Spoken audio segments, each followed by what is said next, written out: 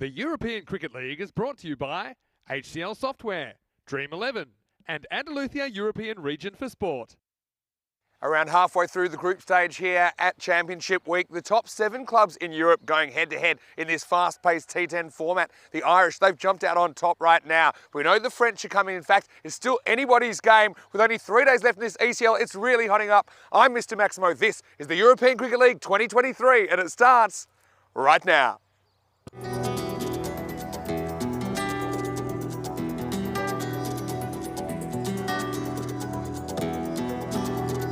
Ven conmigo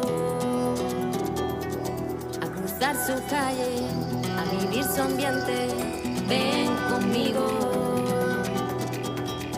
a vivir la vida intensamente.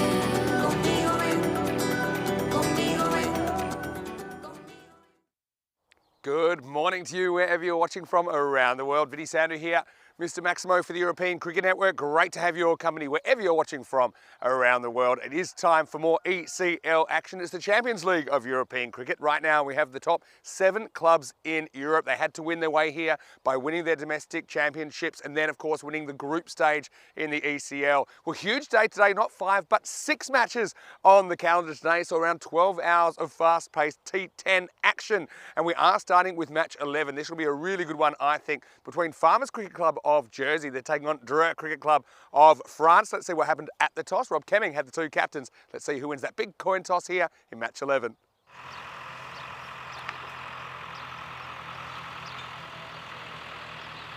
Your call. Tails. Tails is called. It is heads. You can avoid this. So it is Mohamed Nissa of Dreux, and the French captain decides that he wants to bowl first, so he wants to chase. Interesting one for me, Dreux don't seem to care when they bat, but when they bat, they will be destructive. We know that. They put a huge score on the board yesterday, led by Ahmed Nabi, who is quite the muscular sensation, 93 from the opener. And so they will be chasing. That means we'll see Farmers with the bat first. Think that Nikolai Damgard has been such a good addition to their lineup. Opening up with Dudley, for me, it's a bit of a battle of the openers. I think the openers that score more runs in this game probably get the chocolates. As far as Dreux are concerned, of course, we talked about Nabi, Hamza Niaz up there as well. He's due to fire, and the captain Mohamed Nissa at 3. So, potentially a high scoring one, but we know that Farmers, they've got some pretty good bowling options as well. So I think they'll be quite clever. They've studied a lot of what Dreux have been doing. They had a good look at them last night as well. These two kind of mid-table at the moment. So of course, only 4 of the 7 teams will make it through to finals Friday. So it becomes important. I think all the games are important. Of course, we've got 6 of them coming up for you today. Let's talk about the conditions today in the Costa del Sol. Well, we are starting 2 hours earlier because of the extra match. So there's a bit of a dew factor at the moment. I think that'll burn away though. Currently it's about 14 degrees, so a little bit cooler, but we should get up to about 24 a little bit later in the day. Well, here's a man, well, he probably remembers the 13 Minutes of Madness that Dreux gave us last year. That would probably be the title of his autobiography, but Corey Ruckers will take you through the first moments of this one. News from the toss. Dreux, they won the toss. They want to chase, they want to field first, so Farmers will open up with the stick. Over to you, Corey. Let's get ready for another exciting day of European cricket. Thank you very much, Vinny Sandu. Welcome back, everyone around the world. Looking forward to another morning and another day of fantastic T10 action at the beautiful Cartama Oval here in Andalusia, Spain. And a beautiful day again. The sun is shining, a little bit fresh this morning. 6 games today, that's right, 6. We usually have 5, but because of the format for Championship Week, we'll get in an extra one as the umpires and the players make their way out to the middle.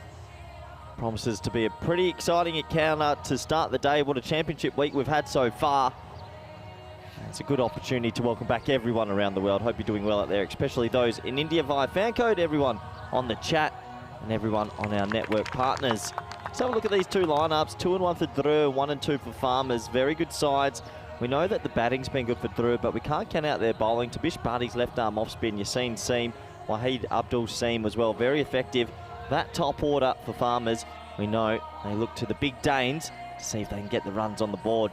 Expected score saying 96 to 101. Pretty tight affair, but we're seeing a lot of the supercomputer telling us that it's going to be close. And he was right yesterday as we had our first golden ball in a while.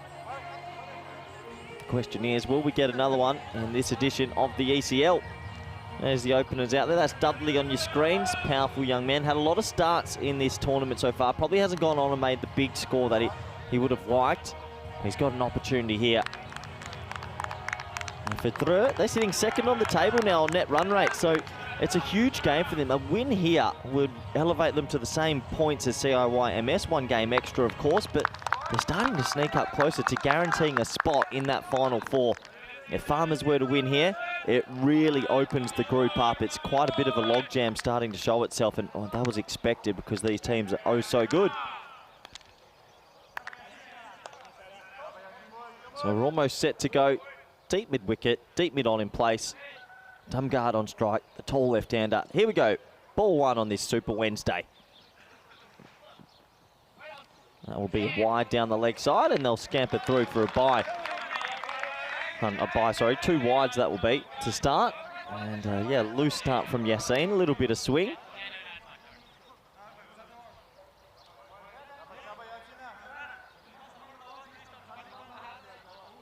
That brings Dudley on strike. Dudley, very powerful batsman. He's had a lot of good little cameos.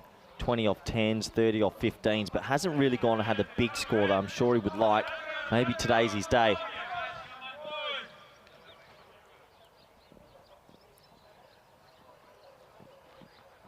That's going to be another wide. And sometimes bowlers can have this on the first or last balls of their spell when they're a little bit rusty, you know, and or maybe a bit tired, and a few wides to start today. Pretty rare for Yassine to bowl a wide as well. He's been so good this tournament.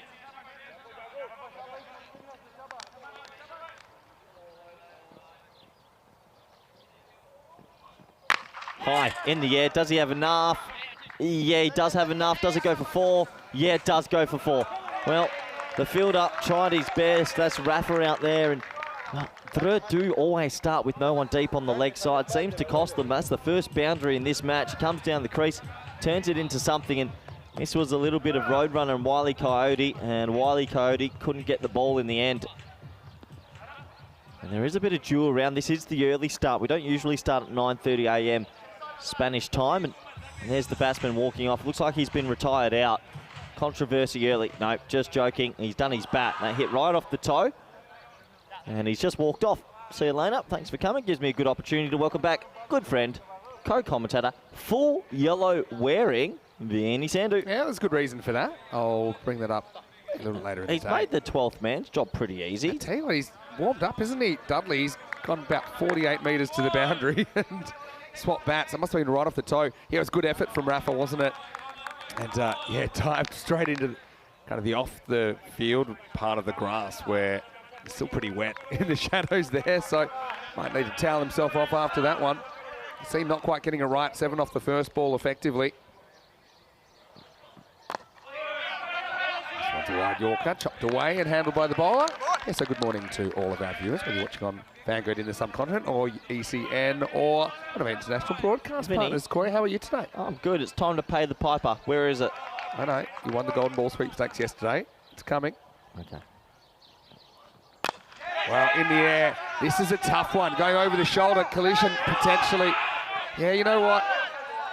In the end, I don't know where the outfielder just wasn't vocal enough. It's probably his catch, but it's not worth a collision, I think, at this stage of the tournament. No, it was definitely the outfielder's catch, and well, he wanted to go for it, but he couldn't get his mate to go away, and glad there wasn't a collision, but it just lands between two. That's an opportunity, Vinny. Yeah, it probably is. I mean, it's also an opportunity to go to hospital, so I'm pretty happy it works out okay. Yeah, you don't want to be going on the early Ambo ride in the morning. Good time to remind you that you owe me €7, the balance of the robot. No, I paid for shipping. Cha-ching. You owe me Checkmate another. on me. Yeah. All right, anyway, it's probably a private conversation with Lee for off air, but anyway, Yassine gets Darmgard, swinging the leg, he'll get 4. It hasn't quite got a right to the left-hander so far, has he? And Darmgard gets his first ball and puts it away. Yeah, I'm telling you, Vinny, if these Farmers, if they can get themselves to 100, they have the bowling attack to win this game. I watched them bowl yesterday versus Pakai Care Ballona, and their 6 to 7 overs, even though Chess was exceptional. So they'll be hoping to set around that 100 mark, and we know Dreux have good batting, but I think that it's a bad matchup for Dreux this game. I think the left arm off spinners and left arm seam might do them. Yeah, into the pads, but I think it's just going down the leg side. Well, what, you think it's going down legs, or you think it swung too I much? don't think it's that close. If that pitch is on, That's not did it out. pitch on? No. Tell you what, if I that love pitch this. is on, that's close. Let's have a look at it one more time, Corey. Just need to You're see where- convinced. No, where to pitch? There's no way it's out. No, it's How early is it? Look Pitch at it. just outside leg. Unlucky. You lost it. I didn't give it out. I said where to You pitch. said you gave it out in the box. I didn't give it out. And you know you ruined the monitor because you thought it was the angle. Vinny, of the it's 6 monitor. games. I need you to start on my side. You know what? I'll do game 1, 2, 3, and then I'm Oh, out. that's a blunder early from you. Anyway, it's the end of the first over. Mute me. It's 13 without loss.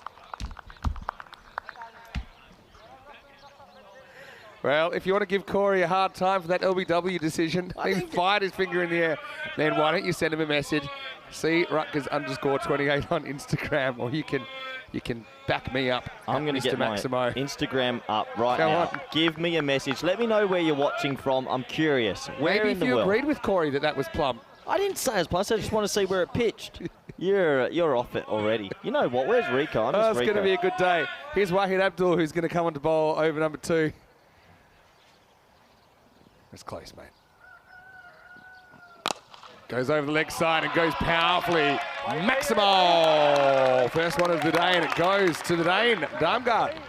Yeah, Darmgard is an unbelievable batsman in full flow. That's a gorgeous shot. That is 6'6" Adonis-style batting. He's a giant. You know, he's 199 centimetres. Wow. Unlucky, What really. is that in feet, actually? Let me check. I'm going to say it is probably 6 foot. 6. 6.52. Feet, yes, Yep. 6'6" Yep. inches. Oh, that's what surprises him, though. I actually had a chat with him the other day, and asked how tall he was, and he said, I'm 199. I said, just under the 200. He said, no, this is good. He doesn't want to be part of the 2 metre club. All right, doesn't want to. Surprising. I thought you'd want to be part of that elusive club. Is that where freak status starts? I think so. So he's held on to normality. So there was a few low clearances in the hotel car park that I'm glad he's not part of our vehicle. He's back in cuts. Well, is he one of the tallest batsmen you've seen? I think we Like- had, Who's taller that we've seen? in Belgium, we had somebody that was 211 centimetres. Sorry. Higher than, Yeah, but could he hold a a bat? little bit, about a 6. Meh. Oh, depends what a bat Belgian 6 is probably a standard 14. is. No, Belgian 6. Belgian 10 is a standard 3. Every Belgium is a standard 7, actually. Oh, surprises him off the shoulder for 4. Wow. A bit of extra pace from Abdul, but didn't have the protection behind the wicket. 4-leg bye signalled. I'm telling you, I think this is a good day out for Farmers. That's a little bit of luck. They've got 4 men on the offside, but no one's fine at all on the offside, and it trickles away. And I just feel if they get themselves up to that 100 mark, they have a very good bowling unit. It's an interesting one. True come in 2 wins out of 3. Farmers 1 win out of 3. So they could be tied up on points if Farmers can knock off the French club Drew here. This is drilled hard, and it wasn't that far from Usman Karbi. Had no chance. That was powerful from Dudley. 4 runs. Shot from Dudley. He's looking the goods. Over pitched, and he smokes it through the offside on this early morning start. And you've got to put away the half volleys. The step hits, and he does exactly that. Dudley's such an interesting one. You mentioned he's got a lot of starts, hasn't gone on with it. Yeah, it looks like it's a matter of time. Will it be today? Short. This one's called wide. Good eye by Dudley. Leave that one alone. So tell me about your night. I heard you had a bit of fun here at the ground. At the ground, we've actually got maybe 9 Spanish representatives and an ex-assistant coach in Samir and an assistant coach now, Alistair. So we decided to have a little bit of a national team barbecue last night, which was quite nice. Of course, you're the coach of the Spanish national team, for those that might not be aware.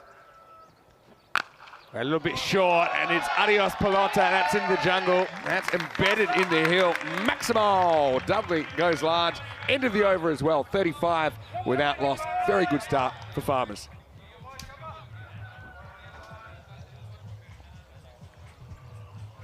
Dream start for Farmers. 35 for Nunvin. Yeah, I like their matchups with the ball this game. I don't know why. I just have a feeling. Let's have a look at the table. For me, Farmers win this, it blows the group wide open. If through win, you've got two teams starting to run away. But if Farmers steal a win here, then it's chaos. Top 4 go through to finals Friday. The top 2 get the double chance. So at the moment, Beveren, they've got 2 really rough matches today against CAYMS of Ireland. Hey, we got to finally see Beveren with the bat, though. It took a while, but we finally saw their batting prowess. Ball heartbreak for Beveren yesterday against Hornchurch, English chaps. It turned out to be a big result. Freddie Yassine coming back to bowl over number 3. This is off the pad. The leg by. Yeah, pretty hard to get a man that tall out. We've got the negative scoreboard going again. Went up to 35, then went back to 29. Hey? Oh, now it goes. This is a little bit like the stock market. Is this like Illuminati confirmed? Yeah. Hey, look, that guy's got a ball bouncing above him. Can they hear us in the box over there? I don't know. We'll ask them next time they're on camera. At this time of the day, it does kind of echo around the ground. Horns it across the line, gets 4, no outfielder over there. But they've just struggled with their line and their length so far. It's not really the best of the French bowling we've seen. It's 40 love already, 40 without loss. Oh, I just have a feeling this might be Dudley's day. This is another start for him. Pull up his numbers for the tournament, Vinny, because he has been going like this often, 19 of 7. He's done it again, got his team off to a good start. I got a feeling this is the day he goes on for a big score. Goes again, and this time he goes larger, elevated, Maximo. Dudley, quarter century in 8 balls. He's on the move. Yeah, really good batting. Really, really good batting. Just lofts it over the leg side. It was 2 straight, and he got it beautifully. So 6 runs, and, well, Farmers, brilliant start. Dudley's having a good time of it out there at the moment. I mean, he is their leading run scorer. Remember that he played the group week and this championship week as well. He's averaging kind of in the 20s, but his top score's 40. Yeah, so that that's kind what of I mean. tells you all about it. This could be the day. Yep, it just feels like it. He's had that bit of luck as well. He kind of shouldered 1 for 4. Now he edges 1 for 4. He's up and about 29 off 9. I'm telling you, teams, if you're listening, put a man fine right on this little spot, because the amount of edges that fly through there for 4 is remarkable. It's gone out of fashion a bit in the championship week, but I think it's been a really effective position to have the slip kind of on the circle, because edges in T10 go further because people are generally swinging harder. 50 partnership comes up in only 16 balls. See those 2 dots on the right of the keeper? Right in there. Someone right in the middle of there. That's where you got to put him in this. On that. We've looked at the analytics. You've got to have someone. You can't get beaten on your left, and they still don't close it up. They've got 5 men on the ring on the offside, but they're all very square. Cover the tram lines. This time, no one is getting this. Maximo! Dudley gets it pitched up. He's been good back. He's been good forward. He's just been good. And Farmers have raced to 56. Well, if you thought it was going to be a walk in the park this morning, telling you it's not, Dudley's on. And that's a gorgeous shot. Shot of the morning for me. He just check drives that for 6. And Farmers will probably set a good total here. We know how dangerous through are, but I'm telling you, I think their bowlers, there's 6 overs of left arm off spins, a good matchup. I called this as a bit of a battle of the openers, because you got 2 pretty powerful opening combinations right now. Marker being put down by the Jersey side. And yeah, I mean, even when you're batting well, you need that little bit of luck. He's had a couple of close shaves, that little nick to the boundary, but at the moment, it's working out. From end of the power play, end of the 3rd, end of Yassine, it's 56 without loss. I know that Rob Thompson is watching from New Zealand, said it's a much better start time for him being so far away. I know that. It is it's difficult because we are going worldwide. Yeah, 2 magical overs in the 2nd and 3rd. Yeah, I got a few messages from Fijayan. He said, hello, good morning, boys, and Tsukiyama. Hope I pronounced that probably incorrect, but tried. A lot of people tuning in for the early fixture. 6 games today, Vinny. 6. 6 games, so more than normal. Is that the most we've ever had for a day event? Well, the thing is, we've done 6 in a day at one event. We have had 6 T10s on occasion. Not for a while. Back in 2020, we'd have 6 on occasion. We have had 10 matches in a day, though, when we had 5 over matches last year. As we see the score go backwards again.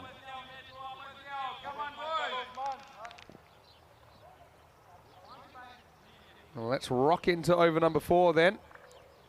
Usman Khan. Boss a lot of slow balls. So, see what he does here. Arm guard, kind of the silent partner so far. Batted badly, just hasn't had a lot of the strike. Gets another wide down the leg side. This left-hand, right-hand combination throwing the bowling slightly. Yeah, it's really thrown them. This is a great start for Farmers. I mean, even if they go at 10s from here on in, they're going to have a good score, but they'll be thinking more than that.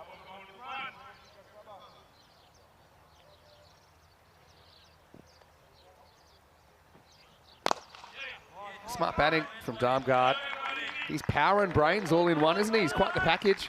Yeah, and he's a very talented left-arm bowler as well. And a message from Mesnelman saying, could we please pass on a message to all the umpires? The Umpires Union says they're doing an excellent job. And they've got a lot of decisions to make in a short amount of time, the umpires. I think to hone the processes over many, many matches. I think they're doing a wonderful job.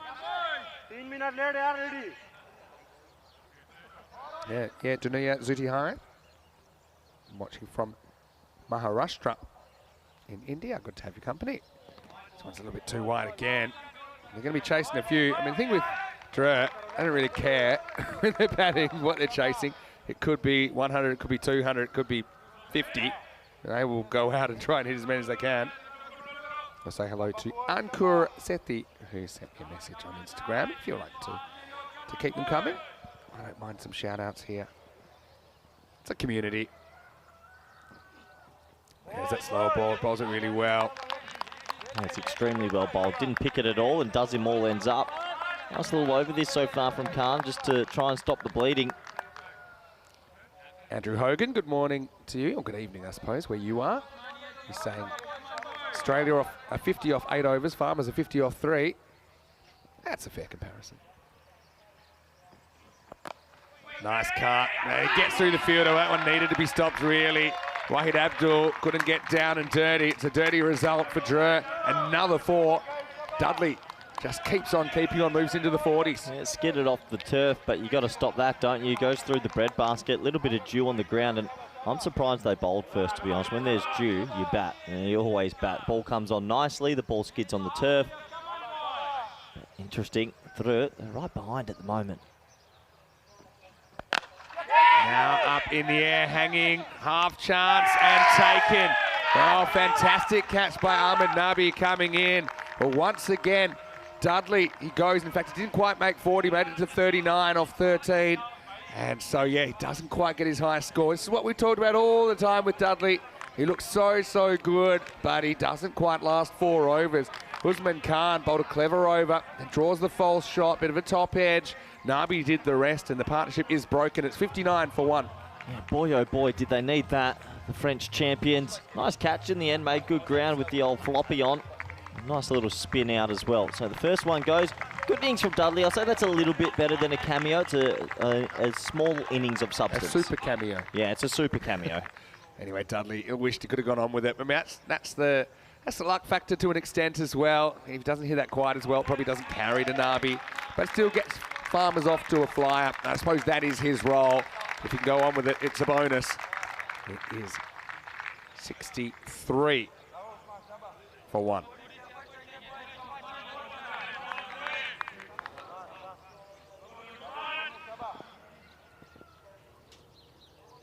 So 2 balls remaining in this one. Nice looking shot. Gets him off the markers. Brings Darmgard back on strike here, and you feel like Darmgard, well, for him, he becomes the key now. We know how good he is, and can he bat through and make a big score and take their team up to around about 130 plus?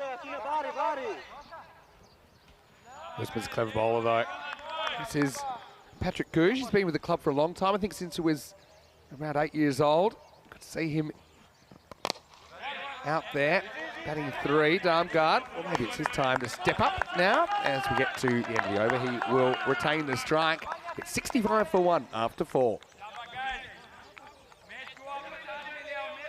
Got to watch a little bit of Patrick Gouge yesterday, and I thought he batted quite well for a few boundaries and looked good, the young fella. Definitely a player for the future. Have a quick look at where this worm's going. That wicket might just start to peg it down for Dre, but what a nice start. Vinny, oh, 3.4 overs. I'm looking, what's going on today? I don't know. It's like the missing balls. But yeah, I've got that as. Well, tell you in a second. There you go. 65 for 1 after 4.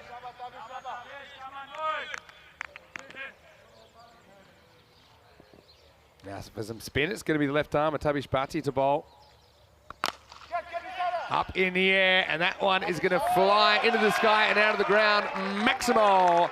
Darmgard likes the matchup. He doesn't wait. He goes for a first ball and gets 6. Yeah, it's a good matchup to be a left-handed batsman. And he uses the angle of the spinner, and he laces it. 6 runs. This could be a big over, and he's going to back himself to go a few times here. Such a powerful man, 199 centimetres, and when he hits it, it stays hit.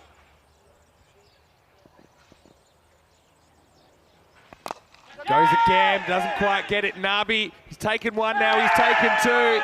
Both openers back in the shed, the game changes. Bhatti does the trick, 6 and out for Darmgard. It's 71 for 2. You're right, the game does change, Vinny, because that's a huge wicket. Bhatti gets hit for a 6 first ball. He comes back with the perfect response, slides it a little bit wider, and splices up in the air, and Nabi is having a very good tournament. Is he going to drop that? Yeah, Nabi's got a good pair of hands. And so, Darmgard, he's a weapon. And that's the thing, isn't it? Miss hit 1, give a chance, take a chance. I mean, Durt will feel they're storming back into this game. And so, will be overhauled to take over. Again, Darmgard, not a bad contribution, 20 off 11 for him. And he's going to have to go. And the score is 71 for 2.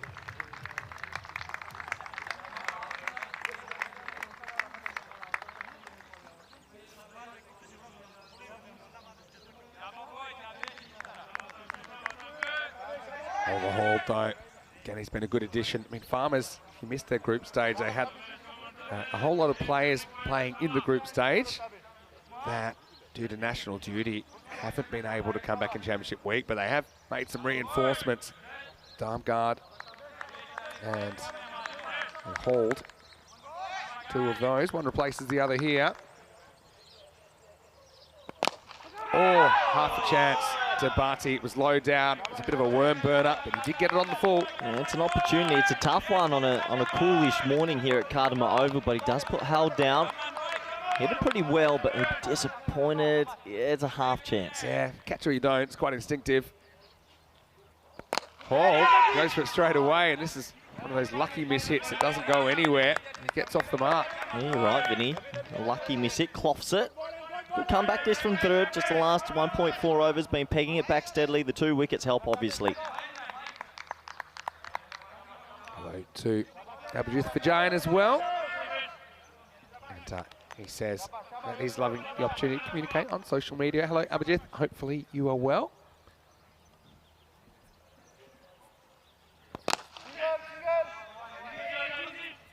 And this is just a single.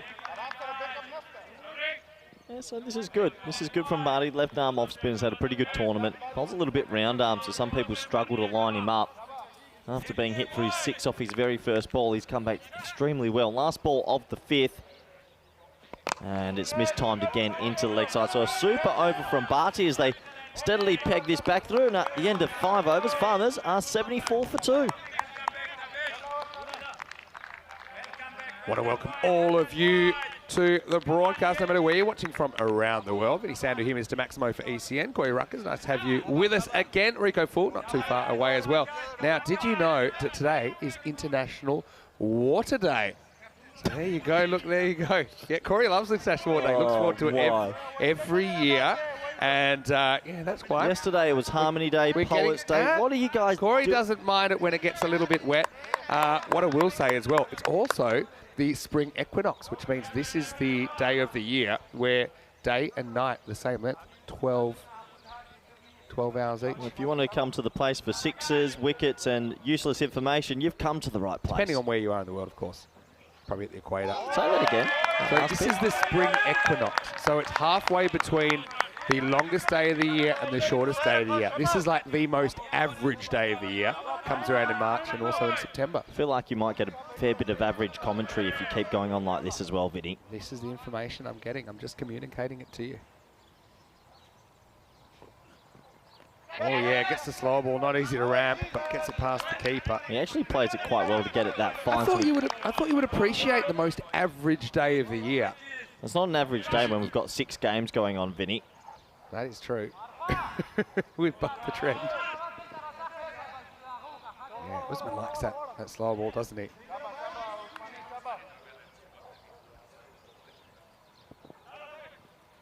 Gooch, the right-hander now. Oh, well, talk me through this one. Somehow it's going to go for 4. It's a slow ball again. He looks to ramp it one way, hits it the other way, and somehow it goes to the boundary. He gets it fine enough, doesn't he? And it goes into that spot again, the fine spot where it goes away for 4. Let's have a look. And, well, he adjusts okay. Just, it's a bit of an edge, to be fair, but maybe a little bit of luck and a little bit of skill all mixed in one. He does go away for 4 runs. Valuable runs for Farmers. Yeah, Usman. That's just an unlucky one, really. Again, they've got 3 fielders in that quarter, but no one's fine enough, I don't think. Slight miss hit. This game's taken on a different complexion, I think, since the openers have departed. Yeah, what's the point of having 3 backward points if you're all going to have them square? You can afford to have one pretty fine. But anyway. It's a catching position as well. I think we see a lot of edges fly in that direction pretty fine. Yeah, you're right, Vinny. They have pegged it back, but that dream start means Farmers are going to be up to a score pretty competitive by the end of this innings. Yeah. Do a 6-over check-in maybe at the end of the over and see what we might end up on. This one's going nowhere. Khan's one of those very few bowlers. In a 12-ball spell, you should actually set up for 9 slow balls. Yeah. He doesn't bowl much pace on at all. It's quite effective. I think they are. Still just not really timing them up. Throws this one a little bit wider. Have to bowl that one again. Would Drew now be the most played team at the ECL? They've been back all 3 editions. They've played a lot of games. They have. They didn't make the championship week last year. Yeah, I guess so. Because VOC only made the finals once, and that was when there weren't so many games. Well, that's a powerful strike, and it's going to fly over the ACL Software 10 and out of here. Maximo will look both ways before he crossed the road. That was large. Usman Khan ends up going for 22, and after 6 overs, it's 87 for 2. Well, I said he doesn't bowl much pace on. That was pace on, and that got sent up the road. And adios, Pelota. They're going to go back to Barty here, I imagine, the left-arm tweaker. One thing I think that they could afford through, if they had a second spinner, it would help them no end. That's a good point, actually. A lot of teams that have 2 spinners have been pretty effective this year. More. Yeah, or more. Yeah. Playing spins an art. I mean, you see CI at the moment. No one can play Mulder at the moment. And he's bowling 2 overs for 2 wickets for 12 runs. It's making a huge difference. So yeah, they've all got to find a way to play spin better in this competition. He's bowling very, very well, Mulder. Well, here's Barty. Bowled a good first over, 1 for 9. Coming on to bowl over number 7. Just a wide. Yeah, I was debating that one myself, but the umpires will say to the bowler, look, that whole ball needs to be inside the tram line when it passes the crease. I think that some of the ball was on that blue line. And it goes reverse. How about the option with so many fielders protecting that area? But I suppose he had an idea that Barty was going to bowl it there. Yeah, I mean, if he gets it out the middle and it finds a gap, it's going to go for 4. But yeah, this is good from Drew. They have just steadily pegged it back. But look at that run rate, still 14.2. That's such a dream start, Farmers. This time it's handled on the bounce. Just eats it, concedes the 1. But you're right, there's one thing about Drew. It doesn't matter what scores on the board, baby. They're going at it. I just think this game's not a good matchup for them. I think you're going to get 6 overs of left-arm spin. I think you're going to get Howard bowling left-arm in-swing. I think it's a tough, tough game. Yeah, for sure. Barty, left arm and a left-hander. This is a spot again. Someone's here behind the stumps. So what did you get up to last night, Mr. Maximo? Good question. I had a pretty quiet one. I knew I had the 6 games, and I had the early start this morning. Well, so I was clever boy, you. Pretty sensible. I'll tell you where I did go. Pretty predictable. Shot straight, and he goes beautifully up and over the top. Maximo hauled. I think left-handers like this matchup, and Barty gets a bit too close to him and pays the price. Yeah, good feet. So he makes something there, comes down the track, turns into a half V and sends it to the moon. Good batting. And right now, the early start is producing quite a lot of runs. Goes a bit shorter. Rabi picks that up, might have had half a chance. You know, it hit so well to him. You know where this competition's slowly starting to go for me? Right. Starting to get to that spot where batters are now starting to get even more fearless, and the net run rate from a few days ago where we were saying at the Star Championship week net 110 was par. Yeah. For me, it's now 125's par. I saw Hornchurch and Beverin with the 139 tie. I watched Alphaz make 130 chasing 160. True. Last night was a little bit lower. But I just think that the scoring rates are starting to lift, and we see this when the big teams come, that it's not 110s, it's 125s, 130s. Yeah. Good point. This is a slight miss here. Finish the over, and it will be the end of 7. So Farmers are 99 for 2. So yeah, 3 overs to go. If you can keep it to 10s, maybe 130. Drew, if they bat well, can probably chase that, but it won't be easy. Coming up, we've got more cricket, and of course this will all be broadcast on our YouTube channel, ECN European Cricket Network. Subscribe if you haven't already. And we'll have women's cricket this weekend from Spain. Again, this is all T10 stuff. So this is the format that we've really made our own here on the European Cricket Network. ECIW Spain, a 3-way international competition this weekend right here. Then we go to Portugal for 2 weeks, go to Cyprus for 2 weeks, go to Milan for 2 weeks. So we'll have cricket all the way through to mid-December and maybe forever on the European Cricket Network. Around about 1,500 matches are planned for this year. Biggest year ever. Cameron Ahmedzai comes on, sprays a wide first up. I've also got to address 2 things. What did I do last night? Easy. I ate 8 empanadas, so hard to say, and then went to bed. Some questions about how come some of these Dreux guys don't play for France in the ECC, and there is a reason. We'll come to it after this ball. That wide brought up the 100 for Farmers. So France is the only country where the sports ministry says that you need to be a citizen to be part of their national team. So the ICC criteria says you can be a citizen or you can have resided in the country for 3 years. But the France sports ministry, to give the funding, they only allow citizens to play. So if these guys are just residents, which a lot of them have lived there for a long time, unfortunately can't play international cricket in France, which I think is a bit sad. Well, it's a bit tough on them, isn't it? Because there's definitely some talent out there. It's the only country that's like that. Low full toss and muscle down the ground for 4. Yeah, good batting. Good batting. He gets the ball to put away, and he does exactly that. And usually, not many teams put a man there. Good shot. And then a few questions as well about the early start, and that's to do with the fact we have an extra match today. You know what? I'm a big fan of this early start. Why don't we do 6 games a day more often? You can definitely put that in the suggestion box. I can't understand why not. And, you know what my ultimate idea is? Go on. 12 games a day for 2 days, 48-hour T10 marathon. Oh, talk to me. Goes for it, gets it. Nice batting from Gouge, who's gone up a gear here in the 8th. Maximal. This partnership really starting to flourish, and what a shot that was from Patrick. Oh, Gouge. I love Gouge. What a shot. He looked really good yesterday. He played some beautiful cover drives and square drives, and right now he's lacing it. He's a talent, that's for sure. And I think Farmers are pretty ecstatic with the score they're going to set here.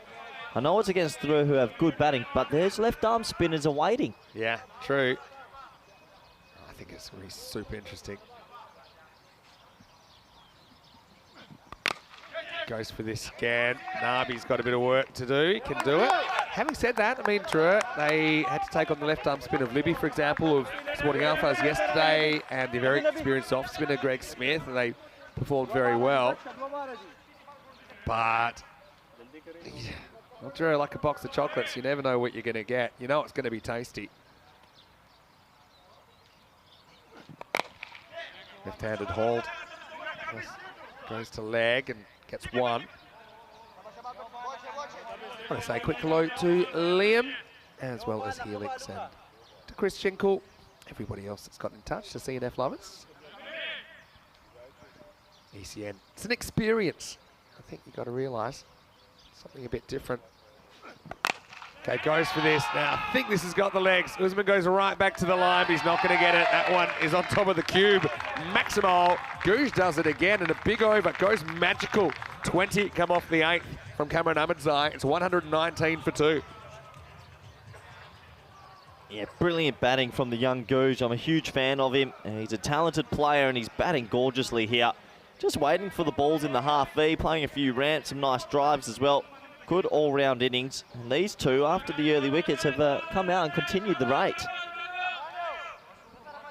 Drew, they wanted to chase. I was a little bit surprised, actually. I thought that perhaps they took the opportunity to bat first and try and put some runs on the board, but at the moment, looks like they'll be chasing a few. And with that, kind of expect it'll be up in the 140s. Although Wahid Abdul, the headband warrior, he's coming back and wants to slow things down. Very impressed with Patrick Googe in that over. Even that full toss, which you can understand it'd be a bit late on normally. You're not really expecting a full toss knee high, but put that away down the ground. I mean, they're looking at 140 here, Vinny, Yeah, against a very good side. It's impressive. Oh, that's going to be a no ball, I think, and it's got all the way. And it's going to be called. So, just got thrown by the batter's movement, I think, there. We'll see it on the replay. Yeah, that looks like, oh, it's way too high. Talk about the shot, though. Yeah, I mean, you got to talk about the shot. Screw the no ball. Yeah. That is an unbelievable shot. The late adjustment. And, yeah, you're also a bit fearful of your safety, I think, when you get one of those. But his bat was the best defence, wasn't it? So there's a 7-up and a free hit coming up. Doesn't quite get it, but get one. That's the one thing I've noticed in this tournament. Too many sevens, too many no balls. I know people are trying to hit their Yorkers, but oh boy, they've missed their margins. And batsmen at this level just don't miss out on the big full toss, do they? If you bowl a big fully, it gets hit over the ropes, and a 7-run swing is so costly. Yeah, so now you might be looking 150. Should be fun to watch.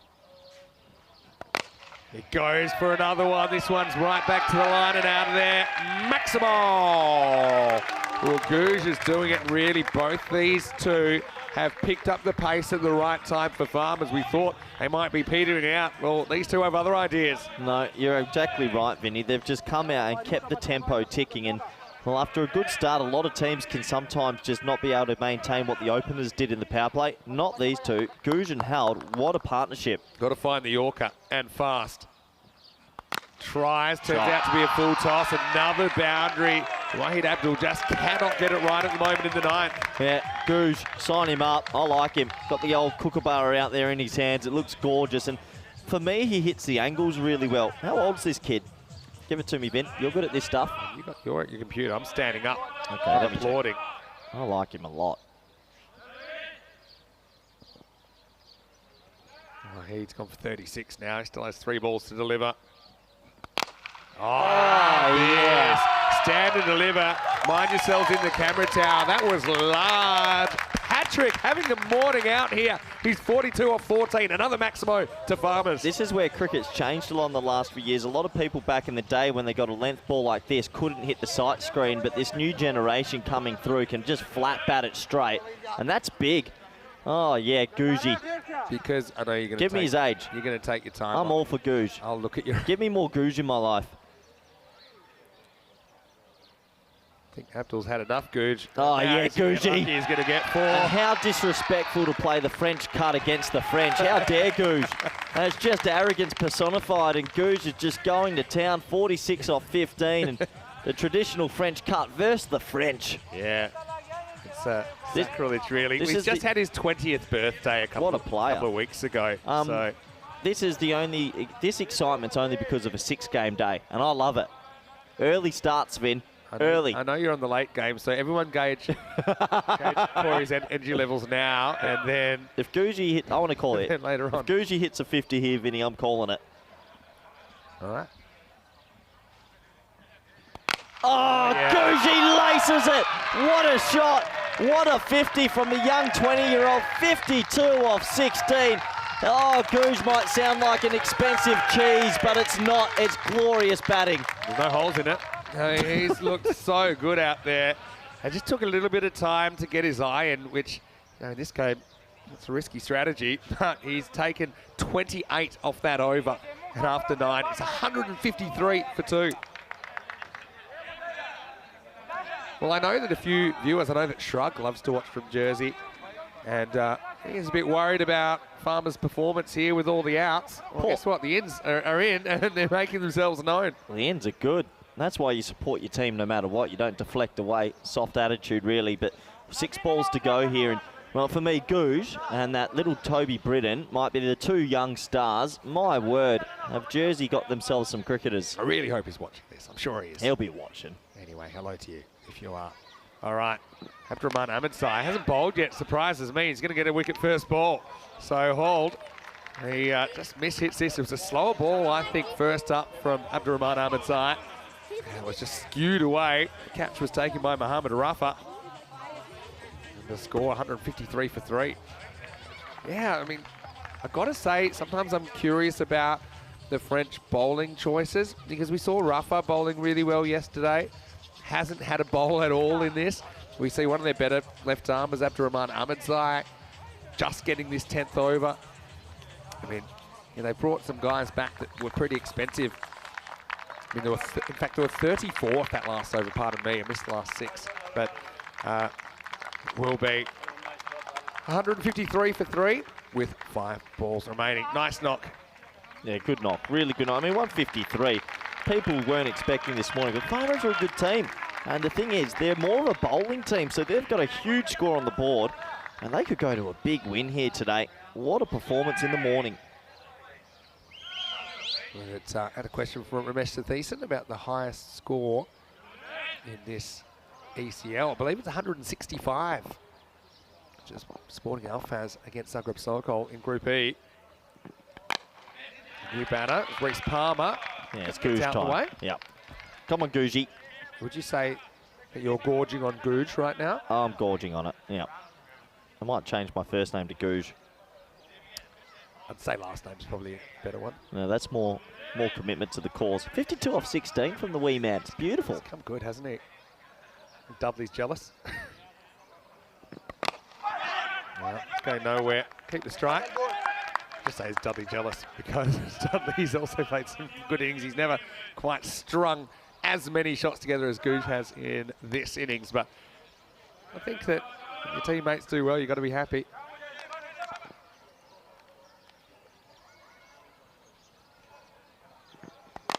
Just to wait on this. That's what I'm talking about. Ahmedsai's only getting 1 over here.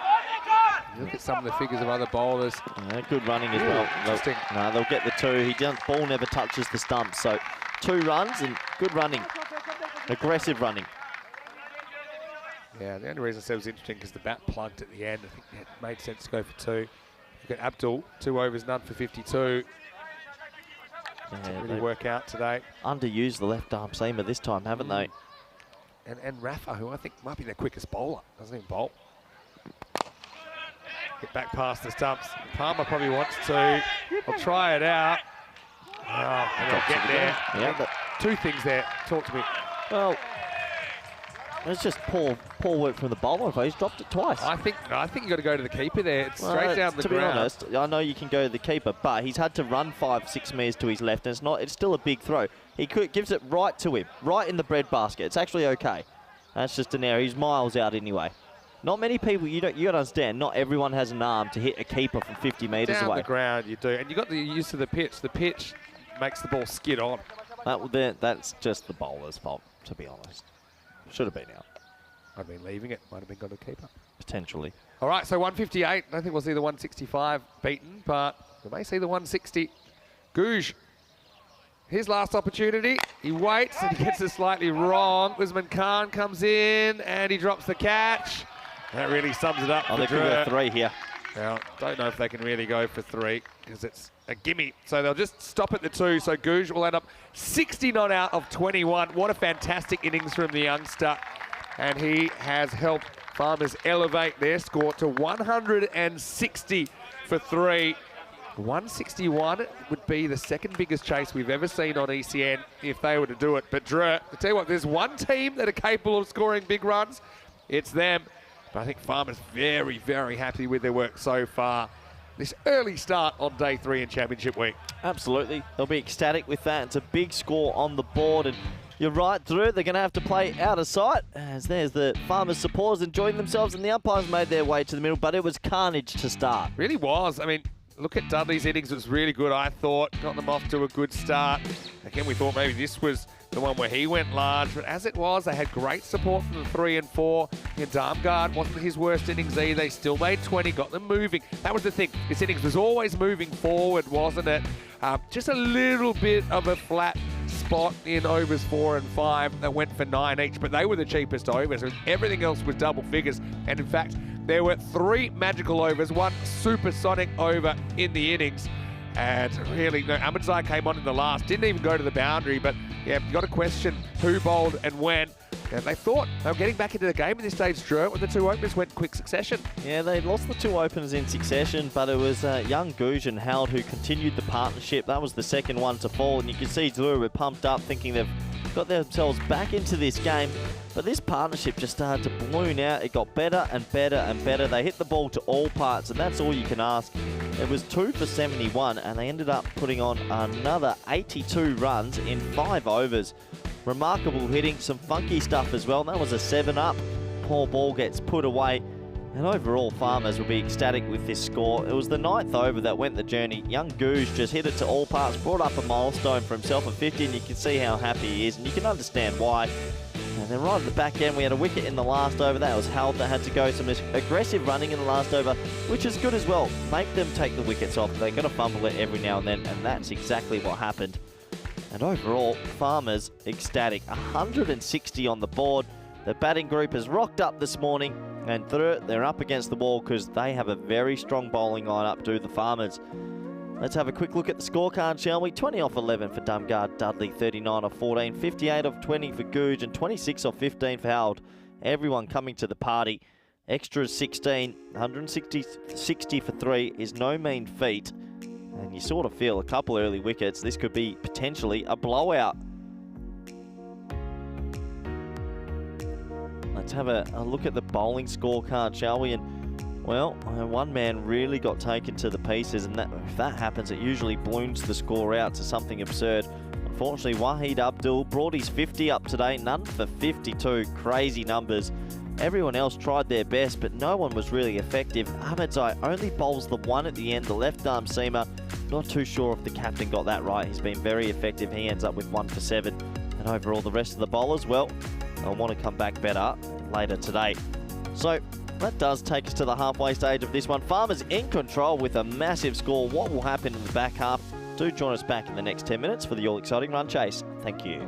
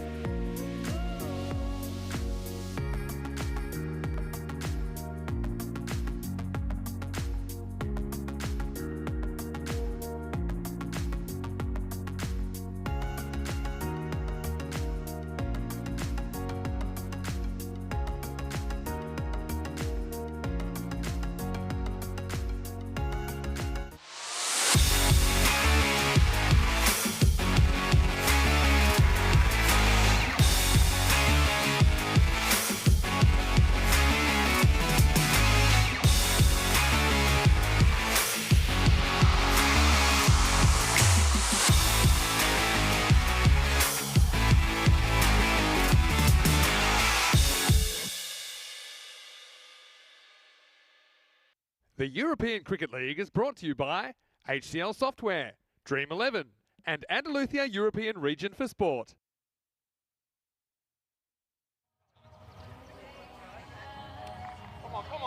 Hello and welcome back everyone around the world. We're at the halfway stage of this T10 fixture between Dreux, the champions of France, and Farmers, the champions of Jersey. And well, this game has been blown out early as the Farmers have come out and put on a massive score. They hit the ball to all parts and got themselves to 160. I don't think many people expected such a big score. And it's going to be difficult for the French champions to get there, but if there is a team that can do it, it is those men in blue. It's a good opportunity. Welcome back everyone around the world, especially those in India via fan code. Hello out there and everyone on YouTube and the YouTube chat. Everyone on our network providers. Swiss Sport, Sport en Francais, Asian Television Network, the ATN, Viaplay UK, and well, KO Sports, Foxtel out there in Australia. We're almost set to go. And man on your screen, Oliver Howard, left arm in swing, gets it to go. I think the matchup of the Farmers bowlers is going to be difficult for Dreux to handle. We'll have to wait and see as we're almost set for ball one in this run chase. Niaz on strike. Here we go.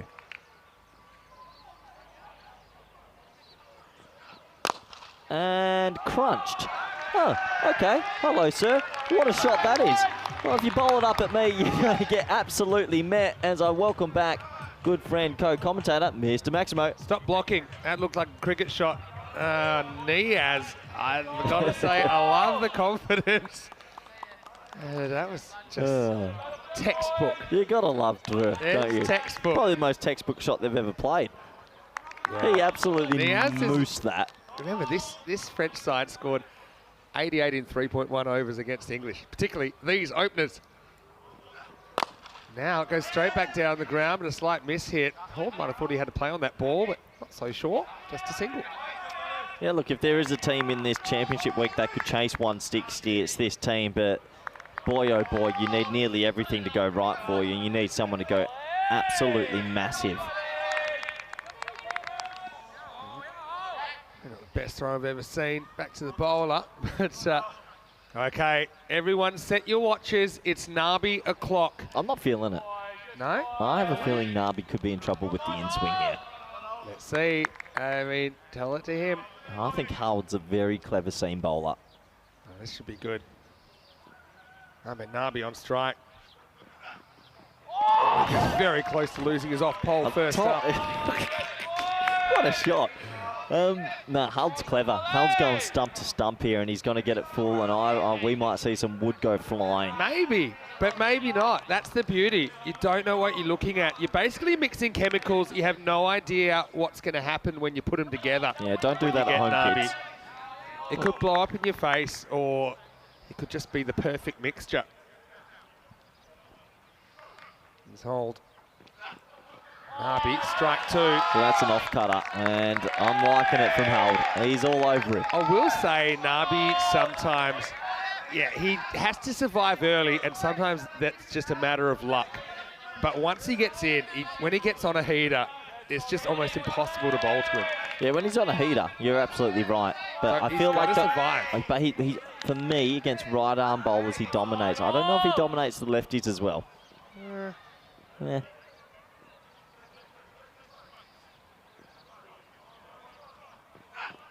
Yeah, nice one. Throws it wider. It's not a wide. Nabi wants it. Isn't going to get it. Yeah, good bowling. Really good bowling. Held on top of him early here. Well, it's not like he can swing harder, so... You got to swing at that. Just throw your hands. You splice that away for four. Thought he might get a wide. Yeah, but don't think you're going to get one. Just throw your hands. The thing is, I'd like to see him aiming over mid-off a bit more, because mid-off's up in the circle. Who hits it harder, Nabi or Jason van der Merwe? I reckon van der Merwe might hit it up. Oh, it's pretty tight. Don't you ever say that again. We'll get a run here, jammed out. The end of the first over. Just the ticket when you're defending 16 and over. 1 over down, it's 6 without loss. You know how we usually do like championship team of the week and things like that? What if we just picked 11 bats and we just batted someone out of the games all the time? How many games since the Golden Ball, Vinny? 4. Pay the piper. It's You'll get your money. And if anyone wants to know how much I won, it was in the 4-digit area. If you include the cents, that is true. But, Golden Ball sweepstakes, we have a bit of fun with it. So this is why I wanted to say this is, I just think it's a difficult matchup. Dumgard, this man, and Toby Britton, the two left arm offies. There's a third in there as well who isn't being selected for this game. But I just think these two guys with this little in swing, this is not going to be easy for Nabi. I like this from Marnus. His prediction, Nabi scores the second ECL century of his life, which cements his status as the ECL GOAT, greatest of all time. Wow. Leads his team to victory. It's a big call. That'd be dramatic. Who is the GOAT of ECL cricket? You know the answer to I that. don't think you can say that because they never have gone far. We should be able to make emotional decisions from time to time. I think Mohammed Baba, and there could be some big news tonight. Okay. Nabi goes for it. It's a slight miss hit, going right back to the fence, and 6. Well, it was a great effort, and he has definitely popped his coccyx there, but Nabi gets 6 with a miss hit. Maximo time. Well, if you have a feel for tailbones out there, that one's been shattered, and you can feel it. He's in a bit of pain here, and you can understand why. He landed quite heavily, and oh, that has to hurt. It was the right man. It was Norman down there. He tried to matrix it back, and boom. Yeah, the hands took some of the impact. Oh, It's not easy. You don't want to break your wrists either in that situation. And his tailbone has taken the full force of that. I hope he's okay. So yeah, Nabi, this is my theory, is miss hits go for 6 as well because he's so strong. That was a good example. Now, thick under edge. And well, it's going to run, and Norman, he's going to have to pick himself up. And he does. Can't prevent the 2. Well done to Storm and Norman out there, who's probably in a bit of pain. And yeah, good running, saves 2 more. Definitely not what you need after shattering your spine the ball before. Nabi time, eh? You really reckon he's going to go again? I think it's very unlikely, but I want to see him try. 93 yesterday for Nabi. You shouldn't have favourite players as commentators, but he's your favourite. As a commentator, it's just, I think everyone loves to watch it. It's must-watch TV. I think old Norman's going to have to be moved out there. He's in a bit of pain, and I understand why. Yeah, now watch the ball follow him around. Yeah, he might be going off the field, or maybe, yeah, he's going to go off field. And that's the right decision. Sense, yeah. I think we saw last night a few injured players try to fight through, and you shouldn't fight through. If you're injured, time to take some rest. Disastrous consequences. This was like Tom Shenton coming on, the 12th man in this game for Farmers. That's a good question. Who's the GOAT of ECN? I like that question. It's up for debate. Let's put it in the Well, comment you'd have section. to go to one of the MVPs so far, wouldn't you? Maybe. It's been 3 series. I think you could consistent form has got 3 Maybe series. a GOAT could come back. Goes for it, doesn't quite get it, and gone. So that's the big wicket. Nabi doesn't get enough of this one, doesn't get under it. The catch is taken. And so big moment in this chase. Ahmed Nabi goes for 9 and Drew lose him. It's 14 for 1. This is what I mean. I just feel that the Farmers bowlers aren't the easiest to get under. And this is a good example coming at a height. He doesn't get enough air on it, and he's caught it deep mid on. Huge wicket in the context of this game. 1 nail in the coffin. They are all big matches at this stage. You know that if Farmers were able to defend this 160, that you'd fancy them to do it, then they will pull level on points with Drew. Honestly, if Farmers get up, which they're likely to do here, the group is blown wide open. It gets very complicated then. That's the way we like it. Complicated. Sounds like my ex-Facebook status, but, well, good start here for Farmers. Yeah, certainly good start. So quick hello to Terry as well. He's watching from Estonia. This will be Mohammed Nisa coming in at 3. And he's very, very capable. But I mean, that rate required is starting pretty astronomical, isn't it? It's not too far to the point of no return. Well, one thing, all new batsmen have to come out, and well, they've got to get on with it as well, don't they? Nisa pushes away for 1 first ball. And in no time, you're going to see it get up to around that 3 a ball that we normally call the point of no return. How are you feeling? You okay? I know you love Nabi, so is it okay? It's not just me. That's, No, it's if you just love you. Nabi, you got to love him at his best and love him at his most dismissed. Okay, if we're talking GOAT status, I'm going to go unpopular opinion. Okay. No, I'm going to go popular opinion. I think Mohamed Babar is the GOAT. Yeah, true. He's only played one series, though. Yeah, but most people only play one series. Fair opinion. And you might see the GOAT return. Dun, dun, dun. Shot! Good shot, yeah, over the offside. Well, guess what? Cockney Corner is in session. They've arrived, the Hornchurch folks, and this will be 6 out of the ground. Maximo to Diaz. Yeah, what a nice shot that is to end the over. A little bit over pitched and outside off, and he gets to release his hands, and at the end of 2, it's 21 for 1. Yeah, nice shot. Maybe this is an opportunity for Diaz to break out. He scored a 51 in 12 balls in that crazy power play last year against Tunbridge Wells. Just a reminder, you can get involved. If you want to send us a message, particularly on Instagram, I think we're checking him at the moment. You get me at Mr. Maximo, you get Corey at @CRutgers_28, and don't forget to follow European Cricket on all the platforms. Highlights every day there, some of the best clips, and there's a lot of them. So always appreciate people that take the time to interact with us.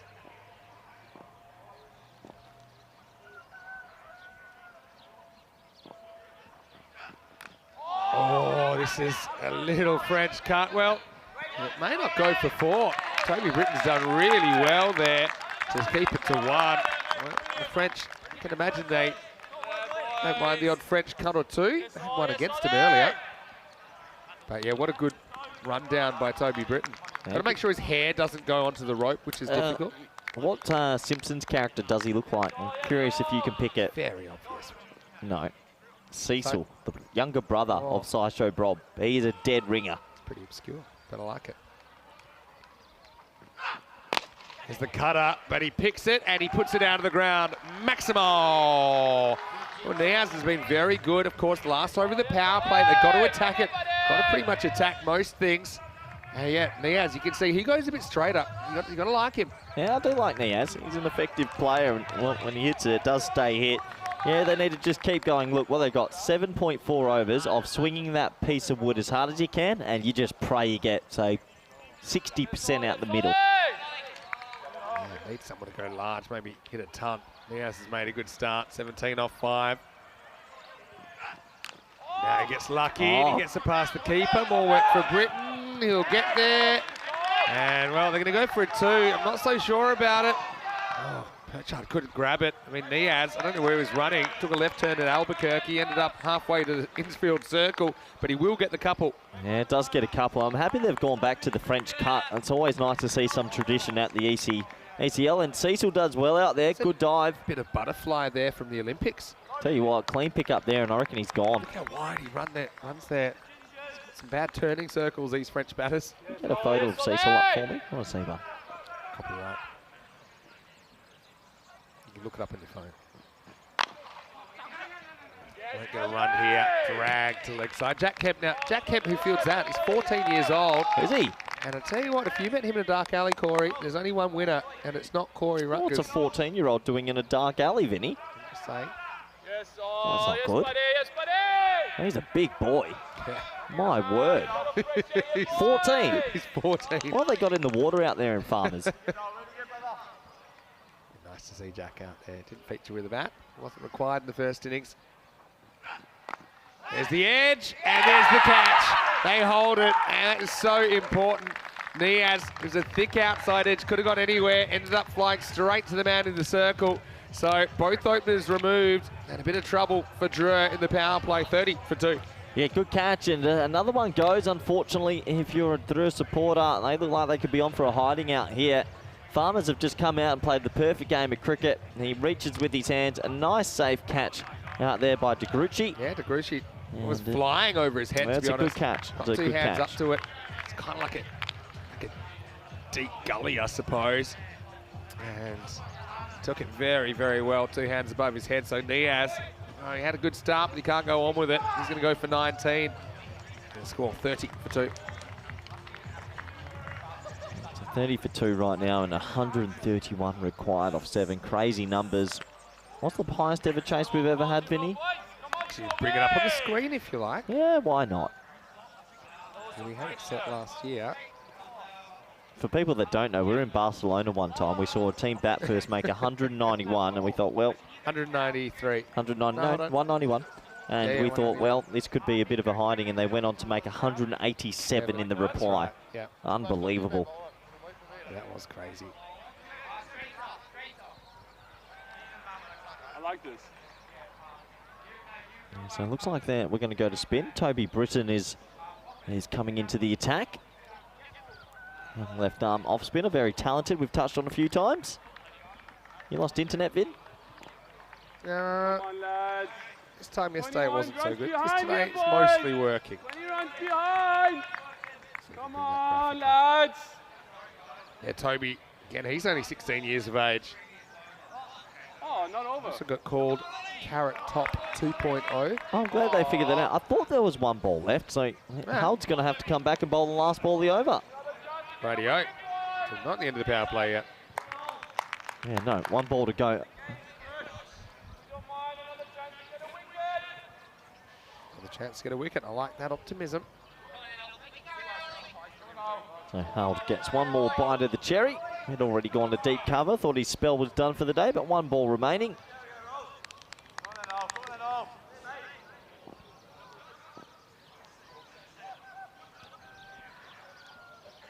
So,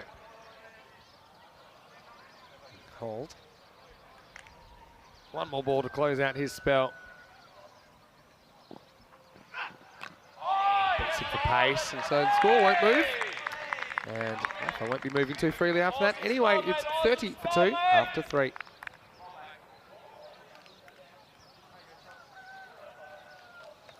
So there's two batters at the crease again, can be very destructive. In Rafa in particular, he's probably more of your all and out hitter.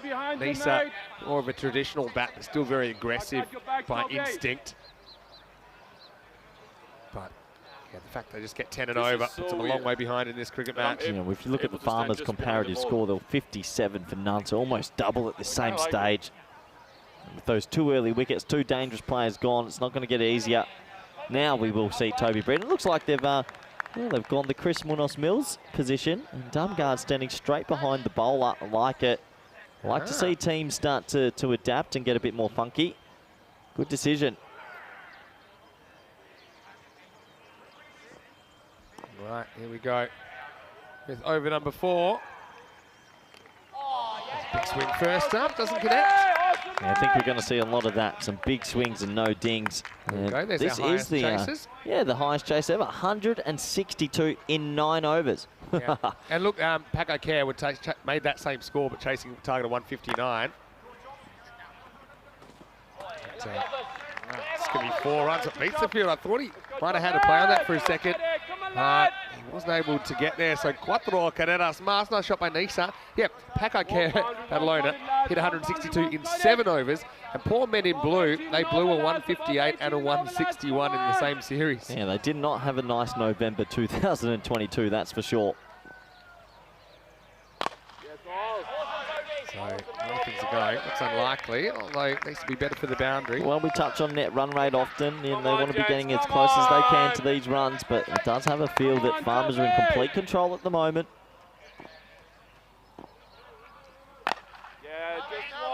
Plucked to the leg side. The thing with Farmers, that they're a bit like the Irish in a way, whereas their bowling and fielding's exceptional. So if they get the runs on the board, and the Irish are also quite top heavy, top 4. If they get runs on the board, teams struggle to chase it down, and very similar setups. You're going to need to hit a lot of balls out of the ground. You don't want to keep them on the field. The fielding's too good. Well, that'll help, because that is out of the ground. Going, gone. Maximo flies past the dome. And Nisa goes large. End of the over as well. I'm glad no one was hurt in the making of that, Maximo. I think there's 1 ball remaining. I think that landed next to Rowdy Ronnie Saunders. What a shot that is. Maybe we'll see him later today. Into Cockney corner. Classic 1 ball to go again. How have you done that, Vinny? Pay attention. Can't synchronise anything. I don't have any internet. I'm running on Nabi time. And You're so upset. Oh, you love running him. on Nabi time and the clocks are all out of whack. It's the last ball. And they'll make it count, or will they?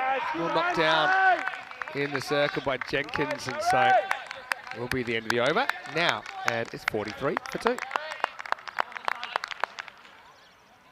Yeah, good fielding there by backward point, and Well, another good over for Farmers here, who are in control of this one at the moment. 118 off 36. If they chase this down, I'll commentate the rest of the event for free. And it's going to be a miracle from here, as it looks like we'll have a new bowler coming into the attack. Yeah, it's going to be the youngster, Jack Kemp, which talked about. Not quite 15. Yes, that must be one of the youngest players we've had. He is one. And we probably don't normally allow players this young, but there are some exceptions, and obviously he's up to the task. Well, does he get an exemption because he's just a giant? I think ECN cricket should be like, you must be this tall to ride. Yeah, like a roller coaster. Yeah. Well, I feel bad for some players that might not quite make the line. But anyway, and Kemp does, easily. Can you name a player that wouldn't make the line? I won't. Puneet Shamali from Barcelona. He's probably my favourite. He has the longest 6 to height ratio we've ever seen. Hit one in downtown Barcelona. Oh, good luck to the young man. Here he comes. Well, he might need luck because that's a full watch shot. out, kids. And, well, he's going to endanger some more children. Well, children causing danger to children. First up, that's a 7-up. Maximo. Nisa cashes in the gift. Yeah, it's a 7-up. It's a loose ball, and he gets it away. And unfortunately for the young fella, it's going to put a lot of pressure on him. And I'm really thankful that ball just stayed away from the school kids out there. So a 7-up to start this over. Yeah. That's going to put some nerves on him, isn't it? It may be. But I mean, if there's time to bowl one of those, probably when you've got 160 on the board. Yeah, that's true, but you don't want a crazy big over. You never know with this Drew side. It's a free hit now. 50 comes up in 4 overs, practically. I'll tell you what, he's still got his growth spurt to go. Could be a big boy. Already is. Free hit. Can't quite get it. Just that wide. Long on, just a single. Yeah, so they're producing a bit of the Southern Cross field. First time we've seen another team besides Alphaz do it. Not a bad person to have out there as well. Damgard's almost like a sight screen. He's imposing, isn't he? Bit of length on this, and it disappears at Rafa's wheelhouse. Maximo! Well, Jer, they'll be swinging for the fences no matter what. That one clears it. Yeah, nice shot. He gets it out the screws, and Kemp a little bit guilty of bowling it into the wheelhouse. There'll be some pressure on the young fella here. Not easy at this level of cricket, especially against batsmen that usually just deal in sixes. Yeah, just a matter of how long they can last. Something like Rafa. Didn't bowl in this game, surprised me a bit. I think he has he's not always physically up to bowl. Yeah. I can understand that. Looked okay. We've seen a lot of injuries already, Vin. Goes again. Does this have the legs? I think it does. Out of here. Maximo. Back to back as this one goes magical. And we're only halfway through the 5th over. Well, okay, 20 off 3. If they can take another 15 off the next 3 or 16 off the next 3, there's just one Maverick team, aren't they? They're hard to read. Remember the 5 L's of bowling at the Cartama Oval. Duck, length, dodge, length, dip, and length. dive, and dodge. And he hasn't got the length right so far. He went 2 full first up, and now he's bouncing him in front of Rafa, who's just going up and away. What is it? 98 of 33. They're 63 or 4.3. Usually would say it's amazing, but they're chasing 160. You never know. You never know. Think about the way Bevan came back, for example, to tie that game yesterday.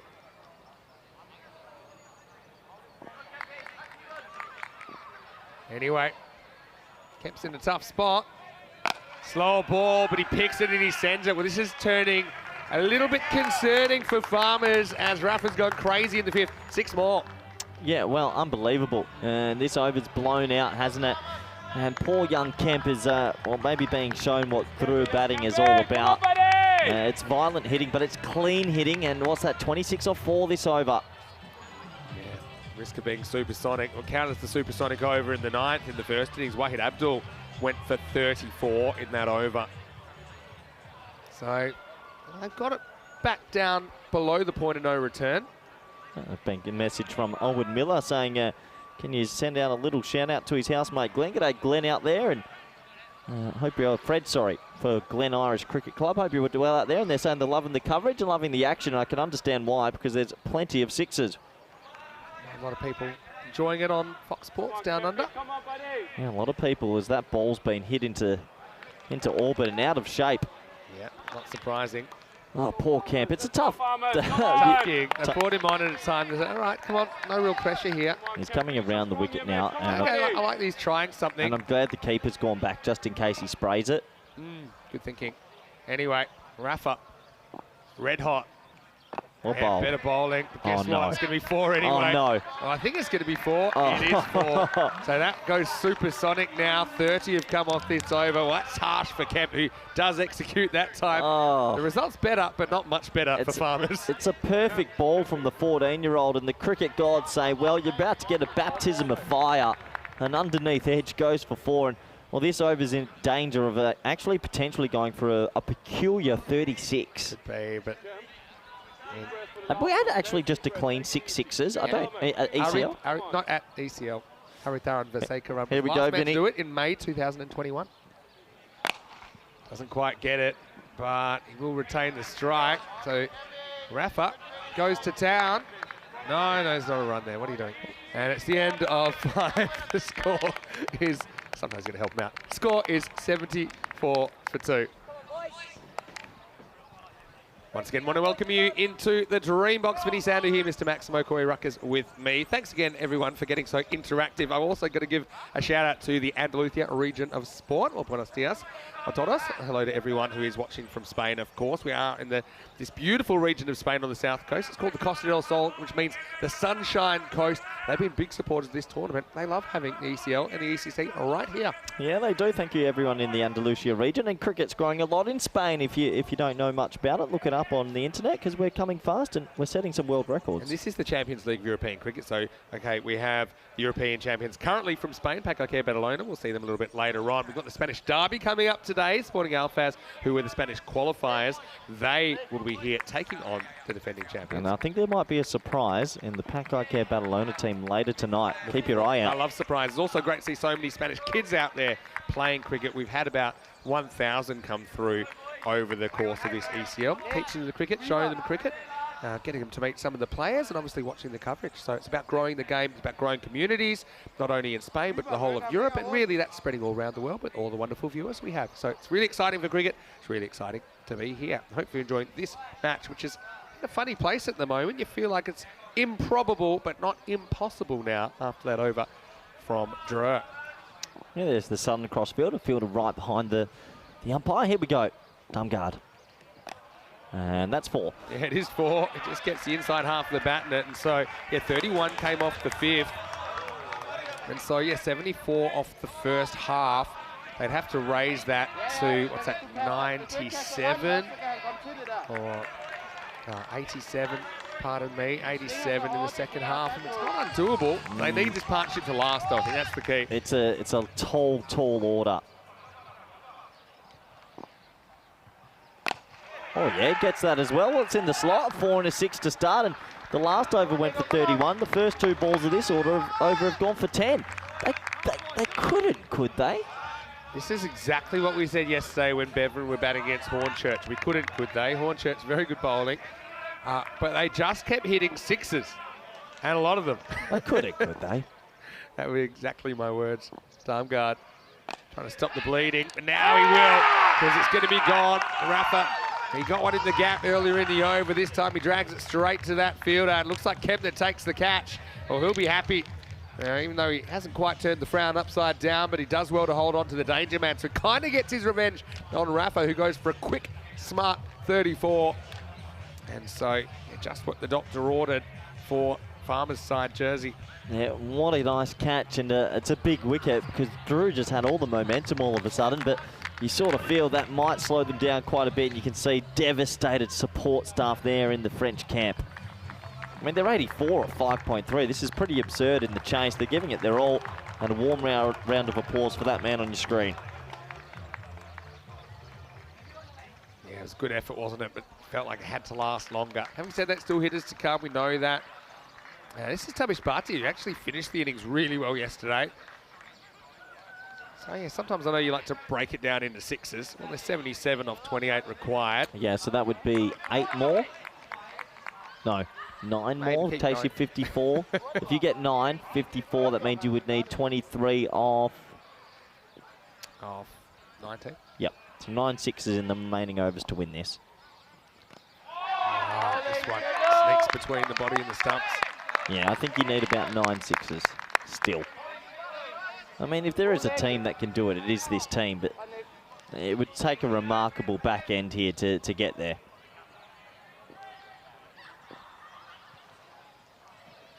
Oh, Good great keeping. stop by Perchard. Spear down the leg side. That saves a minimo, doesn't it? Yeah, very, very good work. This is all about anticipation. If you're late on this, you're dead. Got there. Didn't want to get a glove on it.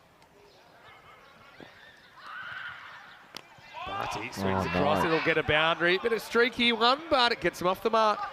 Yeah, Barty, well, gets a little bit of luck, a thicker edge, inside edge, and it goes away for 4. I mean, the one thing about Drew, they will not die wondering. They are going at everything here, and can't do much about that.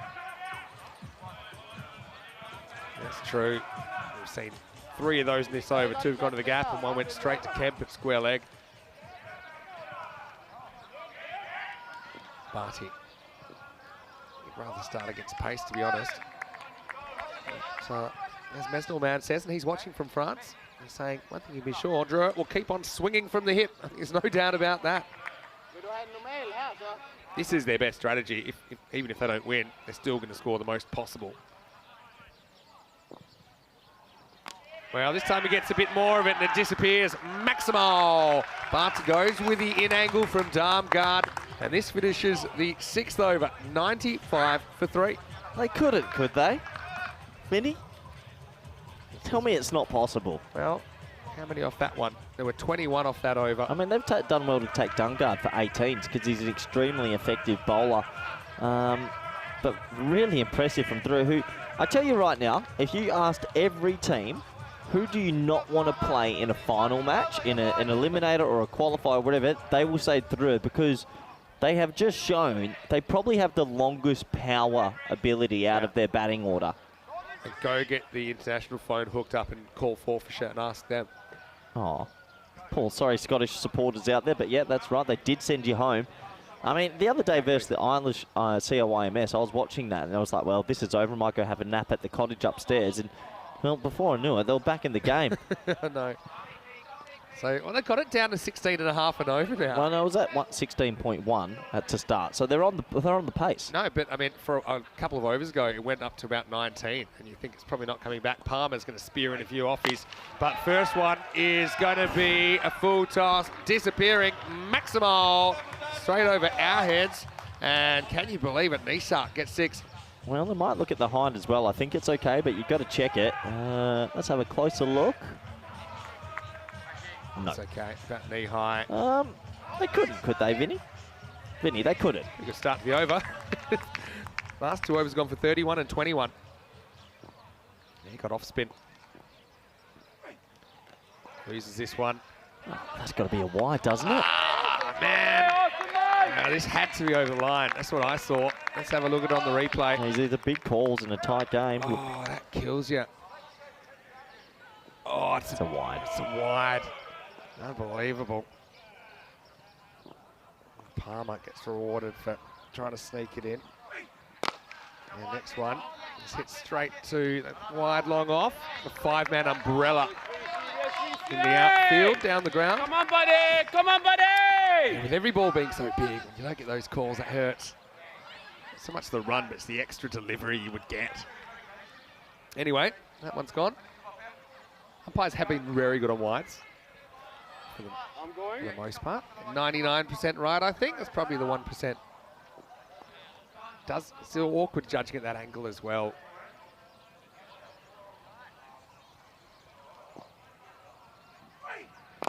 Oh, well, that was there to go. He'll be disappointed, Barty. That was a bit in the slot. The other thing is, we have that angle from a long way behind the pitch, so we can see the pitch kind of better perspective. Whereas the umpire being a lot closer to the action, he's not square on with that blue line. So that's why it's not an easy call to make. Fair enough. Anyway, Palmer coming over the wicket now. Challenges. Yeah, well bowled. He sneaks that one just in, Vinny. Yeah. Could be time for square up, but okay. Come on, bowling, buddy!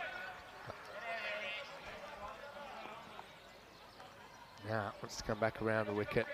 After the 6 off the first ball, Palmer's actually come back quite well. He's a good bowler.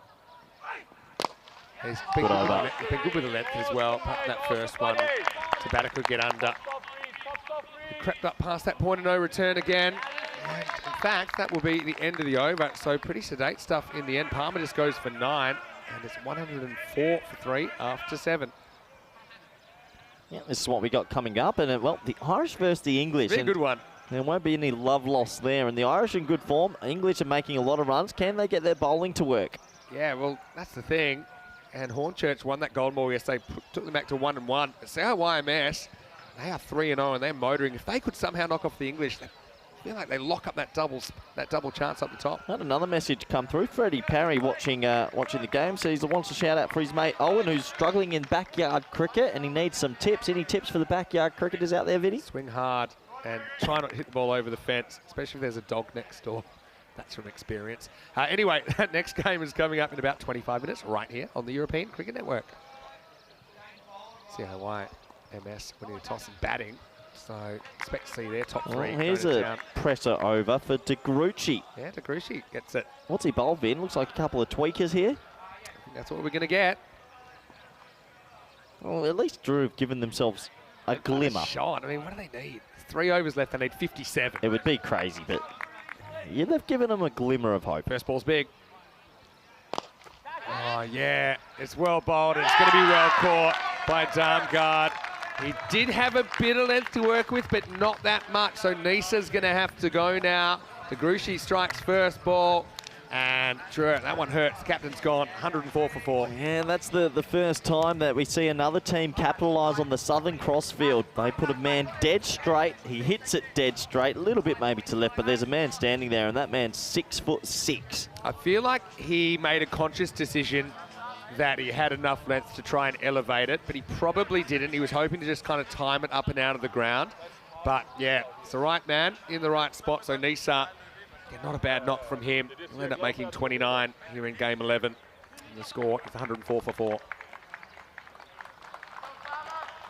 Come on, Farmer! You need to have another one of those huge overs, don't you? Yeah, they've put up a really good fight. I have to admit, very impressive, but it just feels like it's a bit too far. 140, they're in control here. This guy's going to come out and he's going to do the same thing. He's going to try and smash it. Here's Cameron Ahmadzai.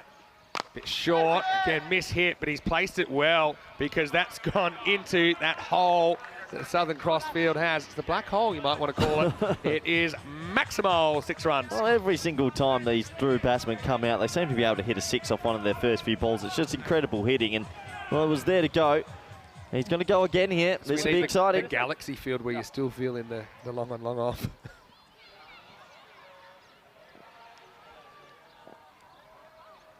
Anyway, De Grucci, seeing both sides of it. And now he knocks him over. He gets the length right. Cameron Ahmadzai trying to hit into the jungle. He pretty much got yorked. Over goes the castle.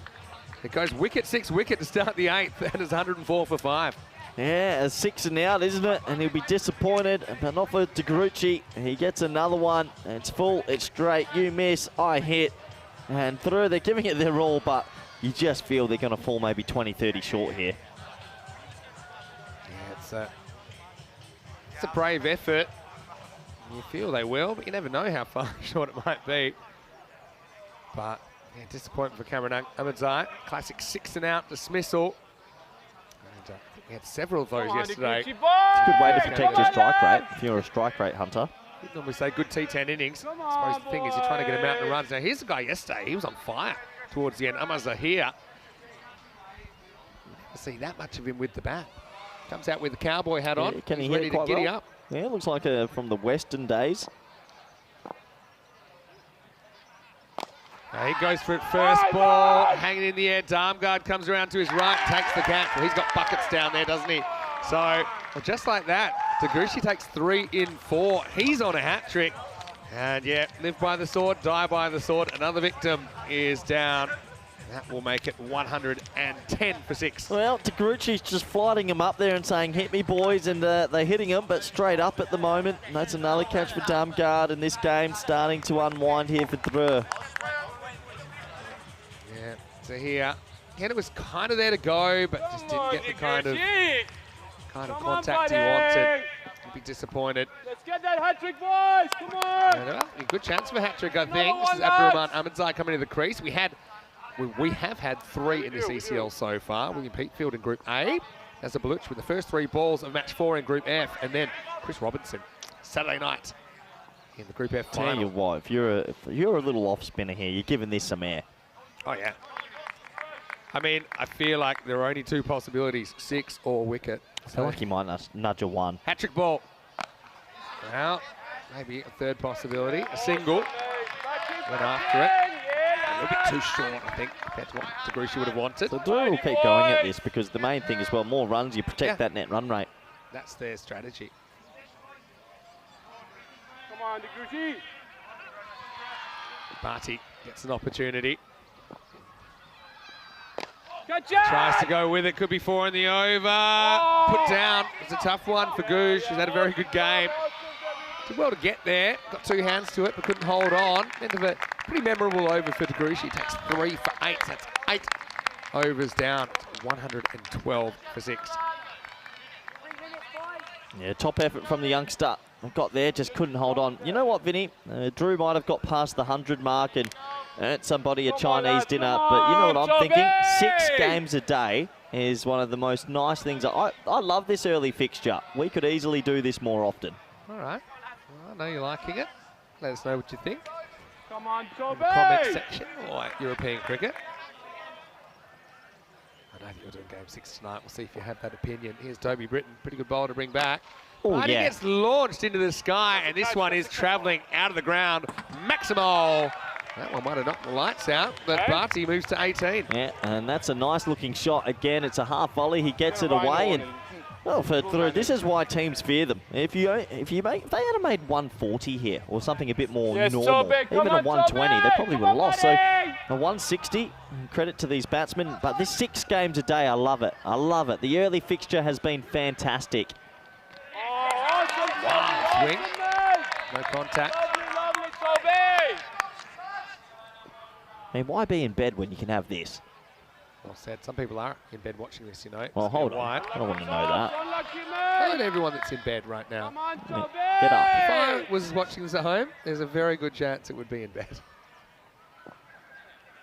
Yeah, awesome, So well Toby, bowled. One awesome. doesn't actually turn. If anything comes back a bit, maybe hits the seam. Dead ringer for Cecil. Younger brother of Sideshow Bob. Look it up, people.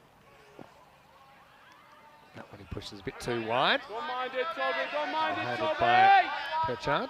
I think that Drew is starting to get that middle to lower order in some form as well. Yeah.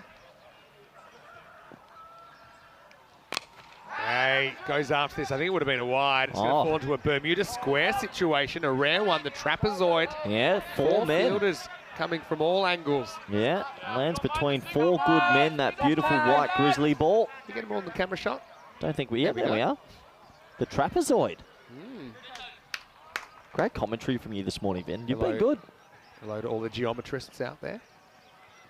Yeah, goes with the spin this time, and it's out of here. Maximal Ahmadzai gets a 6. Another batter hits a 6. How many sixes have they hit this innings, and has every single batsman hit a 6? I think 14. Well, so he got out first ball, but every batter that hasn't got out first ball has hit a 6. So that is 7 of the 8 batters we've seen. This won't be a 6. This will just be a 1. And it will take us to the end of the 9th over. A nice sprinting in from the boundary. So it seems like too many to do, but you never know. After 9 overs, it's 128 for 6. Well, one thing that Drew successful, they protected their net run rate because there was a worry if you have a blowout game, it really affects. And this group, with Farmers probably winning this game, 99.9% sure, this group now is going to be wide open for the 2nd, 3rd, 4th. Every spot is up the line, on the line. Up the line? However you want to say it. Palmer's coming back for the last over. He bowled well earlier, didn't he? Farmers will go to 4 points and be timed with Drew and Pakai Care Badalona. And if Hornchurch win over CIYMS later, you'll have 5 teams on 4 points. Yep. Yes, We had a 6-way tie earlier on, and the thing is, you'd only say at the moment CIYMS, but no one's touched them, and Bevan haven't touched anybody, but everyone else is a mishmash. And CIYMS, if they lose to Hornchurch, that throws that out the window as well. Yeah, it goes straight, goes Shot. well. It's a really good shot from Ahmed's side. Oh. He's played a bit of a bit part in this game, but he bowled a really good 10th over. He's batted really well coming out at 8 here. Yeah, that's not an easy ball to get under. Do you remember what I said about how the batsmen are starting to all click in all this group and the pass scores are going up? We're seeing it again. Better length this time from Palmer. Couldn't get under this one. They could get 140. 140 here. Could be 300 runs in the game. Just about to say 4 more runs. You and I will have a little private shake of the hands. A 300-run morning. Look at like bowling a 300 game. Oh. Tempo bowling. Got interesting drawing about that. Don't know at the same time. Oh, that could be a this no-e. is trouble. I Yeah, think that's going to be a no-e.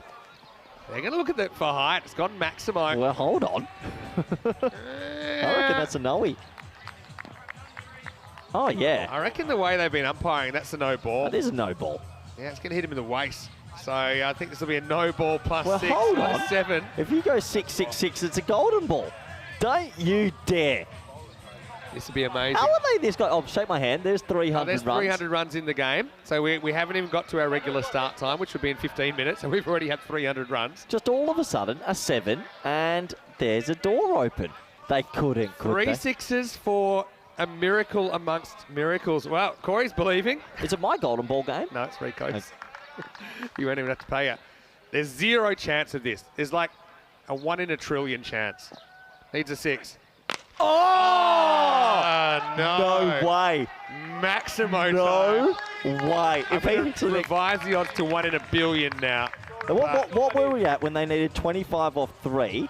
Or 26 off 3? What were the odds? There aren't enough zeros on the calculator for what the odds were when it was 25 If they go off 3. 6-6 and steal a golden ball, this would be unreal.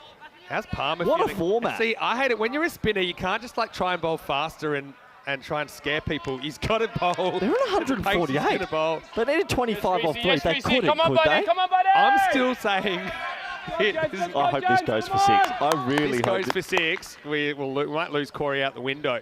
All right, needs a 6. Maximo or bust. Well, no, it doesn't kill it. Last time when there was killed, he bowled a no ball that went for We're 6. back to 1 in 10 to the power of 26. Wow, what a game. What a run chase. Last ball coming up. No I ball. think. Keeper goes back. Should be a wicket. Arm guard's caught everything. So Palmer will have something to show for it. Petra, they get 148, but Farmers get the points. Also, yeah, they save the net run rate. Look, Farmers, I think all things considered, I know they kind of lost the plot a little bit in the last few overs, but still, when it came down to it, they had those runs on the board, and they run out winners in a huge match with 309 runs in the 20 overs. Just imagine a T20 and a team scores 309. That's the rate we're seeing here. The final score, though, Farmers of Jersey, 160. It is Dreux of France, 148. So, yeah, 308. In fact, in total, let's go back to the highlights. We saw plenty of bangs, didn't we, in match 11, early start. There were a fair few morning people out there ready to go as balls were flying everywhere. Seems like everyone was hitting a 6. We saw the supporters coming in. Got to say, these stops actually take on a whole different context now when you realise how close it got, Corey. Yeah, an amazingly crazy chase. They were only 30 off the power play, so they hit 120 in the last 7 overs.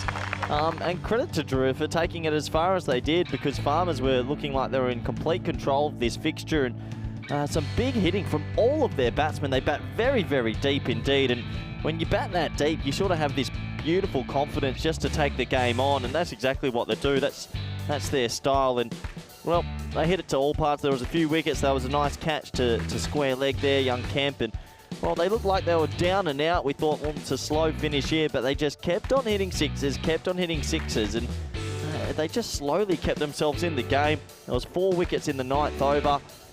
It's a Grucci cashing in on the slogging at the end, but this final over with the no ball 6, all of a sudden permutations started to be discussed. 7 up was a bit of a surprise, wasn't it? And yeah, this guy again didn't do too much in this game, but whatever he did well. Abdurrahman Ahmedzai came out, whacked a few. And Barty, you know, he was workmanlike as well. I mean, look, there was a 6 in every single over in that run chase. I mean, on any other day, you'd say, yeah, Dreux bat well enough to win the game, but they just kind of lost the plot with their bowling. Again, I go back to who they bowled and when they bowled them. Look at Abdurrahman Ahmadzai only conceded 7 and he only got that last over. This is the tail of the tape, and when you say 7 of the 8 batters did hit maximos in that innings, a bit of a shared burden, wasn't it? It was 29 for Nisar, 34 for Rafa, Bhatti 31 in that middle order. It was after a good start from Niaz. 15 not out from Abdurrahman Ahmadzai down the bottom as well. Lucky they didn't give away too many extras. It was 2 no balls, 3 wides in the innings. And the final score, 148. Jack DeGruchy, he took 3 for 8 in his 1 over. 2 for 36 for Darmgard, wickets as well for Oliver Hold. And Reece Palmer will take a break. We'll be back in around about 7 minutes or so with the next game of the day. It'll be Hornchurch versus CIYMS. Until then, it's Vinny Sandu, Mr. Maximo, with Corey Ruckers. And Rico will join me after the break for more ECN action. You're watching the European Cricket League.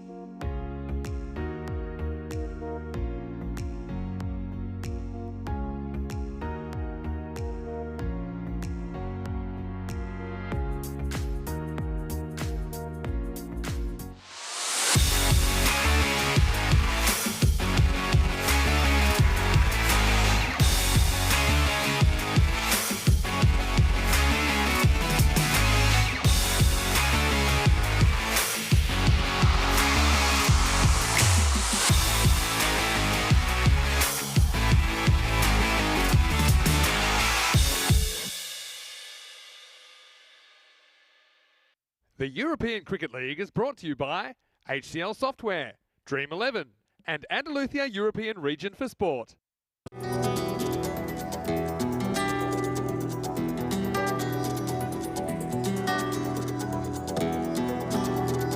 Ven conmigo a cruzar su calle, a vivir su ambiente. Ven conmigo a vivir la vida intensamente. Conmigo ven, conmigo ven. Hello and welcome back to the Cartama Oval. It is a big day 3 here with 6 T10 matches. 1 already has been completed, so still 5 to go from here. So this is our regular starting time now, in fact, but it is the second match of the day. It's match 12. This is a really, really fun clash, I think, between Hornchurch, the English champions, and CIYMS, the All-Ireland champions. Let's see what happens at the coin toss. Thanks to the region of Andalusia. The giant coin is in the hands of Rob Kemming. Your call. ECN. ECN is cool. It is ECN. Go back. John Matchett, he's been pretty lucky with the giant coin, and it comes up his side again. It was the ECN side, and he's decided he wants to bat. No surprises there. We know their top 3 have been really destructive. You look at Jason van der Merwe and you look at Doherty up there, McCulloch up there as well. They have done the business, haven't they, for the Irish? And that's why they are top of the table at the moment with a 3-0 record. They've also got some pretty good bowling options. I think Mulder has been a bit of a master with his spinners. They're quite unusual, and not many batters know how to play it, although I do think the Hornchurch players, well, they'll fancy their chances. After a dramatic golden ball victory yesterday, clawed back to 1-1. They were staring down the barrel there. It was an amazing comeback from Beveren, the Belgian champions, but it was the English club that held on in the golden ball this time yesterday. So they'll have to chase. I don't think they'll mind that. They've chased well before. Again, I think you look at some of their options. I think Adil Malik, again, he's a very clever spinner. And of course, you've got George Hankins at the top. He has been bossing it so far in this series. Well, Rico Full has arrived here on day 3. He's in the commentary box right now. He'll take you to ball 1. The news from the toss in match 12, Rico, is that the Irish CIYMS, they won the toss. They want to have a hit. It's over to you. Let's get ready for the start of this one. Hello, good morning, cricket lovers, and welcome to the Cartama Oval. I'm looking forward to this contest. 2 top teams is the Irish champions are taking on the English champions. CIYMS taking on Hornchurch. And as you heard from Mr. Maximo, that it will be Hornchurch that will be in the field. CIYMS will bat first. It's one thing that's starting to click with the Irish. The batting is starting to come together. Really looking forward to this contest. Remember, CIYMS had a good day yesterday. 2 wins over the Spanish sides, beating Sporting Outbass by 63 runs. Adam Kennedy was the player of the match in that one with the bowling 3 for 14 after Chris Doherty scored a fine 48 of 19. And then in the night match against Packard Care, Badalona, the reigning champions, it was Jason van der Merwe player of the match, 70 of 31 deliveries, when we saw fine bowling spell from Chris Robinson once again, 3 for 27, and Jacob Mulder 2 for 11. So expecting them to be good and expecting them to continue their good run. But Hornchurch, remember, Hornchurch only the one match yesterday against Beveren. What a match it was. 139 to 139. It was a tie. We went to the golden ball, and it was Gavin Griffiths that held his nerve and bowled the 1 ball where 2 was required. They didn't get the 2 they needed. He got a wicket, 120 to 101 in favour of CIYMS. That's what the bat versus ball wall is saying. I get a feeling it's going to be a lot closer than that. So yeah, Hornchurch winning the golden ball, and Gavin Griffiths for his bowling spell, 4 for 18, was the player of the match in this one. Umpires are out there, Joe Foster and Stephen Gooch. Charles Croucher is the 3rd umpire, led of course brilliantly by Sir Rob Kemming. Here we go, the battle of bat versus ball. First ball, and will be a wide from the captain, Billy Gordon. A slight change in what they would normally go for here. Hornchurch will know the importance of getting out Jason van der Merwe early.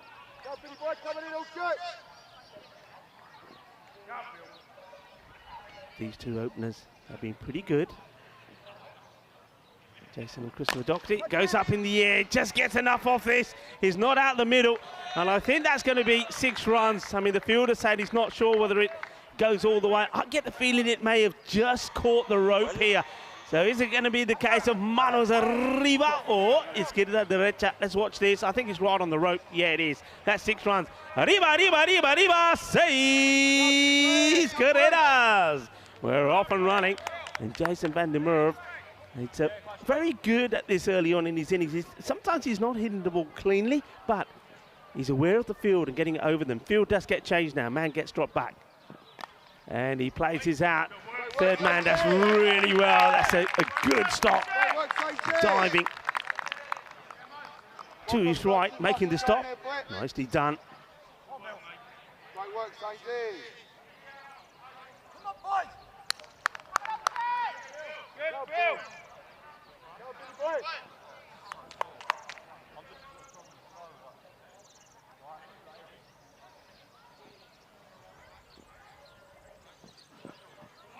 It's going to be down the leg side, so wide ball from Gordon.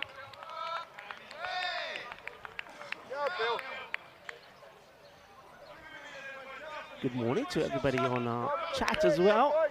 Certainly have enjoyed the cricket so far this morning. What a match.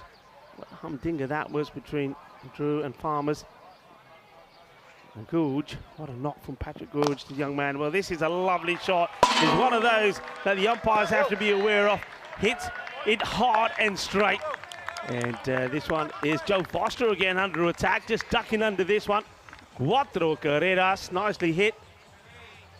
Powerful shot. This one was clean out of the middle. It's nice to see the kids around the ground as well. We've got the Institute of Cartama here, enjoying proceedings. The Arc School of Cartama up in the air, and it will drop the other side of the rope. Balle, kinna zona, shaka, yeah, just helps us on the way. It's a slower delivery, but it's a little bit too short. And Gordon goes the distance. It's a good start at the moment. Just putting away the loose deliveries. Gordon once more. Jason van der Merwe is on song, and he goes down the ground again. Manos arriba, arriba, arriba, arbitro, porque eso es una grande. Que guay, que genial. 6 más, but that is sweet out of the middle of the bat. Sweeter than a bowl of rasmalai. Great shot. So this over has gone magical already. 24 off it with the ball to go. And, well, he's looking to get this one away as well over the square leg. And not the best of starts for Hornchurch, the English champions, but a perfect one from Jason van der Merwe and CYMS. It's a magical over. And just what they need. This is some of the rates that we're seeing, and you can see championship week, as we expected, it's going at around about 11.4 per innings. And overall at 10.4, myself, Vinny and Corey were saying that we knew that these rates were going to go higher. Group A was electrifying, but championship week one is 11.4. And, well, from what we saw in the first match today, with the scores of 160 to 148 in favour of Farmers over Drew, I think they're just going to get higher. So they need a response here. An expensive first over. And who they're going to go with here?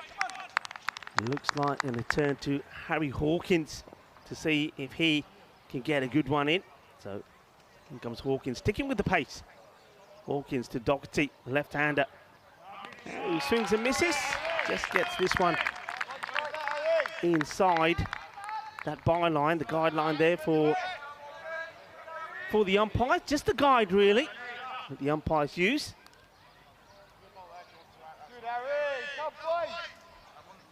So dot ball going a little bit quiet. Hornchurch here. They need to just get back into this match. Need to be a little bit more vocal, a bit more support for the bowlers. Let's hit down the ground. This will be a chest and a challenge. And a great effort there from Gavin Griffiths sliding, but he just can't get there. Garfi's cautious, Kitty feeling there, but Joka Langia 4 runs. And they're keeping on the pressure. And it's nice to see that we've got a full house here today. Brought some friends, okay? Now, you might want to know that I'm dressed in yellow today. That's because of Elsie. She had a special request in you, Elsie, for me to wear all yellow. I've got even the shoes yellow. In the air, but this is a chance, and the catch has been taken. Whoa. Well, the green box goes wild here, because I think we've got a few Church supporters. They're jumping up and down. There's a wicket taken. Toggety will go. The catch is taken, so Hawkins gets the breakthrough. Well, I think you're happy about that, right, lads? I think it's a Hankins combination as well, with George Hankins taking the catch course. It was bowled by Harry Hankins. So, yeah, this is a Hornchurch supporters group that we've got up here. And, well, that's the first time I've heard the commentary box shake, Rico. Yeah, but disappointment for Doherty. They can't really move the needle here in match 12 after a decent start. It's 28 for 1. Yeah, they needed that wicket, didn't they, quite badly? And you're absolutely right. Hancocks, they come together. And that's a big moment. Nicely done. So anyway, guys, hope you've enjoyed your little tour of the commentary box. Thank you, Elsie. You're going to hold up the stick. You probably don't want these at the moment, sixes. You probably want to... You want to put those away at the moment. But big thank you to all of our Hornchurch supporters who've come a long way to be here. And of course, they are decking out what we are affectionately calling Cockney Corner this week. And I think, obviously, they're having a very, very good time, and so they should. And how about the golden ball yesterday? Was that pretty exciting? Hey, some of these kids actually aged 3 years in just that one game yesterday. So, yeah, no, it's great to have them up here. They can stay around for a little while, but let's have a look right now at Harry Hankins. Yeah, Klitz gets promoted up the order, so one left-hander replaces another. He's quite keen to get going at the moment. That's a great bit of fielding there from the bowler. Harry Hankins turns and throws. It would have been close, you know. I wonder if we got this side on. Interesting they've gone for Klitz at 3. Oh, he would have been gone there. Would have been out. Yeah, I think this is maybe just a like for like. Yeah, he would have been out. Like for like swap. A great work there from the bowler. It's very difficult for a bowler, especially when he's bowling a bit of pace, to turn around, fetch it and get the throw in. It does well.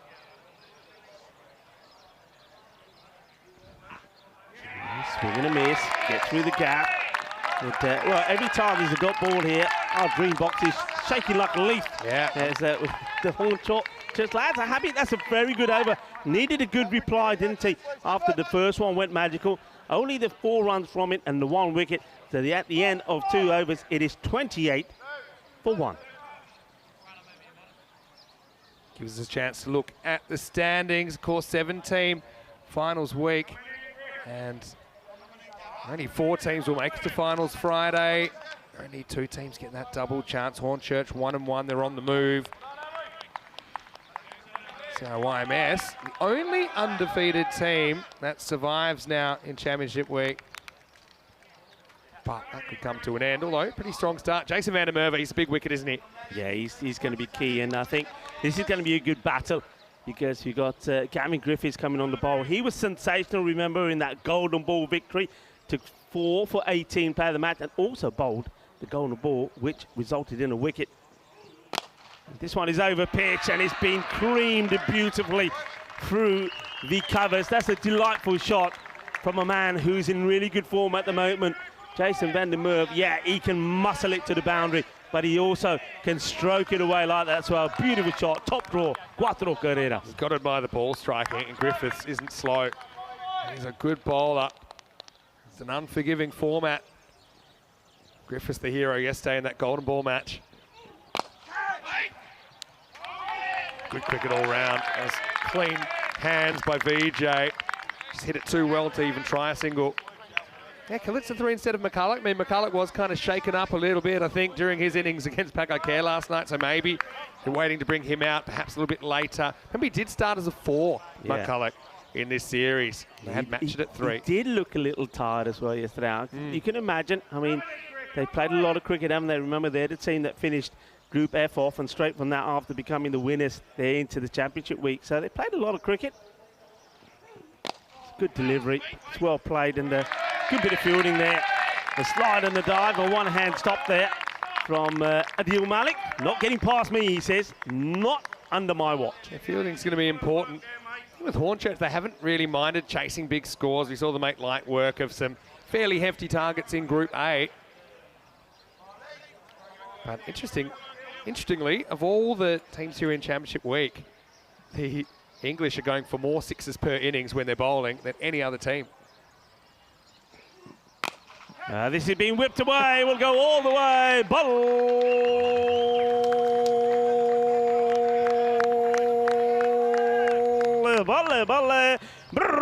Kinna Sona Shaka Lagia. 6 runs. Good time to bring up that statistic, wasn't it? As Van der Merwe bangs one out of the ground, 32 off 10.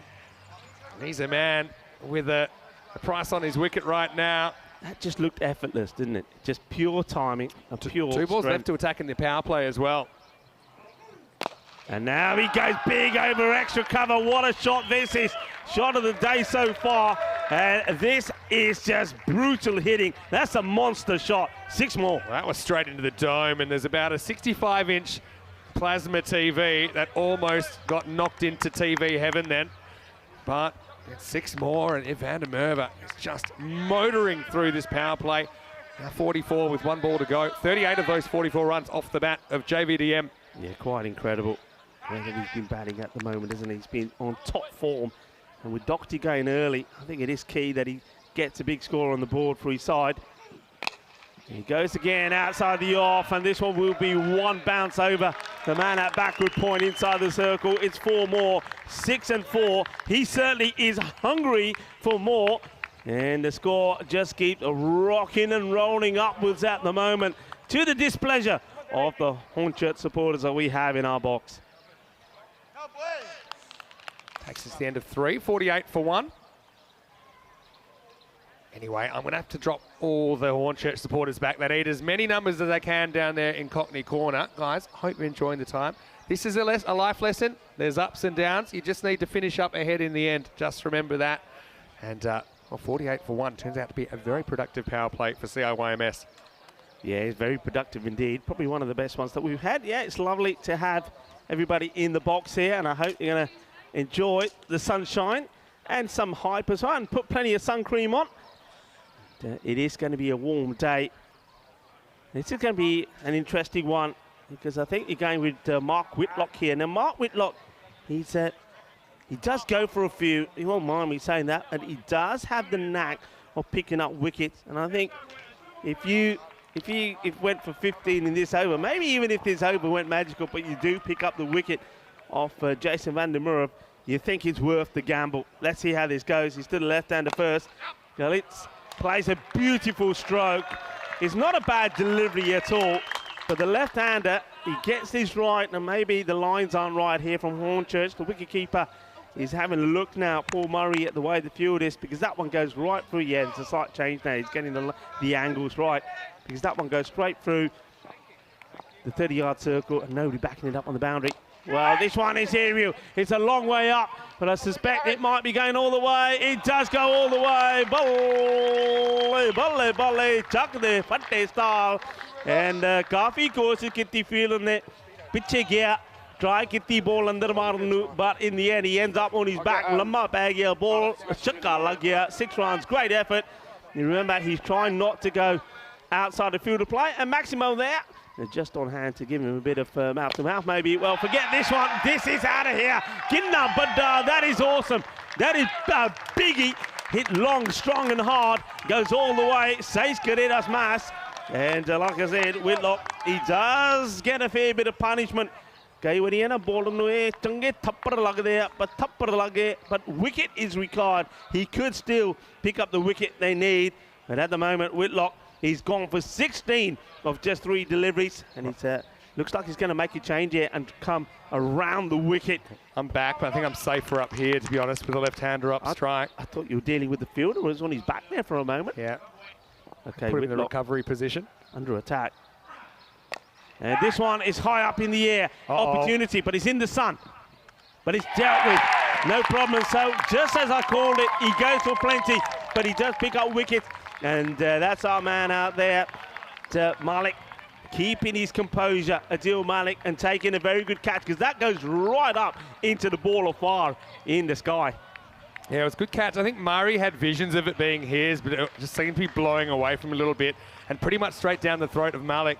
So it was pretty high. Don't think it was quite in the middle of the fingers. It rattled around a bit in there, but he had good soft hands. It didn't pop out. Carl, it's good impact innings from him. That's he's going to have to go. Yeah, show us a bit of power there, didn't he? But he will have to go. He's the second wicket to fall. 64 for 2.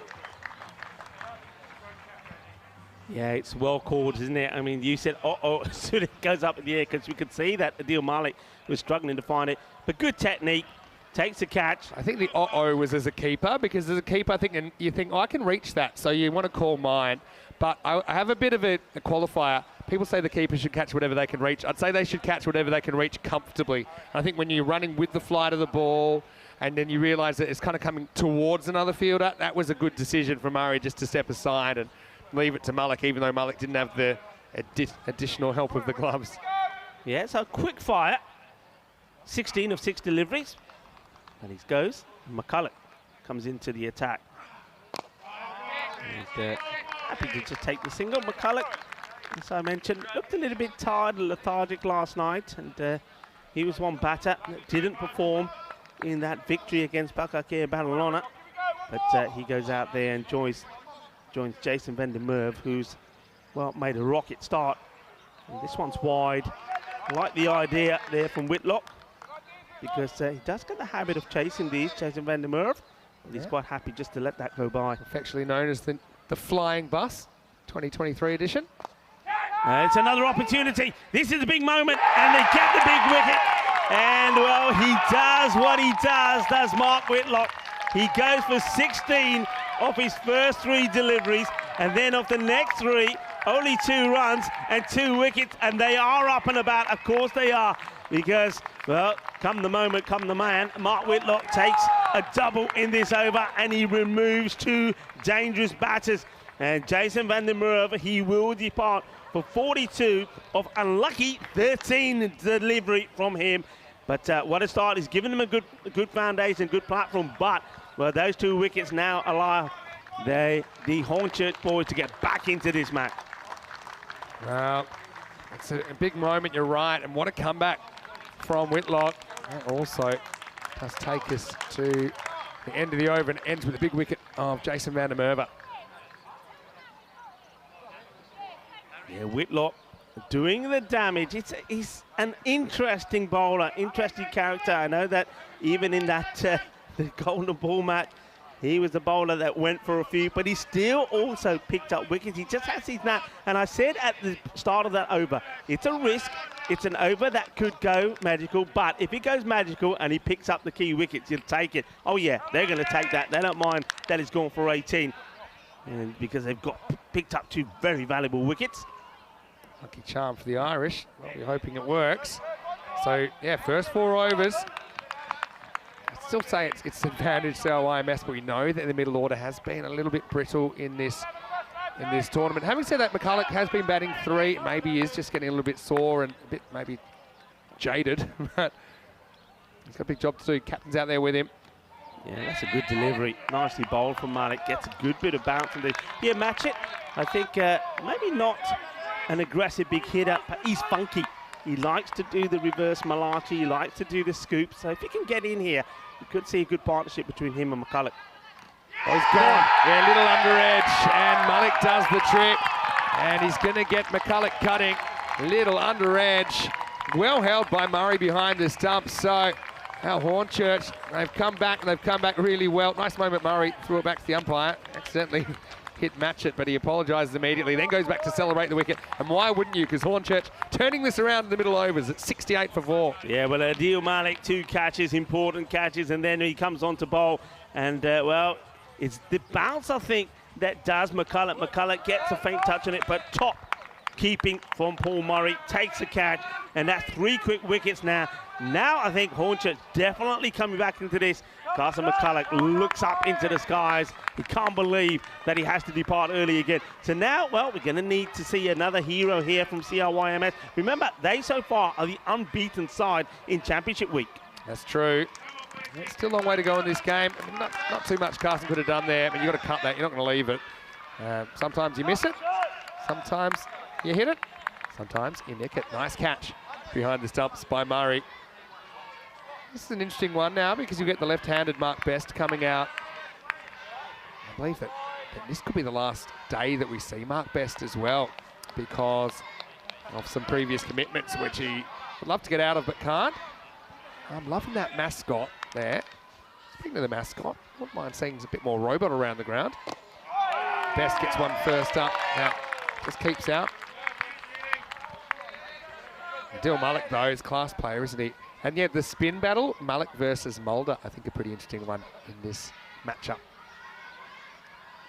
He goes after it, can't resist. It's another catch. Gordon hasn't dropped anything this series. He's not going to start now. So Best goes without scoring, and the collapse is on.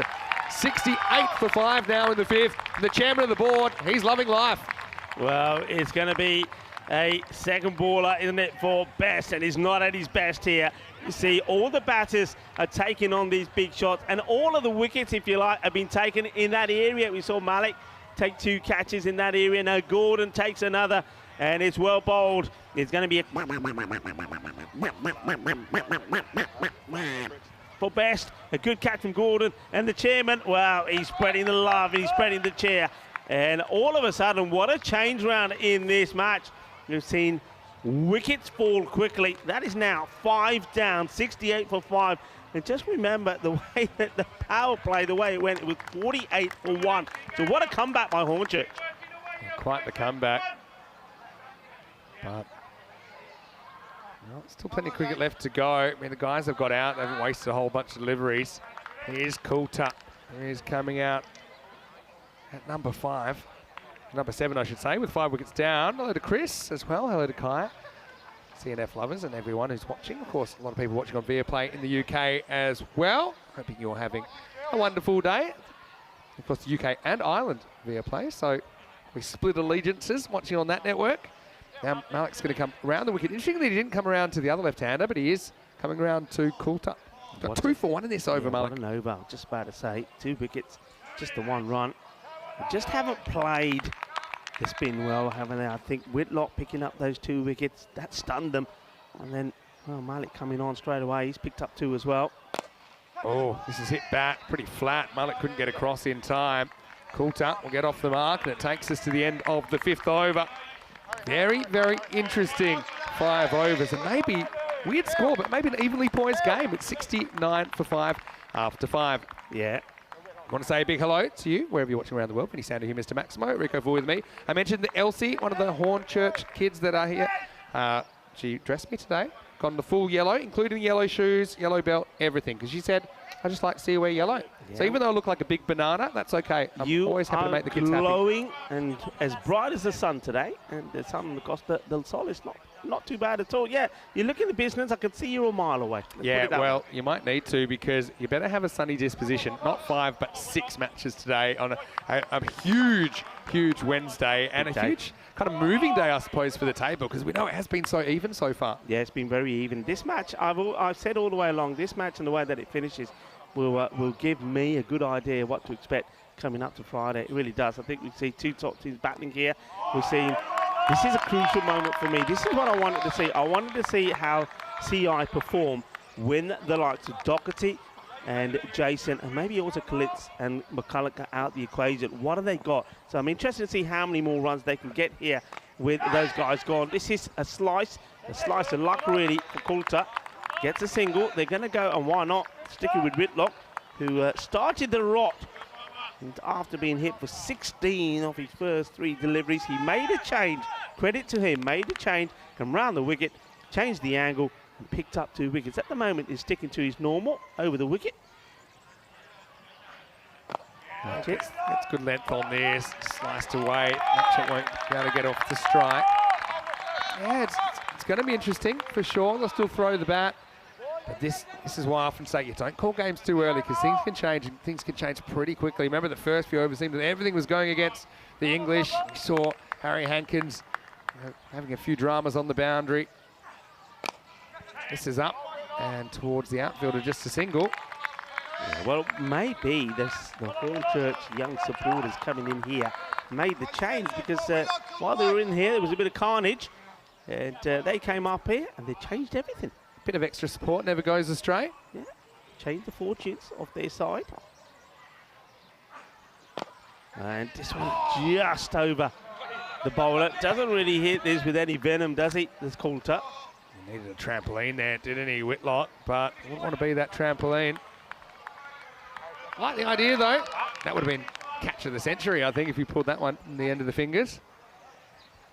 Louis the Bruce in the comment section saying it right a bit of a Lathbury lightning strip. Yeah, very good point. There might have been a little under edge on that, but not keeping to do too much about it. You become a bit of a deer in the headlights in that situation. Match it. I love the way. Look at the way he turned it really quickly. It's like he's doing a bit of martial arts or something. Like he's you know, holding a sword, but he doesn't quite get it. And we know he can do that. He can get funky. At the end of 6, 72 for 5. So 4 overs to go. They've got it down to more or less what I think would be a par run rate between these teams. I think about that 120, considering the firepower they both got. There's 5 wickets down. I think Hornchurch in pretty good shape now after a power play to forget. The first 3 overs were pretty destructive. Next 3 not so much so. Dil Malik going to come around the wicket. Oh, I've also got some clarification news. Okay. I've been calling it Cockney Corner over there. So, had a lot of messages from people in that part of the world, particularly kind of that area east of London. Yeah. They said, to be a true Cockney, you need to be living within, you need to be able to hear the Bow Bells. So, these things are the Bow Bells. Okay. Right? Dot ball. So, there was some suggestion that it was improper to call it Cockney Corner, but this is my counter to this, just to stand up for the viewers, the spectators here. Yeah. Just ball from Malik. He goes after it, good, slog, sweet, 6 runs, match it, breaks out, Maximal. Well, that was a shot you might hear in the east end of London, 6 runs. Yeah, this is a good shot from Matchett. So he's been waiting to get after one. He decides this is it. Goes down on one knee, gets a slog sweep going over mid-wicket. 6 runs, valuable runs. So this is my answer. Yeah. This is 2023. I think you can identify as Cockney because now you can identify as anything you want, right? You can. It's a delicate little touch. The third man would get a single. That's the end of the conversation about that. Anyway, hello to all of our viewers in the UK and Ireland, of course, watching on Viaplay, and all of our viewers all around the world. I mean, we're on so many international platforms now. There's a reason, Rico. This cricket, it's from a different world, isn't it? It certainly is. I mean, it's astonishing stuff. And this match just sums it up nicely. That's the old down and up chop. Murray's probably happy he didn't get it in the schnoz, but it'll just be a single to Coulter. Yeah, Coulter I think this is Coulter's probably there just once again just to throw the bowlers the field off slightly. He's a left-hander. He's probably been asked to just hold his ground, stand firm, and just try and get a partnership together with Matchett. Matchett really probably the last of the recognised batters that we've seen for CI. So it's very important that he performs well. Malik has got a ball to try and get him. He doesn't. He's played nicely down the ground with just a single. It's a quick one. So Matchett moves to double figures. Time for the captain to step up with 3 overs remaining. The score is 82 for 5. Superb bowling, gets a warm round of applause from the viewers. He bowled very well, just the 12 runs. Great bunch of teams we've got here in Championship Week. Remember that the teams here, they qualified through their domestic competitions, and then they had to get through a really tough group stage. Each group had 5 teams that would play over 3 days. That culminated in a final series and a final, and the winners of those group finals, 6 of them joined by the reigning kings, Pakai Care Badalona, that won the trophy in 2022, winning the final over Tunbridge Wells Cricket Club of England. Of course, the winners will get automatic qualification for ECL 24 this week. Anyway, start of a new over. It's not quite off the middle. Should just be a single as Gordon comes back into the attack in the 8th over. Yeah, liking this. I think this is the captain recognising that a wicket here now, particularly that of the captain, Matchett, could really put the squeeze on CI and be trying to contain them to a score, you know, maybe even under 100 if you get some tidy overs in and then remove him now. I think while Matchett is there, I think CI will still be looking to try and get to that 110 score. But Coulthard is going to have to play a few shots as well. He steps away, and does he get enough bat in it? He does. He gets 4. Well, this is a left-handed version of a shot that the English will remember from yesterday, I think off the second last ball of the game. And, well, Coulthard, not sure about the stepping away, but he gets just enough wood on that to get 4. Yeah, I think you've got to throw the bat at this. I think if you're not to match it and you get the other end, when you get to strike, you've got to throw the bat. You've lost 5 wickets, okay, but with, well, before that, with this over now, got just another 2 overs to go, 12 balls, you've got to really go for everything. Step across, step back, no contact. Yeah, I think he's eyeing up a gap at deep cover. So if you look at the field here, you've got 3 back on the leg side, you've got 2 back on the offside. So, you know, if you get something on the stumps, if you back away, you might be able to hit over cover. But it's a bit of a millionaire's shot. It's not an easy one to pull off. This time he walks at it, gets a thick outside edge, and he won't be so lucky. This time the catch is taken. And that's Mark James who will take the catch. So Coulthard got lucky with an edge, got 4 this time. His luck was up and his number was up. He's going to have to go as the 6th wicket. It's 87 for 6. Yeah, well, Gordon comes on the captain to get a breakthrough. Probably not the one they wanted, but still, I think Coulthard had already decided at the start of this over, right, okay, he was going below par. He had to try and up the tempo a bit. Got lucky with 1, but not with this one. A nice catch taken there. That is dipping and was dipping quite sharply. Mark James diving forward, plucks the ball out of the air before it hits the ground, and Coulthard will depart at a run of ball 9. And, I think all the batters now coming in now know what the play is to get in, either hit the ball to the boundary or get Matchett on strike. Matchett needs a bit of support. Just needs somebody who can play the sort of innings that we saw Benjamin Kalitz play, who came out and just smashed 16 quick runs of just a handful of deliveries. That's what they need here, CI. I've got a suspicion here that he's going to get funky straight away, Mulder.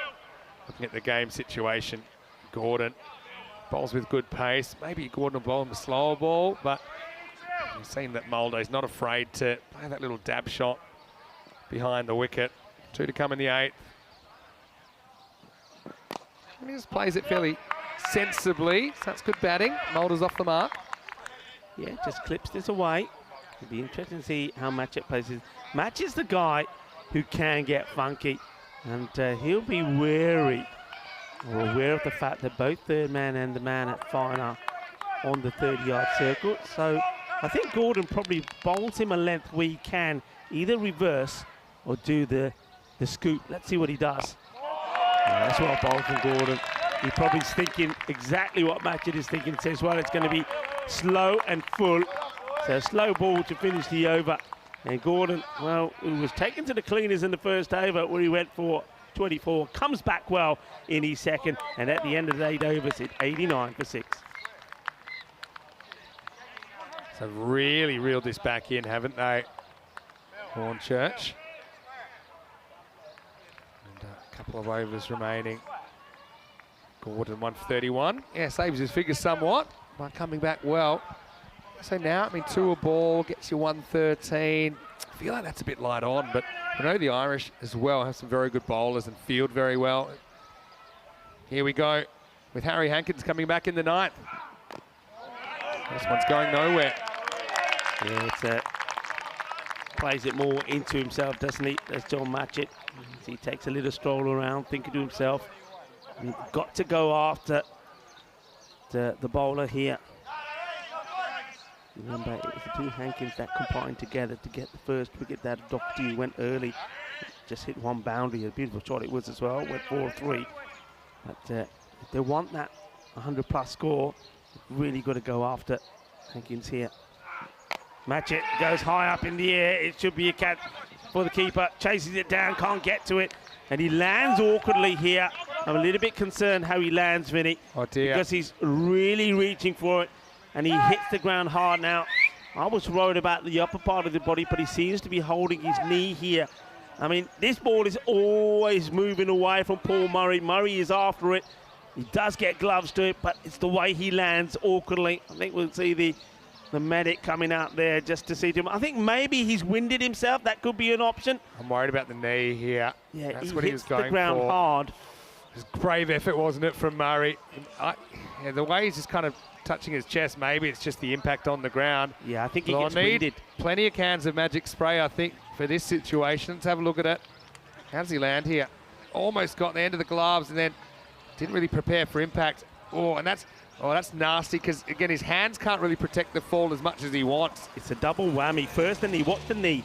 First bang on the knee, and then from the knee to the upper body. So, yeah, and I think when he's getting up there, you can see him saying to the guys, "Hey guys, I just need to catch me breath," because he's hit himself hard on the ground with his chest as well. So it's just going to take a moment, I think, just to compose himself. I think he will be all right. It's good to see that he's talkative, he's reacting. He just needs a moment here to get up. But once he gets up, let's see how he is on that knee, because he really does bang the knee hard. Yeah, there's that right knee, and then all the weight comes down on it. And Murray, Yeah, watch popular it. player. Oh. Yeah, and I think, the double whammy of then the impact. He put everything into his hands to try and grab it with two hands. And of course, there might be a bit of a delay while they fill in that crater as well in that part of the field. You're naughty. You're naughty. I love Murray. Naughty but nice. Well, they're a little bit concerned, but I think they have smiles on their faces now, knowing that he's up and about and That's moving. good. I'm so happy he's up. And Come on, let's give him a round of applause. Round of applause for the wicketkeeper, Paul Murray. He's up on his feet. Yeah, that's what we want to see. Well, us cricketers, we're strong. You don't stretch us off and then bring us right back on. We stay out there. We finish what we started. It's always good to eat your greens, and I think he gets a fair mouthful of grass there, Paul Murray. But he was just so focused on trying to get two hands on that ball, he left none to break the fall. Yeah, great effort. But the Magic gets two. And gets a bit lucky. That could be a big moment, because Magic also goes back on strike. Let's see if he can slight delay there, but let's see if he can compose himself for the next delivery from Hankins. All right, Hankins ready to roll. Oh, Jalebi catch! Jalebi delight! What a catch from the captain, Gordon. Absolute top draw. That is outstanding, and it sends the crowd wild. Wow, that was unbelievable timing of the jump. It was go gadget arm as Billy Gordon, he touches the stratosphere as he gets up, and that did not move once it lodged in the hands. Big moment match, it's gone. This was still on the way up, but Billy Gordon pulls it up from the beyond, and not only is that a big dismissal, it saves 4 runs. Unbelievable fielding in the circle, and that kind of fielding wins your cricket matches. Oh, absolutely tremendous. I would have loved to have been in the fan zone when that catch is taken, and over there, look at that. What a catch that was. This ball was motoring. We often say the captains do battle. Well, the battle of the captains there was that Gordon takes an absolute humdinger off a catch. Billy Gordon, take a bow. What a catch. And you know what? Sometimes 13 sometimes is not your number, because not only is he wearing 13 his match, it was ball number 13 that gets him out. I think he needs to change his number. 91 divided by 7 is 13 as well. Spooky. Spooky. Hankins is happy about it. Here he comes back, and well, it's going to be 4-leg buys here. I know we kept the camera on Billy a bit too long, but you can understand why. But look, any ones you can beg, borrow, or steal now, you take them. That one off the pad looked to be heading down the leg side. Yeah. It was, and then it really did head down the leg side. Murray probably knocks the wind out of himself again, but he can't get anything on it. 4 runs. Yeah, well, Murray's thinking, hang on a minute, guys. I'm still recovering. I'm still seeing little Tweety pies going around my head. I don't need to be diving for this one. A good effort from him, but yeah, no chance of an LBW, but very valuable 4 buys, you have to say. They're trying to, I think the ideal situation, try to get to the 100 inside the 9 overs and then go wild in the last. Bit short, not a bad shot. Gets into the gap, fielders come around, can't stop it. 4 runs. Well, they'll take it. I mean, Beattie kicks forward, then hits forward. They'll take what they can get. Like I said, CIYMS just kind of running out of gas towards the end of this innings, but still making their way over the 100, you'd imagine. Yeah, well, he's placed that perfectly. gets the boundary, gets him to 99, a ball to go. Like I say, the ideal situation, get 100, and then have 6 balls to try and take it to the 110. And I think they'll be pretty satisfied with that, CI, because they will then rely on their bowlers to defend that. They've done it on several occasions. They don't win always putting big runs on the board. They look to get past 100, and then they'll think, well, that's job done. And now over to the bowlers. BT, can he get another one to the boundary mark? If he can, it will be a successful over. Last ball of the ninth, all happening in the ninth as usual.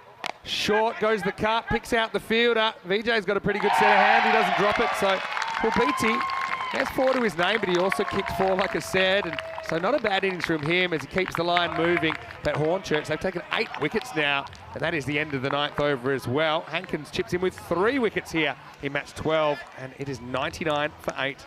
Yeah, I mean, BT, can't to blame him. He does what he has to do. As you said, he kicks 1 for 4 and pulls 1 for 4, and then this one is outside the off. And VJ, well, he's doing a little bit of shaking there. I'm liking that reaction and that celebration. So VJ taking the catch. Hankins taking his 3rd wicket. Yeah, VJ, it's been a good addition, isn't he, Chalpesh? And there he goes. Wiggle it just a little bit. Liking it, liking your styling. And off the 9th over, 99 for 7. So, new batter comes out, and it will be young Chris Robinson, who's been outstanding with the ball. But now he's going to see if he can add a vital contribution here towards the end of the innings with Jacob Mulder. Haven't got that 100 yet. I'm still saying that 110 will be competitive. Let's see how they finish. Oh dear, that's one way to do it. It's a slow ball gone wrong. Griffiths bowled such a good 10 overs, or 10th over yesterday against Beverin. Just need to get back on this. Yeah, well, if he'd stood still, he probably had a better shot at it. It was just too far away from his body down the reverse leg side for him to catch up with. So free hit coming up. Mulder. Does he get funky here? Does he just stand up and hit? He doesn't either. Gets tied up. Yeah, that's unfortunate. First of all, the loose delivery start from Gavin Griffiths. Doesn't bowl you too many loose ones. He needed to capitalise on it, misses out on it, and then the free hit ends up being a dot ball into the body of the batter Mulder. So missed opportunity. The 100 is up though, courtesy of the no ball. Yeah, Griffiths. Very good option to have come on to bowl the death over. Mulder trying to scrape a few. It's this one pretty well. Adil Malik should handle it without too much of a drama. So the 100 has come up during this 10th over, but it looked like it'd be a lot more at one point, didn't it? Yeah, it certainly did. When you think that score was 69, at that point you're looking at a pretty decent score of around about certainly 140, but they had a bit of a collapse thanks to Whitlock and Adil Malik.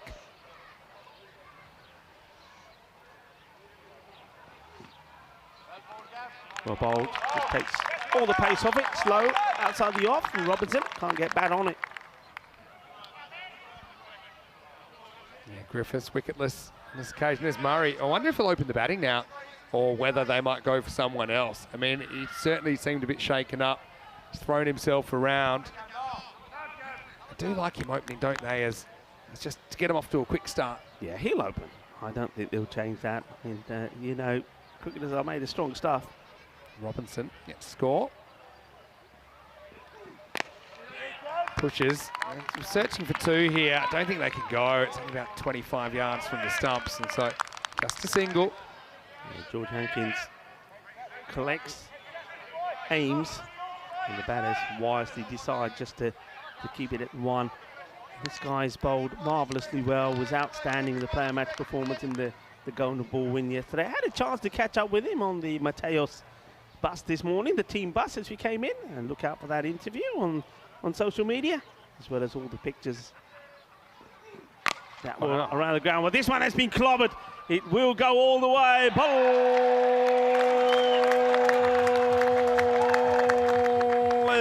Balle, Kinna Sona, Shaka, Lagia, Mulder finds the middle of his bat, and it goes a long way. Big hit, 6 runs. Oh boy, did they need that. Yeah, what a shot. He tried out the short stuff, but Mulder had the answer. Yeah, 69 they were at the halfway point. And with that now, that's 39 off the second half. So have slowed down. One of those could be interesting. I think it goes back to block hole, a slower ball here. Last ball, seatbelts on everybody. There's the slower ball. Murray will throw it to stumps. Will miss him, but won't cost them too many. So they get through for the bye on the last. And so 109 for 8. COYMS 69 in the first half, 40 in the second. They lose 8 wickets along the way. I mean, if you look at the stats, it's about a par score. But you just felt in this game, it's a little bit under considering how much power these two batting lineups have. Yeah, absolutely. I think after the little stumble midway through the innings, they'll be happy to get to the 109. I think 110 was the score they probably would have looked to get to. I think the captain's going to be pretty happy the way that they recovered, because remember, they've done it without Jason Doherty or Kalitz or even McCulloch. But they'll have a look at some of the shot selection. Well, that's the prize that they're playing for. What a trophy that is. And thank you, of course, to a trophy partner, Locker Lifestyles, for one of the best trophies in sport that you can win. And it started with a bang, didn't it, as we look at these highlights, because Jason van der Merwe was off to a flyer. Doherty played one nice shot to the boundary, but then he gave his wicket away pretty early. But the first over from Billy Gordon, going for 24. Well, that was the wicket of Doherty, and it was two Hankins combining well together. This one would have been out, but Jason van der Merwe doesn't he hit it big and hit it well, and something needed to happen. And when the man came on to bowl, and then of course I'm talking about Whitlock, I thought, well, when he's normally coming on to bowl, one of two things happen: a lot of runs, but also wickets. And he certainly did the job. First 3 deliveries, went for 16, and then he picked up 2 wickets in that over. And then we saw McCulloch going there, and once he was out, you knew it was going to be a struggle. The batters came and went to try to get Adil Malik or Whitlock away. They couldn't do so, and then you knew, well, the captain had to play an important part and match it. Play some nice shots, just steadied the ship slightly, but they didn't really have the firepower that they normally had to the top of the innings. It's nice to see that Paul Murray was okay after taking, well, a double whammy there. I'm talking about taking, what a catch, a jalebi catch from the captain, Billy Gordon. That was absolutely sensational, and that sent the spectators and the players and the neutrals around the ground wild, because that was a sensational catch to get rid of Matchett. Then there was a little bit of wiggling there from Vijay. He was happy to take that one. That big hit towards the end for Mulder, that was something they needed. It gets them to a score, and it means that 110 will be the target for Hornchurch. Hornchurch, we know they've got some good batters themselves. George Hawkins will be key in this one. And Jalpash Vijay showed his class yesterday as well against Beverin. So I think they need to get off to a good start. But to CI, be interesting to see if they deploy spin straight away or whether they'll go for their paces. That scorecard, well, dominated by Jason van der Merwe. He was key. But I think John Matchett, though it's 14 of 13, I think the part that he played after those wickets fell pretty quickly as soon as they got that wicket off Doherty.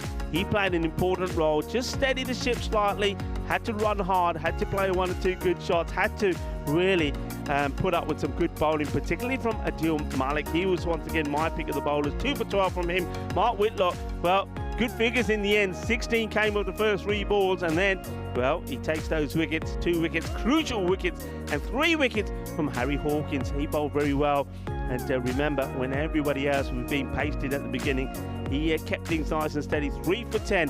So good bit of bowling there from Hankins and also from Adil Malik. What that means is that CI, they've had a knock.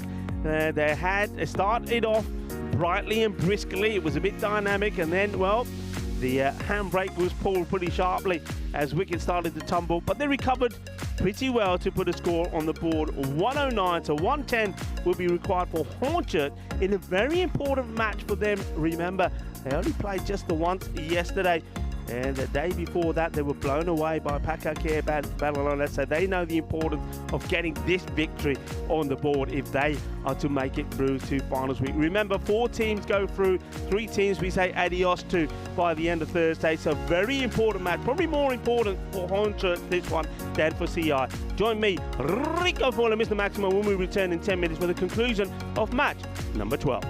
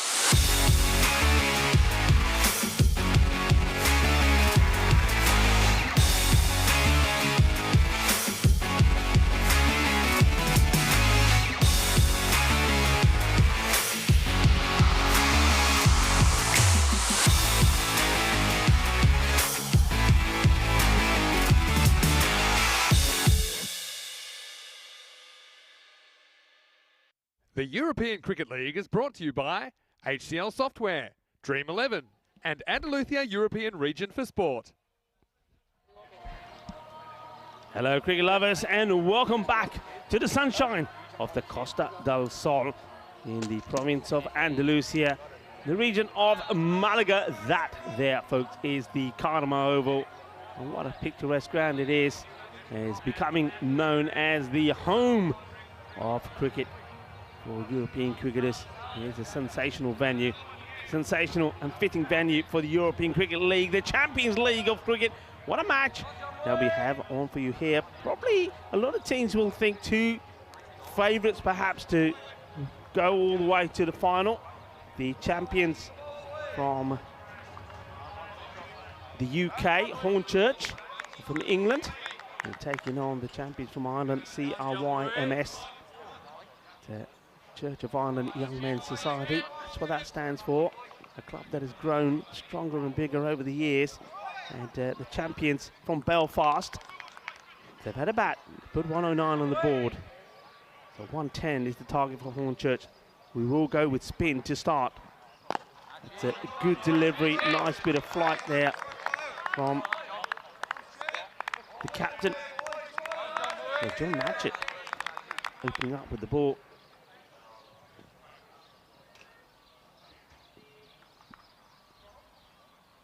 Matchett once more. Wait there, says the left-hander. So, as we said, Paul Murray doesn't shy away from opening the batting. He's pretty key in giving them a good start, the wicket-keeper.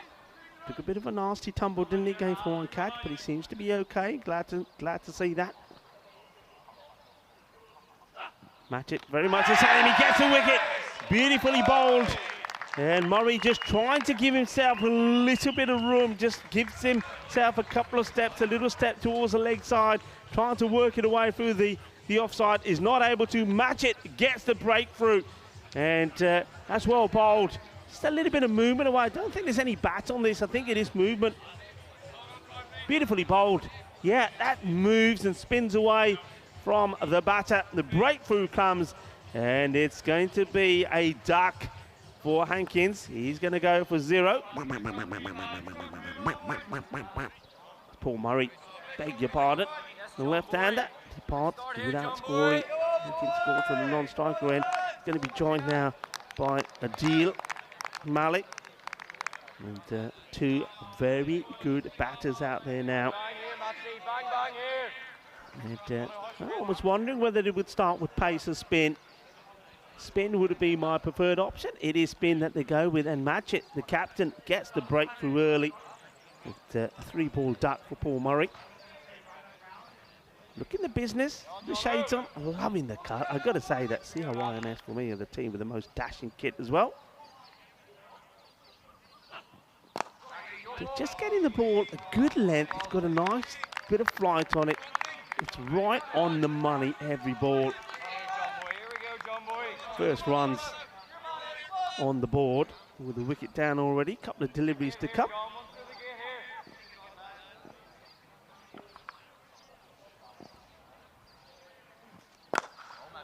Once again, not changing what's been working for him. Just get the ball right up there. The batters at the moment a bit reluctant to try and charge him and go over the top. He's got a nice field set as well. Got long on and mid-wicket on the boundary waiting. 4 men on the leg side. Those two are outside the circle. Then you've got man up behind square and on the 45. Goes up, and this one goes all the way. Manos arriba! Because that one is right on the top of our roof. Bang, it goes. And a big shot. And that's exactly what these two will bring. A bit of firepower, some big hits. And this one goes all the way. Mr. Maximo trying to fool everybody. I tell you what, the noise that this makes when it hits, bang! We know that that's not going into your hands. Nice strike, Maxi, and welcome back as we have a look at the number of matches without a goal and a ball. Well, it is 5 now as the end of the first over comes to an end, and it is, the score moves along pretty steadily. So that big 6 will help. They needed that at the end of the over. 8 for 1 after 1. Malik with the big hit.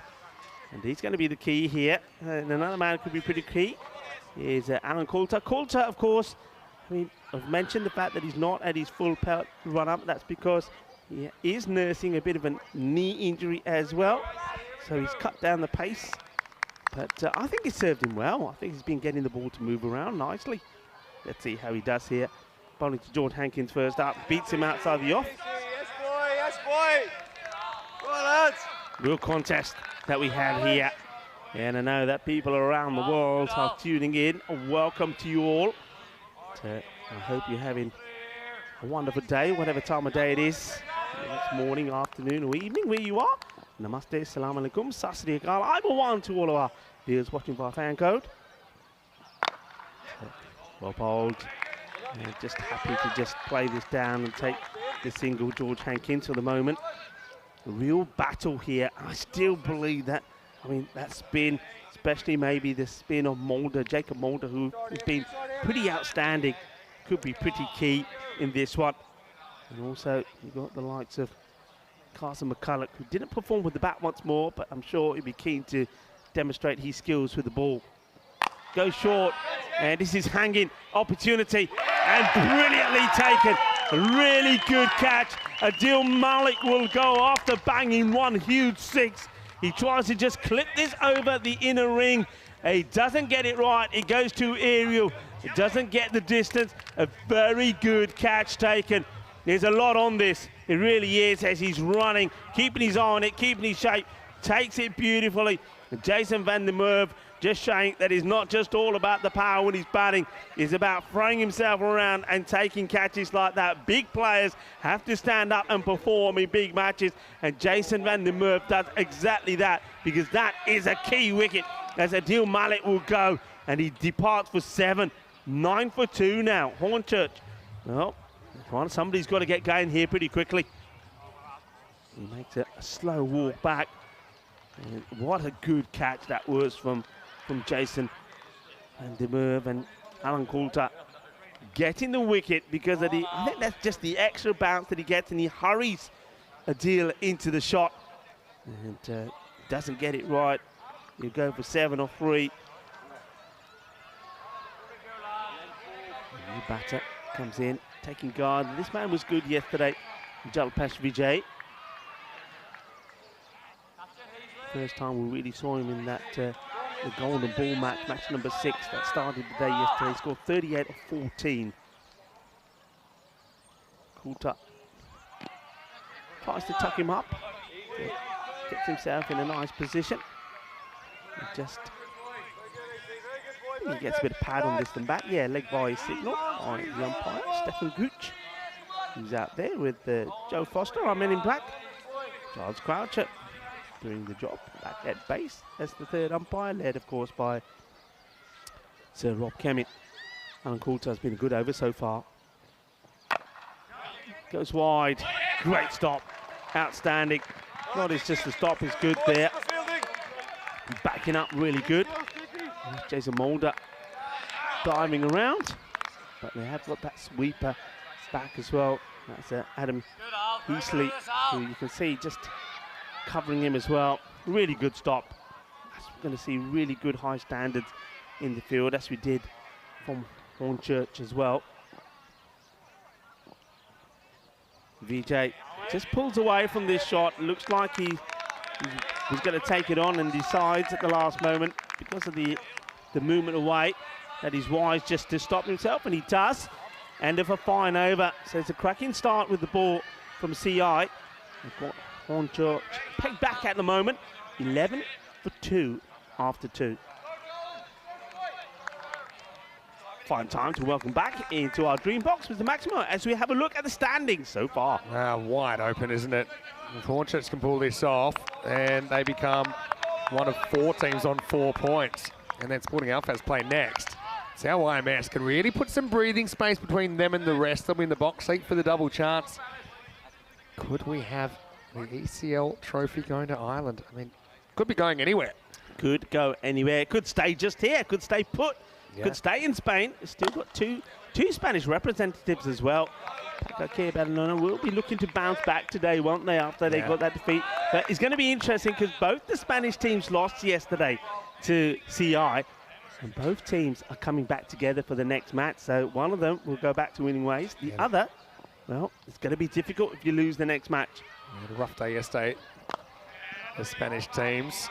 And yeah, that derby coming up is going to be super interesting. I haven't seen the teams yet, but all kinds of injury concerns. I think Mohamed Kamran surely can't play the way he was hobbling around last night. My info is that Christian Munoz-Mills won't be playing either. He'll be out. I think that Sporting Alphas will be led by Gary Park. But yeah, Shiraz Ahmed will lead Pakake Badalona, but he had a nasty groin strain. He could hardly walk, He was hopping and bowling. Carson bowling very well at the moment, and the spin to win sort of philosophy, if you like, from the Irish certainly is working. They've got some good bowlers in here. And what about that change-up for Matchett to bowl the first over? That played really well for them as well. Look at this one come in. And at the moment, there seems to be no venom in the striking from Hornchurch. Now, whether they're just waiting to unleash, but that score, look, all of a sudden, that's at 110 score. It's looking more like a 130 at the moment here. Got to get playing some shots pretty quickly. Nice volley over then. McCulloch's been a good one. He gets crunched into the gap. This is going to be 4, or just what the doctor ordered for Hankins, who's a bit of a sleeping giant there at the crease at the moment. And he might just be woken up. Last ball, the power play, strokes to the extra cover fence, and that is 19 for 2 after 3. Yeah, good shot, and you're right, and needed a boundary. Having said that, though, it's still 19 off the first 3 overs. Like for like, I can tell you, at this point, CI were 48. They were off to a flyer, or 1 wicket down. And as you see here, Hornchurch 90 for 2, but maybe Hornchurch are going to get the acceleration in at the last 5 overs. But to do that, they certainly need these two to stay there. And at the moment, maybe that's what the plan is, to stay there, get in, and then start to unleash. It's not going to get any easier, because it looks like one man who's been my pick of the bowlers so far, not just in Championship week, but maybe overall. And it's Jacob Mulder going to come on to bowl the next over. He has been good.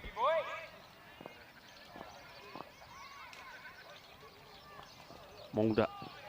Oh, it's a beautiful delivery. Almost gets it through the defences of Vijay. Yeah, so yeah, Mulder is a real handful. He's kind of the counter to Adil Malik. A little bit of a mystery spin about him. We saw him sliding a lot of balls in to right-handers so far.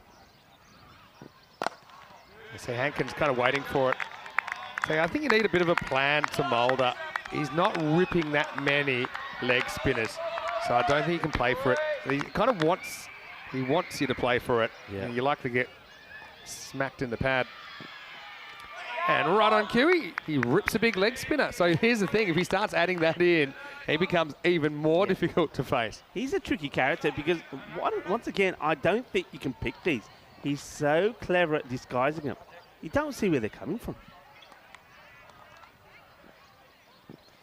It's one way to do it, but he just smacks into his pad. I mean, now I'm showing my age, but I remember Jacob's dad, Brett, he played first-class cricket for Western Australia over about a 15-year period. But, again, more of a finger spinner, though, his father. Yeah, just asking Carson McCulloch just to go a little bit wider, because he thinks that Vijay is going to target that area. That might have been the wrong end. It doesn't have a huge spinning wrong end, but it's enough, and you can certainly see that come back into Vijay. Wow, they're going to have to bat incredibly well to get out of this. And what I will say, though, is that Hankins is still there. And I think pound for pound, he's been the most destructive of the Hornchurch bats in this series. They'll be looking to get a boundary here, otherwise they're going to put themselves way behind. That might have been the flipper, but he just pulls it a little bit to the left. Yeah, so he's got this flipper, which is pretty rare. I can't even do it, but it flicks out the front of his hand and just shoots out. And Shane Warne bowled that well. Of course, he was the master of the flipper. You just don't see it very often. This one hurries on as well. And so, end of a very good over from Mulder, and he goes for 4. And at the end of 4, it's 23 for 2. Superb bowling. We've seen a good demonstration here from CI of slow spin bowling. I think all of the slow bowlers match it who opened up. And we saw Carson McCulloch, and now see Jacob Mulder bowled very well. And I'm also liking the way, look, I mean, they've still got, all of those three I mentioned have still got an over they can bowl. But the captain, he wants to keep it varied. And John Matchett will now go for, looks like Best is being given the ball. And I think this is probably out of all the bowlers, maybe Best, don't want to be unkind to him, maybe he's the weakest one. And he's just thinking, the way he's got the screw tighter now, he's got to use him at some point. This is a good point to use him. He's still pretty handy. In fact, his left arm helps him out as well. He might have a wicket first up because this is high in the air. Van der Merwe comes in and he can't get a hand on it. Well, he overran that, almost wears it. Can you believe what you're seeing as VJ gets lucky and gets a life? Well, that is a big time life, isn't it? I don't think he knows how he wants to take it.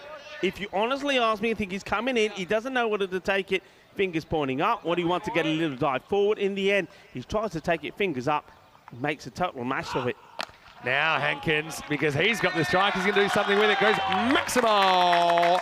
Well, that's a double whammy, isn't it? Because if that had been taken, new batter would have had to face up instead. Big Hankins took him to town. Yeah, Jason had the nerve. Well, we saw him take a fantastic catch on the run to get rid of Adil Malik. Well, he gets that one completely wrong. What a hit, 6 runs. It's Lee with the official scorecard, or unofficial official scorecard. Back to live action, goes around the wicket and sneaks this one past the right-hander.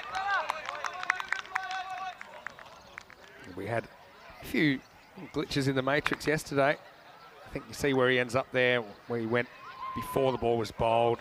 Probably moves the line slightly. I think it's a good call. Yeah, like that also from the umpire, just reminding Best that he's best not get in front of him, because if he does that a few times, well, A, the umpire can't see, you won't get a decision. B, well, he might get a few warnings and get taken out of the attack. You can't be there. Best will know that. And a gentle reminder, I'm sure, will mean that he won't do it again. Yep. Good observation. Keeper's up now. Crunched off drive, cover drive, straight down to that man. That's Jack Beattie down there. So, I mean, they're going to have a real heater in the second half.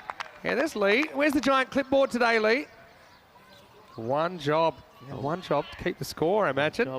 Keep an eye on the score. Hello, Lee. Gandhi. Good keeping, at least get something on that. Otherwise, that was a 5 wides risk. Yeah, Lee was doing a great job yesterday. Had a giant clipboard. I feel like you need a license to carry a clipboard that big. And, there he is again today. Wonder what he's writing down today.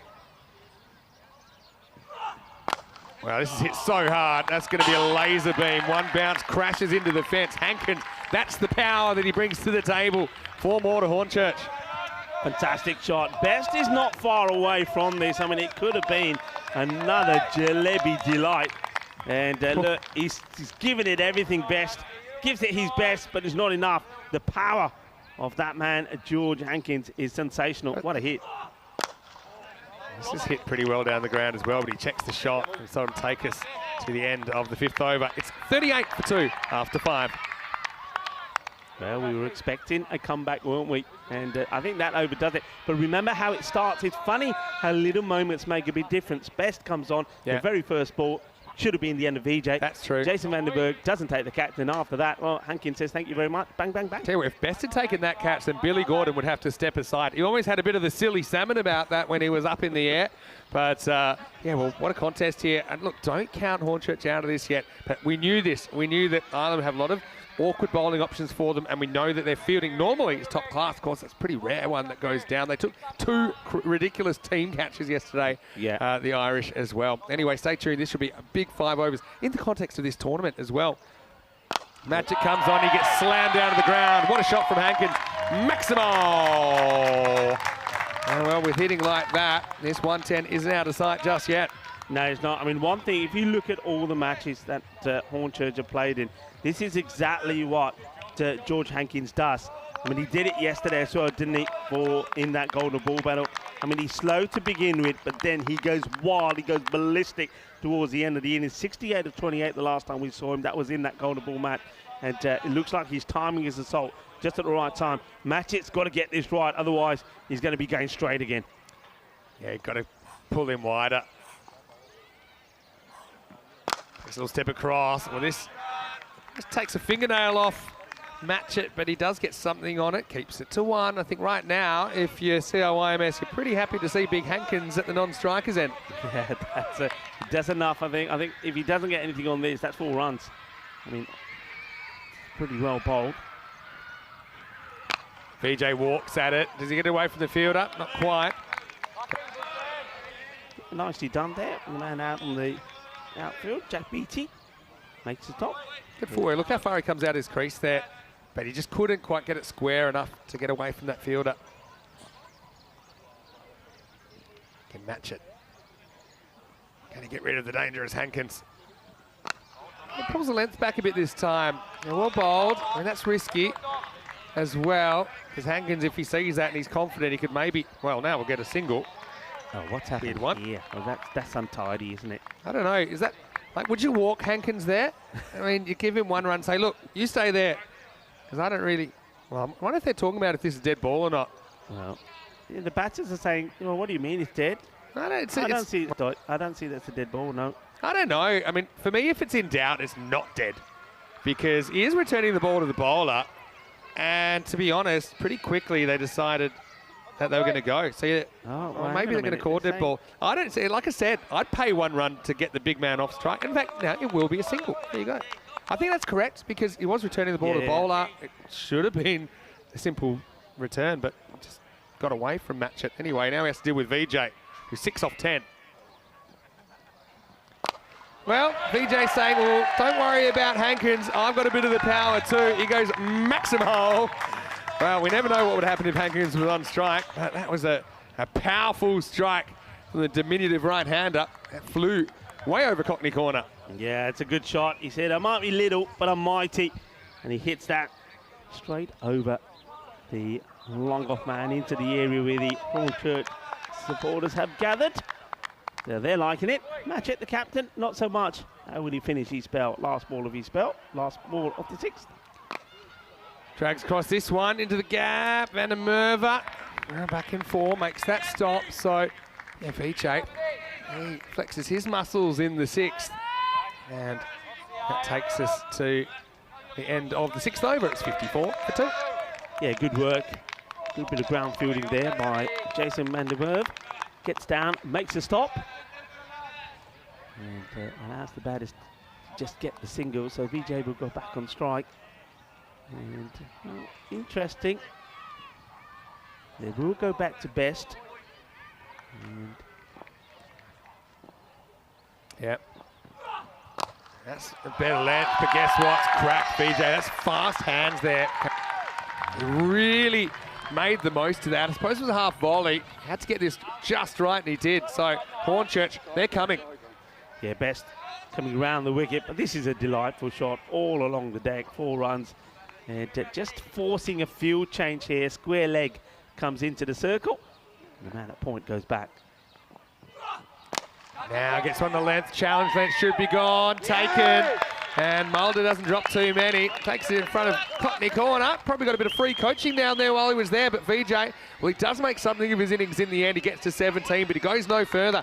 Best breaks through. That's the 3rd wicket down. Hit 58 for 3. Yeah, well, Best, he was unlucky not to have got VJ the very first ball he bowled when he was dropped by Jason Van der Merwe.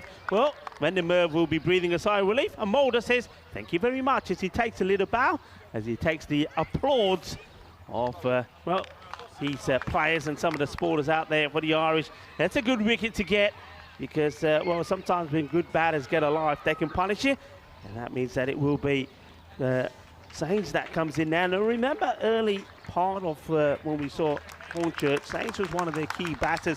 So we know that he still has an important part to play in the side, and I think he could be the man that supports George Hankins. Hankins, though, is the man that you really need to try and get rid of at this moment in time. That's nice to see Mike Iwamasa from HL Software, just our guest in the comedy box right now. Hopefully getting a good view up here. Here's Mike. Mike has some very impressive orange shoes. We probably won't get them on the camera, but I tell you what, I might have to add those to my wardrobe because he's looking We can lift him up. Come all the way from sunny California. So he'll be loving this weather. Be used to it. Anyway, so where are we at now? We've got 59 off 6.3. So they need 51 off 3.5 overs. So 51 off 21. Have to get cracking. Zane's the new batter, but anyway, he won't have to do too much except watch this one fly out of the ground.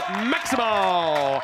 6 more to Hornchurch and Hankins. He's in a mood, and if he bats the distance, I think they get these runs with time to spare. You're absolutely right. What a cracking shot. Boom. Shakalagya. And the thing about Hankins, watching him bat, I just love the way that a lot of batters could learn a lot from him. He stands upright, he stands still, doesn't try and overhit, just relies on his timing. Has he got this one right? Just. The timing's the word, and precision. And that one was both 100% back-to-back boundaries. Shaka time. It is now at the Cartama Oval. Cartamania taking the world by storm. Yeah, back-to-back Maximos, and chairman of the board, he's liking what he's seeing there as well. Again, rolls the dice with some length, pushes him onto the back foot, but just enough to get it over Van der Merwe. He was willing himself up into the air. They got to get him man fast. 39 off 19 now. And now this is a pretty powerful block shot. This will be the end of the over as well. So 7 overs down. We've got a game on our hands. Hornchurch coming off a golden ball. Could it be another one in 2 days? 72 for 3 after 7. Let's have a look at what's coming up in match 13. First time we've ever seen 2 teams from the same nation taking horns at each other in an ECL match, because Sporting Alphas and Pakai Badalona, they will be going. And yeah, looking forward to seeing this one. News from the toss. Pakai won the toss, elected to bowl. So Sporting Alphas will have to bat first. Jack Perm was really good at the top of the order yesterday, but no Christian Munoz Mills for Sporting Alphas. No Mohamed Kamran for Pakai Badalona. So injuries are plenty for those 2 teams. And a bit of a walking wounded about match 13. That starts in half an hour. Right now, let's get back to the now. And McCulloch has to bowl over number 8. Yeah, and you see there, George Hankins, he doesn't feel that he needs to try and hit every ball to the boundary. I mean, he's gone past 350 runs in this series so far, and it's just a class act. But he's got great confidence in his batters. He's got confidence that while he's out there, they're going to win this match. He gets the strike back again. McCulloch is the bowler to see if he can get the major breakthrough. And McCulloch can be a bit unpredictable. This time it bowls a bit of a long hop, but match it is protecting the line and keeps it to 1 every time. It's just to 1. That's a good result, especially if it's Hankins getting off the strike. But Sains, we know that he can hit a long ball as well. Fairly new to the crease. Doesn't quite get this, but he will get a single. It's one of those where while George Hankins is out there, you know that just in a matter of 5 or 6 deliveries, the match changes. He can go big in an instant. Well, this time he will go big, and that one's going to fly straight past us. Maximo Hankins brings up his 50 in just 24 balls. 5 big Maximos, 2 boundaries in there. He is keeping this Hornchurch chase alive. Yeah, good shot. Is that short delivery that Carson McCulloch has bowled a couple of times, and it's just gone for singles. But this time, you know, George Hankins, he's waiting for it. And yeah, that is his 50. Has he got more in him? Goes again. I think this is going to take him right back to the line. And 6 more. Maximo. Van der Merwe, he's been teased and he's unpleased as he watches another one just creep over his head, and Hankins grabs half a dozen more for Hornchurch. Yeah, this is what I'm talking about, Vinny.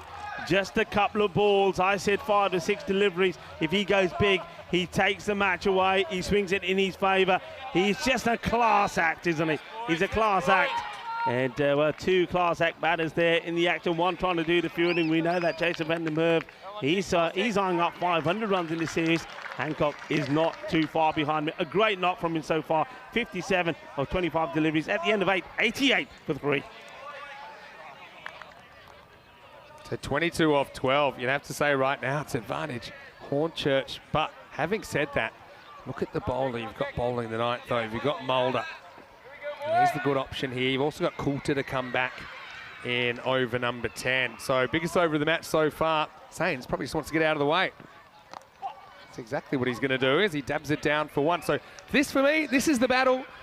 Mulder who's bowled incredibly well in this game against Hankins, who's batted incredibly well. Yeah. They're going to lock horns. I think who wins this battle, their team wins the match.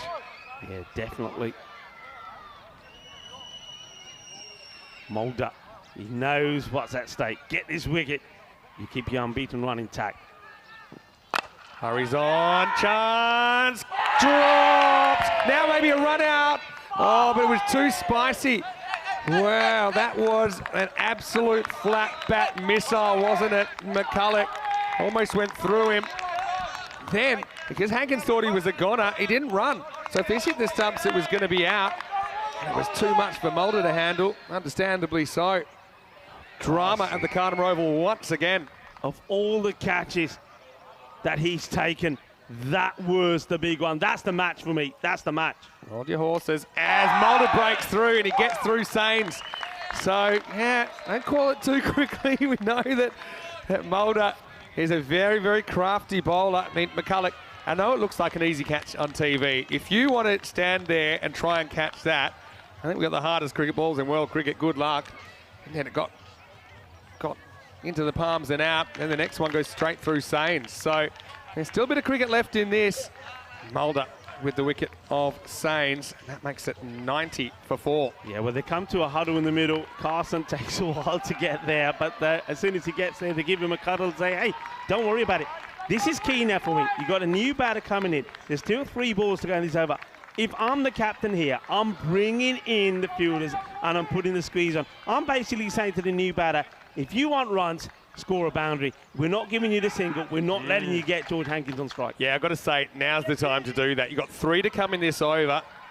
And I think this guy is thinking about one thing and one thing only. I want to sneak away from the strike. And so, yes, it's Harry Hankins coming in at 6. And Mulder. Again, I think he goes to the stumps here. Wants to challenge the pad. Maybe the sticks. Oh, he gets a bit lucky. It's French cut away for 1. That makes it 91 for 4. So there's 19 required now off 8 deliveries. These 2 deliveries are huge. They're massive. Be interesting to see how George Hankins goes here. Will he be happy to take a single, or does he want a boundary? He wants a boundary, hits it dead straight, and he's going to get 4 runs. 4 carreras. Doesn't quite get it right, but he knows where the field is. And, you know, we often say this. I mean, if you get that Southern Cross field, you got the man, you got the catch. Not a lot of teams deployed. He's hit it dead straight. Yeah. As soon as he hits it, he knows he's 4 runs. Yeah, I suppose we knew there was a gap there as well. So 15 off 7. Oh, well, it'll shorten your life, this T10 cricket, won't it? I mean, the heart rate's going through the roof. And now, well, here's the thing. Is everything a good result for Hornchurch? Maybe except Hankins getting out. If he gets a 1, he's on strike. They'll need 14 off 6. If he hits a boundary, that's a lot less to get off the last over. Yeah. I mean, you'd love a dot here. Obviously, you really want to get him out.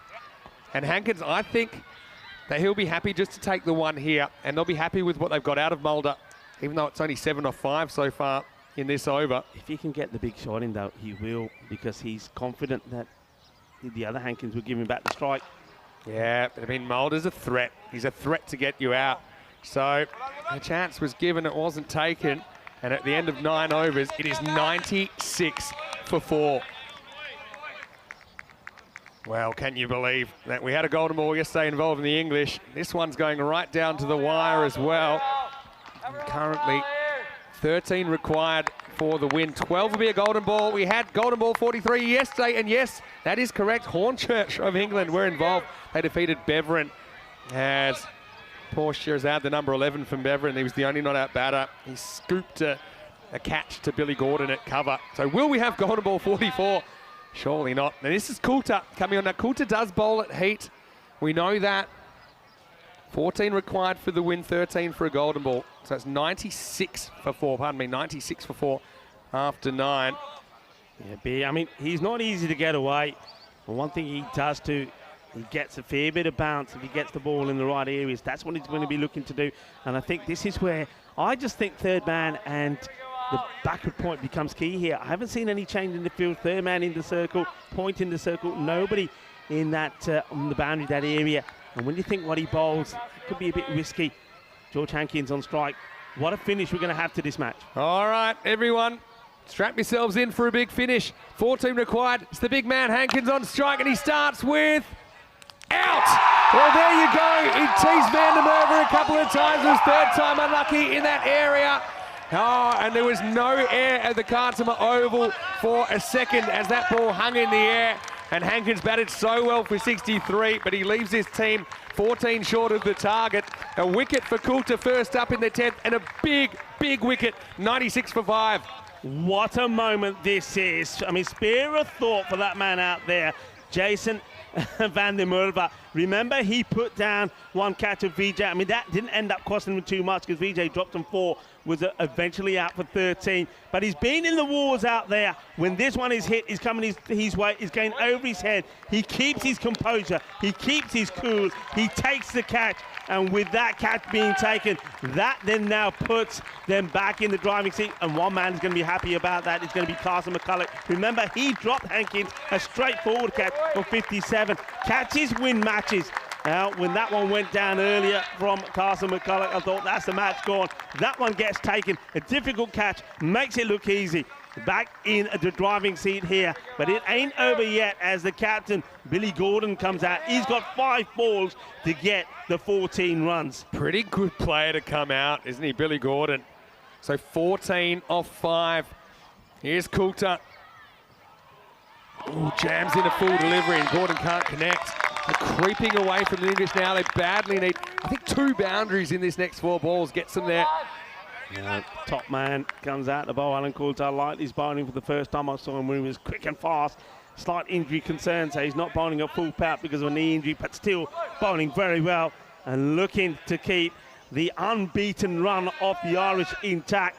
Can they be 4-4 in Championship week? And then certainly the victory here will give them at least first or second spot and the double chance on finals day on Friday. In he comes. What a game. Oh, and now can't go anywhere. They're not sure if they're running. Oh, he doesn't even bother trying to run him out. He says, look, it's not going to cost us a run. You go back there. You haven't hit me twice. Yeah, why would you? I mean, you're thinking you haven't scored a run yet. The next batter could come in and smash me for a couple of big sixes. So you can stay there and I'll bowl at you again. 3 balls to come. 14 Needs something off this ball. Can't be a dot. He hits it and he gets 1. So I've left it very late. 2 sixes for a golden ball. And it is A. Hankins that is on strike. It's not George Hankins, but it's Harry Hankins. And yeah, Coulter, he's been more or less where he's needed to be this over. You could argue the first one, that could have left the building, but it didn't. You could argue CIYMS were due to get one of those mishits falling into the hands of a fielder. But now it's Maximo or bust, basically. It's 13 off 3, so 13 off 2 to win. Oh, what's that? I'm waiting. I was waiting for like a no ball for a field. Doesn't come. It's all good. So 6 or bust. That's it. 2 sixes to tie. 2 balls left. Doesn't get it elevated, and even this goes for 4. And I think it. Wow, I don't think that goes for 4. I think he does a great job, That's Mulder. great. Well, Mulder knew if he touches this, it would have been the boundary because his backside and his body is I think over the this rope. is fine. And We he had a just good view. watch this. He just makes There's a touch. fine. That's fine. And he actually doesn't touch it again. It goes under him. Look, he can't touch it. And look, he goes to the net. No, I better not. That is the best breakdancing move I've ever seen. Break dance. We'll have a break dance party. See, it doesn't It's touch all him happening. anymore. There, but he's not over the line yet.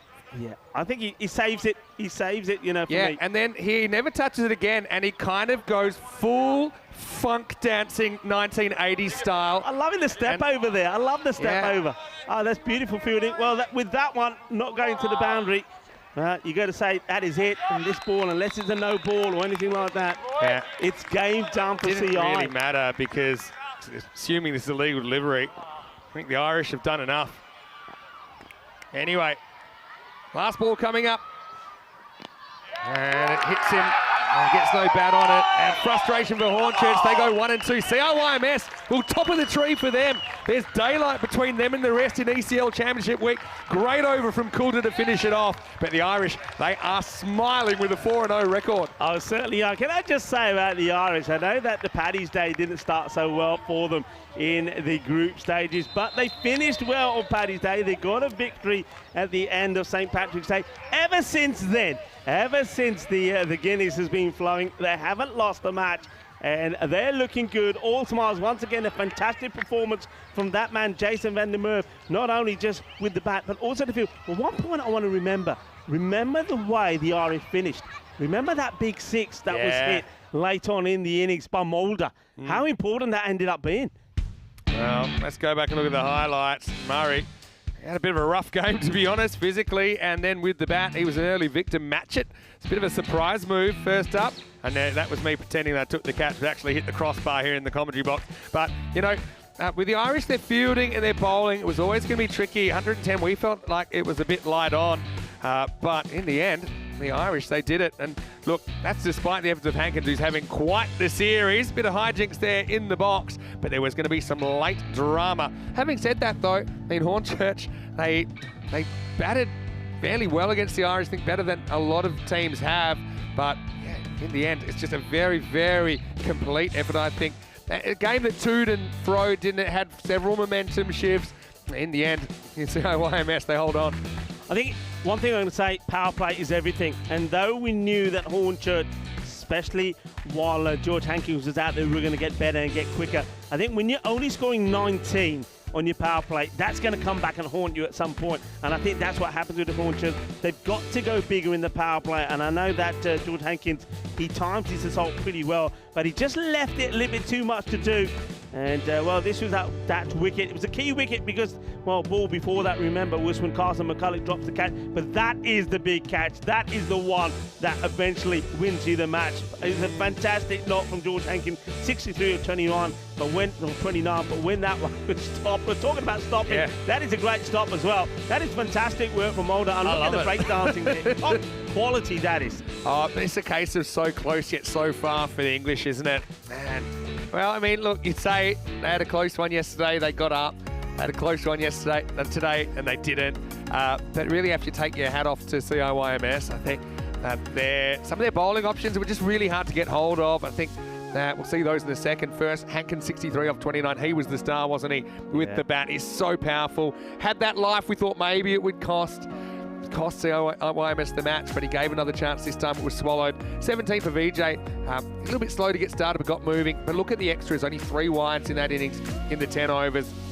Ultimately, they couldn't quite go at the rate required, and they kept to double digits, but only barely.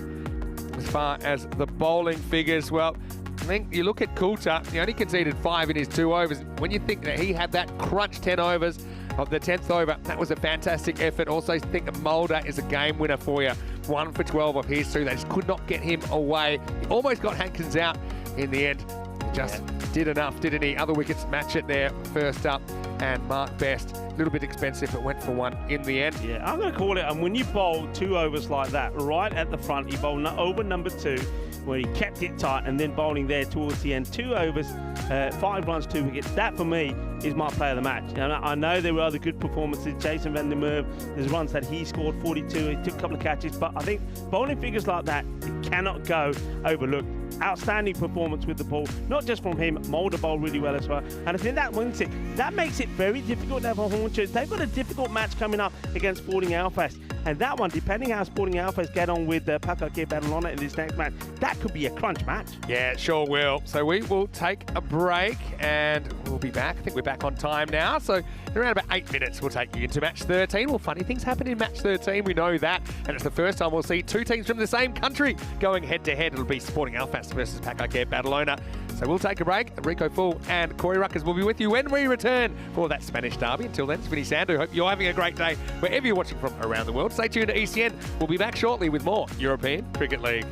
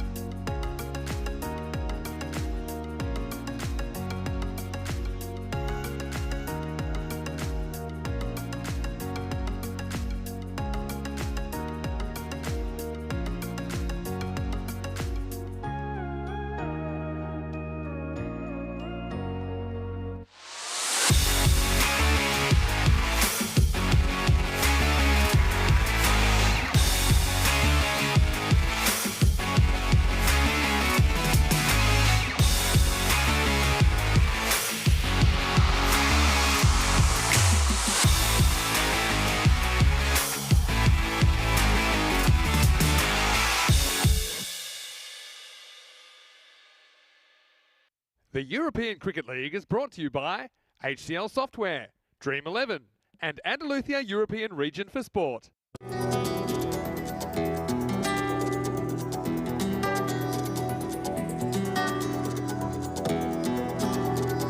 Ven conmigo a cruzar su calle, a vivir su ambiente. Ven conmigo a vivir la vida intensamente. Conmigo ven, conmigo ven. Hello and welcome back to the Cartama Oval. Great to be here. The cricket school is fast hands. That's what they teach these days. I've got Jay Wild as well, doing a great job with the cricket school project. Kids from the Art Christian School and EIC Marbella all around me right now. This is a big game. It's great to have so many Spanish kids here because it's the Spanish derby, the first time we've seen two teams from the same country going head to head in an ECL. So it is going to be Pacaquer Badalona, the European champions, taking on Sporting Alphas, the Spanish qualifiers. Let's see what happens at the coin toss. Rob Kemming was out in the middle with the two captains. Beautiful. Heads. Heads is called. It is tails. We're gonna ball fast. So the news from the toss is Pacaquer Badalona, the reigning kings of European cricket. They've won the toss. They have elected to bowl first. Come on, kids, we're being a bit static here. Let's punch the air. Come on, let's get those arms moving. You having a good time here, guys? Yeah! All right, so like I said, it is Pacaquer. They've won the toss. They've elected to bowl first. Some injury concerns for them with Cameron, obviously. Shiraz Ahmed looked awful last night. Looks like his groin's torn into about 7 or 8 pieces. But, I mean, also concerns for Sporting Alphas because their regular captain, Christian Munoz-Mills, he's out with injury, so they're led by Gary Park. They'll have to open up because Pacaquer winning the toss, and they are sending in Alphas. All right, guys, are you ready to play some more cricket? Yeah! One day, maybe these kids will be holding up that trophy. Now let's get ready for the start of match 13. Strange things happen in match 13. Your commentators will be Corey Ruckers and Rico Fall. Thank you very much to Mr. Maximo Vinisandu and all the kids that have been around the ground. Have been absolutely sensational. Been spending a bit of time with them while we saw the like of their PE teacher there, Matt, and Jay Wild and a few others, Jay Singh, with the kids, putting them through their paces. And at the moment, having a little bit of a rest there and wishing their luck to the teams that go out there too. Spanish teams, so I suppose they're pretty split between who they're supporting. They're supporting Equipo España because both these two teams are from Spain. We've got Sporting Alphas that are in the Alphas del PL area, beautiful ground that they've got up there close to Benidorm. And Pacaquer Badalona from the Barcelona region. And one man I know is very excited to see these players perform is, of course, the coach of the national team as well of Cricket España. Here's Corey Ruckers. Corey, welcome. And this is going to be an exciting contest. Yeah, it should, and how nice to have two Spanish teams playing on Spanish land. And, well, no, you're excited as well. Your heart's been in Spanish cricket for quite some time as well. Yeah, so for you and me, this is quite it's a fun game to have at the ECL. This is, look, if you're Spanish around the ground, and if you're tuning in and you've been watching cricket in Spain for a while, this is a very emotional and yet also a very proud moment for you because, I mean, cricket in Spain has grown and developed so fast. We really are producing some sensational players, and we've got a mixture of young and old players out there, new kids on the block, if you like, all performing well. And I think with the likes of with Christian Munoz not playing because of an injury to him, also Mohamed Cameron, it gives an opportunity for one of those to shine in this contest. Yeah, it gives other people an opportunity to step up and see what they can do for their team. I tell you, there's a few people that are happy that Mohamed Cameron's aren't playing, and that's the Sporting Alphas top order because he was bowling like lightning last night.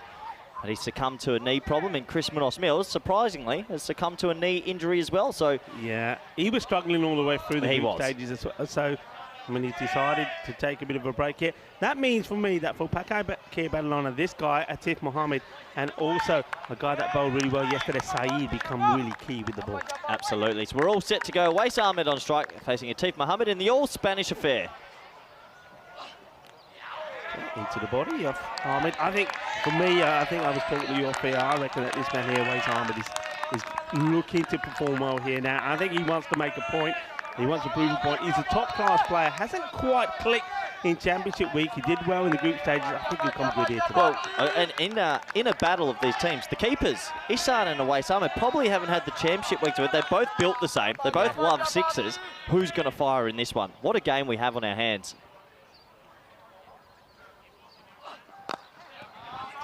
Easily clipped away to get off the mark away Ahmed. So he'll hand the strike over to Jack Berman. And wasn't Jack in scintillating form yesterday when the rest of the batting from Sporting Outfits was not clicking, when he made 78 to 32, but still wasn't enough to get to the 159 required to beat Drew. But they got to 122, and that was only thanks to some of the hitting from that man, Jack Berman. Yeah, he hit him well as well. He's been off the grid for a while. No one's heard from him in months, and he had played pretty well after 2 disappointing innings to start his campaign. Came to life yesterday.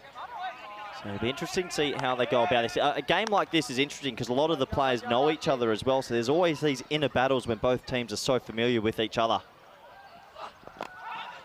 Well, clipped away beautifully. And you can see the bowler is just starting to go, how? And then he says, hang on a minute, how's that going over there? I mean, I think if this hits the pad, I think everybody's going up. It's a risky shot to play, but he gets 4 runs. Yeah, risky shot, but he gets the reward. It was a full ball and just gets his bat down on it, goes around the corner, and it goes for 4. First boundary of the all-Spanish match. What would you call an all-Spanish affair? Give me a Spanish name. Oh, wow, we've got to maybe call it El Clásico, because that's what they go with in the, you know, when you got Barca against Madrid. So the El Clásico, well, that one is right in the cojones, and he's going to have to take a bit of a breather here. And, well, yeah, walk, give him a shake. The furniture has moved around because this is... Yeah, well, El Clásico has come to life, and yeah, who's Barcelona and then who's Madrid? Well, we've got Alfaz, and I like that. El Clásico 2023, and it's probably only one shot at it. What a nice day for Spanish cricket. Goes up and over. It'll be 1 bounce, 4 runs. So good reply after being hit in the nether regions. He comes back with a good hit down the ground, 4 runs. Yeah, it's just a little bit too wide of off stump, and a tiff gets put over mid-off. So this time, a half volley. A nice start for Alfaz, who will feel if they get some good runs on the board. And Pak Ike's batting hasn't been the destructive self we know as of last night. This game should be pretty spicy. Young Atif doesn't usually use the new ball, but they've given him the first here. High in the air, someone's got to get there. Big moment in the game, and he's dropped it.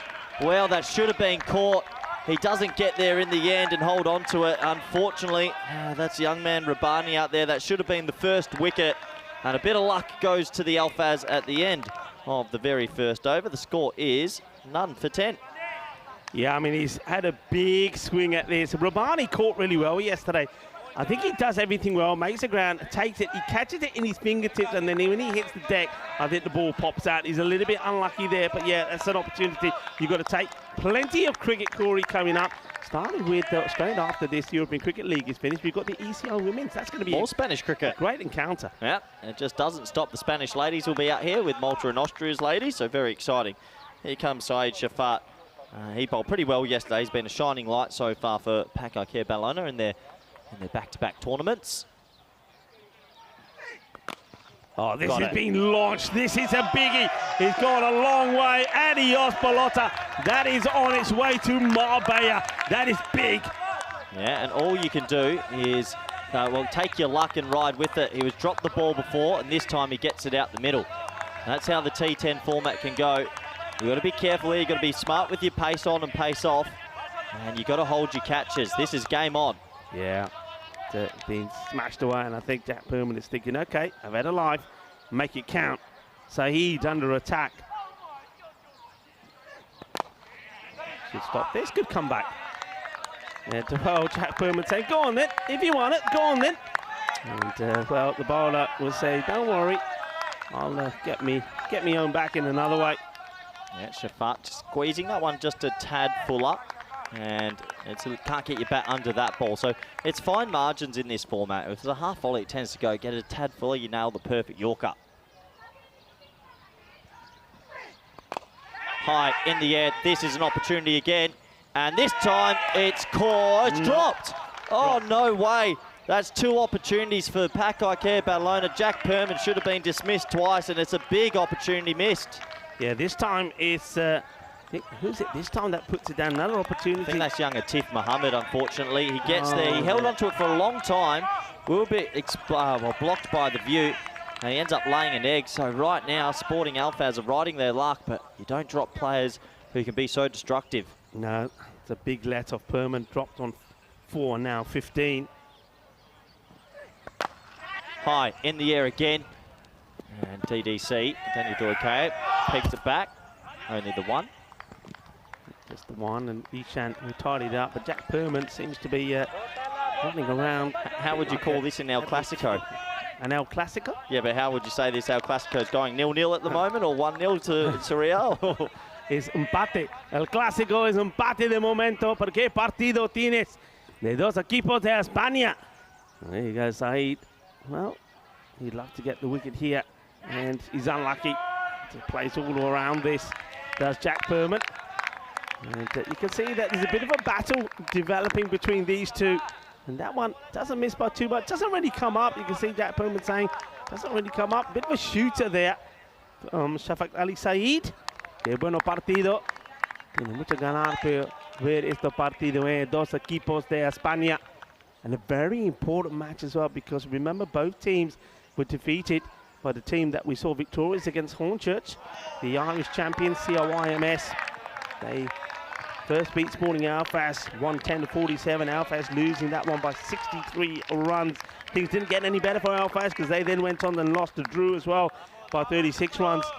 Pakai Badalona, though they got a victory against Farmers, they fell short against COYMS as well, chasing 112 for victory, losing by 23 runs. So one of these two teams, one of these two Spanish giants will go back to winning ways. The other, things that will get difficult. And remember, Sporting Alphaz, the next match that they've got later in the day, they take on Hornchurch. That's going to be an absolute biggie. And Pakai Badalona, maybe a slightly easier match against Beveren, but you know what, Beveren are not wanting to go home without a victory in Championship week. That will be tough as well. Atif back into the attack, and grabs it. Has a shot. I'm liking the thinking there. It's a typical El Clasico now, isn't it? It's going to get a bit feisty. Interesting, they've gone to Atif here again in the third, so they're going to him early. Obviously, Mohammed Kamran being out. Well, they lose their best bowler, but it changes all the bowling plans they would have had. So the middle overs are going to be difficult here for Pakai Badalona, it feels, in this game. Yeah, I thought they may have held him back. Give you my views on that in a moment, as this one is into the swing zone of aways. And when you bowl anywhere near his pads, he's going to get plenty on it. It's going to be 4 more runs.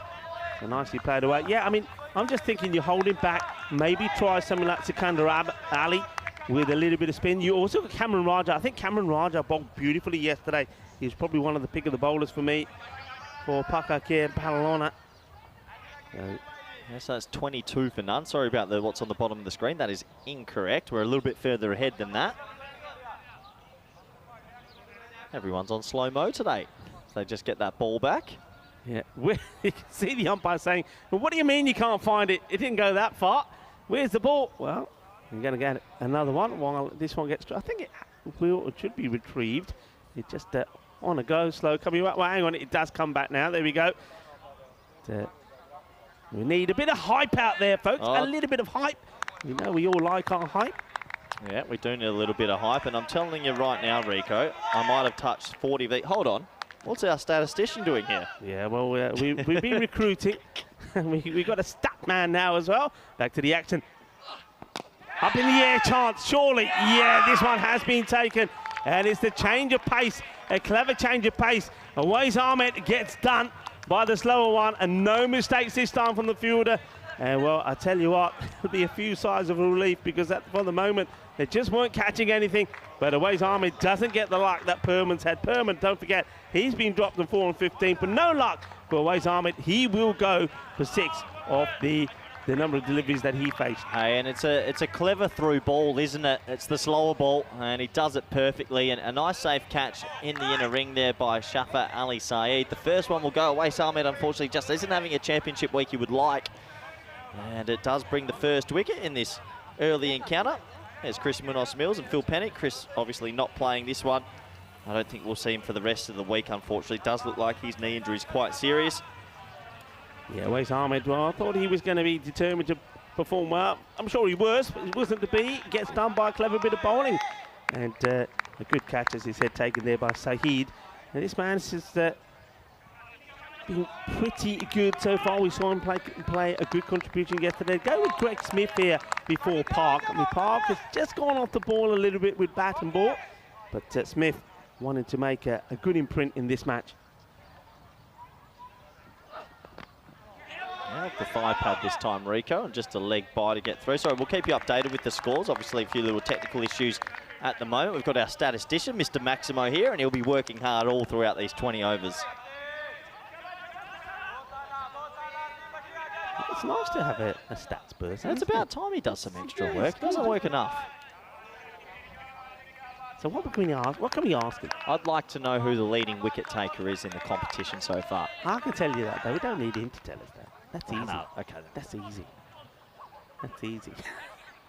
Vinny, do you want me to tell you? Party. I think Mulder might have taken over. No, I don't think so. High in the air. Will they catch him this time? Oh, no. Well, where's he going? Oh, it could be. Oh, well, he's going to give 2 away as well. I don't know. He's run all around this. I mean, this. What I'm going to say is this, and I don't want to be unkind to Pakake Badalona here. After seeing the match that we just saw on the standards in the field from Hornchurch and then from CI, you can see the difference. You can see where some of these teams, where they have to learn from, and you can see just why it's so important that they do play against those sort of teams, because that will make them get better. But things like that, I mean, that's a catch for me. Well, it certainly should be in the I completely agree. Ran around it, so that's 3 big opportunities sort of gone begging in this first few overs for Pakake Badalona. The reigning Kings need to get their act together in the field. This one has been whipped away. Adios, Bolota. That will go all the way. Manos arriba, porque eso es 6 carreras. Yeah, I believe that takes us to the end of the power play as well, and that might take it to 31 for 1, I believe. And that's what happens if you drop players. Usually they'll cash in. I think Hankins has been dropped a few times in this tournament as well and made some pretty big scores. So at the end of the power play, and this is going to be an interesting part of this game. Without the bowling of Cameron at the top, they've used a tiff early. So Pakake, their bowling in the middle overs is probably a little bit more under par than we're used to. Yeah, Shiraz Ahmed, the El Capitan is he going to bowl? Well, no, he takes the ball, but I think he's calling upon another to bowl. Who will it be? Because I'll be interested to see if he does bowl, because we know that he certainly does have an issue. Looks like young Asad Rabbani is going to have a bowl here.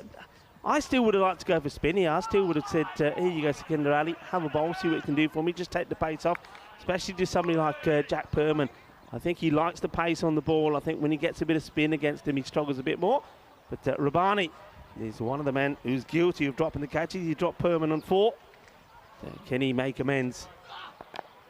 Starts with one that probably would have been called a wide. So wastes the wide, gets a single. And Perman now against Rabbani. And I think Rabbani, maybe he's going to make a conscious effort here to try and keep the ball outside the off stump to Perman. Most of his shots at the moment have been played on the leg side. Yeah, I saw Rabbani for the first time last night. A 19-year-old kid. Looked like he had a few nice change-ups as well, sporting the lovely moustache.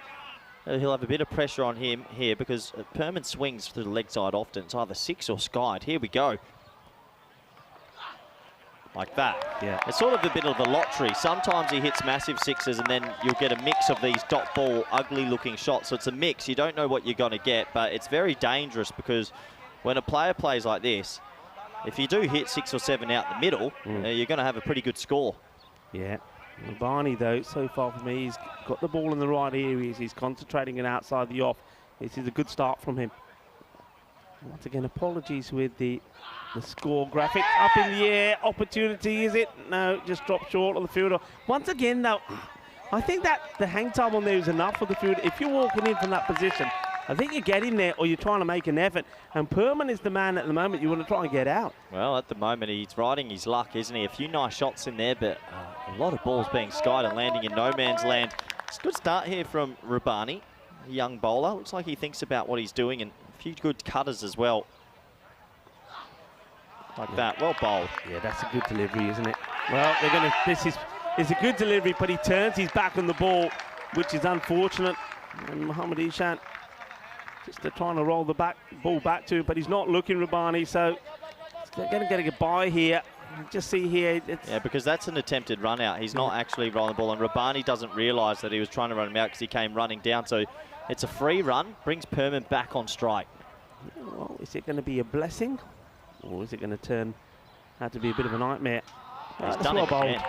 He actually is a very good bowler. He's got a couple of different deliveries, and well, no Mohamed Kamran we've touched on, so they use a tiff at the top, meaning they have to go to some younger bowlers in the middle, and this young fella looks the goods. That's a clever delivery, just took all the pace off it. He saw that Perman's coming down. It's a good cross into the middle, isn't it, for El Clasico? El Clasico, yeah. Bahani. And once again, good here. He's keeping Perman quiet and take just a single. So this is good from the young man. And finishes the over.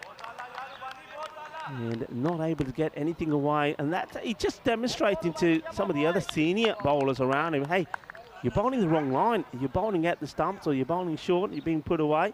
Get the ball outside the off. Yeah, and that does take us to the end over. We'll just double check the score. I'm sorry about the scorecard issues at the moment. I believe the score is 35 for 1 after 4. Well, look at that beauty. That is what they're playing for. What a magnificent trophy, and I'm loving it. It shows the detail at the top of that. It's fantastic. That is, of course, a cricket ball, and it's dusted in those spectacular shiny diamonds. What a trophy that is. What a prize for the champions. Well, he goes right down on one knee. It's a risky shot to play. He's sweeping a straight ball, but he gets plenty of bat on it. Gets 4 runs. But once again, the bowlers have got to stop bowling this ball. I mean, he's thinking it's a good ball, but some of that Perman is very strong and playing in that area. You've got to get it outside the off to him. Well, Perman has one thought, leg side, right? So Shiraz, who's had probably been a bit under par this trip for himself, last year bowled a lot more effectively, needs to make sure that he keeps it outside the off stump. It's a good battle at the moment, a really good battle at the moment. So we'll see how this pans out. But at the moment, I think Alfaz will feel comfortable because they haven't lost many wickets. Those drop chances will always come back to haunt you. I'm really confused with the field. I mean, well, yeah. When you think where he's playing all the shots, where's the mid-wicket on the boundary? It's a Gundy ball, and it gets Gundy treatment. Really bad bowling from Shiraz.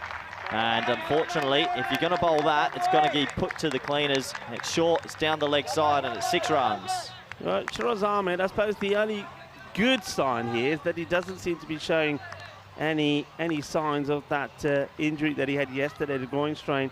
The bad news is that he's not bowling well, short. Yeah, he has never, all tournament, no rhythm. Hasn't looked like he's had any rhythm, and he's really got to get this outside off stump. He's got to be careful here. It's a bit better. Yeah, better delivery, better areas, better line, better corridor. Perman gets a single.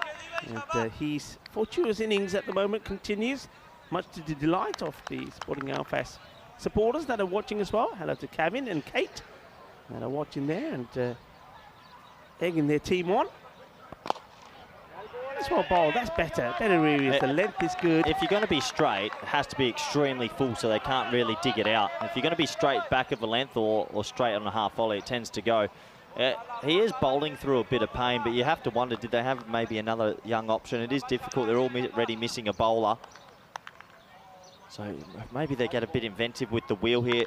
Potential a bit of spin, maybe DDC. There's a few options out there. Yeah. Okay, this is important. Once again, he's got to be looking to get it pretty full outside the off stump. Nope. Not there. And, well, that's a good stop, I've got to say. If this gets past Sikandar, that's going to the boundary. Sikandar, of course, he's probably nursing a bit of an injury himself. Remember yesterday, he was smashed in his left hand. But this is a good save. I mean, he saved 3 runs there. Yeah, he does, Rico. But he's very lucky he got away with that ball as well. Right now, Alfaz are on top in this game. Good looking shot. And this will test the fielder, who's not going to get there. Kafi Kochik get the Rabani Nu. But Joka Lagia, that's a delightful shot. So we're seeing a good partnership develop here. You see that more orthodox batting from Greg Smith, playing a lovely shot through the offside, a lovely cover drive, where Jack Perman seems to be hoiking towards that leg side, but they just haven't bowled well to him at the moment.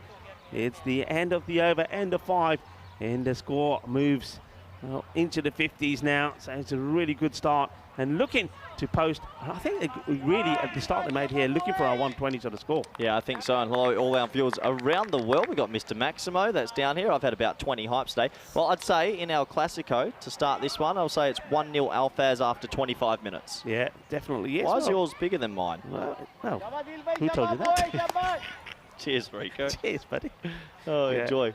It's been a good day of cricket so far, It's been a great hasn't day, it? and you know what? The thing is, there's plenty more matches to come, and good matches as well. But this one just hasn't quite fizzled yet, has it? I think it will. It's a muy calmate at the moment. Muy calmate. Tranquilo. I reckon it's going to get pretty hot and spicy any moment. Well, they're going to go to the spin now. Deal Chef cut. Not a bad option. Take the pace off, see if it works. Could go the journey, though. Tough to tell. The temperatures are getting hotter. We know that. Let's see this delivery first. So they do now finally turn to spin, and I like this move. But, yeah, what I was going to say, as the temperatures get hotter, we sometimes tend to go for drinks breaks. I reckon we should have hype breaks. Oh, I don't mind that at all. These two at the moment, I mean, especially Pakake Badalona, they could do with a hypersonic break. A few hypes inside them. And, well, then they go, tuck the front there. That's gone. So there you go. I'm talking about hype, and there's the action. There's a hype action. It's been gone caught behind as well. So they went for the double whammy, but, yeah, it's been given from the standing umpire. So caught behind, and the spin works. They bring on a slower bowler, and he gets a wicket. Yeah, I'm telling you, spin. And I was quite surprised when they went, as soon as the power play is done, when they went to Rabani, who bowled very well. But you've got to get the spin on because both these batters are looking to attack. And it's not just the fact that it's a spin slow bowler, but look at the areas he's bowling. He's bowling outside the off. Batter's coming out, misses it, and well, he gets a little edge onto it, so he's out caught behind. If he doesn't edge it, he's out stumped. Yeah, he's out stumped. So, oh, sorry, out caught and was potentially stumped in the double whammy. And spin to win there works for Pakake. Good option to take the pace off. Does seem a bit more quiet out there as well. Obviously, they've lost a big player who usually is quite vocal. So they need to step up as a group because they're under the pump a little bit here. They don't want to be chasing 120s. Yeah, like I mean, Adil Shafkat, I don't think he's been used up until now by Pakake. I think he's been used sparingly. Every now and then. They're usually a pace-heavy team. They don't often go to spin, but obviously with the bowler missing, they're going with the spin now. That's not good areas. And fielder, oh, he had to get down, didn't he? Had to get down, had to get dirty, had to get the slide in. Once again, I don't like to make comparisons, but I think you can learn maybe from watching the likes of Hornchurch and CI here. You go down, you stop that. Yeah, it's a nice looking shot. And the man coming out, Gary Park, limps his way as well. So there seems to be a lot of injuries for these two teams at the moment. And it is a bit of a war of attrition in T10 cricket. But Gary Park, after he hit that sweep shot, started limping. So another player that might have something serious going on. Yeah, Park, and I think maybe whatever the injury he's carrying could have a big bearing on the way that he's been bowling recently. Hasn't been at his best. So, Adil Shafkat. Better areas. Well, that's the thing. He seems to get quite a lot of bounce, doesn't he? So if he can get it in the right area, it's not that bad an over. He's taken the breakthrough. Doesn't look like your average cricketer, but he's got a bit about him.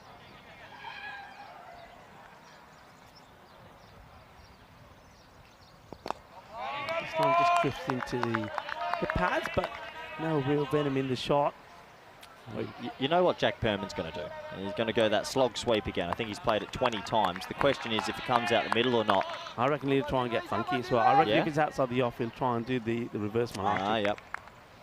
Let's see how he plays the spin. Gap there between the third man and the man at point. Let's see. Slog sweep, as we said, and I think it's going to go. It does go. So just a metre lob wedge on that. He gets it over the rope, and you just can't bowl straight when someone's going to keep playing the slog sweep, and it costs them 6 runs. Yeah, they're not learning, the bowlers. They want to go for the stumps. They want to attack the stumps, when really you want to be going for another set of stumps, which is outside the off stump. And, well, they go for the tallest man out there, Atif Mohammed, but even he can't stop this. It's 6 more runs at the end of the over. And Sporting Alfaz, well, they're going well, aren't they? I mean, even though they've lost a couple of wickets, they're getting runs on the board. Yeah, they are. They're getting runs on the board. I believe it's 64 for 2 after 6. I'll have to let you know once we get confirmation. It looks like another bowler being used here, so obviously trying a few things here. Raja coming into the attack. Cameron Raja. Here's our merchandise tent if you want to get yourself a little token to go home with.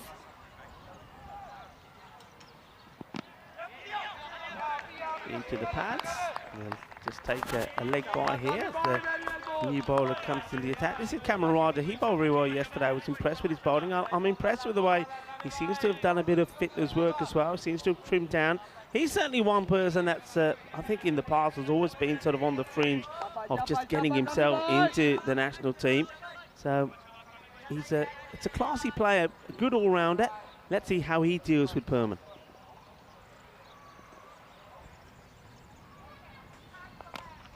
Well, he also goes for the stumps, and Perman, once again, just goes down on one knee and puts it away.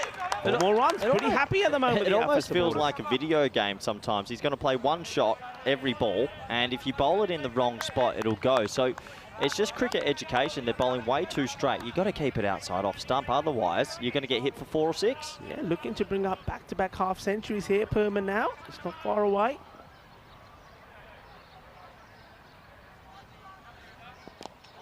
This one's a bit slower, so at least he thinks about it. So he thinks, okay, if you're taking everything off the stumps, I'm going to take all the pace off it and see if you miss it. Almost gets through.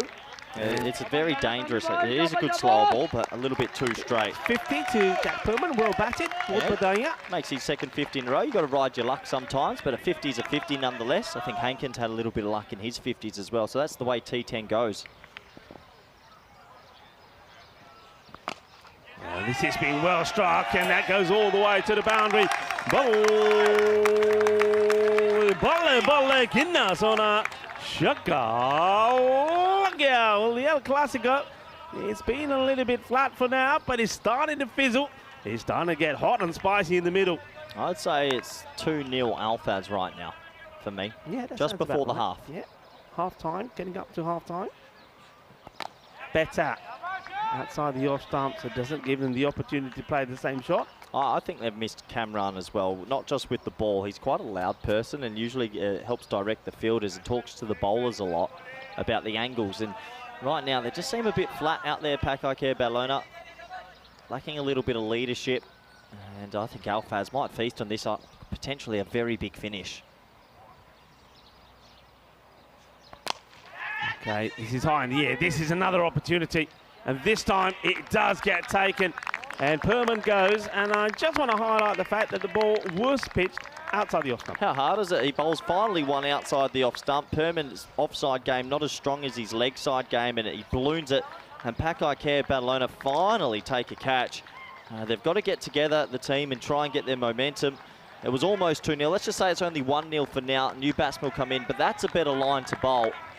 And he takes a good catch out there. Yeah, well done to Raja. Well done to Rabani as well. Remember, he was the guilty man of dropping Perman when he was on 4. He was also dropped by Atif Mohammed on 15. Finally, Rabani gets a chance to get his revenge and does take hold of the catch. Perman, well, he'll get a warm reception once again. And he's done well, hasn't he? Back-to-back 50s. Yep. He was outstanding yesterday. And he was the only batter that made any runs really against Drew when he made 78 or 32 deliveries. And he's got a 50 here today as well. So well done, well batted. Yeah, they've got a platform now. So the question will be, can they capitalise on that? Atif Mahmood comes out in the middle order. And he's really got a licence to try and hit some sixes. Syed Shafat to come bowl the next over. Oh, I don't think he picked that at all. I think Gary Park's struggling a lot here. There's 2 players out with knee injuries, and I think Gary Park might also have a slight knee injury. The way he's moving, and he just doesn't look his flowing self. Yeah, you're right. I mean, normally here, he'd go down on one. I mean, he plays the sweep shot so well. Yeah. He'd go down on one knee, and even if the ball's outside the off, he's got the knack and the art of pegging it over mid-wicket. But, yeah, that knee is probably just stopping him playing some of those shots. This T10's an explosive sport.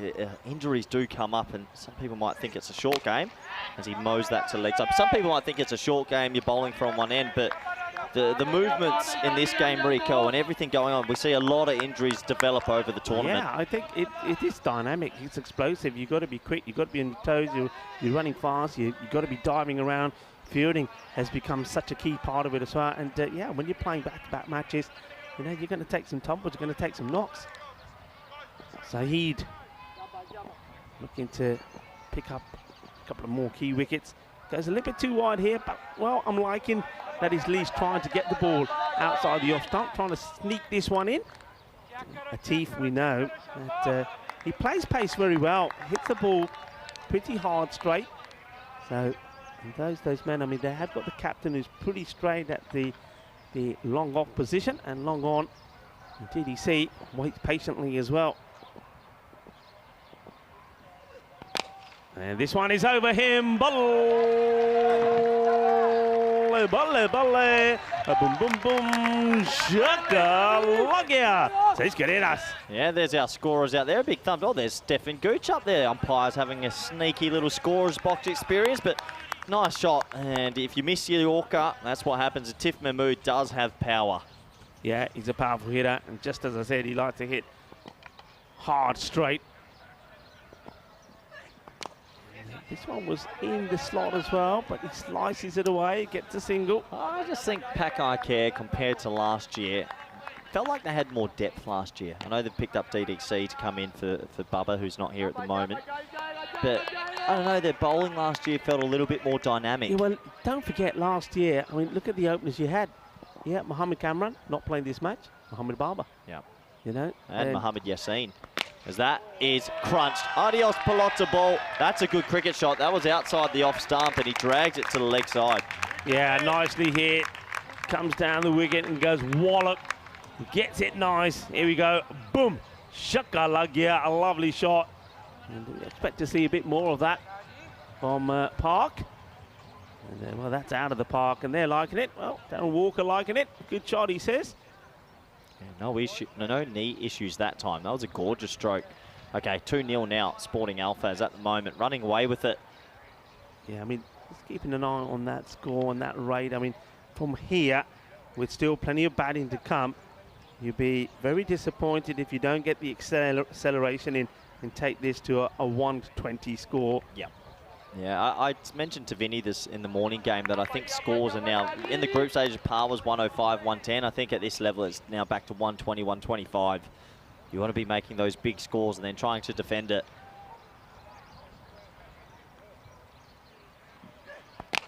It's a lovely shot. And, well, a bit of an effort from the fielder. Raja can't stop it. It's 4 more. A delightfully struck. Gary Park now turning on the style.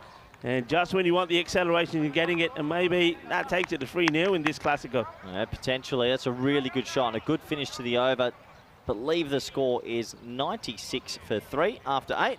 If you want to interact with us, you can always jump on your social media and message us on Instagram at RicoFull with 2 L's. Second L's for love, and myself, C Ruckers, _28. 96 for 3. So the 120 definitely on. 2 batters that hit the ball well. Once again, apologies for the graphics being down, the score graphics, but thank you to everybody on the chat. People like Wayne and Rio that are doing their bit to keep everybody up to date with the score. It's well appreciated. Yeah, dot balls that almost ballooned back onto the stump. So looks like they've gone back to Raja. It's probably not a bad option to bowl the 9th. Yeah. Couple of wickets here, changes things. Couple of wickets. And you start to tighten the screw. And just gets a bit of inside edge on it. So Raja, once again, at least he's prepared to vary his pace. That one a little bit slower, just a single. Yeah, good start from Raja in the 9th. Yeah, they've looked a little bit under par for me, Pakai Gebella, in the field with the ball. Their batting in the first few games was good because of Daniel Doyle and Mohammed Kamran, but the rest of the batting hasn't had much of a go, so they've got a lot of work to do if they're going to go back-to-back in this tournament. Shot. Oh, that's nicely played. Fielder comes across and does really well. That's good. And it will get home. So fantastic running well. Not only is the fielder diving the bat, so are the batters. Well, it's all happening out in the middle. Cartamania style. Well, dive in here. I think that might be Rabani again. And I love the way keeps his legs up from the rope, passes it on. Terrific work. Does really well. And then we see the batter having to dive to make his ground as well. Yeah, good cricket all round. Brilliant from young Rabani. A great Superman dive into the crease.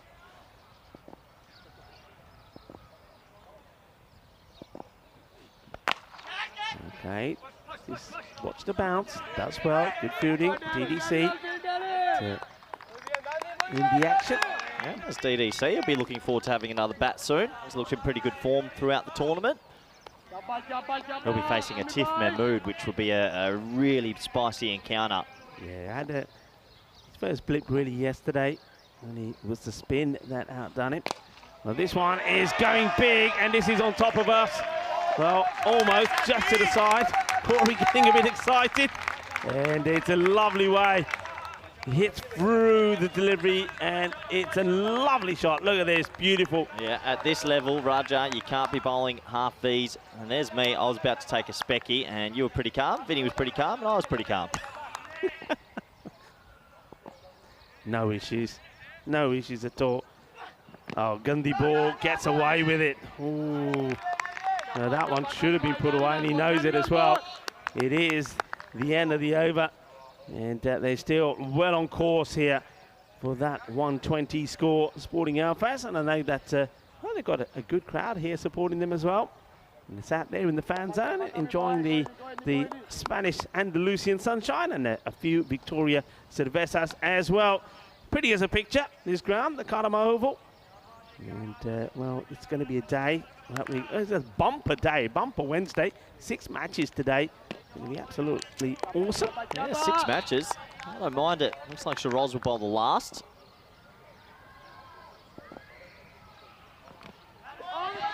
That's a better line. Overcommit, and he doesn't even pick it up. Shiraz, well, if he picks this up, he could have decided which end to have a shy at. Both batters had committed, but no run. Yeah, it's a better line as well. Much better line. He tries to walk across and get it to the leg side, but he can't. 5 balls remaining in this first innings. Sporting Alpha has 106 for 3. Yeah, they'll want the 120. They'll be disappointed they don't get there. They've plenty of wickets in hand. Shiraz. Oh, and he gets a wicket, and he's gone for power, hasn't he? And it's the sort of deliveries that we've seen whacked away to the boundary. Gary Parks goes for power as opposed to keeping his eye on the ball. And the stumps had been knocked over. The castle is raided, chuck their foot their style. And Shiraz gets a wicket. Goes a little bit wider, I think, of his crease and angles this hit. But it's just a ball that's been missed by Gary Park. But he's made 26 of the 13 deliveries that he's faced. So he'll be very happy with his performance in getting Sporting Alphas where they are. Yeah, I think just a bit more pace off in that one. And he went through the shot a little bit too early. Had a good innings from him. He'll be happy with that. He's got his team to a pretty good total, it feels. 26 off 12 for Gary Park. Yeah, makes his way back, so new batter comes in, will have to get going straight away. Well, one thing he does do, he runs, even when there's no run there, so Shakir Hafiz will always give us a little bit of excitement.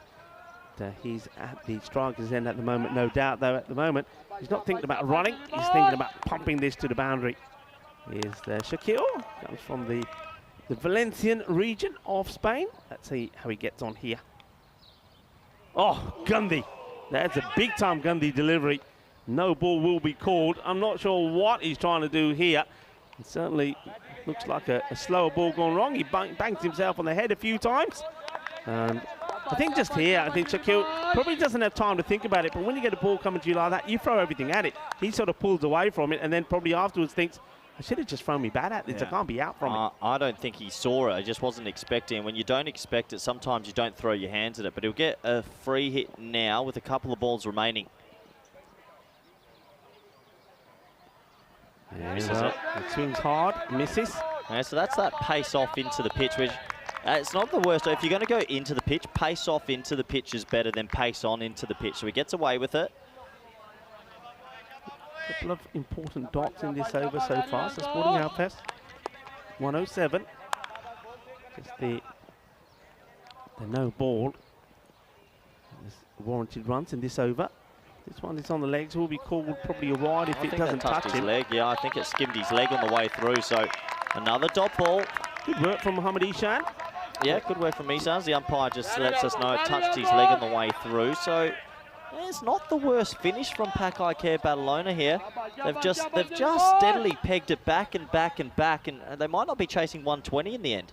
Yeah, let's see. I think it's 107 for 4 with 2 remaining. Yeah, I think there's a couple of balls to go. Short, and this has been hit pretty well, and will go all the way. Well, that's the danger when you're going with this short ball attack. Eventually, the batter will catch up with it, and Shaquille Hafiz says, well, if you can bowl me another one, I'm going to put it away, and he does. He gives it a bit of a wallop, Captain Caveman style.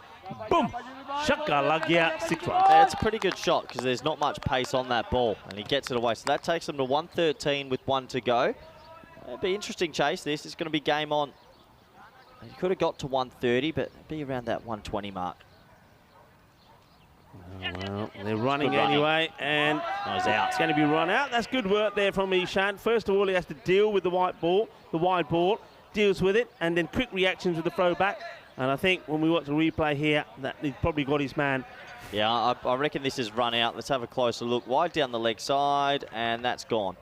Yeah, that's definitely gone. So they'll have a closer look. Yeah, just out of frame. So it was an alert running from Atif Mahmood, but just doesn't get there in the end, and he'll have to go.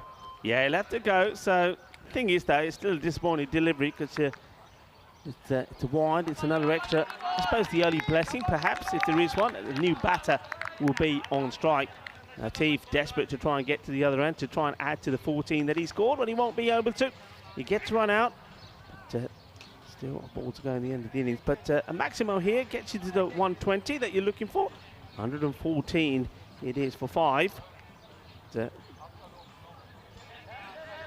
last ball, so they're on 114, you're right. If they can get one big 6, 120, I think Alfaz will be happy with that. They've got a decent enough bowling lineup. Last ball of this first innings, if it's not an extra. Atif Mahmood, nice little cameo from him, a couple of big 6s in there. Yeah, didn't get much of the strike, did he? No, he didn't, actually. That's why he was in a hurry to get there. So he got Jamsey to face just the one ball. And will he get another? Because that's going to be run out. And, well, Shaquille, I told you, this man gets run out more than anybody that I know. Go for it. And he's going to be run out again. I think that 3 times he's been run out. Shaquille Hafiz. I told you before he came out, this guy, he will run. He'll run for everything. He's given a dirty look to the batter, Libby, and saying, wait, what happened there? Why didn't you run? Yeah, it's a hard one. I think you've got to run there because once you hear the call, you might as well go, and you might get an extra run if he hits the stumps or someone holds his crease. So it's going to be a run out again off a wide. And you got to feel for him, actually. Shaquille Hafiz at the back end, he sacrifices himself. Remember, he's running to the danger end. He does really well. He gets there, doesn't he? But I don't think Libby's expected it. Christian Manuth-Mills, he's got a big smile on his face. It's another run on the board. So Shiraz is just forever trying to finish this innings. And this one should finish it. They'll get 1. They might as well go for 2. Yeah, you might as well, but they're not going to, as that's going to be running. So it'll be a 1 to finish. And I've got it, I think, at 116 for 6 in the end. Pakai Care, after a bit of a slow start catching-wise, they dropped a few hot chances. Alfaz got away at the start, and then they slowed down a little bit at the end. I reckon it's a 2-0 to Alfaz at the half-time break. Yeah, I mean, a split of 52 and 64. Which they got the acceleration in, but yeah, I think they'll be a little bit disappointed. They finished a little bit flat. They would have hoped to have got past the 120 mark.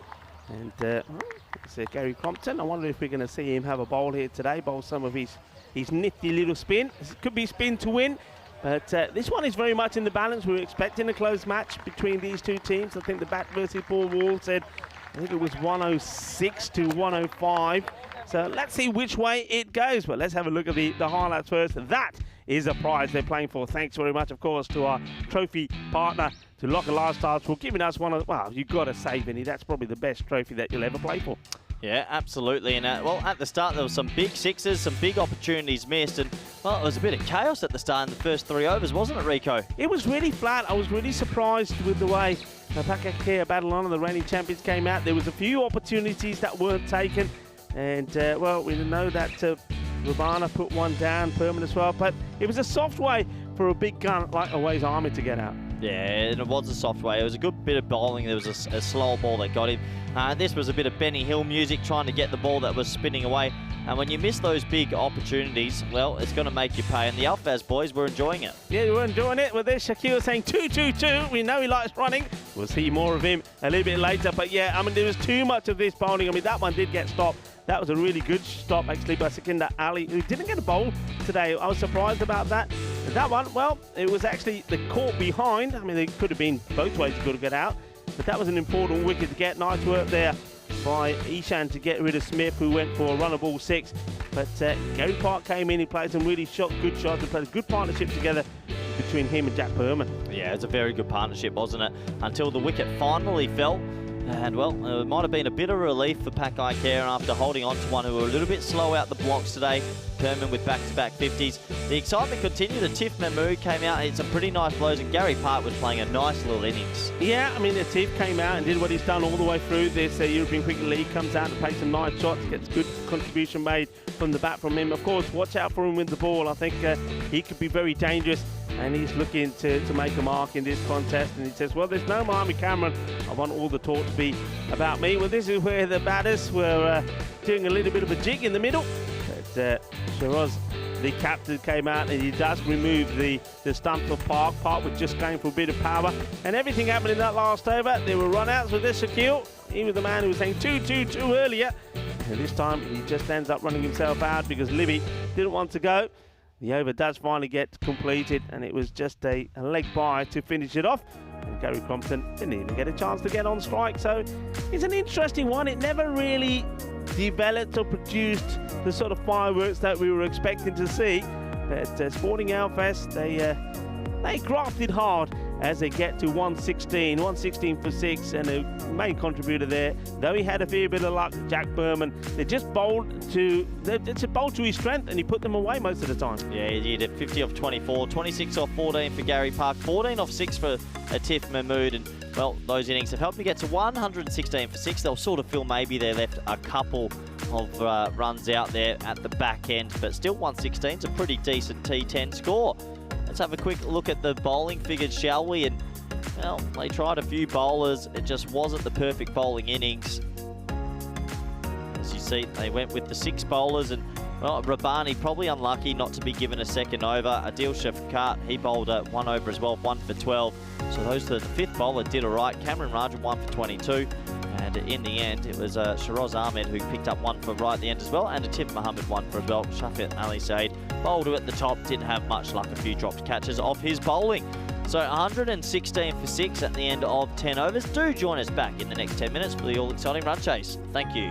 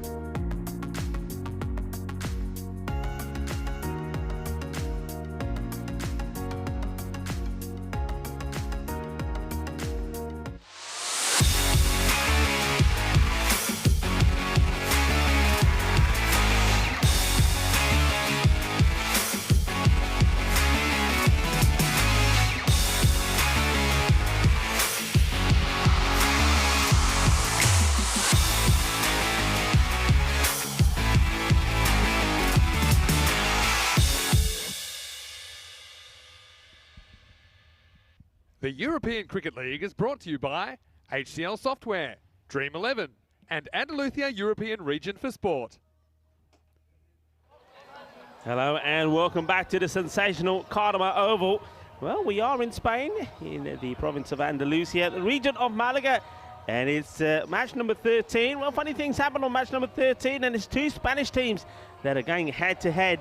Here's the champion side from the Benidorm area of Spain, the Alfes del Pi Albia Sporting Alfes. They're up against the Pacaquer Badalona side from Barcelona, the Catalonia team. And it's Sporting Alfes, they've had a bat. And thanks to a good knock once again for Jack Perlman, back-to-back half-centuries from him, he's helped the team get to 116. They would have liked 120, but they're not that far short. And Pacaquer Badalona, I have to say, they did look just a little bit flat in the field. Let's see how they are with the bat. It's going to be an interesting run chase. And remember, they are without Mohamed Cameron. That has done so well for him. Mohamed Ishan is facing. I'm liking this. I know things haven't gone his way, but maybe he's able to make a change here. And he's out there with a man that's been in sensational form, Daniel Dorcaya. I'm Rico Full, and joining me for this one, this all a Spanish affair, is the national team Spanish coach, Corey Ruckus, also a magnificent commentator as well. And I love doing these matches with him because I love it when you apply your coaching side to this. I mean, if you're the coach of Pacaquer Badalona here, what are you saying? Because they needed a bit of G-ing up, didn't they? Needed a bit of hype. Well, they did need some hype as Atif Mahmoud comes in for the first, and well respected from Mohamed Issa. Yeah, I just have a feeling that they dropped a couple of catches early, so they were tough chances. No catches easy.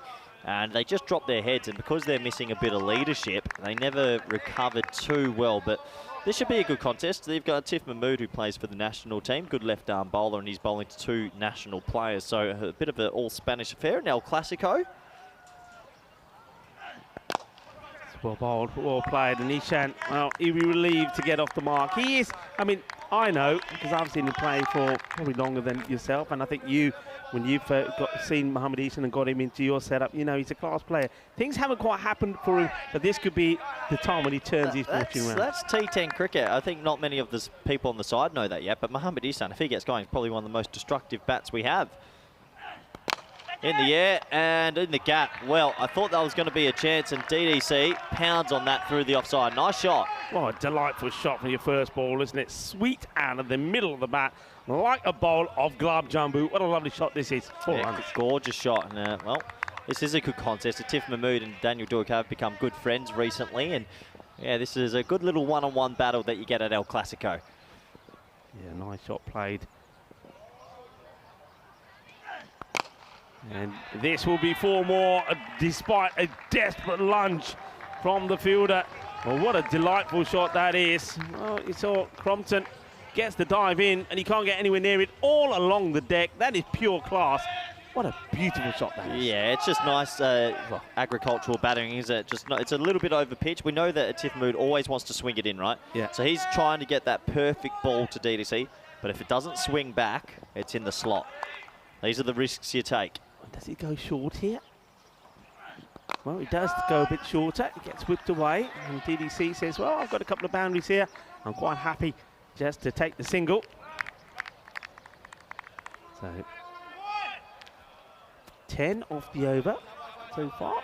2 fours and 2 singles. Ishan looking to get back into the groove, get back into form. James Stewart, Marnus and Wayne, hello to you. Just slower delivery into the pads of Ishan. He'll take the single.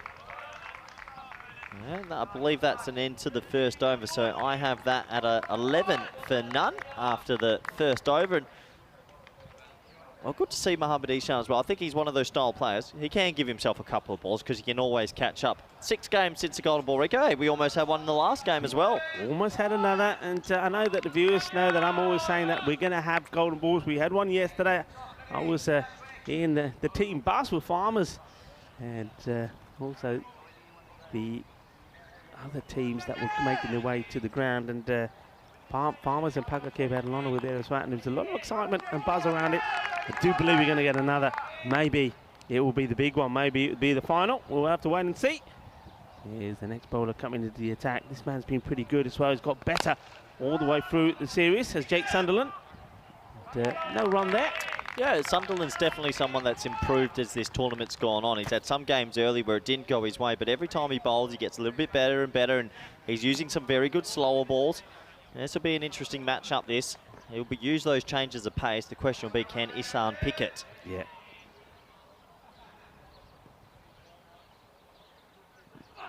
Full toss. And corner wide. It dips a fair bit, this. This is definitely back of the hand He's job. got a good slowie because it dips like that. When you said full toss, I thought it was going to be a full toss round, then it just drops. Just dies, doesn't it? It's just almost like a ball that's in the air and then all the air comes out of it. Unfortunately, just sprays it down the leg sides. And then he gets that good Yorker length delivery in, which Ishan is not able to work away. Well, we know this year with Pak Eye Care, missing Mohammad Yassin and Mohammad Baba so far, now with Kamran injured, that middle order isn't as heavy. Remember the left-handed opening batter Yassin? He opened last year as well, so that middle order is very different. There's quite a lot of pressure on this opening partnership.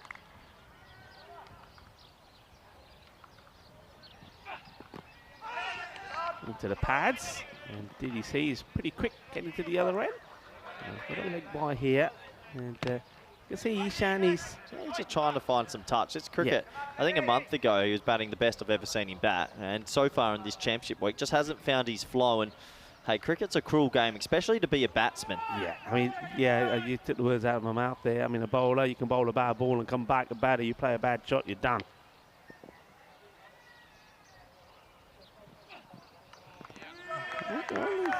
He leaves this one. He gets ready to play the shot. Says, nah, it's not there.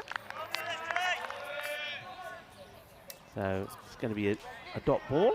I think he was setting up for a slower ball, and it was actually pace on, and he tricked him there, Sunderland. It's a good little battle there as well. It's good over this. Really good over. Tidy.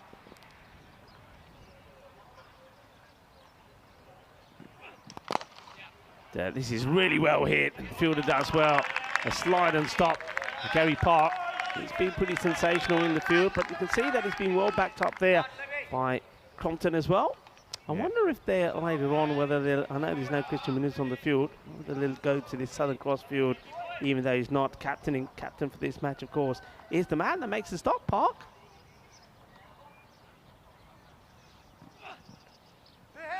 Will be wide. Still draws him to play the shot. That's the pace-off delivery again. It's almost like they've got a plan in place to say, okay, when Ishan, particularly Ishan on strike, don't give him any pace. It's, just a little bit too wide. It's a wide ball called. Ishan still wants to get one out the middle of his bat, and if he can, it goes to the boundary. It'll make him feel a lot better. In the air and gets lucky, and now the chase is on the Iba, and it's a really good bit of fielding. He pulls this back, and the batters, what did it take here? 2. You take 2, and it stays 2. Great bit of fielding this. Once it gets past Crompton, I think it's gone, but he gets the dive in. Sensationally well done. Yeah, it does very well indeed. Saves 2 valuable runs for his team, and well, I believe that's the end of the second. The score is 16 for none. Once again, apologies about the graphics being a little bit down here in this match. Trying to resolve it as quickly as possible. A nice little start this for Pak Eye Care, 8 and over. I know they need to go at 11s, but haven't lost a wicket, and we know they have a softer underbelly today. Yeah, lovely look out there at the moment. This Cartama Oval looking absolutely stunning. Glorious sunshine on the Costa del Sol. And, well, sun, sea, sand and sexy cricket. We've seen plenty of sexy cricket already today. The first match was an absolute classic, a run feast. 160 to 148 between Farmers and Drew. Drew really surprised everybody, I think, with that match. But what a close encounter it was. And then we saw another close one between Sims, CI and Hornchurch. And it's a little bit too wide. And Quinlan coming into the attack. And that one, of course, it was the champions from Belfast putting that one. What a win that was at, keeping their 100% record going in championship week. And this one is very evenly poised as well. Yeah, it's in a nice position at the moment. Alpha's getting the ball to swing a little bit. They just got to control it. A couple of wides have crept into this game at the moment. Straight down the ground, and this is humongous. Bolle, bolle, bolle, kinna sona, gea, shaka, lagia. What a strike that is from DDC. Adios, Bolota. That one is gone a long way. Well, has gone into orbit and is going to be circling our planet for years to come. What a hit. Yeah, every now and then you get one out the screws, and yeah, that's out the screws. That went a long, long way. He looks good when he's hitting straight, DDC. What a dangerous player he can be, and when he's on, he's on. You name me a ground where that's not 6. There isn't one. I can't. That was massive.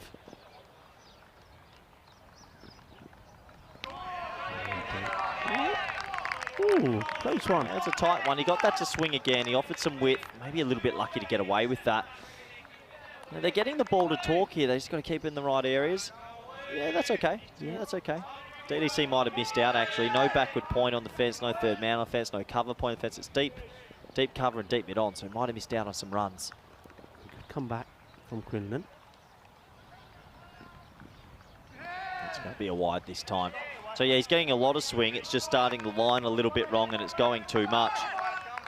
Interesting phase of this game. It's the last over of the power play. Pakai Care Badalona need a good power play, you feel. A lot of people in the chat saying they enjoyed that shot as well. That might be one of the shots of the tournament. Going out pass, getting behind the bowler. And this one is just over the fielder. Incredible effort from Gary Park, the captain. But he just gets it right, doesn't he, DDC? And you mentioned it, trying to make the most of the power play. First of all, loving the way he holds the pose. 4 runs. Well, Gary Park was flying through. Yeah, he's actually running backwards from the ring as the ball's bowled. He got closer to that than I thought, but another 4 for DDC, who's starting to cook out there, isn't he?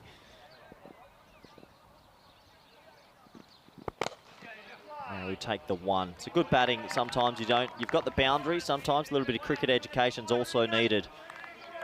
Yeah, nicely done. Well, Gary Park, I mean, you mentioned that he was hobbling around when he was batting, so he's got a few injuries, but he's still not stopping himself, throwing himself around, is he? Yeah, I thought Gary had a sore knee, but he's jumping around plenty. Quite a good observation, Rico. Last few balls of the power play. And this one is more like it, and that is exactly what Mohamed Ishan needed. One to come out the middle. He goes big, he goes bang. That goes for 6. Here's another one that goes all the way. Well, he's hiding behind there, and that's Marzi. I reckon Marzi is hiding because he puts it down. Come on, Marzi, on your feet. Let us know it's catch down. Yeah, he's been caught. He's been caught, a Wolfie. Catch goes down, but what a hit this is. And just like that, Mohamed Ishan is back. Oh, we don't get it on camera, do we? And it's gone him in the head. It's on the head. Well, I tell you what. Well, Marzi, I'm sure his father's watching. He's all right. Don't worry, Dad. He's all right. Marzi cops one on the head, right on the bullseye of the European Cricket Network badge. Oh, Marzi. Well, that might finally knock some sense into him. I can't believe that's happened. That's the end of the over. It's 37 for none off 3. But let's have a closer look at Marzi's attempt at a catch because a Blue Crew member has copped it in the scon. Well, we sometimes say that you got to use your head. And Marzi, you got to use your head, buddy. Look at this. Boom! Oh, right on the nut. Well, no wonder he took time to get up. Well, that's going to leave a bit of a bruise, isn't it? Marzi, anka payana, anka lala. Anka na kuch nahi disda. Oh, yeah, that's a highlight and a half. Well, we're going to save that forever because every time we see Marzi, we're going to be putting that up. I hope he's okay. That's a pretty saucy. But, hey, for Ihsan, he needed that 6. That'll make him feel a lot better. End of the power plays at 36 for none, I believe. Trying to keep you up to date as best as we can with the scores. Looks like we're going to go to Libby now. Some left arm off spin. Yeah, Libby's been good. And I think Libby and Greg Smith could be pretty key here. So time for spin. And let's see if it's going to be spin to win for Sporting Alphas.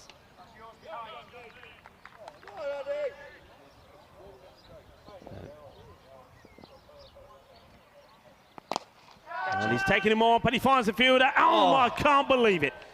Atif has taken everything that's come his way, and then he puts that one down. You wouldn't put any money on him putting this catch down, Atif Mahmood. You think he's safe as houses.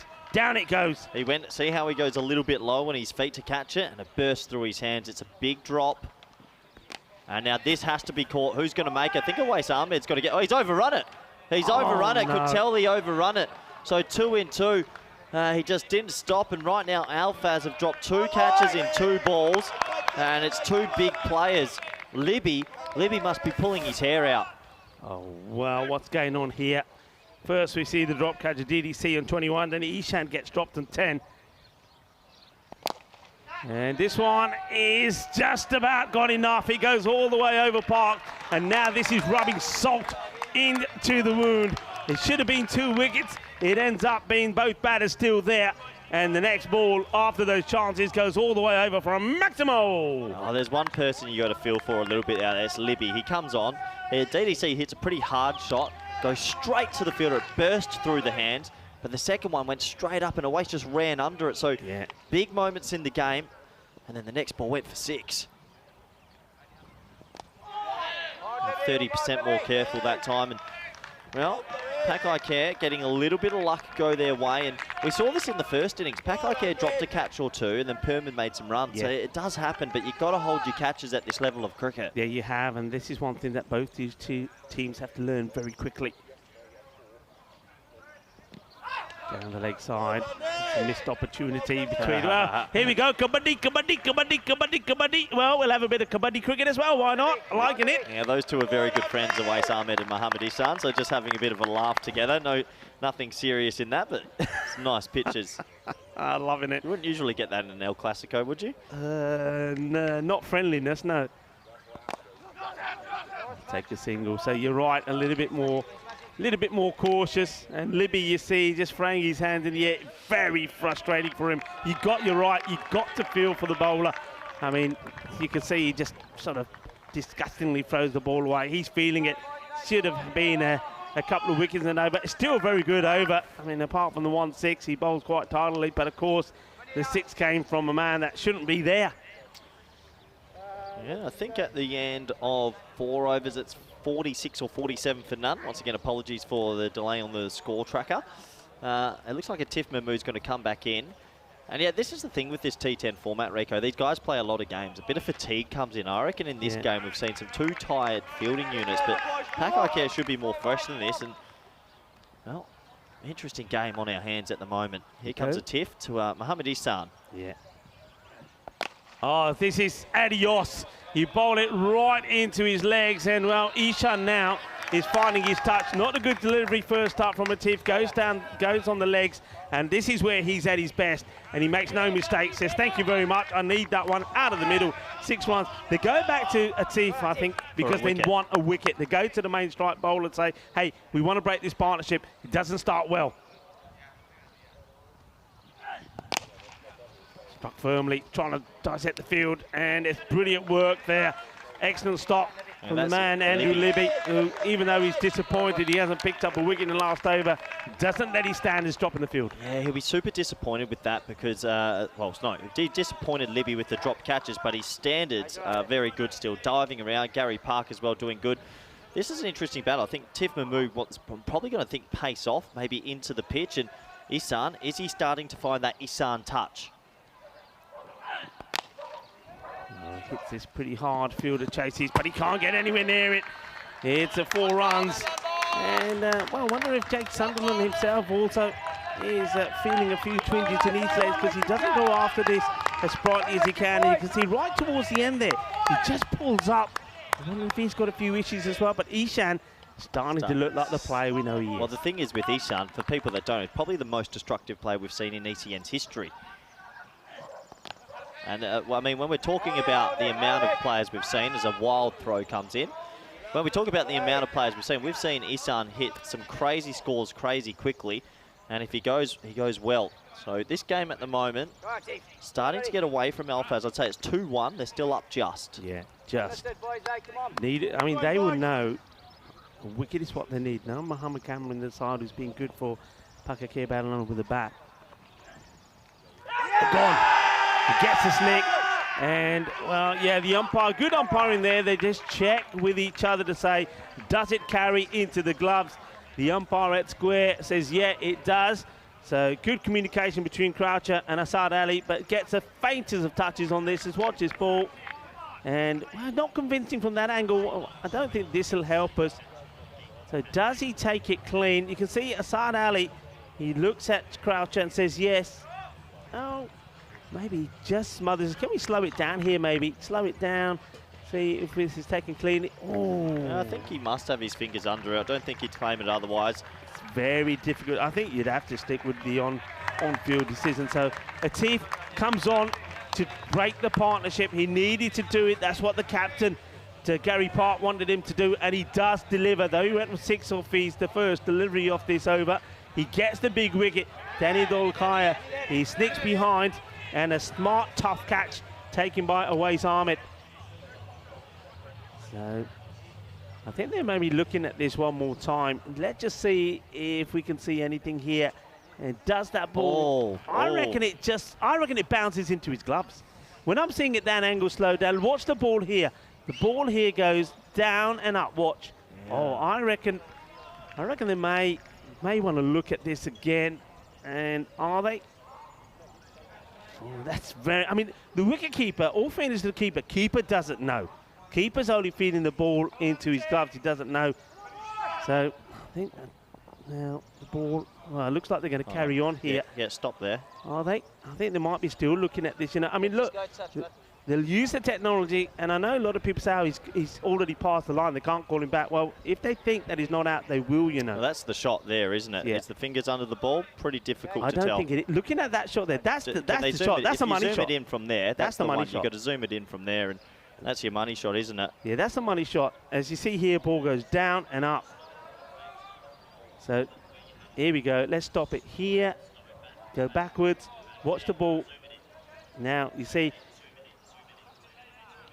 Let's see there. I reckon that ball is, yeah, great work from Spring Production. I think that tells me the ball is on the ground there.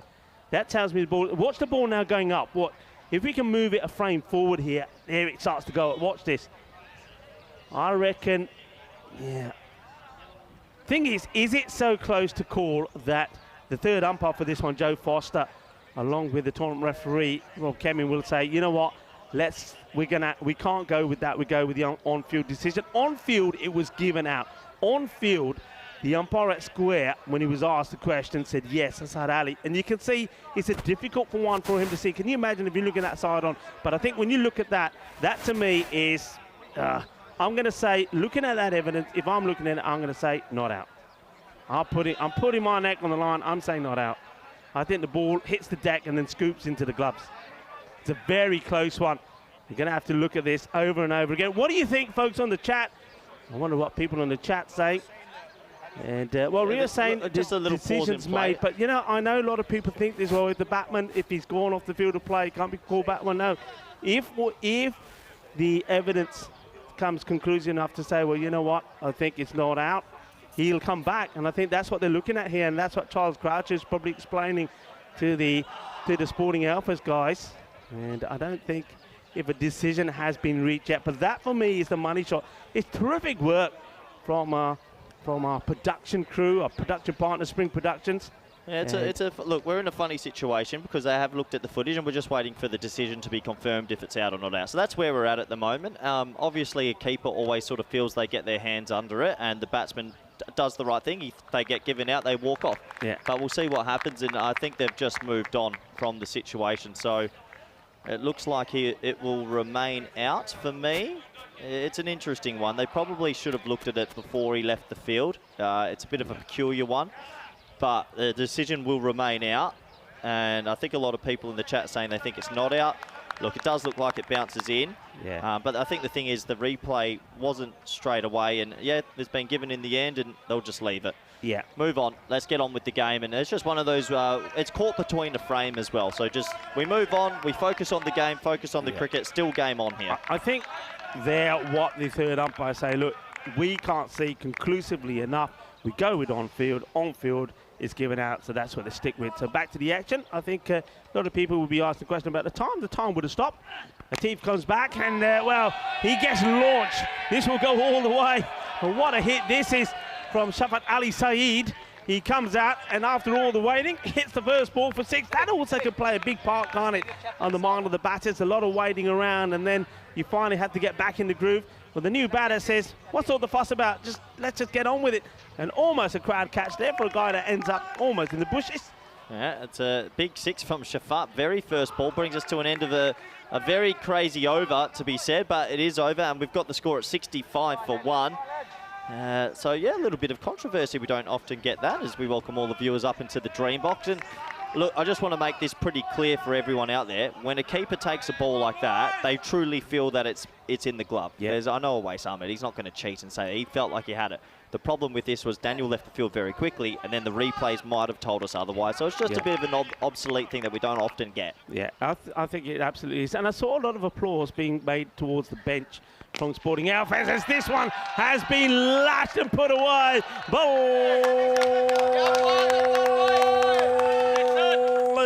Balle, Ginna Sona Shaka Lagia Ishan.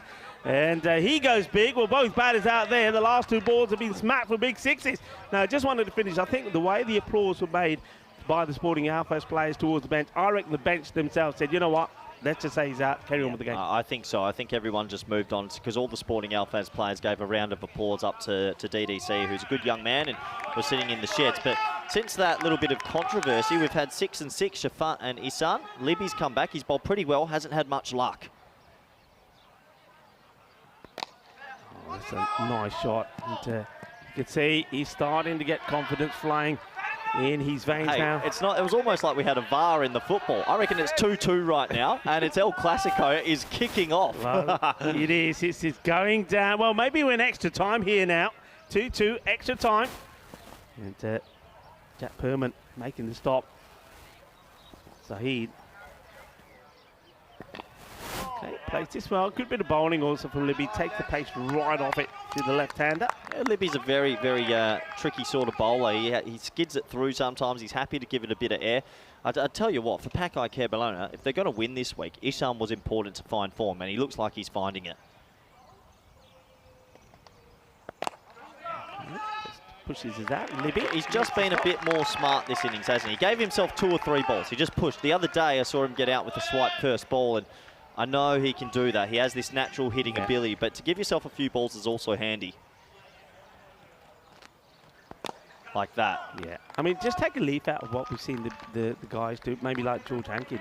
Look how he bats. He doesn't go ballistic from the word go. Sees at least, I reckon, 10 balls onto his bat first.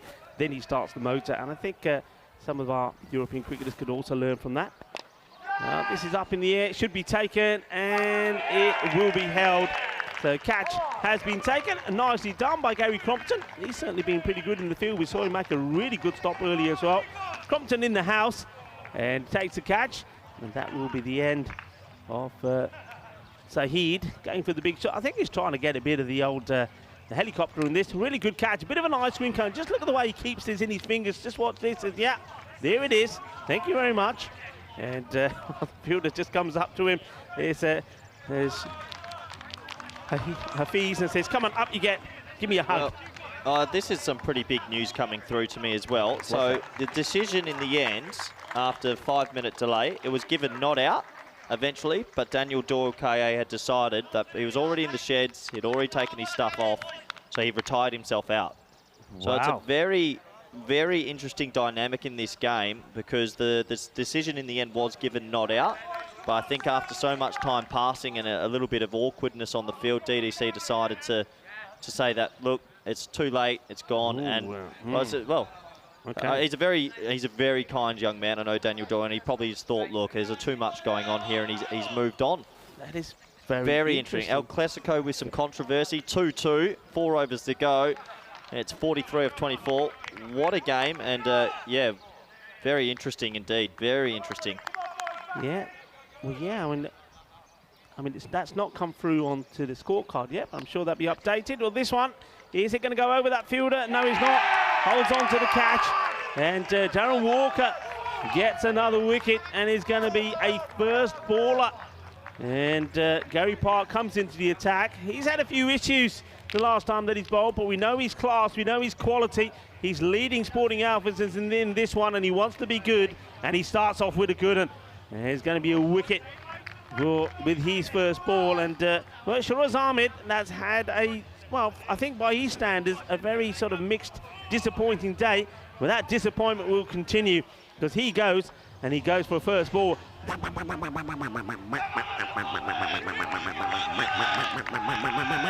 That's Ishan. That's Ishan. What's going on with the scorecard? All right, if Ishan goes, well, Ishan doesn't go for the ducks, I'll take those back.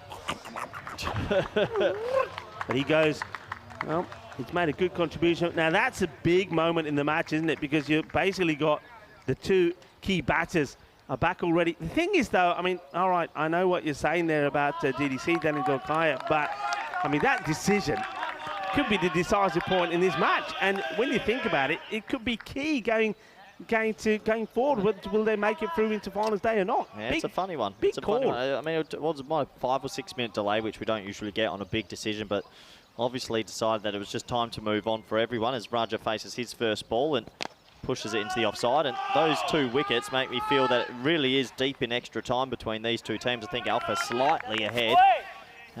There's still some batting to come for Pak Care, but this is game on, that's for sure. Yeah, very much so. Yeah, so he's retired out. Into crazy controversy here.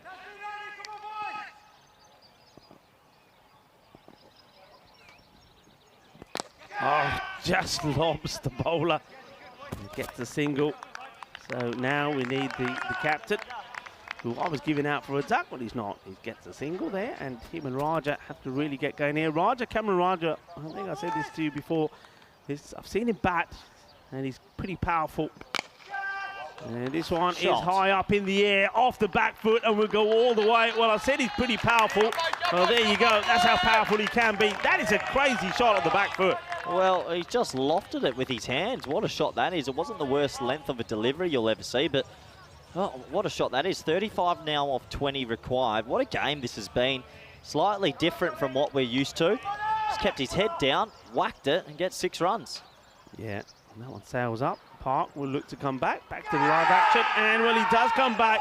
He gets the wicket, and that will be the end. And Park gets hit out of the park and then comes back to remove the man who just smashed him away. A little bit of an edge on this, and he knows he's got his man. An easy, straightforward catch this time. No controversy about this one from Awais Ahmed, and that's going to be the wicket. That's the end of Raja. Yeah, Raja has to go. Another wicket goes down, and Alpha is just keeping their noses ahead at the moment in this one. But a good finish on our hands here at Cartama Oval in a slightly different sort of fashion. What a game this has been. New batsmen coming out to the middle under a lot of pressure. They still need a couple of sixes. Pak Care battle on if they're going to get up over the line in this one. Yeah, it's all happening there at the moment, isn't it? Keep an eye on where we are with the score. And once again, folks, we do apologise. The scoring keeps going. It's way behind there at the moment here. Yeah, we're getting some different names being passed on to us as well. So let's have a look who's come out to the middle now. 82 for 4, Mark centre. Gary Park comes on, picks himself up a little 2 wickets in the over. We're doing a lot of stretching and swinging the bat around out there. The new batter, Sikandar Ali. He's quite happy just to push out and take. So we just need somebody here, I think, with a cool head, just to try and finish the game off. Yeah, and will it be Sikandar Ali, who has joined his partner Ahmed at the end of 7 overs? The score is 83 for 4. Have a look at what's coming up next, Rico. Well, 2 teams on opposite ends of the table. Beveran 0-3. See how YMS playing some outstanding cricket at the moment. They're 4-0. And can anyone stop the Irish? Well, yeah, can anyone stop them indeed? They've been in fine form at the moment. Beveran, of course, came so close in the golden ball match against Hornchurch. They levelled the score 139, 139, and were lost out. The golden ball, it was agony for them, but delight for Hornchurch. Well, can they keep up the form they showed yesterday with the bat, Beveran? Slow delivery, really slow. That's nicely played. And Sunderland back into the attack, taking everything off this one. So Sikander Ali out there with his captain now, Shiraz Ahmed. Just a single there. What a weird random game we've had at the moment. Sunderland coming back to bowl an important over here. Oh, this that one goes through the legs. That's the old nutmeg, I think. Wicked nutmeg. Away's Ahmed. Bit surprised that came through to him. It hits his hands pretty hard as well, but they'll get the bite. Just watch this, right through the legs. And it in fact ends up being a really good stop. Otherwise, that could have gone all the way for 4 byes.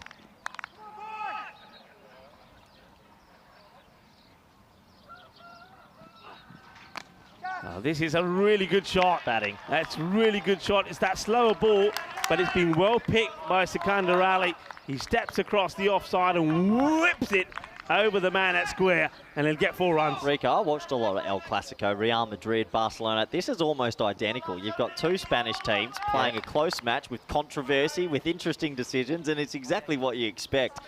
Right now, what a game we've got in our hands. I still think Falfaz slightly ahead, only slightly. Okay, where's this one gone? Well, it's time for Go Funky. It's showtime at the Cartama Oval. Sun, sea, sand, and sexy cricket. Sikander Ali turning on the star. What a shot this is. He's not even looking at where he's trying to play this. He just backs himself. He gets it past Hafiz. 4 runs. Well, that is 2 really, really classy shots from Sikander.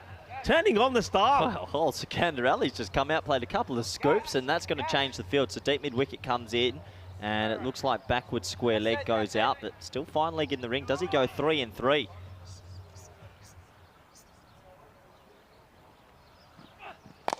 Well, slices this. He doesn't get it out the middle, but he gets lucky. He drops before the fielder comes in. He'll get a single. That's a good result, I think, for Ali. Just take a single, get to the non-striker's end for a bit, and just have a bit of a breather. Think about where you are in this game. Shiraz Ahmed, the captain. I think the ball to come from this one from Sunderland, I think he'd be big wise. Ball. Yeah, big it is a big this. one. Will he go for a big shot here? Well, it's a slower ball. He gets a bit of bat onto it. Take a single. So that over, I think, goes to back IKEA. It really is the edge of your seat stuff. And you said it's like the Clasico. Maybe we're into extra time here. Maybe we'll go to the penalty shootout, which, of course, in our competition means we could get another golden ball. It could be, you know. It could be. That is the end of the over. And he is 95 for 4 at the end of 8. Yeah, it's all on the line here. It looks like Gary Park's going to come back, and not many people have been able to get a hold of him. So good decision from the standing skipper, with Christian Munoz Mills missing out due to his knee injury. And right now, this is going to be an interesting little battle. What is it, 22 off 12. Ahmed hasn't got going. Ali's played a few scoops. Park's got 2 for 9. El Clasico's going to the 120th minute, Rico. Yeah, looks like the batter, the captain, says, I don't need me lid against Park. Okay. One thing about Shiraz Ahmed, if he does get it out the screws, it stays hit. He's got to try and find a way to get at least 2 boundaries off this over at the moment. Yeah, Park will use all of his experience. It will be the slower delivery as well, no doubt. So he sometimes gets it wrong, but so far today he's been on the money. In the air, he's catching opportunity. Park wants it himself, and he makes no mistake. Call and bowled. And the captain, he may have removed his helmet, but he also removes himself from the field of play. Doesn't get it right, hoiks it up in the air. And Gary Park comes in and takes a catch. I don't think this is a bad wicket, because I don't think he's on song here, the captain. He hasn't looked right for me even when they were in the field. I think if he gets out of the way, let somebody else come in there, somebody who's maybe in a little bit of better hitting form than him, that could work out in favour of Pakake Badalona. Yeah, well, it's another wicket for Gary Park, who's putting in a man-of-the-match performance. Pakake Badalona at that middle order, still looking a little bit brittle this year, a little bit underdone. And Shiraz Ahmed will have to go. It does bring out a young player that's very talented indeed, young Hashim Mir Ali. We nicknamed him Kid Dynamite. He's got a bit of work here to do, 22 off 11. And a lot of pressure on Pakake Badalona here. Alphaz definitely got their noses ahead. Yeah, they have. But one thing I've noticed about this young man is I think being left-handed as well just adds a little bit more pressure to the bowler to get it right straight away. You know, he can hit the ball pretty well. Let's see what happens here. Well, he'll just push it out, take a single, doesn't go for a big shot straight away. I don't mind that at all. It's all about getting bat on ball and keeping that scoreboard ticking. Yeah, well, Sikandar Ali is the more senior batsman. He needs to maybe take a little bit of a educated risk here. Does he go back to that favoured ramp? The problem is if you try a ramp off Park loves a slower ball. So it's not always easy to ramp a slower ball. Interesting part of the game. 21 of 10. They need to find a boundary. Takes his time, Park.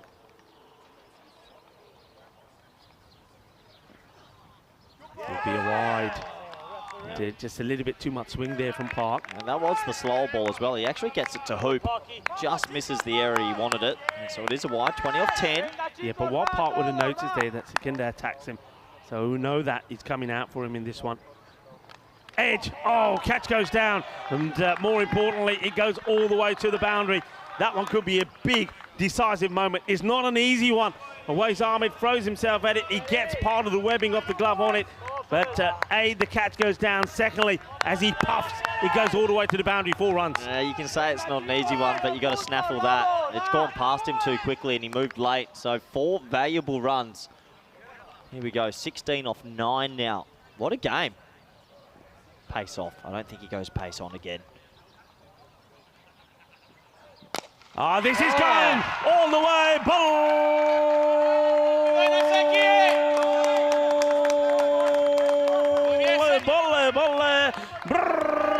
What a shot this is. Wow. 1, 2, 3, wallop. 6 runs. That shot of the day for me. He got every piece of that. He skipped down. Sikandar Ali comes good. And he crunches it for 6, 10 off 8. All of a sudden, it's almost as if Pakai Care have a penalty in the 121st minute. Oh, well, yeah. Getting spicy towards the end here. Park wants a comeback ball. And it's been whipped away. Oh, no, it goes under the field. It's going to go to the boundary. And Crompton, who's been pretty good. I think that is Crompton out there. Yeah, he's been good, hasn't he, in the field. He gets the dive in, but he can't smother it. It's 4 more. And Sikandar Ali is turning on the style here. He's played some classy shots. Well, he's played the reverse. He's played the scoop. He's hit big down the ground. And now he sweeps this one past Crompton. 4 more runs. Pakai Care Badalona. They're almost there now. What an El Clasico this is. 1 more shot to go. And he goes, and he does it in style. Ball!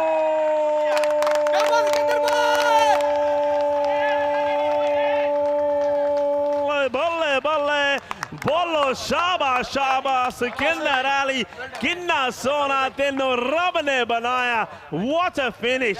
What a way to do it. Sikandar Ali, look, I've heard this name around so many times. I know what these guys like. Christian Munoz, the national team captain, knows all about him. He always speaks highly of him. He's a man that can play loads of shots. He can scoop, he can reverse, he can play straight, but more importantly, he can handle pressure when the heat is on. That's exactly what he does, and he gives the reigning champions a very valuable victory. Massive win, and well, El Clasico lived up to its tale.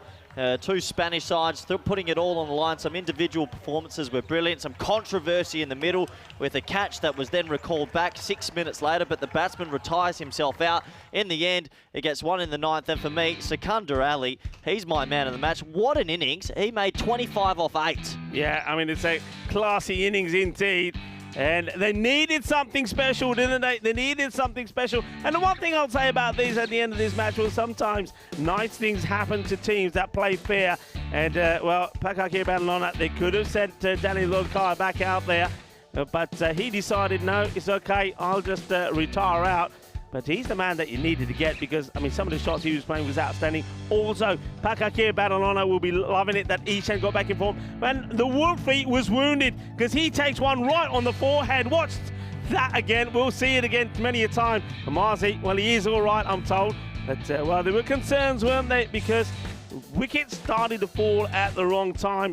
We saw this one get dropped by Awais Ahmed. Now, Awais Ahmed, I don't like to be critical of players, but that drop there then that one-handed one earlier as they have a little bit of a friendly tussle. Him and Ishan, that could have been dangerous. That could have been the match, couldn't it? That catch is taken from Sikandar Ali. We'll see that a bit later on. This is the talking point and the turning point. This was the interesting one. DDC walks off. Everyone thinks it's normal, but on closer inspection, it actually it was a bump ball, we think.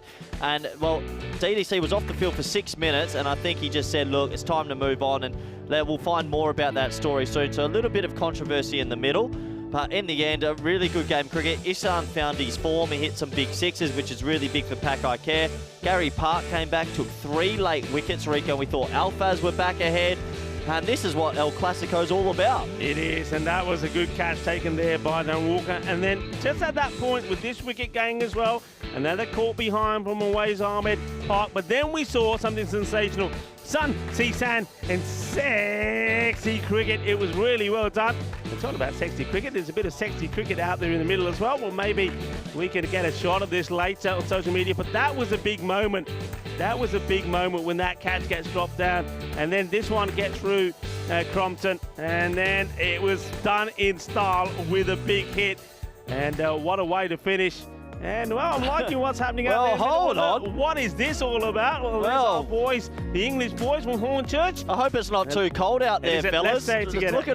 You know my saying. You know my saying. Sun, sea, sand, sexy cricket coming together. Sun, sea, sand, and sexy cricket. Well, that's they've got the old. Look at this. Well, they're sporting some pretty colourful undies and. Well, that's Hornchurch. There you go, ladies. That's a calendar that you want. Wake up to the morning, go to your kitchen, and have a look at that. You got January, February. Let's go through this. Can we do it? Let's have a look at each one. Come on, where's the camera? Give us a few poses, Let's have a boys. look at Mr. January first, please. Where's January? And then we can go to February. Well, that's a nice look. I don't know what's happened here, but the wheels have finally fallen off. Children, avert your eyes. Let's look at the scorecards. Let's look at the scorecard indeed. And it was a good start. It's nice to see for Pakai Care battling on that Mohammad Ishan, he's come back into form. Class can come and go, or I was going to say form can come and go, but class is permanent. And Mohammad Ishan showed that 33-21. Danny Doyle well retired out, Mr. Nice Guy. And it could have backfired on the Sikandar Ali there towards the end. 31 of 9 deliveries made sure that the victory and bragging rights on this all Spanish El Clasico belonged to Pakai Care battling on. And the bowling figures there, 3 wickets for Gary Park. Yeah, man, I think he played really well, excelled in taking over the captain's armband, but it wasn't enough.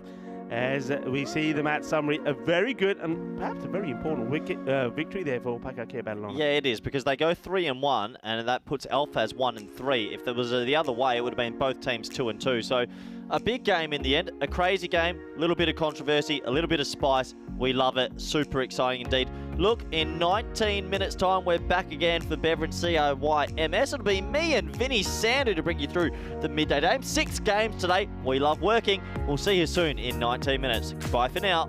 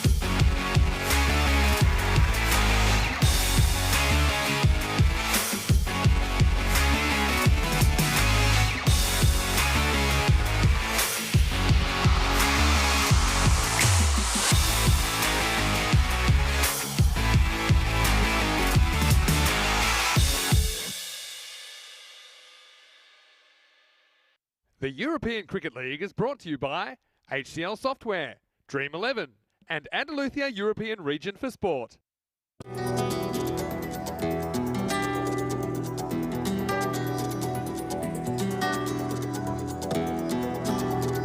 Ven conmigo a cruzar su calle, a vivir su ambiente. Ven conmigo a vivir la vida intensamente. Conmigo ven, conmigo ven.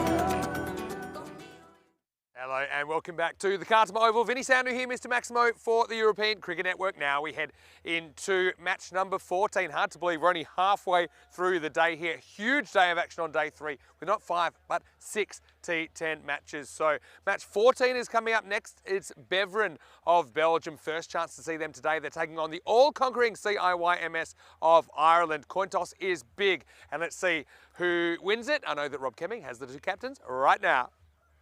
You're cool. Heads. Heads is called. It is tails. The back first. So Hakim Kaksar of Beveren wins the toss and the Belgians will bat first. Look, the Belgians, they haven't had it go their way so far. They are 0-3. Really, this has to be a must win. And they're taking on a team that's undefeated. So it's a big mountain to climb, but we know Belgium, they play only one way. It's going to be attacking. I do like the way they are planning to go out there, get the runs on the board. Then they're going to have to deal with the top 3 of the Irish in the second half of this game. But we know that when it's all on the line, you can often go another gear. And well, that's exactly what Beveren are going to have to do here. Got to say the Irish though, I've got to say Mulder, he has been so good. Probably the bowler of the tournament so far. And I know that he'll be in action in the first half of this game. Can the Belgians handle him? That's the question as well that could decide it. Corey Ruckers is up in the dream box. I'll be there with you shortly, Corey. Well, he's all hyped up and ready to go. The news from the toss in match 14 is that Beveren, they've won the toss. They'll bat first. It's over to you. Let's get ready for another big match. Hello and welcome back everyone around the world. Welcome back here to this T10 fixture and looking forward to this one as the teams make their way out to the middle. As it should be a pretty good encounter between Beveren and CIYMS. And well, these 2 teams on opposite ends of the table. I'm looking forward to this one. It should be a tight encounter because Beveren might be hitting their straps even though they've lost 3 games. They got to a golden ball versus Hornchurch yesterday. So looking forward to seeing if they can recover even more and get their first win against CIYMS, who have been batting first a lot. So they're going to have to chase this time. And maybe that will make a little bit of difference in this game. Let's have a look at the 2 lineups. Well, that top order needs to fire. Kaskar, Tarakel, Zakil, Moment, Otomunzi. They do bat deep. They can all hit 6s. On the other tail of the tape, Mark Best has been pretty handy with his left arm swing. Alan Coulthard, the ex-redhead's been bowling pretty quick. And the supercomputer says it will be close, but I'm not so sure. CIYMS go into this one as hot favourites. We don't often say that in Championship Week, but we know how quickly it can change. So it looks like Matchett, the skipper's going to come in with some right arm off spin to start. A few little twisties, bowling to the tall Hansidullah Tarakel, the left-handed Hercules-style batsman from Belgium.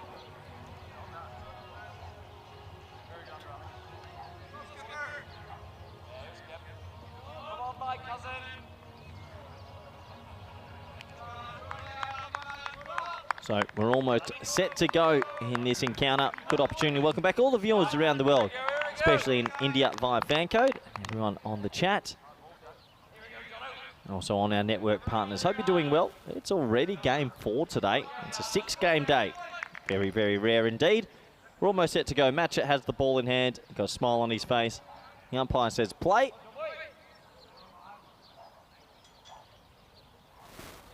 And here we go. Ball 1 of this T10 encounter.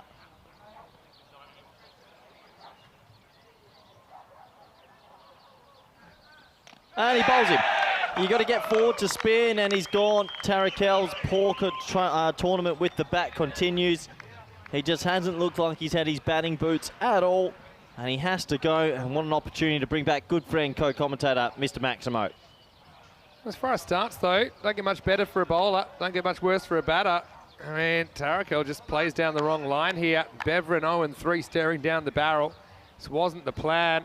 There's 0.2 degrees of turn there, maybe beating the bat of Tarakel, but Hercules, unfortunately, has to tell his story walking. Just like that, it's none for one. What about match it with the new ball today? Certainly has been pretty effective, picking up a couple of wickets in that first over. But, well, I suppose I often say if you're going to make a duck, make it a quick one. And Sabazakil goes to the crease at number 3. Enjoyed that game off. And just got to spend some time in the fan zone to watch Pakai Care Badalona, accounting for Sporting Alphas. Two pretty banged up teams, to be honest. But bit of the old 12th round after swinging haymakers at each other. Both teams desperate for the points. Anyway, Sabazakil, nicknamed Insana, for the way he goes about his batting. Here he is facing Matchett. First ball, he's trying and slog over mid-wicket. No, in fact, he goes inside out and gets it. One bounce, 4. Well, I actually like that he goes with the angle there. Maybe a late decision to go offside, but I think that's the shot. Cuatro carreras. We haven't seen the best of Zakil for a while now at the Cartama Oval. He'll be hoping to turn the clock back. The match it after taking a wicket first ball goes to the boundary the second. I can understand that you go outside the off stump to Zakil because he does tend to drag to leg, especially early in his innings. Not that he has to, just a bit of a habit. This time, low full toss, knocked down for 1. I mean, you know Zakil pretty well, Corey. I mean, you know how destructive he can be. We just haven't seen it. Yeah, he hasn't gone on with the big innings that he would have liked in this tournament. Vinny, for me, very interesting in this game because CRYMS have batted first a lot lately. They're going to be asked to chase for the first time in a while, and how will they go doing that? That's a very good point you make. In the air, doesn't quite carry. And, yeah, Cuxar, the captain, that's the first ball that he's faced. I like the move to bat for Beverin. I mean, partly it takes the first innings away from the Irish bats, but you know, also I think for them, they need to put some runs on the board, don't they? If they're good enough, they need to put these 100-plus scores, probably more, probably 120-plus scores on the board. Yesterday, they almost pulled off a miraculous chase against Hornchurch of England, tying the game at 139, but they were out of wickets. They were out of wickets. Pretty much the first time we've seen Beverin's batting finally come to the show. But they lost 11 wickets in the 10 plus the golden ball. Pretty impressive, so, really. And they also won my heart from that golden ball. Last ball of the first. Oh, yeah, gets up on him, doesn't it? Oh, yeah, it's top edge into the old face, and that doesn't really feel good. They've got the helmet on, though, but it is the end of the first over, 6 for 1. Let's have a look at this one. Yeah, just collects it on his way upward. Yeah, that tickles. The bottom of the grill, yeah. Probably would have hit him in the bottom of the chin or the jaw. Anyway, just a reminder, no matter where you're watching from around the world, hope you can get in touch with us and follow at European Cricket on social media. You can also follow me at Mr. Maximo, and you can follow Corey at CoreyRuckers_28. Sam Brights sent in a couple of messages. He thinks I'm looking sharp in yellow. Well, maybe the Australians would like the yellow. That's because of the Hornchurch fans, particularly the young ones. They voted for yellow. See, the Hornchurch boys got the undies out before. Had to, I was with them. Glare away. Tell you what. How good's this man been? A few socks had gone missing as well before that interview. Anyway, here's Coulter operating off a much shorter run now. This one. I'm going to touch on something, just that ball there. Hang on. It's a very tired ball from Coulter and very tired keeping for Doherty. And this T10 stuff, I tell you, by the end of the week, it's a war of attrition. And it's a mental game as well. You're packing so much cricket action into such a short format. Yeah, I mean, the off, the on, the warm-ups, the non-warm-ups, the explosiveness, it does take it out of these players. The amount of times you've got to go up and down in intensity, I think. Oh, he's bowled him. What a ball from Coulter. Zakil punches his bat in frustration. This won't be the one where he breaks out. So the 2 wides works out well because it changes the strike. Zakil, yeah, just trying to prod, played down the wrong line. Coulter, he's bowled so well today. Beverin, 8 for 2. Well, you got to look at the technique on the shot. Have a look here. It's just falling deep and then just falls forward. No technique, no plan of the foot. He gets done by a Yorker, and yeah, he reaches 2 forward with that bat. He has to go, and Coulter continues his good tournament. Yeah, it just was a little push to leg, wasn't it? But it didn't work out the way Sabazakil wanted. You don't see too many of the Bevan guys getting out prodding, but that's the case as Coulter breaks through. Oh, I think I've got a new fan, Vinny. I just got followed on Twitter. Guess by who? Go on. Patrick Gouge. I love. Liking it. What a player. He played very well today for Farmers, the Jersey club. Where did you like the El Clasico chat? How was your view on the slight controversy, slight interesting, before you would have been watching? I got the inside scoop on it, Yeah, the Daniel Dorkaya dismissal. So he got informed, after review, he'd already gotten off, which isn't fine. You can for still a good come back. 5 or 6 minutes he was off the field. Yeah. And then he got told, okay, actually you're not out and go back on. He said, no, I don't want to. So well, I don't know why he did that though. As we see Moman come out and plunder a boundary first up. What are your thoughts on it? I mean, it was a long break while that was going on. And maybe a pad or two had already been removed. You think sportsmanship and just, well, let's move on? Well, in the end, he was retired out. Yeah. So he wasn't out, he retired out because... Well, I'm asking you what your thoughts are. I think if it was me, I would have gone back out there and batted. I haven't asked him personally, so I don't know. Oh, French cut. That'll do. That'll be 4. So Bevan need a bit of luck. They get some here. Moman, 2 4s and 2 balls.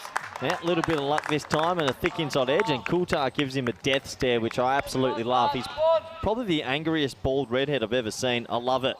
This might be a little bit quicker this time.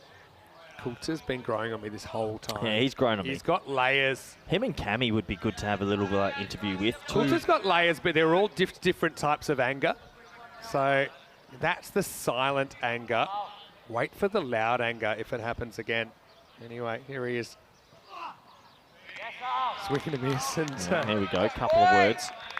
Oh, there's some eyes there. Eyes are also good. I'm no body language expert, but I think you pretty much know what Coulter thinks of that shot. I'm loving it though. Yeah, fast bowlers should have a bit of fire under the belly. So I mean, so that's all I make of it. What do you make of DDC not returning to the field after this ball from Coulter? Shall be a fireball. Not a bad shot, but McCulloch will handle it, just a single. Knowing him personally a little bit better than maybe most, I can understand his thought process. Quite a good, genuine kid, and he'd probably got the pad off and he's just sitting there. It's 5 or 6 minutes after the decision. So, yeah, when you're in that sort of situation, you've already maybe defused and whatever. Yeah, okay, I get it. So I do he wasn't get in a it. mental state to go back out there. Oh, he's probably de-padded, Vinny. It's a bit weird. How long does it take you to get your pads on? No, it doesn't. But I know nearly a lot of other cricketers, I think there's a bit of sportsmanship. He said, look, if the decision's been made on field, because both umpires gave it out and that was it, and it's just move on. Right. 17 for 2 after 2. I suppose I can understand that thought process. If he's out, he's out, and he didn't want the technology to save him. Anyway, this is the battle that you're seeing right now. Battle between an undefeated team and a team yet to score any points. So, I mean, you'd normally say this would be a walk in the park for CIYMS of Ireland, but I don't think there's such a thing in ECL Championship Week. The question for me, though, one of the big questions was, how will Bevan handle some of the awkward spin options that you're going to get along the way? Well, I think McCulloch. CIYMS's spinners have been the reason of their success. I think Jakey Mulder's my MVP at the moment. A little bit of Stephen Curry about him, and yeah, he's bowled exceptionally well. And so is this man on your screen, McCulloch. Starts with a white. Yeah, I reckon they might be reigning MVP. Do we still have the €4,000 watch that we used to give out, or? I think nowadays you get, one of those watches that turns into a calculator and the buttons are really, really little. I think we might have one of those. Missing. How about a shoe phone? I'd like to see the shoe phone MVP award. Well, he's club back home, Bayswater Morley are in the final this week. Yeah. Wacker final. And I think they won the Spirit of Cricket Award 3 years running as well, Bayswater Morley. They're doing some good things down there. Anyway, this is a tight one, but they will get through for a single. Yeah, just the one. Yeah, Bevan, well, we know they've had a tough trip. They've had a really tough trip. They lost the Golden Ball game, which might have kick-started their winning formula. 2 bad losses to start. Against the Irish, you're going to want 110 at least. Oh, it takes us off the stumps and does well. Just goes with the angle, 1 bounce 4. Yeah, Bevan, they're kind of beat up, aren't they? But they're not knocked out yet. They're going to keep swinging away through these 10 overs. Bevan are one of those teams. Once their backs are against the wall, Vinny, they seem to find something. They did this in their group as well. Well, if they are going to find something, has to be now. Has to be this game. You can't go 0-4 and try to get 4th place. I don't think 2-4 ain't going to cut it. Do you think 2-4 could get 4th? Doubt it. Very much doubt it. This is hit down the ground. Mulder will handle it. There he is, old MVP. I mean, you got to go 2-4 and then have a better net run rate, I think. Well, yeah, you'd have to do it on net run rate. But then let's have a look at who we think could be 2-4 with a worse record. Probably Sporting Alpha as one of those teams. Alphas are now, I think, 1-3. Yeah, it's tough to tell. There's still lots of cricket to play in this group. More work from Mulder. Yeah, so the thing is, if you want to come fourth, you have to be better than 3 teams. So to have a better record than 3 teams, that's the situation here. So if Beverin, the 3 teams above them at the moment, I'll come back to that in a second. As it goes up in the air and gone. Inside half of the bat. Cuxa never clicked here in match 14. McCulloch just slides in, doesn't he? Takes it to the inside half of the bat. And so 3 wickets in the power play in the end. McCulloch gets his first. It's 25 for 3. And that's the arm ball. The seam up delivery picks up the wicket. 3 go down. CRYMS are just playing glorious cricket at the moment. They're the team to beat. So many are tipping as the favourites because they probably more than likely will be going to finals day minimum already. But they look red hot to get that double chance, Vinny. Chance. I mean, if they go 5-0, they are in such great shape, especially with everyone else kind of taking points off each other in the middle. So, yeah, disappointment for Caxar. And he's going to have to go. Yeah, so looking at Beverin, let's say they lost this and they came back and won their last 2 games. They'd be 2-4. But then you've got Hornchurch above them. They're 1-2, but they've got games in hand, right? So it's hard to believe that they'll end up still with just the 1 win. You've got Sporting Alphas, 1-3 at the moment. And then you go above that, Drew and Farmers already have 2 wins with 2 games to play. Here he comes, MVP. Mulder at the moment. Early call. I think so. He's been unbelievable. If you had to call it right now, yeah. Here we go. This will be a flipper. Oh, comes in. And yeah, it's one of those things. Is it like a mental block for batsmen how to play this? This is the thing. I think by now the batters should know what to expect, but your eyes deceive you, I think. You say, okay, I know the theory of what this is meant to do, but it just looks like something different. So, a pretty tentative shot first up. Rashid batting 5. He's kind of floated up and down the order.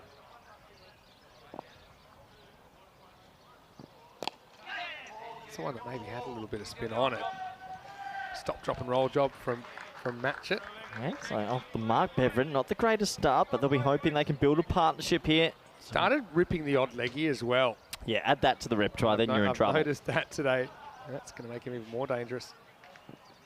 Yeah, that's the leggy. And he's lucky not to run past that thick inside edge just for the single. How was that Hornchurch game earlier with these two, CIYMS? That was a great game of cricket as well. Very good game, topsy-turvy. We saw a couple of times, we saw the momentum swing late in the piece. Mulder to Rashid. Cut away, doesn't quite get the gap though, just the one, so tiki-taka at the moment. And so how do you approach Mulder? I mean, you're Beverin, you love to go after everything. Do you have to be a bit more careful, or do you take your chances? Take none for 12, you're happy. I honestly think none for 12. He's the leading wicket taker, right? Sometimes you've got to pay respect and not lose too many to him. That's the flipper, and it bowls him. Wow, he just sneaks it through, put another one up on the chalkboard. And yeah, this time Moman, he's going to have to go. 13 has been a bit of an unlucky number today. Mulder does it again, and Beverin in a bit of trouble. It's 29 for 4. Yeah, old Steph Curry, MVP, just sliding it through again. People are playing for spin. People are not reading the hand at all, and it's just going straight on, and it's taking a lot of wickets. Yes, I mean, I like the proactive approach. He pretty much yorks himself there, Moman. The thing with this delivery as well is when it pitches, it picks up speed. Most leggies that even bowl, it will slow down. It gets quicker and quicker, and it's very effective at the moment. And right now, the Irish champions look like going on for another big win. So, a disappointment for Moman. Will be replaced by Mohammed Noman, who batted really well yesterday late in the piece. Yeah, he did pull it out the fire, didn't he? He got them into that golden ball game and unfortunately got out in the 9th over. So 29 for 4 right now. It feels like that Beverin just going through the motions. They need to wake up here. I mean, spinners are really effective. We know that already in this format. but spinners that have something weird about them are really effective. You know, so either like a leggy that can bowl a wrong one or some kind of variation, or Mulder, who's just basically a mystery spinner, I think. He's got one more ball to go here in the fourth. Oh, that wasn't picked either. Bounced over the top. Doherty. How is that missed leg stump? That is ridiculous, and that's going to be a bye. Have a closer look at this one, Vin. Yeah, let's see. It goes over the bails by a whisker. This was right on line, and not by much. People can see how stuck in the crease. That was a great example of batsman getting stuck in the crease against spin, and you've got to play him straight. Yeah, so end of the over. It is 30 for 4. How many games left today, Vin? Well, good news for you. That we're only halfway through at the start of this game. 3 down, 3 to go. 12 hours of live cricket. Well, remember that over-enthusiasm this morning, waning. You've been hyped up. I was passing your hypes when I was your secretary in the last game. Yeah, pretty cute as well. Thank you. I'd like to see the English team, some of their get-up last game. Yeah, and I'm looking forward to the two, the Hornchurch versus Sporting Alphas, who are looking a little bit lean and under the weather. And then Beverin Pack, I care about Lona. Good game. Yeah, they're all good games here in Championship Week. Here's a good bowler, Robinson. And he gets lifted up and out of the ground. Well, Noman gets off the mark, and he does it in style. Maximo. Beverin, they need some more of that. I know they'll be trying. That's the one thing with Beverin. They will keep going at it, and they bat pretty deep. So get ready for 35 more balls of trying to hit a 6. So always good to get the first one away. And maybe you can turn it into that big magical over that can turn this innings around. Robinson rocked into the slot that time. Now it's a fall down square drive. And I think it'll beat the field as it does. Well, that would have been a wide. But he literally flung himself at the ball. And that's the Belgian square drive. Noman goes 6 and 4, and that is a guy who is hungry for more. Yeah, the Belgian square drive. I like it, Vinny. And he gets a big piece of it, and he goes for 4. So a 6 and a 4. Can they get some more? It's National Poets Day, by the way.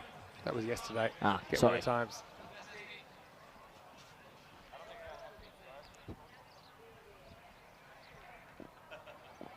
Noman. Double figures in no time at all. Clunks this one, slightly slower ball. It's clever from Robinson though, he hasn't bowled the same ball twice. And he bowled the first one, which is probably in the slot. The second one, he pushed the batter wider, the batter just threw himself at it. That was the slower delivery, so that's quite clever bowling, despite the fact he's gone for 11.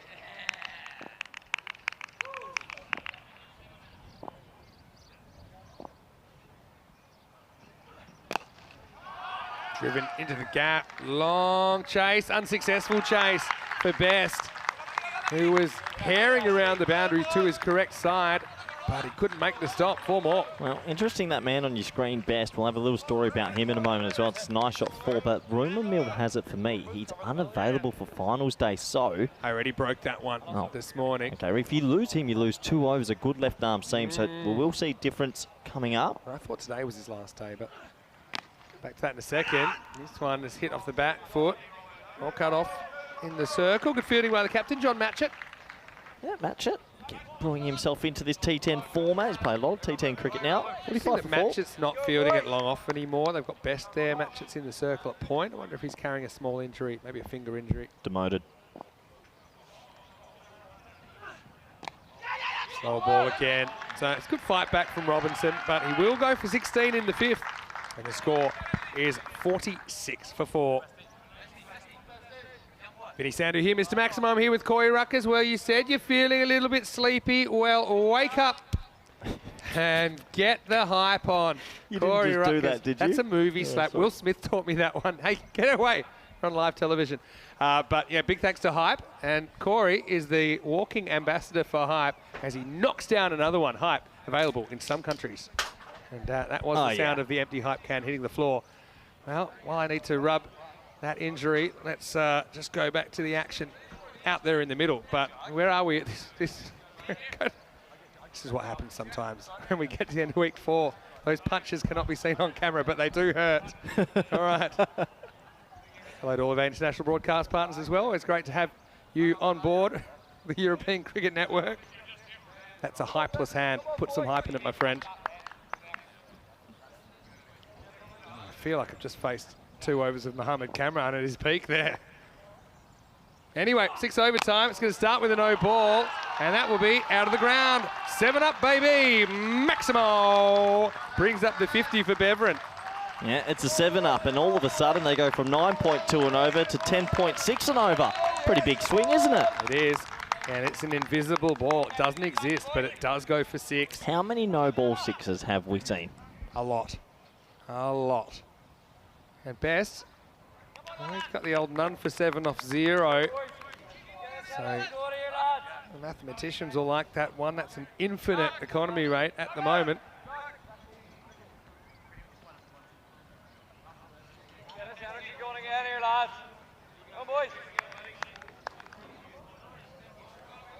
I'll have to check with the hype people if you meant to drink them that fast. But Corey just is having a little sit down after that. Oh, don't know if the magic spray well with that. Anyway, Best. He likes this round the wicket lately. Right now, he's got to deal with a free hit. And Rashid on strike. Yeah, good comeback, though. This one does hit that full length, pretty much bounces on the crease. This is a chance to say hello to all of our wonderful people in the comment section as well. Let us know how you're going. I know that Charlie Hunt has also appeared in the fan zone, so get to spend some time with him as well, hopefully. Oh, shot. It's a really good shot, and they've run on the hit. Big, big problems. And that's what happens when you go on the hit. You can see, and Noman saying, what's going on there? But to be honest, the non-striker Noman, he just got excited about how hard Rashid hit it, and he didn't look where he hit it, because I think that Rashid was pretty quick to say no. The replay will tell the story, but a self-inflicted one sees Beverin lose the 5th, 53 for 5. Sometimes when you see someone play a glorious cover drive, you do get excited, and this time Noman gets too excited. Watch this, he crunches it, and he goes, oh yeah, good shot, starts to run, but it went straight to the fielder. Yeah. Never a run there. Yeah, so you can see that that's why it's the striker's call, because it's in front of the wicket, and you know, I know Noman's a good batter, but they're both good batters out there. You didn't want to lose either one of them. So, yeah, you can understand why Noman heard the sound off the bat and he just took off. Just have a look at him, number 1, bottom of your screen. He's off and he's looking at the ball and then just never has time to turn around. And if Noman wasn't run out, Rashid was going to get run out there. Anyway, annoying one, back to live action. Rashid reaches and drives this out to deep cover for a single. New batter at the crease is Mansoor Mahboob. Yeah, well, Mahboob's got to come in and play some good shots here. Right now, they're struggling a little bit. They got it up to 10s because of that no ball 6, or just under 10s, but they need to keep going. They're going to want around 110 to 115.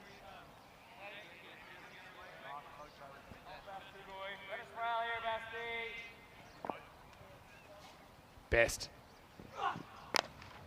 Bit shorter this time. Mahboob plays it out. It's first ball he's faced. Yeah, very good comeback from Best here. He obviously didn't get that first ball right, but seems to have found his groove again.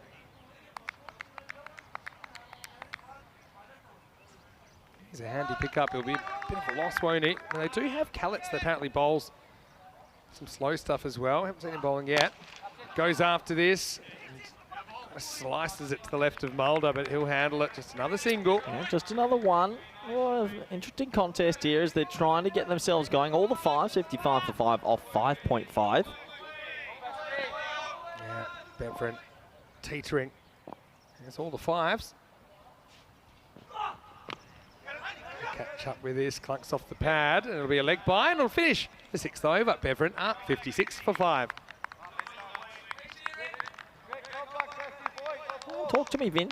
You've seen a lot of this group at the moment. It's starting to get to that middle stage of it. Who are you seeing as potentially being an early knockout, and who are you seeing as a potential double chance? Beverin are the obvious ones at the moment, especially if they can't turn this around.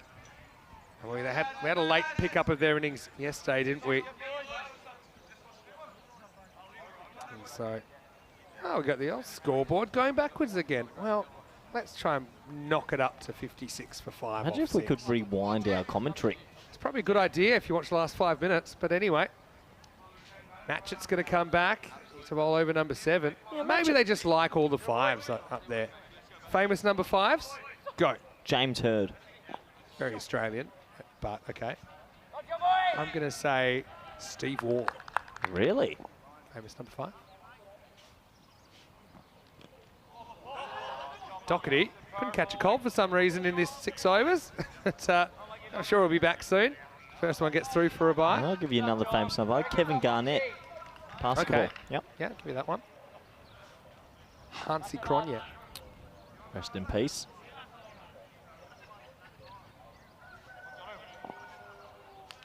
One of my favourites growing up. I think he would have loved this format.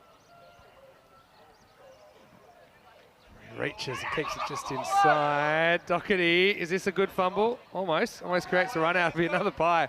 I got to say, as a keeper, you go through these runs where you just clang a few. And Doherty is going through one of them right now. He's a very good keeper. Maybe it was my social media comment on his status where I said that I thought he was a class player with the bat and the gloves. Maybe that extra pressure. Well, you never know. Come on, Doc. Come back to us soon. Well, get some of that, but it wasn't really an easy one to handle from Matchett. And I think they've made a good stop there. It'll be 2 byes. Yeah, you're just having a bit of a nightmare few minutes, but that's going to be 3 wides altogether. That one, I don't really blame Doc for. He was speared. Just double check he taps it back before he touches the rope. I think there's no problems there. That's fine. Pink shoes, pink hat, it works.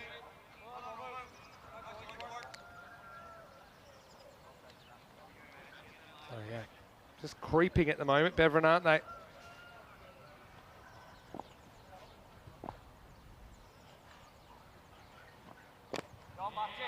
Yeah, Match bowls a good one there. It's kind of wide Yorker. Feels like a bit of a slow encounter at the moment. Just going through its sort of middle phase, just waiting for something magical to happen with the ball or with the bat. Yeah. I mean, CLYMS, they must be feeling a little bit of fatigue after you'd the think Group so. F and then their barnstorming run, that intense encounter against the English earlier.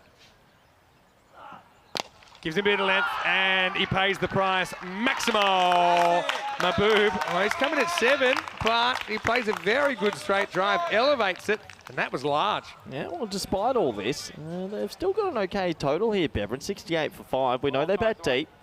And they'll be thinking 115, and they've got a decent pace attack. Come on, boy. They'll obviously have to get Doherty and Jason van der Merwe out early. You can see that wakes up the dugout just a little bit. Match it. He pays the price for bouncing the ball there, doesn't he? And this time tries to mow it to the leg side, and I'll just be a single out there to deep mid-wicket. So, yeah, interesting poised game at the moment. It was all CLYMS in the early stages. Beverin trying to fight back. Beverin really are fighting for their tournament life in this game. Every game's a final from them on in. If they're going to go lift that trophy, they need to get on a serious run of results.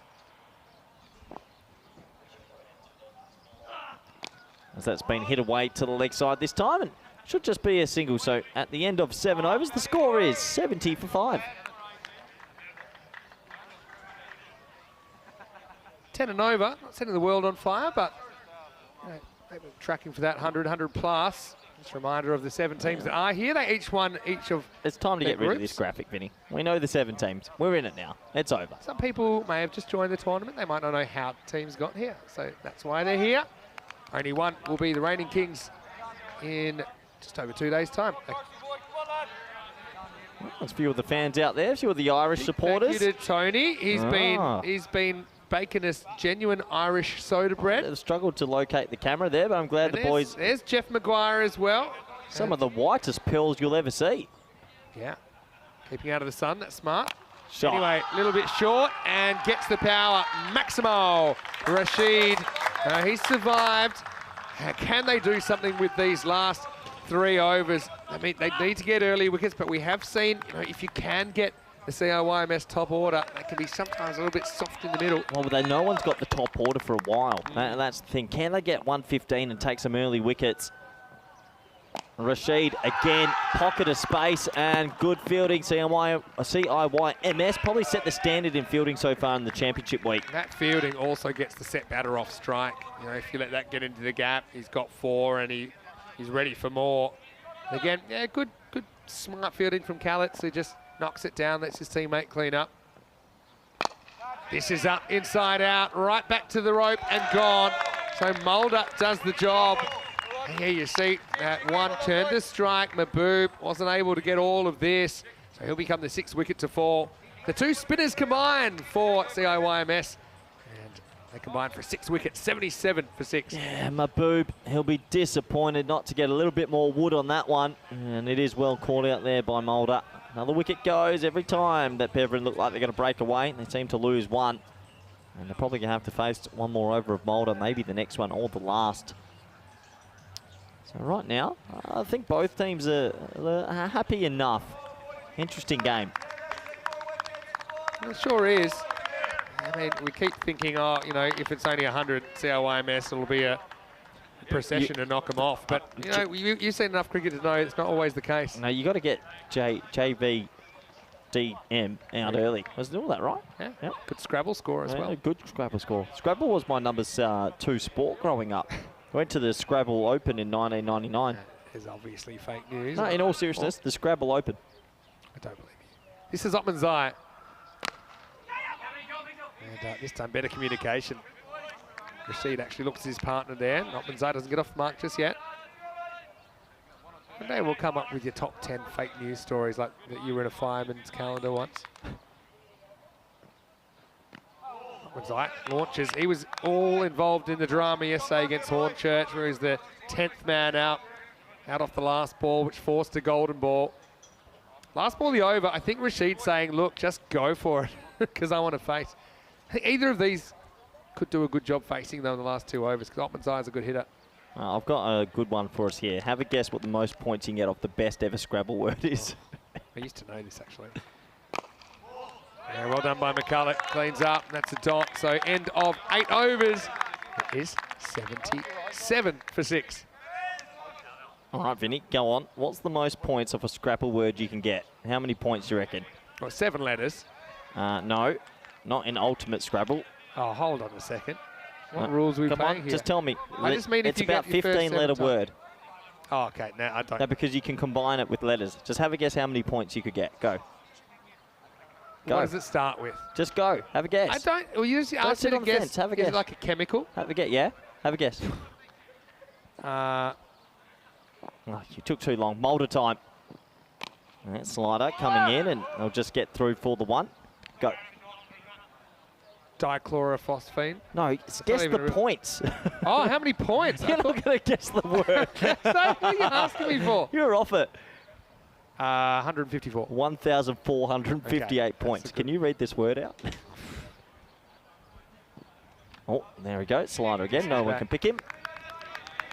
Oxyphenbutazone. Yeah, if you get that on the Scrabble word with all the letters that could be in good spots, that's how many points you can get. All right. Might use that one tonight. And I don't think the chemical that I just read out was actually a real chemical. Oh, that's high. And he'll be called a no ball. Yeah, it will be. Was coming down. Well, that's the first time we've seen Mulder lose his line, and that's going to be tight. No, they'll get back, so it'll be a no ball, glove 2. It's one of the very few times he's lost control of the ball. Yeah, I mean, it's bound to happen from time to time when you're bowling that delivery. Yeah, so, I mean, even though he's charging, it is very high. It's like shoulder high when he hits it. So it's a tough one for umpires to umpire. Nice bit of work from Doherty. Maybe this is him coming back. And he grabs it and throws it down onto the stumps. Free hit then. Oh, well bowled. Just drops into the block hole beautifully. Otman Zai couldn't do much with it. Yeah, it's a very good ball for a free hit, isn't it? So Mulder just trying to sneak through a couple of deliveries here. Finished another good spell. I think going at a runner ball for him again.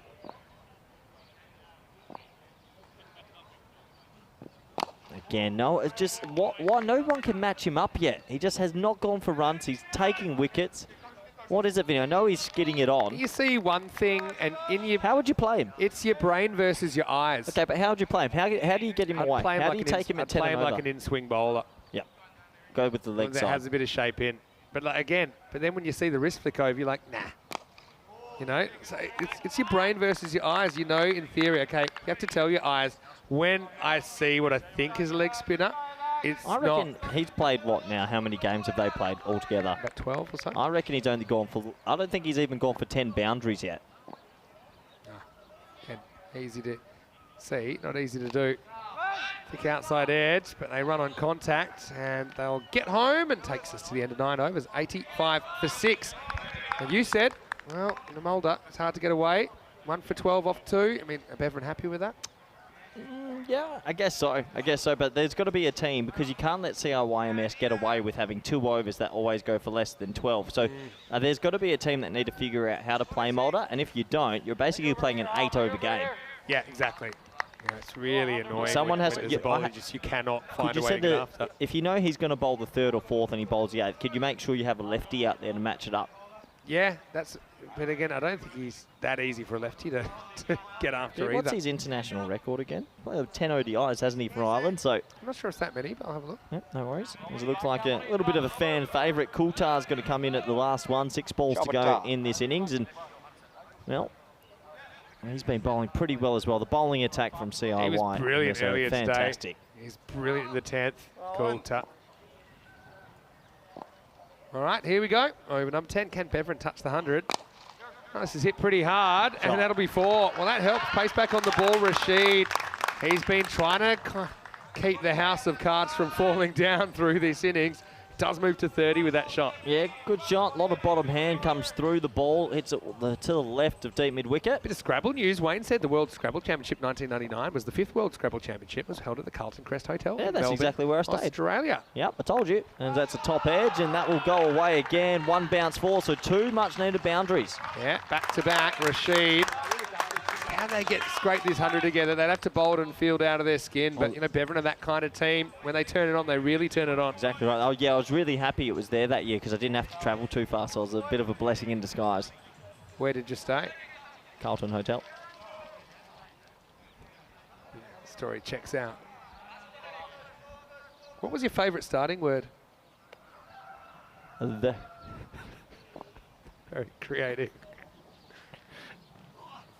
Got it. Yeah, nice one. They needed that, and that'll take him to 99. Coulthard doesn't quite find the block hole, and he goes the distance, 6 runs. Well, they needed something at the back end, and there's a little bit of belief in the dugout there. They're on their feet. A 4, and a 6, and Coulthard just missing his margins here.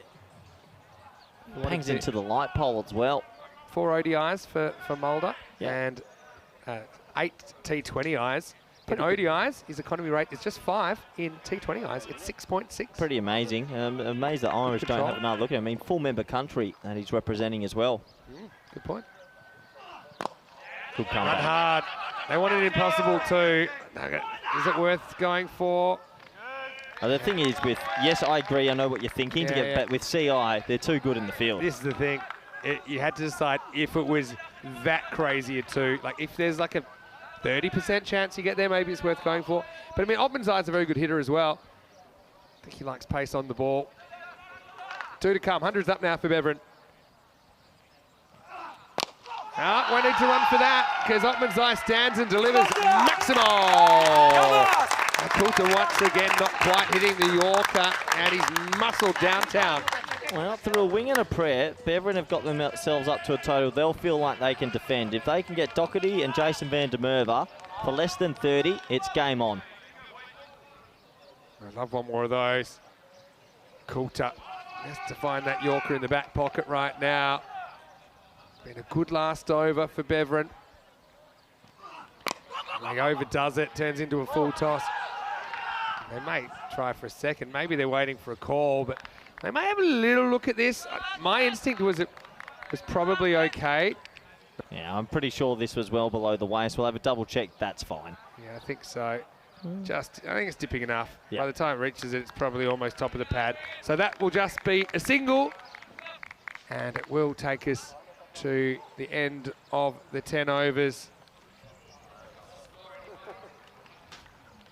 And I think it'll be 107 for 6. I think it's 108, but we'll have to get confirmation. Obviously, a few little technical issues still, but well done to Rashid, who batted through, and a couple of runs at the back end. Rashid ended up with 41 off 22. Sounded like Coulthard walking off. Had to pick one player up. Yep. That last over went for a few more than he wanted. So, yeah, 107 6 there. We found a system. Maybe we found a way that we can check it. Camera 4, very well done out there. Very nice work. Is that Karina down there? Anyway, so look, Bevan, they've got something to bowl at. I mean, if you go on just the stats of the series, then this is more or less a pass score. No. But what I was going to say is with these teams here, and especially with the Irish, I mean, they're averaging 119 with the bat, so it does seem a little bit under. How about that for a start from Matchett? Does it again, doesn't he? With the ball cracking into the off stump first up, and then Coulter cleaned up Zakil. So once again, a bit of a rescue job required for Beverin. They do find their way to something that if they bowl and field really well and take those key wickets, perhaps they could get their first points of this championship week. Yeah, they're going to need to create 10 opportunities, and they're going to have to take all 10 at fields. And they tried their best. They just didn't get it away at the start. That was Hakeem Casco being well caught at square leg. Rashid came out in the middle. There was a few wickets falling around him as Norm Ahmed had to go to Mulder, who keeps on bowling extremely well. There was a run out that sort of held Beverin back just a little bit. It was a hit and run, and unfortunately run outs always hurt. Rashid hit it straight to cover, and there's Vinny Sandu. Well, that's a workplace agreement that he's definitely ruined the rules there. This is the run out I was referring to. Smacked, and they ran and just went. And it wasn't the right call, and Best did all the mopping up at the bowler's end. And overall, I think CRYMS had pretty much control of the innings. There was a few late boundaries which really brought Beverin back into it. And it was a bit of a topsy-turvy sort of 10 overs. Overall, the fans are enjoying themselves, the victorious ovations are flowing, and that is all that matters. Abdul Rashid got that nice pull shot away, and the fielding standards from CI have been fantastic all over. They don't drop many, and they usually stop most things on the ground as well. And it has to be said, Beverin probably feel like they've left a few runs out there. 120 seems to be the par now for this ECL. Teams are really starting to go with bat. But these late boundaries in the 10th over will get them to a score that is defendable. They're going to have to bowl extremely well, take all their opportunities, and maybe they can steal a victory against the undefeated Irish. Let's have a quick look at the scorecard, shall we? At the beautiful Cartama Oval on your screens. Yeah, the top order failed. Couldn't get away. 41 off 22 for Rashid. A couple of 13s, 11s, 8s, 11s, and 12 extras helped them get above the 100 mark. But overall, I sort of feel 13 under par for me. They're going to have to bowl very well indeed. Let's have a look at the bowling. Everyone chipping in a little bit. There was 2 again for Carson, 1 for Mulder, 1 for Matchett, 1 for Coulter, who got a little bit of tap in this one, and Muck Best just the one over this time for 9 runs. So overall, a collective bowling effort, and they'll feel like they've done a pretty good first job in this one. So we're at the halfway stage. Interesting game in our hands. Beverin, they're playing for their tournament life. If they lose this, more than likely they will be out the door. Do join us back in the next 10 minutes for the All Exciting Run Chase. Thank you.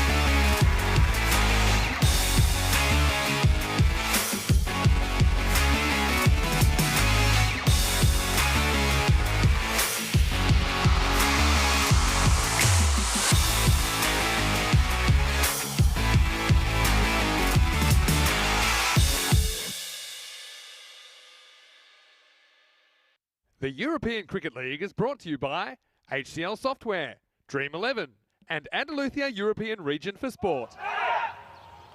Hello and welcome back everyone around the world. We're here for the second half of this T10 match between, well, Beveren, the Belgian champions, up against the Irish champions, CIYMS. And at the halfway stage, it does seem like CI are going to continue their winning run. Only 107 for 6 made by Beveren, but we know this T10 format is chaos and anything can happen. Good opportunity to welcome back all the viewers around the world, especially those in India via fan code. Everyone on the chat, if you want to interact with us, jump on the old YouTube chat.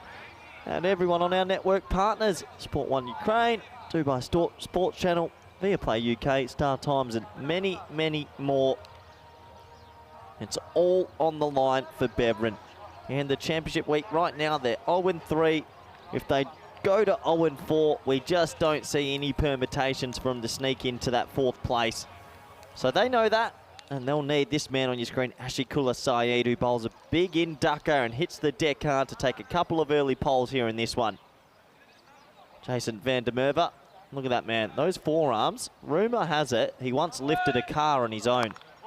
And if he gets going, he gets going. He might be the informed batsman of this group up there with Hankins, Daniel Doyle, but he's an exceptional talent. This will be a good contest. Here we go, first ball of the run chase. Oh yeah, why don't you? Thanks for coming, 6, and oh, it's almost a hanger. Oh, Hornchurch, I think that Sainsy out there goes for a jalebi catch and he almost takes out the fan area.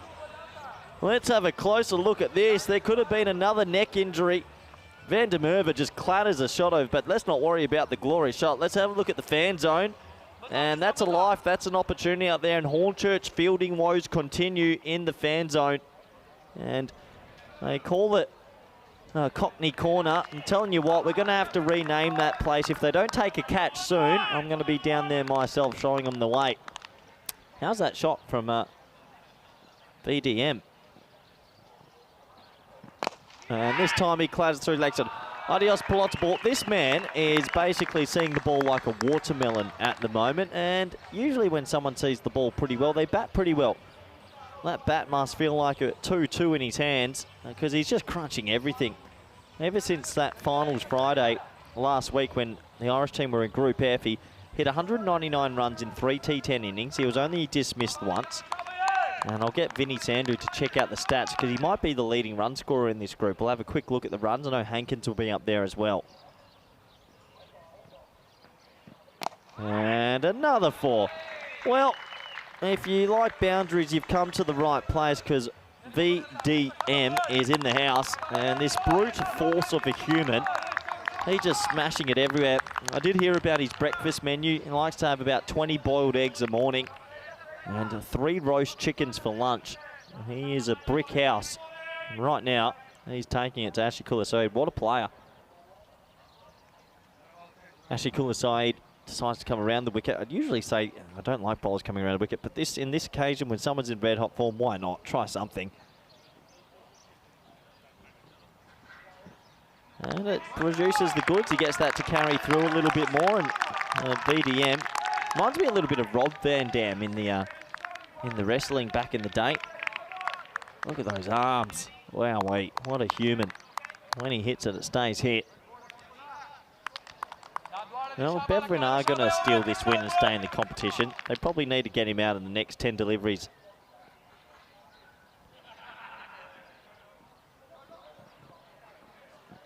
As he just gets himself off strike and, well, he moves to 15 off 5.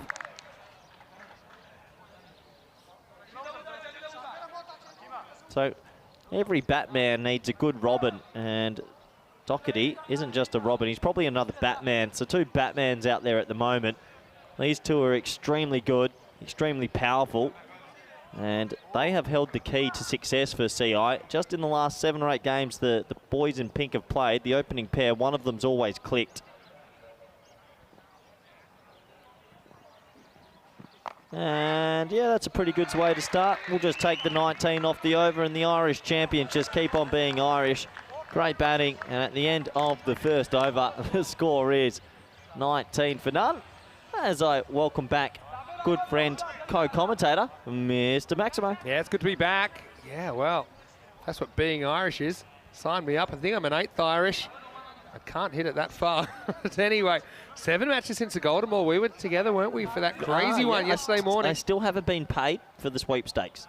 It's within 7 working days. Well, I leave. Once I get the robot refund back, then it can come out of that. No, you'll get your money. Oh well, Hansi de la Tarakel, the tall left arm seamer, looks like he's at the top of his mark with his luscious locks. What can he do? How's that for a start, though? How's VDM? And they just make it look so easy. Hate those guys. Here we go. Oh, Wow, big this moment. could be something, yeah. Big moment. Has to catch it. Oh, he drops it, and that could be the tournament for Bevan. You can't drop good players. And VDM gets a life. That's a huge moment. Tough one, Rashid going back, batted so well. He's the reason they've got this many on the board. It was a proper Class A steepler, though, because he had to run around. He faces the ball again. He just couldn't relocate it. Oh, that one hurts, doesn't it? That doesn't just hurt. That's a punch to the solar plexus, because that's VDM, who's, I think he must be up there for close to leading run scorer. Yeah, well, he's 475 for the tournament. Yeah, wow. He's the leading run scorer for the whole tournament now, not just here. Do we have the finals week leaderboards? Yes, they might look for 2 here. Oh, a little hesitation. It might be tight. No, he gets there in the end. I don't have it isolated. Okay, I know Hankins has made 3 50s on the trot. I know Narby's made a 90. DDC's looked good. And then this man, VDM's also been good. And Doherty's also been good. A lot of good opening batsmen. Sorry if I missed out on anyone. Yeah, he didn't miss out. Niaz hasn't really gone large yet, but capable. Perman probably in that conversation now. Darmgard as well. Guard. Well bowled. Oh, gee. Oh, if I'm a bowler, I feel like I might have got a tough one I'll here. give you my 2 cents. It is Not even okay. close. I think it's. What's I think that? it's inside. I feel like old Hansi de la Tarakel will be pulling out that luscious locks. That was inside the Even if tram he line. pulled out some hair, he's still got plenty to spare. Yeah, that is good. That hurts. But anyway, borderline call umpire gets to see it once. That one will be wide. David Skinner in the chat. Good old Skinner makes a good point. Ireland really look like the team to beat now. And so obviously someone will come from nowhere on finals day and beat them. That's been the story so far, hasn't it? Yeah, it'll happen. I reckon once again we'll get a team that finishes 3rd or 4th, though. We'll just get on a heater. Just never know. But I mean, you have to be there first. That's the difference. So you can't be in the bottom 3 and have a heater finals day because you'll be watching. Here's Hercules. Full ball. Good over this from Hercules, actually. And they'll get through for a tight single, but they make it easily. Yeah, they've really made inroads quickly to this. It's a moderate target set for them by Beverin. In the earlier game, CI versus Hornchurch, Hornchurch didn't bowl too badly, but they got Van der Merved. Yeah. He just whacked him at the start. He got him off to a fly. It reminds me of Rob Van Dam, or the wrestler. Jean-Claude Van Damme even? No, Rob Van Dam. More power. Yeah, true. Sorry to all those Jean-Claude Van Damme fans out there. Short, that's well bowled. Beats him for pace, you don't see that very often. He looks unhurried, that's one of the hallmarks of his batting. He just seems unhurried, and he's not a guy that kind of dances around a lot at the crease. I would like to see him and Narby in an arm wrestle. Yeah, now that'd be powerful. Those two must be the two most powerful batsmen we've seen. Hankins is more of he's a class player, but these two are just brute power. Let's see maybe their 2 arms against 200 kids' arms. No, those kind of battles. Up in the air, is it a chance? Is it a chance? No, it's not. Has a bit of top spin on it and awkwardly gets stopped, but they'll get back for 2. Yeah, luck's a fortune. It's hard to play without it. And so Van der Merwe moves to 18. Is the luck of the Irish an actual thing? That's an expression. You know, I kissed the Blarney Stone when I was younger. Did you? I actually did. Is that why you've got those issues now? Zing. No, it means that's how I became into commentary. Gifted the gab if you kiss the Blarney Stone. Ever heard of that? Yeah, and I've heard of that. Yeah, obviously it worked for you. Last ball from Tyler Carroll coming up, been pretty good over. Yeah, and it gets swatted, and they should be able to get through for an easy single, which they do. An unnecessary throw comes in, and at the end of 2 overs, it's 28 for none. Forgetting the city it was in now, but there was one place, I'm trying to picture it, that, yeah, you meant to kiss something or walk around in a circle somewhere in Europe and did it. Guess it's brought me luck. Well, it's not looking great for Beverin at the moment. they could pull this one out of the fire, at least they join Sporting Alphas on 1 and 3. But here's the thing, you have to be better than 3 other teams if you're going to make the final stage. I got a nice message in the break, actually, from David Payne, English international cricketer. He's representing England for the first time last year. I got to meet him when he was playing the Dutch in Amsterdam. He said, give a word to Hankins for me and say he's enjoying the comms and watching. So hello, David. Nice. Hello, David. That's great that you're enjoying it. See if the English are enjoying the next game against Sporting Alphas. Right now, Opmanzai grabs the ball in the third. Yeah, he gets hit away to the offside, but it'll be just a single. This is the thing, that we talked about it in Group F so many times, that Ireland didn't have as much batting depth after maybe 4 or 5. And if their openers click, they will get a lot better. And in the last 6 or 7 games, the openers, at least one of them's always made a score. Well, a bit like my teenage romance. It's intense at the moment, but can it last? I won't tell you how that went. That's the question. So it didn't last? It's been a pretty awesome few days, put it that way. Oh, yeah, laced. 1 bounce, thanks for coming, 4 runs, and the Irish just continue being Irish. Double threat. This is the thing, there's no end that you can really bowl at, and you feel comfortable at the moment. I mean, Doherty is very strong in this area. All areas, really. Well, I don't know if you heard me in my intro. I said, look, there comes Batman, and I was going to say a good partner, Rob, but no, it's 2 Batman out there. 2 Batmen. Ah, sorry. Yeah, but you're right. The bat sign's gone up, and the bats have been It's swinging. almost like there is no Robin in this Irish team. They're that good. Yeah. I think would Mulder be the Joker? Actually, is it T10? Do you even need a Robin, or can you just have Batman everywhere? 11 Batman. It's well bowled, but they'll scamper through for a pretty tight one. Just the power play you want, though, as well. Oh, it's a dream start, isn't it? I mean, only 108 the target. And we say only 108, it's 10.8 and over. But for me, especially in the last few games, we've seen the par rate now is no longer that 105, 110. It really is 120, 125.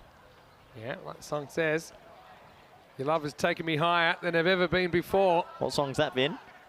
I think that's the title. Oh.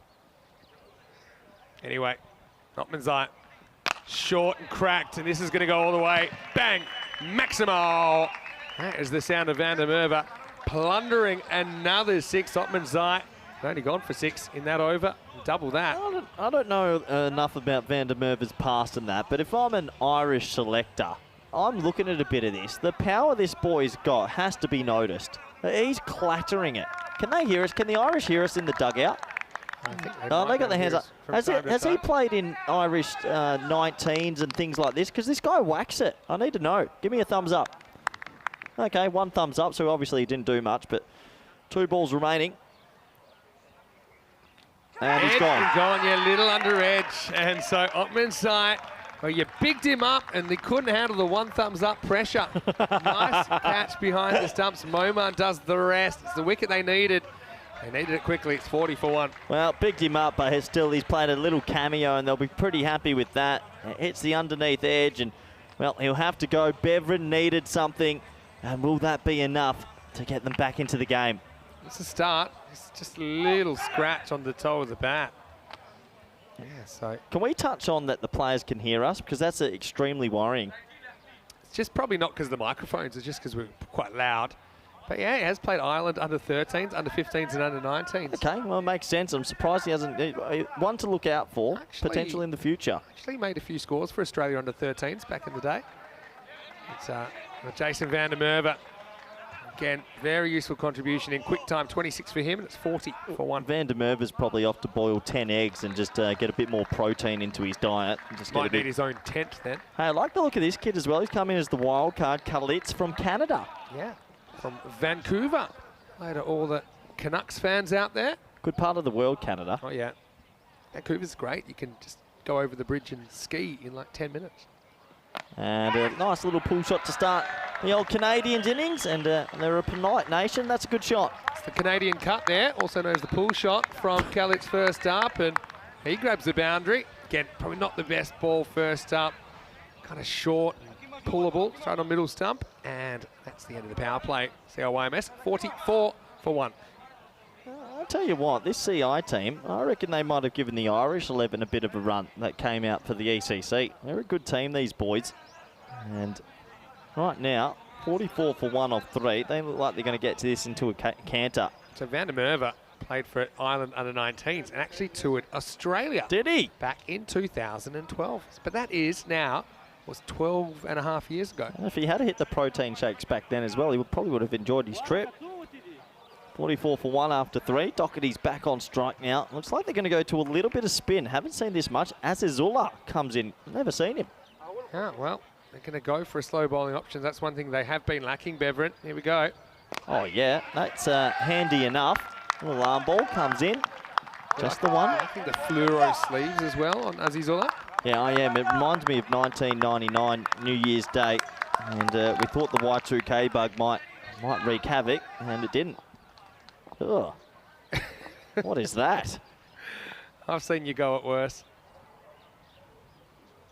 Oh, it gets caught on the crease. I like this. It's kind of that kind of slingy kind of spin. So, see, Beverin, how have they had this boy just hiding in the sheds? That can be quite effective in T10.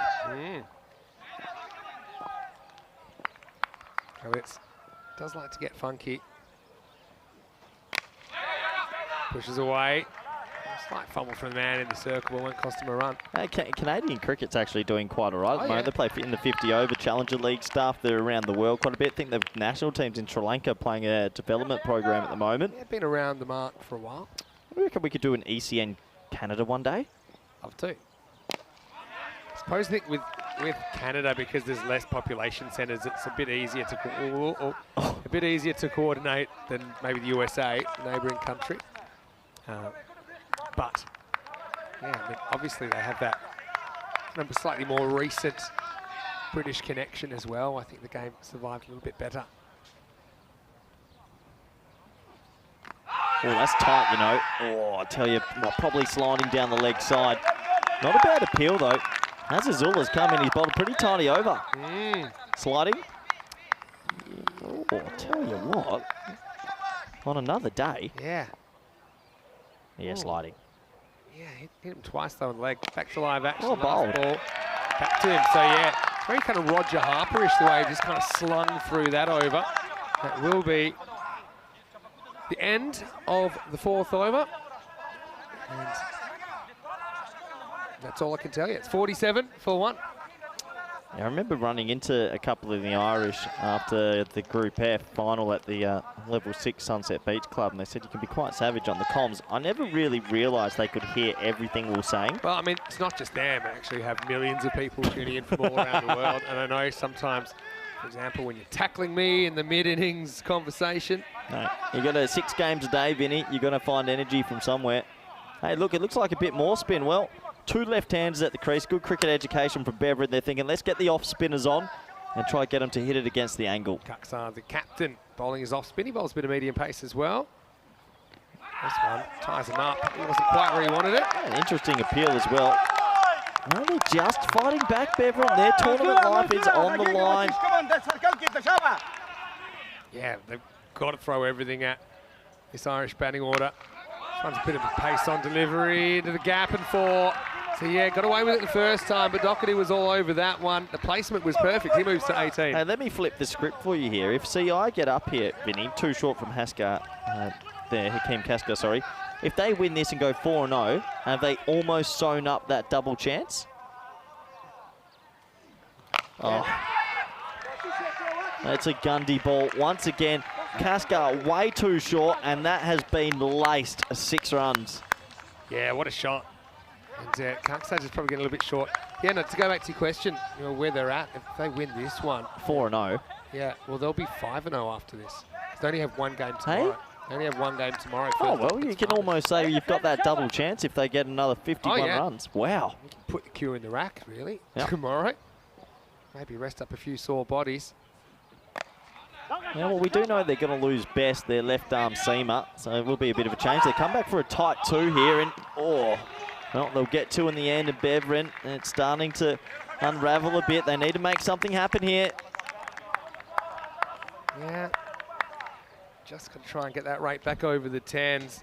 Just got to keep competing. Hey, Doherty just seems too good to fail here, to be honest. He's got the rate under control. He's not going at everything. He's been quite selective.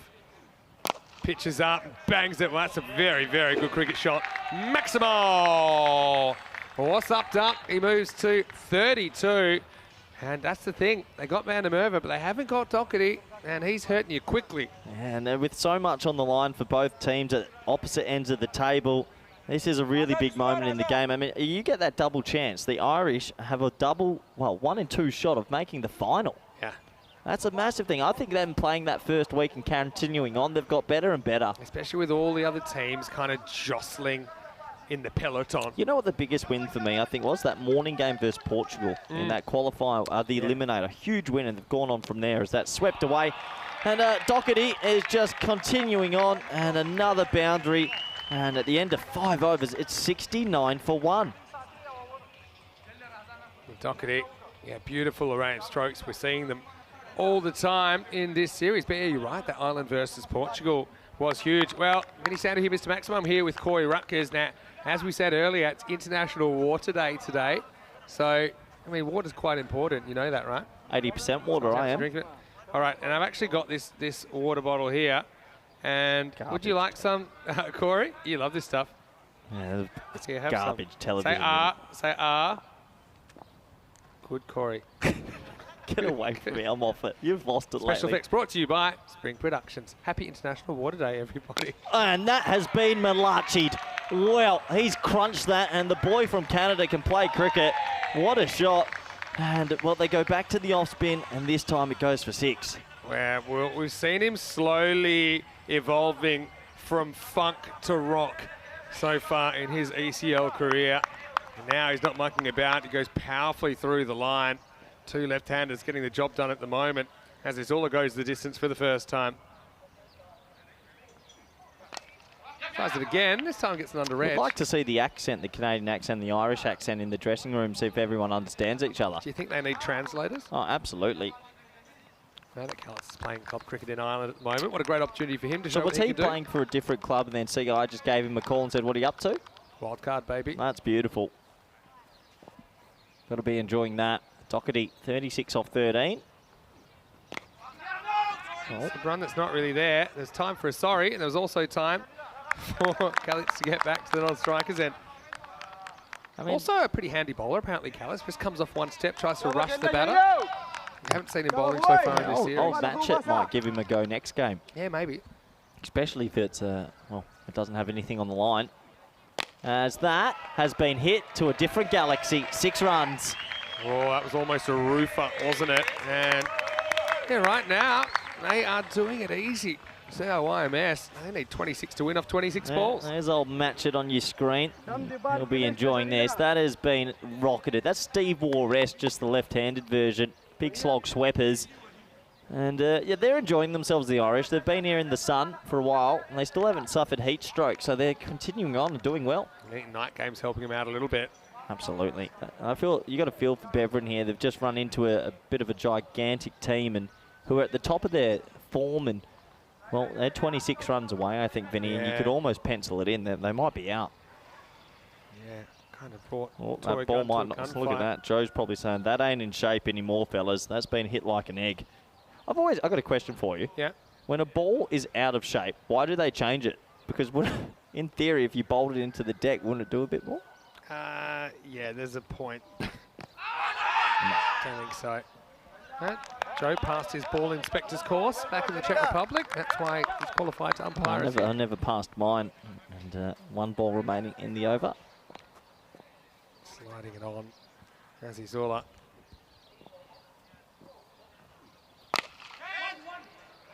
I've got a very tough question for you after this ball. Well. As at the end of 6 overs, it's 83 for 1. Okay, name your 2 openers if you had. I'm going to give you options. Doherty, Hankins, Vandermerva, Daniel Doyle-KA, or Nabi. Name your 2 out of 5. Oh, that's tough. I'm going to go. I mean, are we talking explosivity or consistency? I don't care. Just give me your 2. I'll let your mind stew on that one. Vandermerva and Nabi. You just want power. You just like muscles. You said there's no criteria. Like You're trying to make me pick. Don't give me any more Sophie's Choice questions, okay? Yeah, you just answered what every young heartthrob would have wanted as well. Anyway, Ashley Kulasade to come back. Make him arm wrestle for it, then those 2 will definitely win. Oh no, full toss. He doesn't get it though, and it's missed. It gets through. It might be close to a no ball as well, but I think it's gone for 4. Yeah, it's a great effort on the boundary. I felt this was okay. Yeah, that's okay. That's all right, it's coming down. Now we've got to see where it lands. I didn't see exactly where it bounced. Does it land in the field of play? Yeah, 4 runs. It does. I think they might want to see it one more time, but pretty sure. It's hit right off the toe of the bat there. That's fine for me. Yeah, that'll be okay. I think. Yeah, I'm pretty sure. He's reaching a long way in front. Yeah, just 4 runs given. Payment, yeah, great effort. I mean, there's no lack of effort from Bevan. It means everything to them to be here. And obviously, we love all the time. We've gotten to spend in Belgium as well. They play a certain brand of cricket, but they've just had a hard time having enough guys getting in and going on with it. I think that's been the issue. And without those kind of big runs on the board, then it's really tough to win matches at this level. Yeah, not easy. And Doherty is staring down the barrel of another 50 here, Vin. 3 to go for him.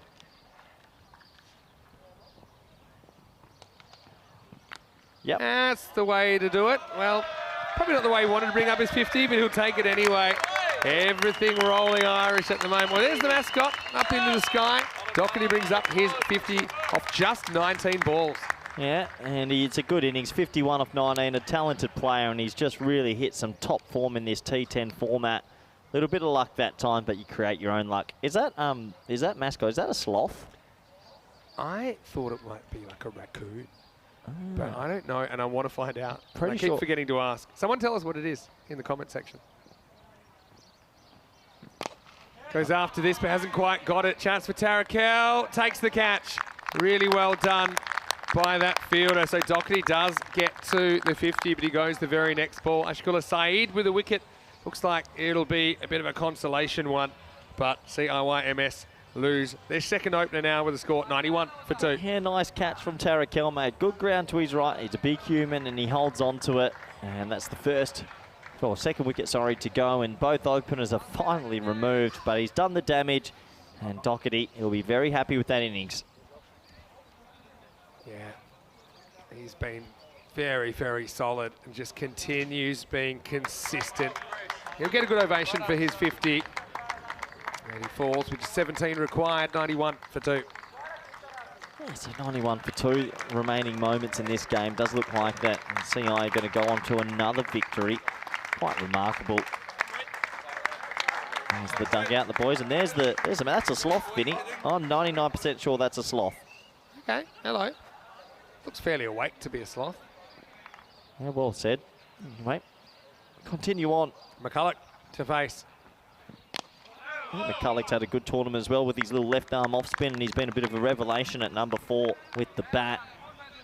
Yeah, we're seeing him at 4. Sometimes today. we've seen him at 3 as well. I actually like that they threw Callets up there. I think he looks good at 3. You'd lengthen your order a bit. Yep. McCulloch at 4, match it at 5. I think we won't see Bestie too much anymore, but all of a sudden, I mean, CI, if they sweep the group stage, Vinny, they'll go into finals day so confident. Yeah, and maybe well rested for a team that's played in the last group. Oh, he almost does his ankle there. Yeah, he's all right there. Oh. The other thing about CIYMS and their schedule, they do play the first game tomorrow, and that's it. So they are getting pretty much a whole day's rest. So they're getting whole afternoon's rest. This is where you send on the 12th, 13th, 14th, 15th man, the manager, anyone else. Oh, that right leg almost went under him. You give everybody a bit of a rest tomorrow if you've got the 2 set up, and you have a day's rest and then prepare for finals day. Goes for this, high, very high. Tarakel's got a little bit of room to move, and he takes a very good catch. Well, McCulloch swung for the fences, got it higher, then he got it long. Side gets 2 in the over. Great catch by Tarakel. Pair of very good catches for him. And so, a rare failure for Carson McCulloch. He goes without scoring, and the score 91 for 3. Well, he's not only built like Hercules, he's got a fairly good pair of mitts, and he holds on to it in the end. So, a couple of bonus wickets at the end for Bevan, but it does feel like it's too little, too late, as there's only a few runs remaining in this one. Yeah, 2 very good catches in the over from Tarakel. That wasn't an easy one. That was a steeper. It was blowing around a little bit. And so, yeah, McCulloch, it's nonplussed, but I suppose if you're going to make a duck, this probably isn't a bad game to do it. Ashkula Saeed, can't say enough good things about him as well. He never gives up no matter what the game situation. Finishes with Well, we don't know if he's finished yet. He's got a ball to go, but at the moment he's got 2 wickets. Matchett gets the chance to finish the game. Yeah, I think Kellett's at 3. I quite like it. I think he plays pace bowling very well, and you're just more likely at 3 to get pace bowling than maybe 4. McCulloch's been pretty brutal on some of the spin stuff. Yeah, Matchett gets himself a little chance at the crease now. What is it, 17 off 19? I mean, so many wickets in hand, you'd imagine they'll get there, but can Beveridge, can they just keep their tournament hopes alive with a couple more wickets? Pretty good one first up from Ashkula Saeed as we get to the end of the 7th over. And the score is 91 for 3. As we have a look at what's coming up next. And both these 2 teams in the negative, Sporting Alphaz 1 and 3 and Hornchurch 1 and 2. And a big name missing there for Alphaz, Vinny. Atif Mahmood looks like he's succumbed to injury as well, so he will be missing. That's a big out, isn't it? Yeah, it sure is. And yeah, this is going to be a bit of a war of attrition, I think. I don't think Hornchurch have played that bad. I don't think they're a 1 and 2 team. They've got a good batting lineup there, just a couple of close losses. And they could have easily been 0 and 3 if it wasn't for that golden ball win as well. But it's hard to see Hornchurch missing out. But I mean, I don't think they'll miss out. Got to start pulling some wins out, don't they? Tarakel did well with the hands, so now he'll grab the ball. Yeah, fair enough. Here he comes, the Hercules Adonis. 17 off 18 required. Yeah, driven sedately into the offside. It's a dot ball. Look, they're getting it to a runner ball now. You add 2 wickets on the board, maybe a little bit of luck. Just take it as deep as you can if you're Beveridge. Yeah, that's true. I mean, if Beveridge were by some miracle able to qualify it, they're going to have to do it on net run rate, I think. So that's your only hope. So you think to qualify you're going to need 3 wins? I think so. 2 and 4 with an outstanding net run rate, maybe.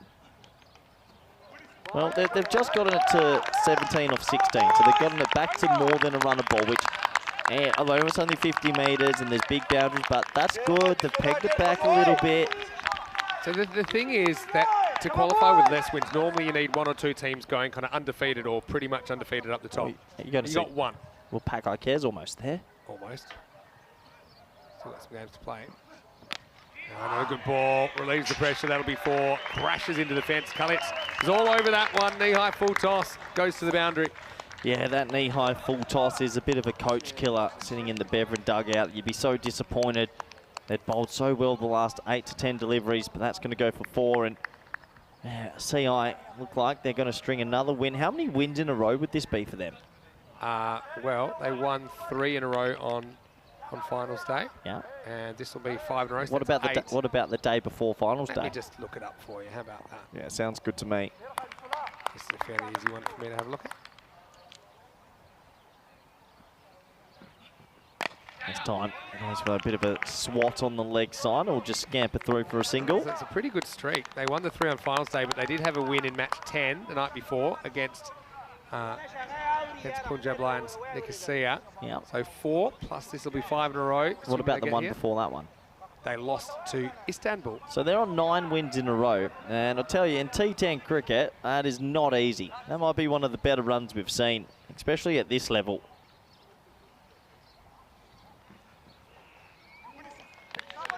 Matchett almost loses his stump. So yeah, nine T10 victories in a row on a pressure day or finals day, championship week.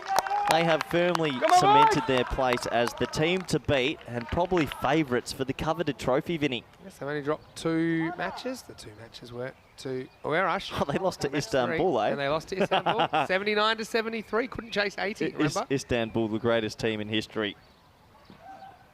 That's a hit straight to mid-wicket, and Matchett will have to go for a duck. Another wicket falls. It does go back to 12 off 12. Beveridge trying hard, and the score is 96 for 4. Yeah, they'll take it.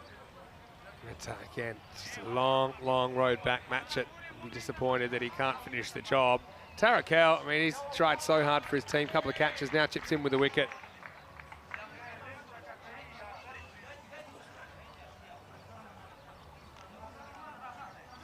Yeah, so we go back to that CIYMS versus Oerash. Remember, that was an elimination matchup. And we know that Oerash had already beaten CIYMS earlier in the group stage. So they were one game away. Well, 3 times they've been one game away from elimination from the whole tournament. Now they're the team that are dominating Championship week. Although they're kind of staggering across the line here. That's the end of the 8th over. It's 96 for 4. And here comes Best to the crease, but he won't be facing. So yeah, look, 12 off 12. You've got to have an amazing 9th over. Can only give away a handful or less. Here we go. It's Noman with the ball. And this is going to be a 4 to start it straight down the ground. Long on and long off. We're a little bit wide of each other. And so surely there's no way they can mess this up, CIYMS, as they bring up the 100. Unfortunately for Beveridge, every time they've got it back to a runner ball, they just go hit a boundary. It's almost like they're toying with them, and the sloths of Ireland wake up again. The mascot's working. It's the 100 up, 8 to get. It's the final rights for Beveridge here, Vinny. We'll see them in the night game tonight against Pakai Care. Well, that's a bit of a lucky one. Swings hard at it, gets a bit of bat on it. No real 2 there, so just be a single. Yeah, we'll see Beveridge tonight against Pakai Care Badalona in match 16. We'll also see them take on Sporting Alphaz in match 20 tomorrow. If you're Beveridge, just go out there, give 100% every time. I mean, it's not really up to you, it's out of your hands.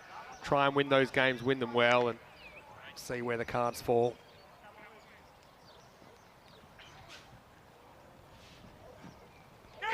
Oh, wasn't that a noise? Big appeal, big appeal. It's going to be signalled a wide. Yeah, well, I mean, there's probably a little noise. It could be a number of things. Let's see if we can pick up how close it is to the... Well, if there was... Maybe, did he catch up with it? I mean, it's tough to tell. Tough to tell. Definitely hasn't hit the leg, so it's either hit it or it's a wide. And that's going to be going down the leg side as well, so just a leg bite. They're only 1 stroke away now, Vin. Got a feel for Beveridge. We know the sacrifices they've made to be here. They were 1 run away from knocking over Hornchurch yesterday. Think about the emotion they showed when they won their group over Fossum of Norway, that had played some very good cricket as well. But things just not rolling their way in Championship week. Yeah, good batting, and that could do it. No, 1 bounce for, and Kalitz just cashing in. They're 1 run away from going 9 victories in a row, and Beveridge, unfortunately, it just hasn't been their Championship week. Yeah, it'll tie the scores, and now it really is life support for Beveridge. Kalitz has played a nice hand. He's gotten better and better, hasn't he, every time we've seen him. And he does like to get funky sometimes. So now, any score does it. Yeah, sums it up, doesn't it? That's how they'll do it. They'll do it on wide. So they're going to end up doing it with 8 balls to go. Final score, CIYMS 108 off 8.4. Beveridge 107. The 107 doesn't stand up. Well, what we've learnt now is we have a team at the top who are likely to get a double chance, and more than likely a team that will be knocked out. So now that leaves 5 teams jostling for the remaining spots. Yeah, true. Of course, the other double chance. And, you know, Pakai Care, they had a very good start. We know they're struggling with injuries, even though they keep winning, except for that 1 game yesterday. But, look, they've got to take your hat off to the Irish. And you think they might be getting a bit tired by now. Maybe they are, but they still have guys performing. They've got a colossus of an opening pair, which no one seems to be able to crack. And well, those 2 finish it off in style. You see, it means a lot to them. And these guys, don't forget, they won their All-Ireland final. That's why they are here, and that's no mean feat in itself. And it's a perfect day for CIYMS. Another perfect day. They beat the English Hornchurch, and then just in that previous game, they have defeated Beveridge of Belgium that now sink to an 0-4 record. Let's go through the highlights. Well, guess who? It's Jason van der Merwe and Chris Doherty again, and they are having quite the start to this finals week. Although van der Merwe, he's already walked back. He'd done a bit of damage. That was Chris Sains almost flinging himself into trouble. That was a chance to get rid of him. There was still a fair bit of carnage, though, in the power play as Doherty and van der Merwe went to work.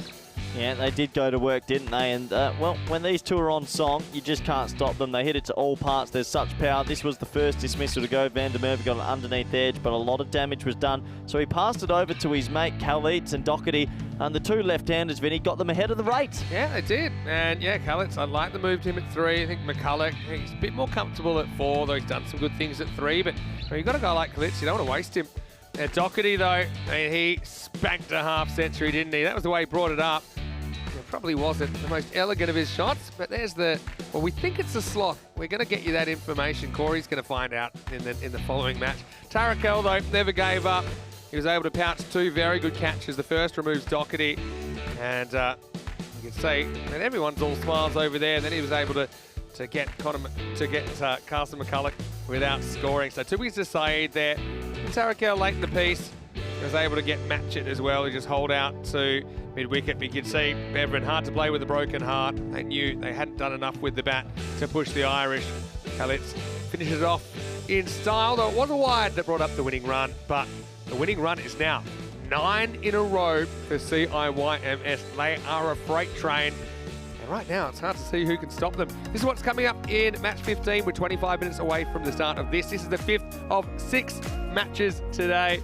And Cockney Corner will be back in session. Hornchurch will be batting first after Sporting Alpha's acting captain Gary Park sent them in after winning the toss. So get ready for Hankins o'clock. And Paul Murray also likely to open the batting for the English champions. Looking at the scorecard, they often do rely on their openers, and I'd say that they did all the work, but they certainly gave them a very good start. 26 for Van der Merwe before he got a slight under-edge to Shahidullah Ottmanzai. Doherty, well, the Doc has been so good, 51 of 20 for him. Kalitz with 26 not out, also a useful contributor in the chase. As far as the bowling went, Ashikul Saeed with 2 wickets, but he had a very expensive opening over. Fought back in his second. The other wickets went to Tarakel and Ottmanzai. Hats off to Tarakel as well for a very good pair of catches. Got a shout out to Kaksa Azizullah as well. I think he was a nice addition to the Beverin attack. He finished with none for 17 off his 2 overs. So we will take a break. It is CIYMS, the unstoppable force at the moment. But coming up next, Hornchurch really feeling like they need a win. Sporting Alphas will probably try to spin a web around them in match 15 when we return in 20 minutes for the second last game of the day. It's Vinny Sandu here, Mr. Max Mo, with Corey Ruckers and Rico Full will rejoin me shortly. We'll see you then for more ECN action. You're watching the European Cricket League.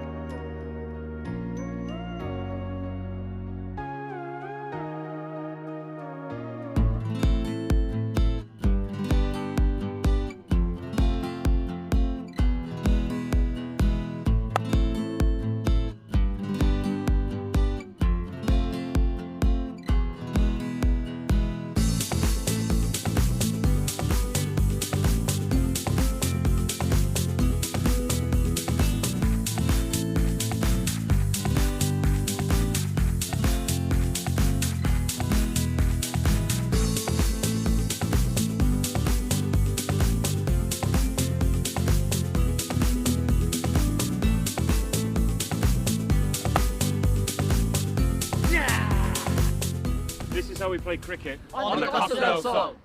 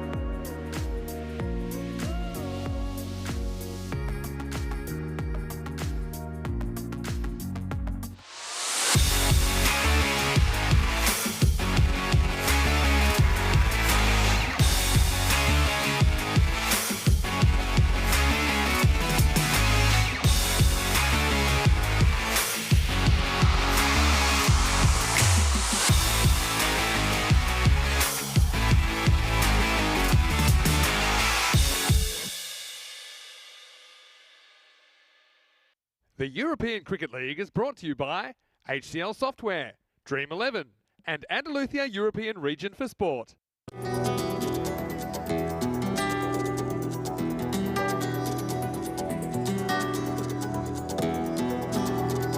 Ven conmigo a cruzar su calle, a vivir su ambiente. Ven conmigo a vivir la vida intensamente. Conmigo ven, conmigo ven.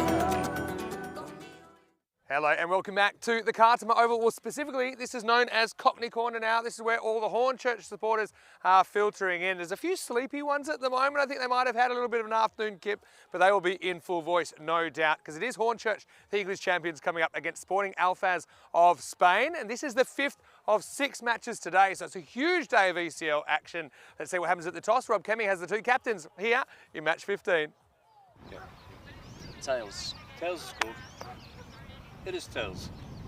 We'll have a bowl. So Sporting Alfaz of Spain, they win the toss and they have inserted the English. So we'll get to see Hornchurch first up, and George Hankins has been in some incredible form, hasn't he, with the bat, but even his half century was enough to get Hornchurch the points. They are staring at a 1-2 record right now. If they were to lose this, they'll feel like they're losing touch. But look, Sporting Alfaz, they've got some injury concerns. They do have some good spin options. I think this will be a big test for them, probably their biggest test so far. 2 teams right now, not where they want to be on the ladder. I think it'll be a very, very interesting contest. Rico Full is in the commentary box. Rico, time to get ready for match 15. It's the 5th match of the day, but it's not the last. Let's get ready for the first ball. With the news that Sporting Alfaz, they won the toss. They're going to bowl first.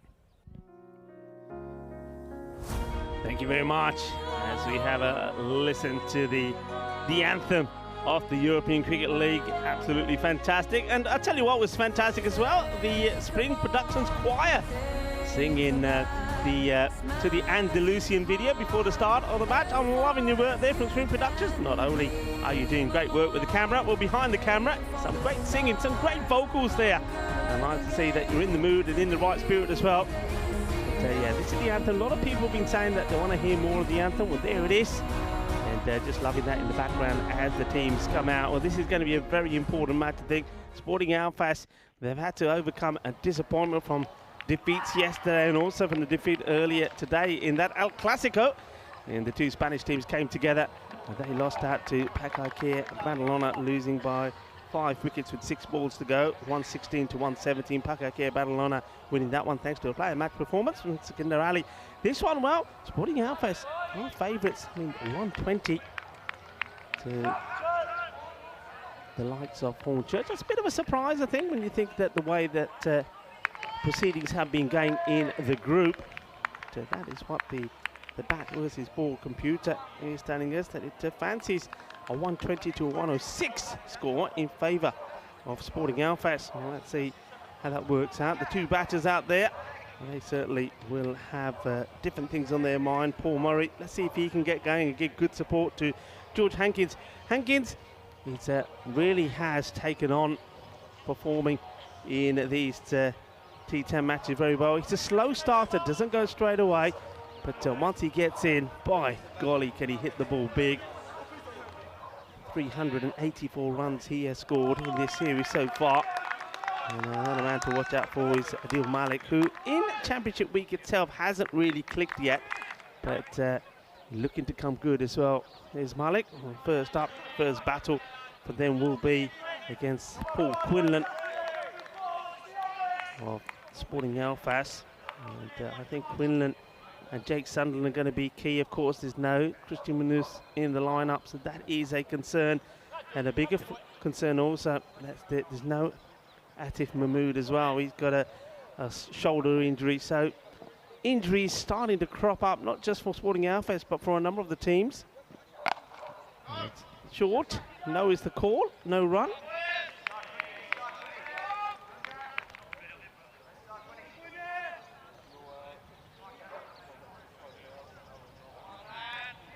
Just seeing that there is a change in the batting order also for Hornchurch. So it's not Murray. Hankins is actually opening up with the captain Billy Gordon at the non-strikers end. Now, He'll now go on strike as Hankins this time does decide to take the single. I think first time up he just played it too well. And it went straight to the fielder. And he didn't decide on what to take on the arm of Sunderland. Gordon was hoping to get a good start for Hornchurch. Hornchurch themselves, remember, they lost in their earlier match to the Irish champions, the OIMS. It's going to be a little bit too wide. Good movement, good swing. Too much. It's dealt with well by Awais Ahmed. He's going to be key in this match as well. I think Awais Ahmed with the bat. Maybe he and Gary Park and Jack Perman will have to lead the way with the bat. Maybe we'll see a little bit more of someone like Gary Crompton. I'd like to see him up the order. I'd like to see them open up with Crompton and maybe just the other hitters work around him. Quinlan once more. Slower delivery. This one will go in the gap. The chase is on, but they're not going to get there. Cuatro carreras. And 4 runs straight away. The bat of Billy Gordon. And there we go. There's the supporters. They're going to be having some more fun. And waving the 4s around, because that's what that is. Right in the gap. And Darren Walker chasing after it, but in vain. Cuatro. Hello to Joshua Sayers, saying good day to everybody and everybody else that's on the chat. It's been absolutely buzzing today, as has the fan zone here. Hits hard, and it's an opportunity. Diving full length is Perman. Jack Perman is great effort. I mean, this is really travelling, but he's not able to hold on to it. And then you get an opportunity, you've got to try and take it. This is really hit hard. He gets hands to it. You can see how fast it's going. You can see a better angle of this. Catch goes down. Big moment in the match. Gordon survives. And this one is again wide. Awais Ahmed not able to get hold of it. And after watching it a few times, George Hankins decides, yes, we will take it. So the buys will go on. Awais Ahmed not just able to hold on to that delivery. So 1 wide becomes 2.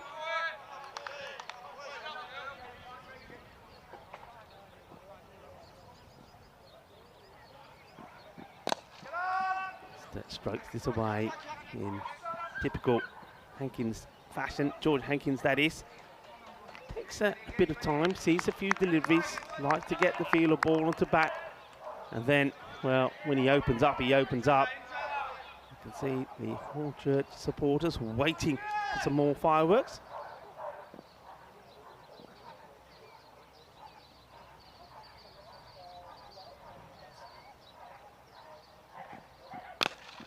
This is hit well, but straight to the fielder. No run. Watching on eagerly.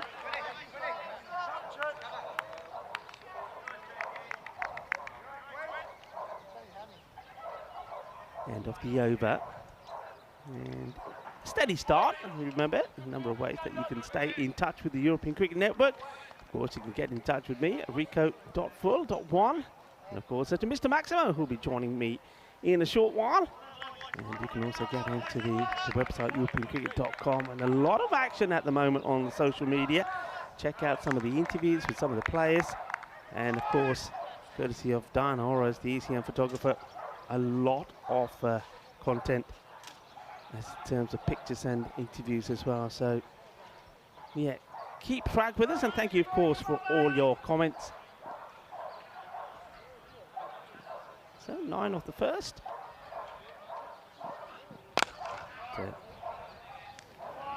Away swinging. Batters a little bit, I'd say a little bit reluctant here to take these singles. Hornchurch, I think that's maybe a couple already that have been left out there. And I wonder if once again George Hankins just feels that he's met this too well. Not taking full opportunity to get the singles on the board. And this one's down the ground, and it's going to be 6 runs. Manos arriba. Arbitro, porque eso es 6 carreras. And there we go, 6 carreras from the fan zone there. And this one, well, there you go. That's the horns from Hornchurch. As it goes all the way, 6 runs. Liking the way that he just shuffles across there, doesn't he? Shuffles across and just whips it away. He moves early. He lets the bowler know what he's doing. Sunderland, well, probably will look to do the same. The batter, what's going to be his answer? This time a little bit wider, and that's a gloriously stroked, but good work there on the boundary by Gary Park. I think he's going to be key as well in this match. There's no doubt about it. With bat and with ball, and with, well, if he gets an opportunity with the catching as well. Struck it well, but well fielded by Parks.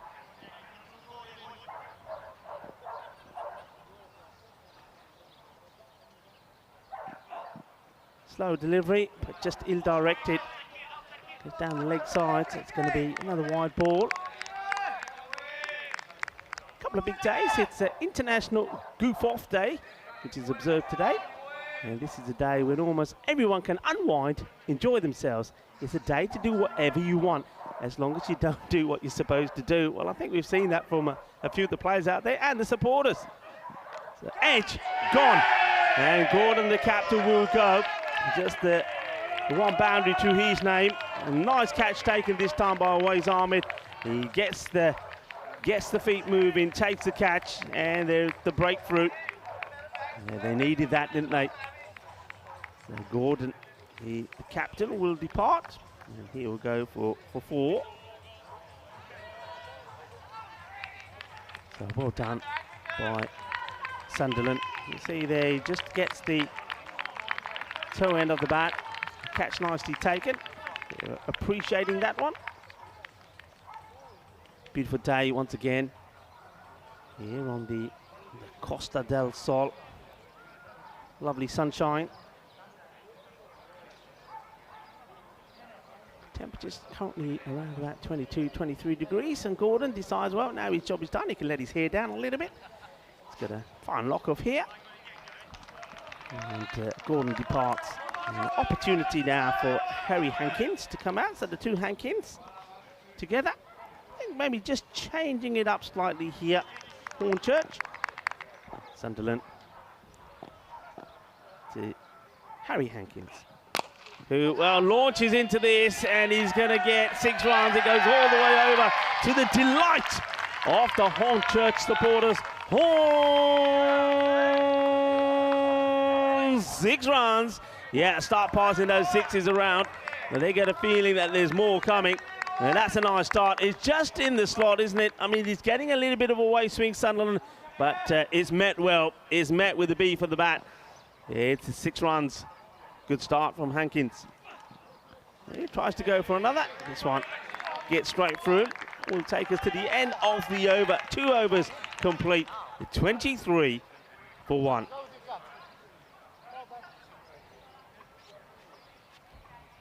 Good time to welcome back Mr. Maximo, looking dashing, of course. And he's as bright as the sunshine out there at the moment as we have a look at the standings. Have a look at this. I mean, at the moment, there's the best, then there's the rest. Because CIYMS, 6 points clear, and they have locked up that top spot. Can't see them losing that. Now, yeah, battle for the second place, which is the other spot in the 1 versus 2, which is the double chance on Friday. And then, of course, 3 and 4 will feature. 5, 6 and 7 won't. So, you know, all these games super important. Hornchurch just 1 win so far, and that came by golden ball. Here's Park. That's whipped away. That's a really good shot. He needs quick hands, and this would go all the way. Talk of hands, put him up in the air. Like you just don't care. Says could hit us. Lovely strike. And this time it's George Hankins deciding he wants to get in the act. Yeah, so a bit of Hankins here.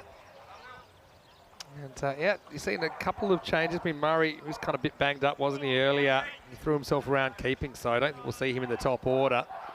I didn't mind the idea to put Billy Gordon up there. Didn't really work out as he nicked off. And now Harry Hankins getting a chance to show what he can do. But right now, it's the established threat of George Hankins. And this is probably going to be another one. Yeah, look, it's another one. Manos arriba, Vitro. I mean, he doesn't get this clean out of the middle. It's almost like a bit of a miss-hit, but still, he gets it to go all the way. And he just always backs himself, doesn't he? Powerful hands, gets the weight distribution right into the shot. 6 runs. So 2 6s, the first 2 deliveries of Gary Park.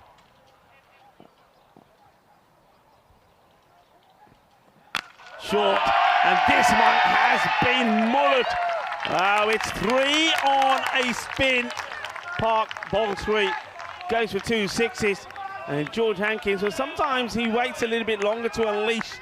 And this time round, he's deciding, you know what, I'm going for it in the power play. I think that was the issue with Hornchurch in that chase against CRYMS in match number 2 today. Oh.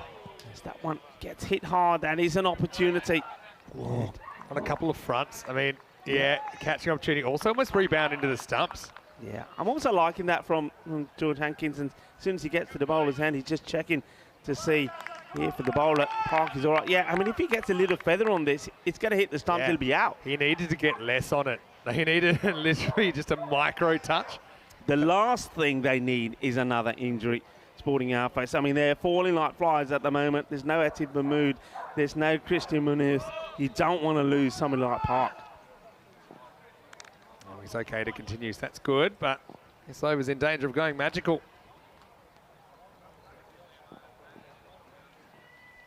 Wide delivery. Yeah, but you see what I'm saying with the Hornchurch. I mean, in that match against the YMS, at match number 2 today in Championship Week Day 3, 19 came off the power play. Yeah. And I think that's where they lost it. I mean, even though they had the charge, you know, from Hankins later on, it wasn't enough. So they wanted to go earlier here. So another wide. Good take there from away. The thing was, yeah, I mean, they had Hankins in there. It just took a long time to hit his straps in that game. And, you know, perhaps a little bit lucky to survive the power play. Yeah, but he did, and he got them close, but only so close. The thing is, yeah, Murray, you know, with the exception of the final, he's never batted that deep into the innings. Slow ball that time. Yeah, gets this one through. So Hankins H. I think with this new look, if you like, Sporting Alpha's lineup in Championship Week, a lot is on the spinners in the middle. Yeah. Overs 4, 5, 6, 7 coming up with Smith and Libby. This is him chasing a wide one. And he's just saying, look, get back there because there's no point me running. So Hankins H will go. This was going to be another wide. He just got a bit impatient. And it's a wicket from nowhere, really. He'd be disappointed, Harry Hankins, to get out to this delivery. Yeah, he will be. I think it's another slow ball. So he's early on it. He gets out the cue extender, really. Doesn't get the legs a lot closer to it. Skies it. And Park, with around 8 or 9 good fingers left, is able to take the catch. And it also takes us to the end of the power play. Yeah, shame for Harry Hankins, who certainly enjoyed, I think, the opportunity to bat number 3. Did hit one large, but he will be the second wicket that falls. The magic spray comes out. Yeah, well, Gary Park has been one of the key players. I mean, in the last match, he batted beautifully, didn't he, for Sporting FS, 26 of 14. Also took 3 for 31. If the result had gone their way, I think he probably would have been the player of the match. So he's one person that's been contributing well. But like I say, they do not need another injury. Okay. Nice magic spray work there by Andrea. That's the end of the 3rd over. It's 44 for 2. Love this guy, Adil Malik. Comes out at 4. Look, we haven't quite seen the best of him with the bat in Championship Week, but this guy can really hit it. He's maybe the forgotten man for some people that didn't catch a lot of Group A, but well, I haven't forgotten how good he was. And when he was hitting them, and he was hitting them correctly as well, there's nothing sloggy about the way he was going about his business. So for me, 2 real danger men at the crease now for Hornchurch as we head into the middle overs. And I think the twin spin attack will take you through the next 4. Yeah, spot on. I mean, Malik was good in the group stage. 235 runs he's got in this European Cricket League, but most of them came in the group stages. Hasn't really clicked in Championship Week as yet. Is this going to be his moment? Now they're throwing sunglasses at the man at deep square leg. That's a good idea. Get the biggest ones you can find at this time of day because we're about an hour and a half, hour 3/4 away from sunset. And it is very awkward out there. Well, Jamsey going to come on to bowl. Let's see if he's going to be jamming. And let's see if he's going to be lucky. And he's hoping this time round they take the catches. That was the issue against Pakaki Badalona. Catches. Well, didn't take the catches. They lost the match. Tipped away. They'll take the single off him to start off with. There's a general consensus. It's a bit more difficult starting against spin. Corey was saying a lot of a lot from a coaching point of view that he thinks maybe batters don't practice enough against spin. You tend to go pretty pace heavy in your training. This is just nicely worked away by Adil Malik, who just get himself on. Important partnership this. I think if Hornchurch are going to go into a big score, this partnership is important, and one of these two batters has to go big. Hankins on 29 of 11 so far. Short, and just opts to fend this one out. He didn't fancy going for the big shot. I mean, once he plays it, he's sort of questioning the decision not to go for it. I think he decided maybe it was a bit too straight to try and go across it. Yeah, I mean, 5-man umbrella, basically. Yeah, this is almost the Galaxy field, I think, where you fill in the holes on the Southern Cross. Well, he goes for it, and he's going to get it. That's right out of the middle. And Adil Malik doesn't want to hold back. He wants to go for the big shot, doesn't want to get pinned down by the spinner, and he gets it right, and he gets 6 runs. Yeah, well, I guess you can have as many as you like. If you hit them over the top of them, what are you going to do? And yeah, it's a little bit of a smiley face emoji about this field because you got the kind of winky eyes, the winky eyes in the 2 infielders either side behind. Yeah. And then you can't see them all, but just a big smiley face of outfielders down the bottom. This is pretty full, and this is good work from the keeper. He's asking the question. Now let's wait and see here. And He's bowled, Rico. Is he bowled? It must be because of the... Yeah, he is. He's walking. Yeah, he's bowled. I think he got Mike gaddinged, and he has no idea how this happened. Does he assist this on? Let's have a look. Gets tied up. Oh, he's nicked it into the ground, and it's gone back onto middle stump. That doesn't show it that well. Well, has he nicked it? Yeah, he hits it on the full, and that's why it deflects. Yeah, we'll see it from straight on, and you'll see it. We'll have to slow it down heaps. Let's have a look here. Look at this. Look at the deflection off the bat, and then bounces on a middle stump here. Bottom edge that goes backwards. Well, he doesn't know. He can't believe it, and Awais Ahmed had to say to him, "Hey, buddy, it's not the stumping. You've been bowled." He said, "What do you mean bowled?" He said, "Yeah, you've been bowled." Adios. Well, he has to go. And more disappointment. And once again, Adil Malik, it's just not happening for him. That is slightly fortunate, to say the least. I mean, Malik's probably wondering how that didn't happen off his bowling. But yeah, well, as I saw it anyway, it did seem to be a deflection off the kind of toe of the bat, and just that where he was in that bat swing, it basically dragged onto the stumps around his legs. So Sains comes to the crease after a bit of an unusual dismissal. Well, Libby doesn't need people to take catches if you can just do that. Had a bit of help from the universe there. Now, last ball of the 4th coming up. Well, it's a little bit forward. I think the impact may have been just outside the line. That's what I'm thinking here. I mean, he's coming forward. He's come a long way, so the ball's got a lot to do. Maybe the impact just outside the line, that saves him. Yeah, I also might have picked up 2 noises. Yeah, I picked up 2 noises, and he's got the stride in.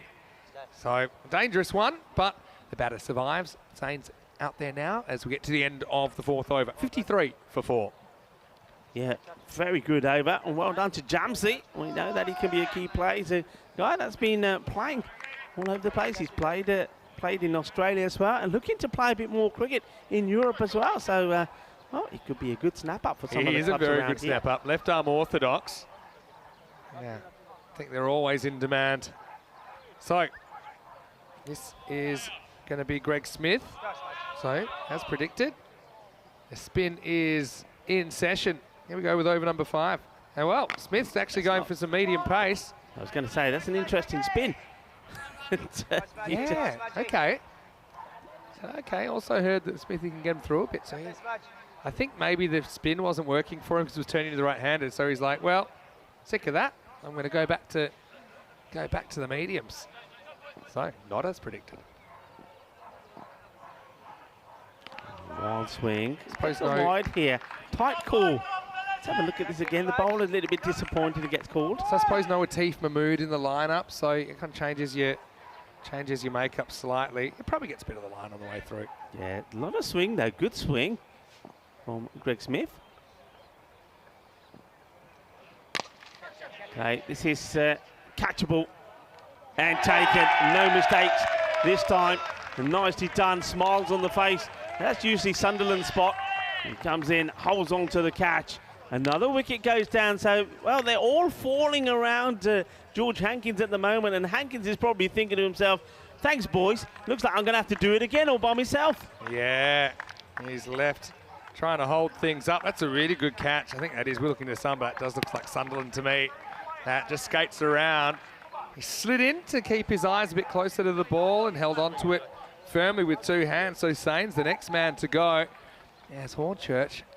Well, just hitting the skids a little bit here in the 5th over. Sains goes for a duck, 54 for 4. Yep. And not good, is it? I mean, you can see him. I think George there, his body language is probably telling the story, saying, come on, somebody stay with me. Or one man that probably could is Charles Post VJ. We know that he's a classy bat. He's shown that to us once already, and he's got to show it again because they're going to need somebody there to stay out there with George Hankins. Hankins himself has to stay focused as well. It's not easy, is it, if you're the established batter and wickets are falling around you, because he's probably thinking that he has to maybe change his style slightly so they can get a good score on the board. Yeah, I mean, VJ has the advantage of having a few innings recently of substance where he faced a bit of the bowling. But yeah, Smith, a little gentle outies, doing the trick, and now it's a little dab. That's really smart from VJ first up. He decided he was just going to deflect this way. Well, Karina's going to have to do the fielding. She has a very strong arm, so I don't know who's controlling that camera, but VJ off the mark with 4. Yeah, well done, Karina. And, yeah, lovely shot. And once this gets past the fielder who makes a desperate lunge at it, Karina, it's coming your way. Thanks to our crew at Spring Productions. He's just nicely stroked out, take the single. I reckon this is what George Hankins has said to VJ. Said, hey, look, let's just play proper cricket here, guys. You know, he's saying, VJ, you're a proper cricketer, so am I. Proper cricket, put a partnership together. Let's get this 120 plus on the board. Yeah, VJ looking for some fairly risk-free ways to pick up some boundaries. Found one there, first ball. This one gets through. It's going to be 4. That one really should have been stopped, but it wasn't. Yeah, well, once again, it's a Jack Perman. He's in the action. He shakes his head. I mean, there was a catching chance that he put down, didn't he, earlier? It was Gordon, so that hasn't cost him so much when Gordon was put down on 4. But that's another one that gets through him. Really needs to smother it. It's hard when you can't blame the sun unless it was bothering the back of your head. Anyway, last ball of the over coming up. Quite happy just to paddle this into the acres of space on the leg side. As Shaquille comes in like a man on a mission. He gets the throw in, but they'll take the single, and the big man will go back on strike. Let's have a look at what's coming up in the next few weeks. Of course, our season on ECN will go all the way through to December, right deep in December, potentially. So at the end of Friday night, we might not be on the channel you're watching right now, but you can still follow us on our YouTube channel, ECN European Cricket Network. Make sure you log on and subscribe so you can see all the live cricket. We have ECRW from Spain, so women's T10 action this weekend. Then we go 2 weeks in Portugal, 2 weeks in Cyprus, 2 weeks in Italy, mixture of domestic and international action. So you can either watch on fan code in the subcontinent, all those matches, or you can watch on our YouTube channel live and free on the European Cricket Network. Here we go with over number 6. Jamsey jamming the bat on the back foot. Just take a single. Now, I know we got the sun bothering us this time of the day, but I have to make a special mention of a gift I got, a slightly unusual gift. There's Libby. Well, this one could be a Minimo desperate lunge, and that's excellent. Absolutely brilliant. And they'll get 2, but he saves 3 runs there. That's really well done. And that's Waqar Ashraf. Brilliant. Yeah, well, outstanding effort. Off the spinner. Even off the spin, you rarely see those chased down. Ashraf does really, really well. So 2 wides. And this time, it's a little lob. What's the spin? Oh, you got to watch the spin. It's the Doosra. And they just take the 1, do they? They come back for 2, just the 1. Well, you know this is going to spin. Watch out for it. And he gets done by Good. That's Darren Walker, it's like taking a penalty and sending the keeper the wrong way. It'll be a good view of it. Oh, outstanding. And Darren Walker saying, hey, play fair. Hit well, but will be stopped by Park. So I know that it's a cause fond to a lot of the guys from Hornchurch. I've got my Oddballs underwear, which I was gifted by by none other than George Hankins himself. And if I'm wearing these and batting, apparently I'll hit the ball as far as he will. So that's supporting testicular cancer awareness. And he put together a little video. It is very important. It affects a lot of younger men in particular. So, yeah, odd balls. Check him out. Fair enough. Cool Where's name. mine? I didn't get a pair. They said they just wanted your size first. I see. Okay. Get the measuring tape out, boys. Well, measure this one, because that's a biggie. It goes all the way. Manos arriba, arriba, arriba. 6 carreras. Qué guay, qué genial. Esos golpes muy dulce, más dulce de tarta de chocolate. 6 more. Yeah, what a shot that is. Goes with the spin of Libby. Knocks it over. Cockney corner. And, well, lucky that didn't take out any of the younger supporters. Yeah, keep your eye on the ball out there. Come on, Jamsey. Can he finish well? Plays it nicely. Doesn't quite get it into the gap that he was eyeing up there. Vijay will finish with a single. And it will be 78 for 4 at the end of 6. Well, what if I told you that was a bit of an impulse gift and George Hankins actually took them off first before he gave them to me? I did see. Yeah, okay. How he was wearing them. Enough about that. No more questions. You're trying to be naughty, but I know. I saw for myself what happened there. But look, I thought that was fantastic. Good cause. And, I hope we're going to see good shots of that. I'm sure we're going to see good shots of that on social media. Yeah, we will. Yeah, you saw the table there a second ago. I feel like 3 wins gets you in. Probably that'll be the case. 2 doesn't feel like enough, but again, you just got to keep trying to win the games in front of you and let the cards fall as they may. I don't think it really changes your strategy. I mean, maybe affects the Irish strategy, who can maybe rest a couple tomorrow in their only game. So that's going to be Darren Walker. We saw him sent the wrong way in the last over, but now he's heading the right way. He's heading to the bowling crease. So yeah, I'm liking this. Darren Walker didn't get a bowl in the last match. I was a bit surprised. If somebody can get the ball up there, gets a little bit of movement away. Let's see how he fares. And it's up in the air, and he'll take a wicket. Thank you very much. And Darren Walker probably says, well, that's why I should be bowling, because I take wickets. Well, the catch had been taken. Well done from the fielder out there. No mistakes at all. And Vijay will have to depart. Yeah, I think it's Smith that takes the catch down there. And they just have this 5-man wall of straight outfielders. So Vijay tries to kind of time it. Can't get the placement. The gaps have been pinched. So looks like Murray getting ready to bat. That's well handled by Smith, very experienced cricketer, just skating around to his left. And so, a Walker, easy as that. Easy as takes that. a wicket very first ball, and that will make it 78 for 5. End of VJ for 13. Yeah, VJ, another batter that is in lucky on 13. He didn't go for the power, did he? Just went for it, relied on his placement and timing to get it, but he doesn't. He places it kindly into the hands of Smith, so he will have to depart. So well done to Darren Walker, and he's trying to make a point here. And I was quite surprised that they didn't bowl him in the last match. And, they went with a couple of bowlers that were probably nursing injuries. But when you've got a fit man out there, and I've seen this man take plenty of wickets back at base. Yeah. At Sporting Outfits at the Woodbridge Oval. Yeah. And, well, he probably feels quite at home here at the moment, especially with those Victoria Sylvesters being poured. Best thing about this field, you don't even have to change it for a left-hander because it's perfectly symmetrical. Yeah. Anyway, here we go. And, yeah, that field is quite amazing. We had ECS there. It's also used for kind of golf practice, so it has a few undulations, right? It's not completely flat, which makes it quite an interesting field. Has a tree on the field, has a bunch of ducks or geese. Geese? Ducks, or both. Bit of both. Bit of both. And occasionally, the birds get in the way of the players, and we know that Egan Dantas, well, luckily it didn't end the life of this particular bird, but certainly inconvenienced it as he kicked it on the way to chasing the ball to the outfield. I remember during the Spanish Championships. That's good.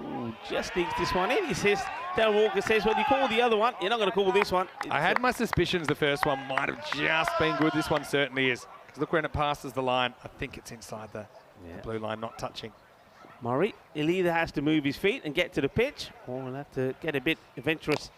And he whips this away nicely. Well, basically here, I mean, I know they've lost 5 wickets, but you've got the opening pair together now, because Paul Murray has come in a little bit later, maybe to give a bit more stability here towards the end. I think runs are fine.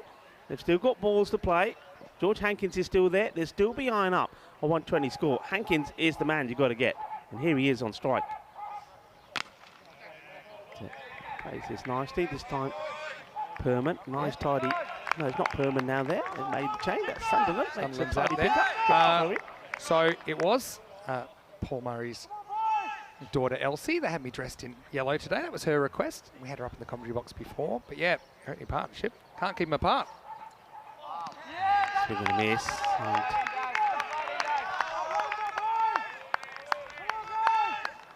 so, hey, listen, I mean, you're talking about Sporting Alfest down there at Alfest, the P&LB. I seem to think you got attacked by, was it the Ducks? No, it was. Yeah, it was Olivia. It was Phil Pennick's young daughter. I was doing an intro with her, and I was getting pecked by a duck. So, yeah, they really liked me, liked the taste of me. Interesting shot, this one. He's fetching this one way outside the off stump, and he thinks, well, okay, you've beaten me there a couple of times, me going towards the ball. This time, I'm just going to paddle a ball from outside off to the leg side and take a single. They probably won't mind that too much, because I think they're probably thinking, you know what, if we give them a single, it's not going to be the danger man back on strike. And look, now we're fighting the sun here, but I do want to get this in for all of our viewers in the UK in particular. Now, this is actually pretty odd. I want to say big thank you to Dougie. He is such the clubman. He's the bar manager. He's a few things. He still umpires the juniors. He still plays for the Fifth 11. This was actually published in 1983, and it's the bicentennial, basically, book of Hornchurch. So they were established in 1783. We're talking underarm bowling. We're talking village green. It's a great read. It really is. I can't wait. 240 years old. Sensational. So I know there's a few of those around the fan zone. Pick up a copy and have a read. It's fascinating. Yeah, so a big thank you. And Dougie, I know you're watching, so thank you so much for that. We'll check that out, and yeah, I bet you're enjoying the action. I'll tell you something more about Dougie in a second. First, we'll see this ball hammered down the ground for one. Is that he is still playing. Like I said, he's 86 years old, and he needs 2 more wickets to get to 1,200 wickets for his career. Seriously? Yeah, so he needs 2 more wickets, and he's 86. Okay, this is high up in the air. It's an opportunity. Park doesn't drop him, and he's not going to drop this one either. Easily taken. Good technique. Another one bites the dust. So once again, this time it's Murray that goes for the big shot, goes up the air. Sporting Alfast, one thing they've really improved on this time round is they're taking their opportunities.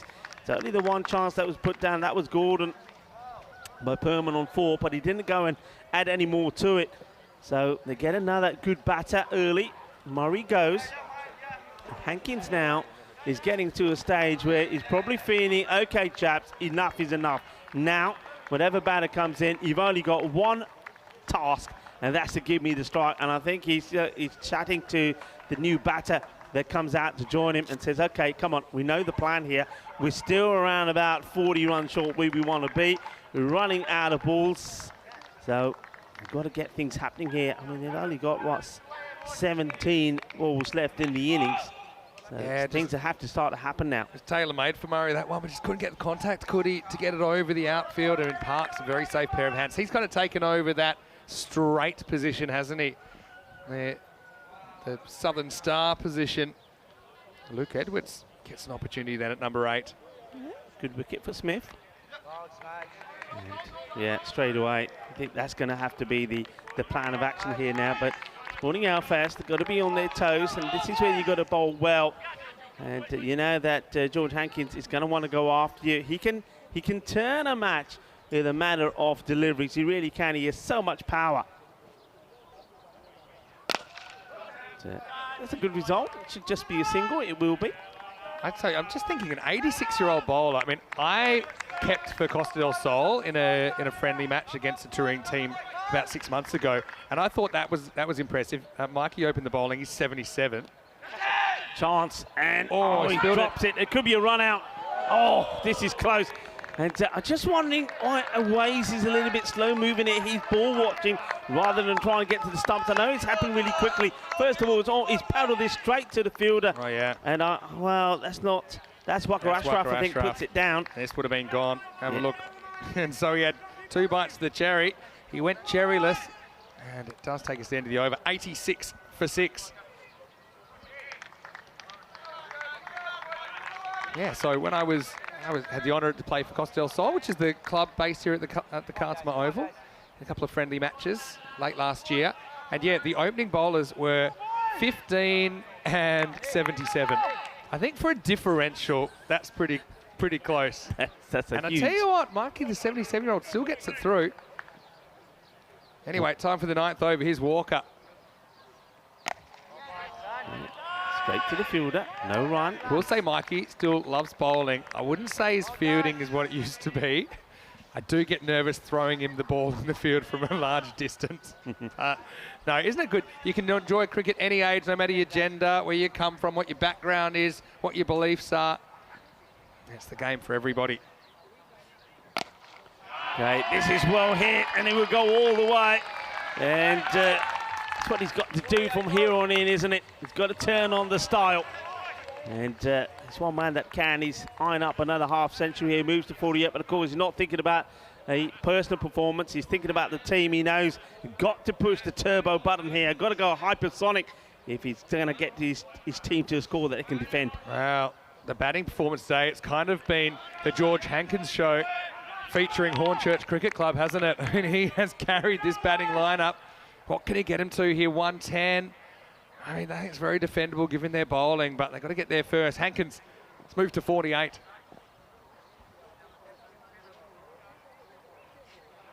And well, this is going to be his 50. Shaba, Shaba. Kinni achhi batting, zabardasti batting. Kinna acha player hega George Hankins. Apni half century puri kar li, 54, 24 deliveries and still going strong. He's a hombre, is a umekana. He just keeps going. He's a machine. 6 more, another half century. Yeah, the man's a machine for sure. Yeah, look, here's the thing with Walker's bowling. I think his natural in movement suits Hankins. He had some success against the left-hander, just making him reach outside the off stump, but right now it's right in the wheelhouse. And this is a miscue. It's an opportunity, big moment, and they take the catch. That is vital. What a good catch it is as well from Paul Quinlan. He gets the big man just as he gets his 50. And now really sporting outfits up and about. And Darren Walker gets a big hug from all of his teammates. Though he's gone for 2 sixes or a few sixes there, he gets the prize wicket. He gets the wicket of George Hankins before he can bat through the innings. That is a difference there of quite easily 20, maybe even 30 runs. Could be. You know, and I think the Park has a word, the acting skipper, to Walker, just for that ball. I think he was saying, look, don't get too close to him. If you bowl a wide, you bowl a wide. You know, you can see Hankins, he wasn't too thrilled about it, but still very good innings. Gets to 50, gets out the next ball. 54 for George. And now, he's no oddball. He's a fantastic cricketer. And he's going to have to go. It's the 7th wicket to fall, 98 for 7. But, yeah, I think that Park said to Walker, look, just get outside off stump a bit. If it's a wide, I don't care, but just don't bowl it in the slot for him. Nice catch taken as well.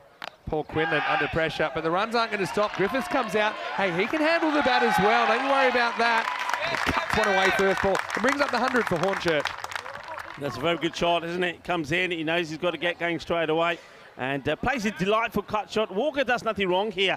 He's getting the ball in the right corridor, and he's saying he's not expecting the aggression from the batter. The chase is on there from Perman. Can't get there. Cuatro carreras, 102 on the board. And they're still wanting to get 110 plus score here. Dan Walker looking to finish his spell well. Digs this one out. He'll take a single. And Walker goes for 21, but if you're the captain here, Gary Park, you're going to be more than happy with his contribution. 2 for 21, very well bowled at the end of 9 overs. 6 balls to go. Hornchurch, 103 for 7. Well, I might have lost my battle with Darren's brother Johnny the other night when celebrating the weekend, but I think Walker comes up with a very good 2 overs there. And so now we'll probably see Sunderland coming back to close. So, yeah, I mean, yeah, I think, yeah, potentially with 10 balls left in the innings, it does save you 20 runs. It's late in the piece they get him, but they do get him. And that's kind of what cost Hornchurch earlier. They lost Hankins just before the end. Here's Sunderland. Well, this is a long way up in the air. Fielder coming across. He's got the shades on, and he needs the shades. He takes the catch. Shakil Hafiz smiles on his faces. And that's a really, really good catch. I don't know if that's his shade. Well, there he goes. He says, it's all me, baby. It's all me. And he punches the Sporting Alfaz badge. And what a nice moment that is for Shakil. Hafiz comes in charging. He's got the shades, he looks the part, he looks cool, he takes the catch, and he's a man, he loves the celebrations as well. That's out, he says.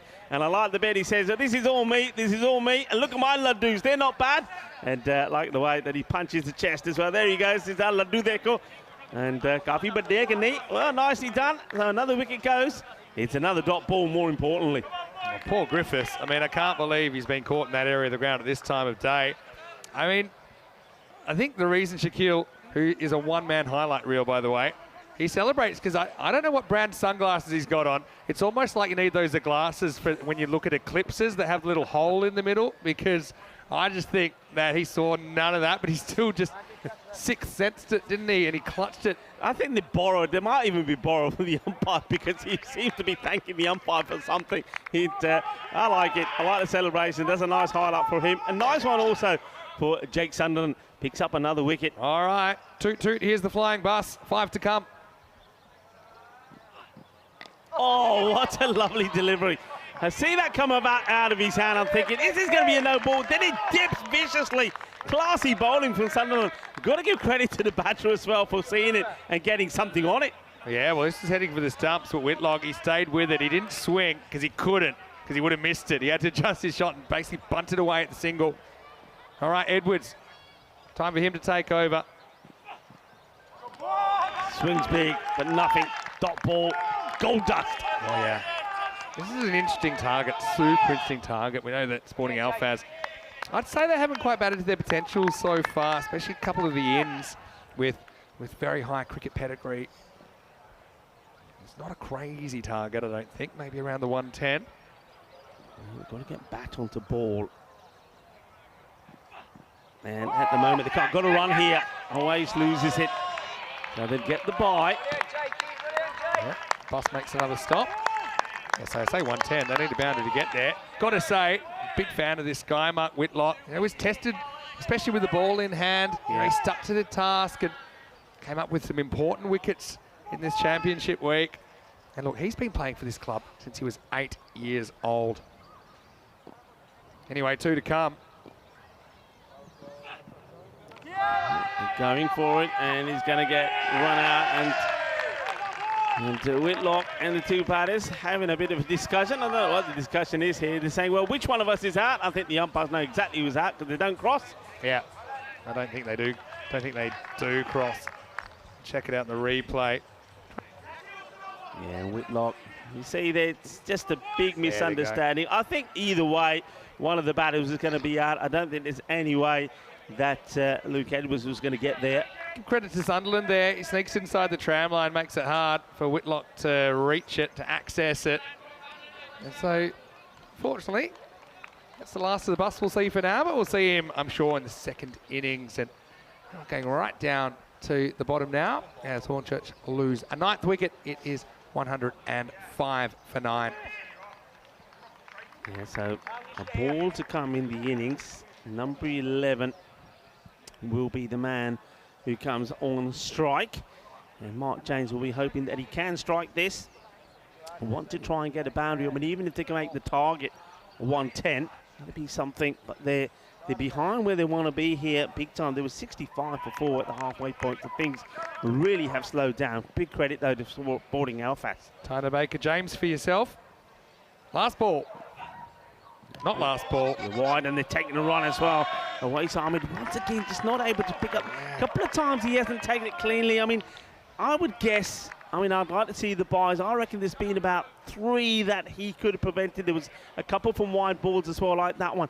In a game like this, that could be so crucial, Vinny. A few sore bodies out there. I'm sure Awais has to be one of them. He's done all the keeping for Sporting Alfaz in this series. All right, so James doesn't face a lead delivery. Back to Edwards for the now last ball.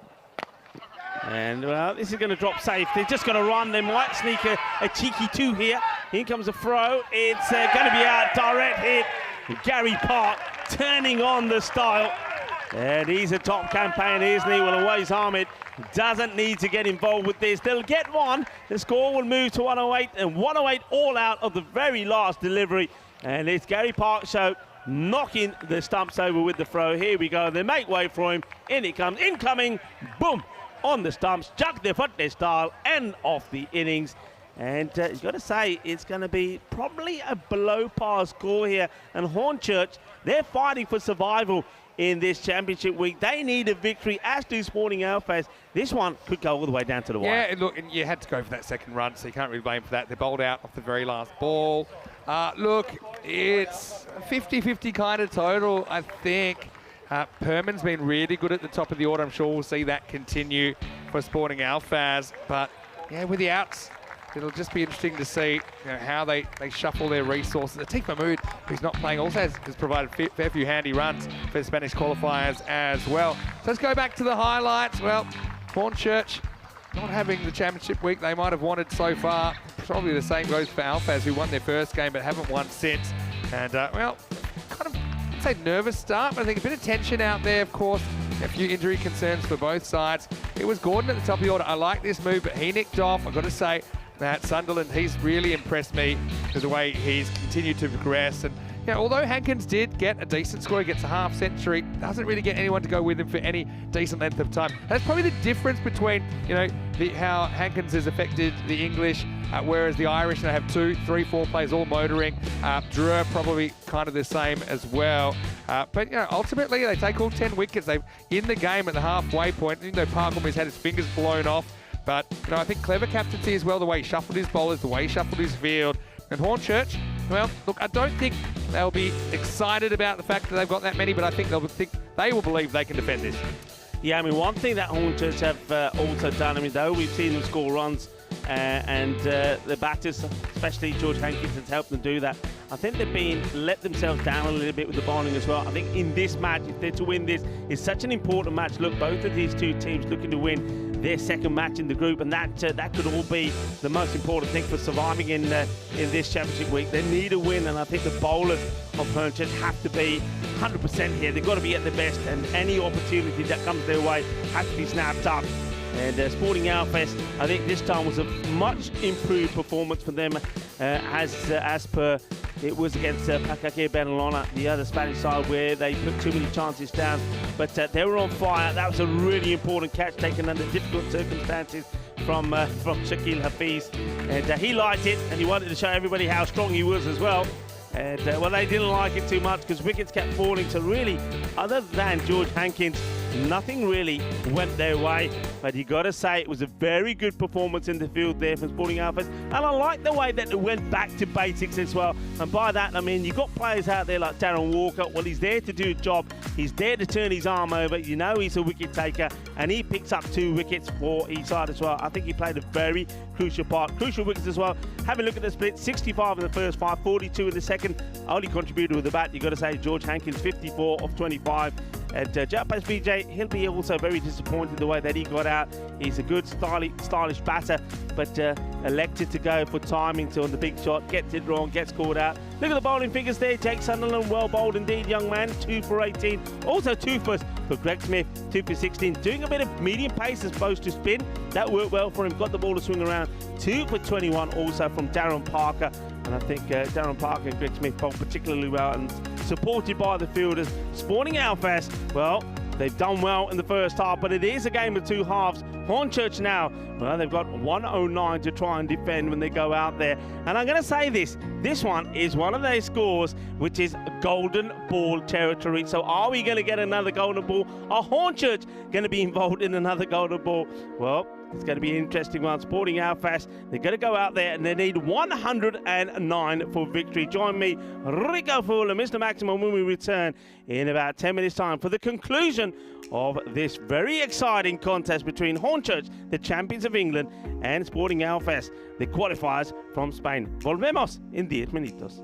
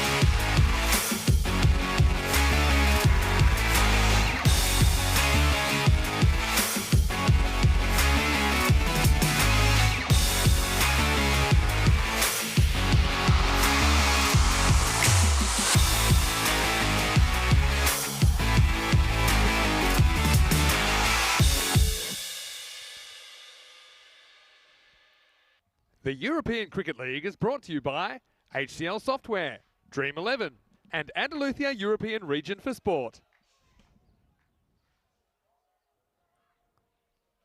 Hello and welcome back, cricket lovers, as we get ready for the reply from the Sporting Outfits. They've done very well in the field. They've restricted a powerful Hornchurch batting lineup to just 108. The only contributor once again for Hornchurch is going to be George Hankins. He gets another half century to his name, 54 of 25 deliveries before he had to depart. So they're going to have to be at their best here, Hornchurch. And the one man who'll be looking to get in the wicket straight away will be Harry Hankins. Made a few changes with the batting lineup, and they didn't really provide what they were looking for, and that was to get some good support up there for the likes of George Hankins. He had to basically go solo again, and that's going to be a disappointment for Hornchurch, but they can overshadow that if they start well. Here's the first delivery. Awais Ahmed, bit of bat onto it, takes a single. Jack Perman goes to strike. Well, Perman has been in outstanding form for Sporting Outfits, and though they haven't been able to pick up victories, we've seen him score back-to-back half centuries. He was in fine form in match number 9, where he scored 78 of 32 deliveries against Druitt. And then earlier today, once again, he brought another half century up against Pakakea Badalona. And it has to be said, though, Pakakea Badalona didn't bowl particularly well to him. They bowled at his strength. I get the feeling that Hornchurch has probably done their homework, and one thing that the bowlers will be keen not to do is to get the ball anywhere near his legs or go too straight to him. I think they'll be looking to keep it outside the off. Let's see how this little battle goes between Harry Hankins and Jack Berman.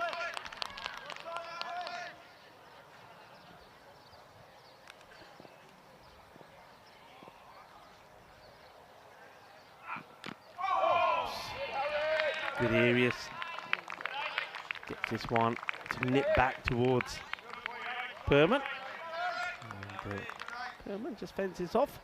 Perman's a tall lad, and it looks like when they ordered his bottoms, they went for a size too small. Doesn't seem to be long enough for him, do they? See, he's supporting those white socks. Perman, a man that started playing his cricket through the youth system in Spain, so he's another success story. Cricket in Spain. Gets a short one, and he absolutely crunches this. Throws everything at this, including the kitchen sink.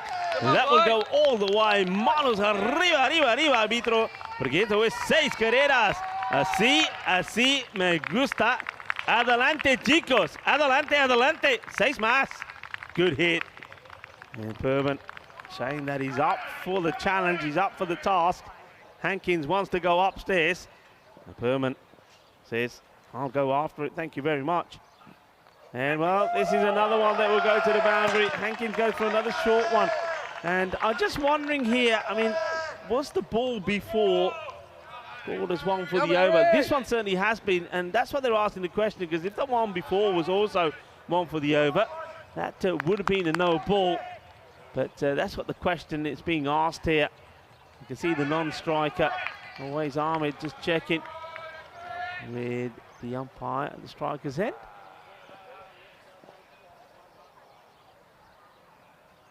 Well, this one is high. Now they're going to have to check the height on this. There's the wicket has been taken. Now let's have a look at the height. Well, is this celebration going to be short-lived? And a question is being asked here by everybody. Let's have a look. And we soon see here, where's the ball? And, well, he's on his toes, but I get the feeling that's going to be okay. I get the feeling it's going to be okay. It's a slower delivery. It's like a slow full toss. And even though Perman's in his crease and he's on tiptoes, I think the ball probably is not over the waist height. So the celebrations there in the background look like they will continue. Perman, he plays some dashing shots, but then gets done by the slower high full toss. And he will be given out. He takes a very slow walk back. The catch taken is a very good catch. Take nothing away from that. And Luke Edwards take the catch. And a little bit of debate between everybody there, but I think that one's correct. They do look at it again, and Perman He's a tall man, and that probably works against him. And Luke Edwards takes the catch permanent. He will go for 10 with just 4 deliveries. And, Harry Hankins gets the first wicket, and there's a good man to get out, somebody who has scored back-to-back half-centuries. Smith is the new batter. And, defence at this one, thinks about going, decides not to. And Harry Hankins showing his grit and determination, saying, no run there from me. First over complete, and it will be 11 for 1. So very evenly poised. Got the runs they would have liked on the board, but they would have wanted permanents to have stuck around for a little bit longer. Awais Ahmed has been joined out there by Greg Smith. This is going to be a nervy one. Well, I wonder if my prediction of a golden ball may materialise. You see the bowler just marking up his run. We're going to go with Gavin Griffiths, who's, well, been the pick of the bowlers. The day started for me with having a chat with Gavin Griffiths. Watch out for that one on social media. I had a chat to him on the coach of one of our coach partners, Mateos, as we left our hotel base, the Sunset Beach Club. And let's see if he's going to produce another player of the match performance, perhaps. Here comes Griffiths. An edge, and this is going to go for 4 runs. Hay poquito de suerte ahí for Awais Ahmed. And sometimes they say fortune favours the brave. And he is brave. He swings hard, gets the edge, gets 4 runs. And a good time to welcome back into the dream box a man who looks very bright and dazzling as well. It's Mr. Maximo Vinny Sandhu. Yeah, thanks very much. Nice to be back. Yeah, Hornchurch, watching day for them. They made 99 with the bat earlier. This time they make 108. 99 wasn't quite enough to pull off a win. They don't want to go over here on day 3. Good wheels from Griffiths. Awais works his hand onto the leg side. We'll take the single as long shadows now, that part of the ground. You don't want to be trying to catch anything there at the moment. You've got to have your best fielders there who've got the best shades on as well. Got to say, you know, the extra pace of the bowler is sometimes working against him with these little edges. It's on the top edge over the keeper already. We saw that one fly away from Awais, but that's the way it is. And Griffith is a solid performer. Here he is to Smith. Strays down the leg side, and, well, wide ball straight away. There's a noise, but I think that he clips his pad just with the bat swing here. I think it's a fair way away from everything. Well handled down the leg side as well by Paul Murray. Has been throwing himself around like a rag doll today, hasn't he, Muzza? He's been in the action for sure, hasn't he? He's had 2 players with, you know, first-class experience here, going head-to-head. Good battle. No run there, so good comeback. Gavin Griffiths want to take. I think Hornchurch will be thinking to himself, 2 more wickets. 2 more wickets. Get the wickets of Smith. And maybe that of Ahmed, and then I know you got Gary Park to come there as well. But if you get 2 more wickets and then really try and put the squeeze on, Smith yet to get off the mark.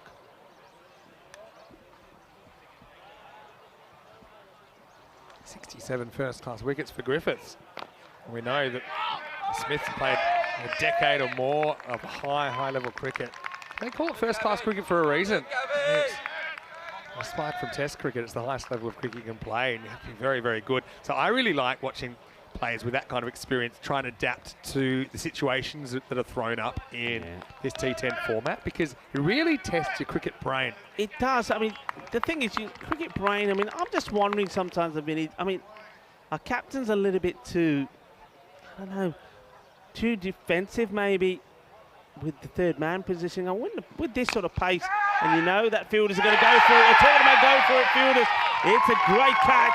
Well, Helena, who are you supporting out there, Helena? She's enjoying herself. Well, maybe she's been getting a few bits of memorabilia from Hornchurch, because he's certainly up and about. Well, that man's lost his cap for a moment. Well, that's the president. He's up and about. I don't know how he stands up and about. What a good catch this is. I mean, he's dipping, he's diving forward, the sun plays a part, but that's the 2nd great catch that Luke Edwards has taken. Edwards has caught well in this whole series, even going back to that group week. So yeah, the chairman of the board, he's up and about, and you know that he's going to celebrate like it's going out of fashion. That's disappointment for Smith again. You know, just can't get a start there, and he's just trying to work that away. Probably not quite off the middle, but great catch from Edwards, who was grappling with the sun. And right now, this game right in the balance. Yeah, quality catch, and it's going to be a... Just couldn't get off the mark, and I think that is why he plays that shot, Vinny. Greg Smith, he knows he's chewing up a few deliveries, and he's just thinking, I'm not helping the cause of my team. I've got to try and get this one away. Gets forced into the shot, but a great catch there. Take nothing away from that catch. Sun in your eyes, diving forward, taking it just off the ground. Good catch. Will they get one of the 2 wickets that they want? And that brings Park into the middle. And Park, another very experienced cricketer. Good bit of cricket all round. Not a bad delivery. A nice shot played by Park. That's a good shot for nothing. And fielded really well by Vijay as well. No runs. End of the over. 17 for 2. Great over by Griffiths, just what Hornchurch were after. They do not want to come away empty-handing. Like I said, they'd have a 1 in 3 record then heading into tomorrow. And depending on the size of the loss, well, they definitely will be 6th if they lose this, because Sporting Alphas will jump them. And so, yeah, it's big, isn't it? Because one of these 2 teams stays in touch with the top 4 and the other doesn't. So simple as that. Bottom 3 miss out. Bottom 3 miss out. So that tells you why this match is so important. You just want to get to 4 points here and join the teams at the top. You don't want to be left lingering with the pack at the bottom. Yeah, and so, yeah, like you say, the matches against the others in that bottom 3 become super important, don't they? I mean, Bedford, they'll get an opportunity tonight against Pakakare Badalona. Bedford seem like too good a team to go winless this whole time. There's Chris Munoz-Mills. Knee injury keeping him out of the equation at the moment. George Hankins. Yeah, he's trying bowling back in Group A. Seems a long time ago. He's just going to come and rock in a few medium paces. Ahmed will go big on the leg side. That's his areas. That's his shots. If you attack the stumps, that's what he does. You've got to try and keep him outside the off. He makes it look easy, doesn't he? Beautifully timed. 6 runs. Hornchurch supporters go quiet again. Yeah, well, Hankins gets a bit of his own medicine here, doesn't he? As always, just loves that shot to the ball angling in. And he goes again. He plants that foot right outside in front of the stumps. But the execution of the shot is first class. 6 more. Back-to-back boundaries. George Hankins getting a taste of what it feels like. Yeah, and look, once again, he gets a bit too straight. It looks probably not the worst ball ever, but always kind of gambles. He thinks, look, at this pace, I don't think I'm going to miss it. So if I play this shot, you know, I might be in trouble if I miss it, maybe for an LBW shout. But yeah, he eats those up, doesn't he, always? Yeah, he Very does. good eye. Yeah, I think Awais Ahmed has just probably thought, you know what, it's the last over in the power play. Got to play me shots here. Yeah, so Hankins getting a power play over. Let's see how it works out.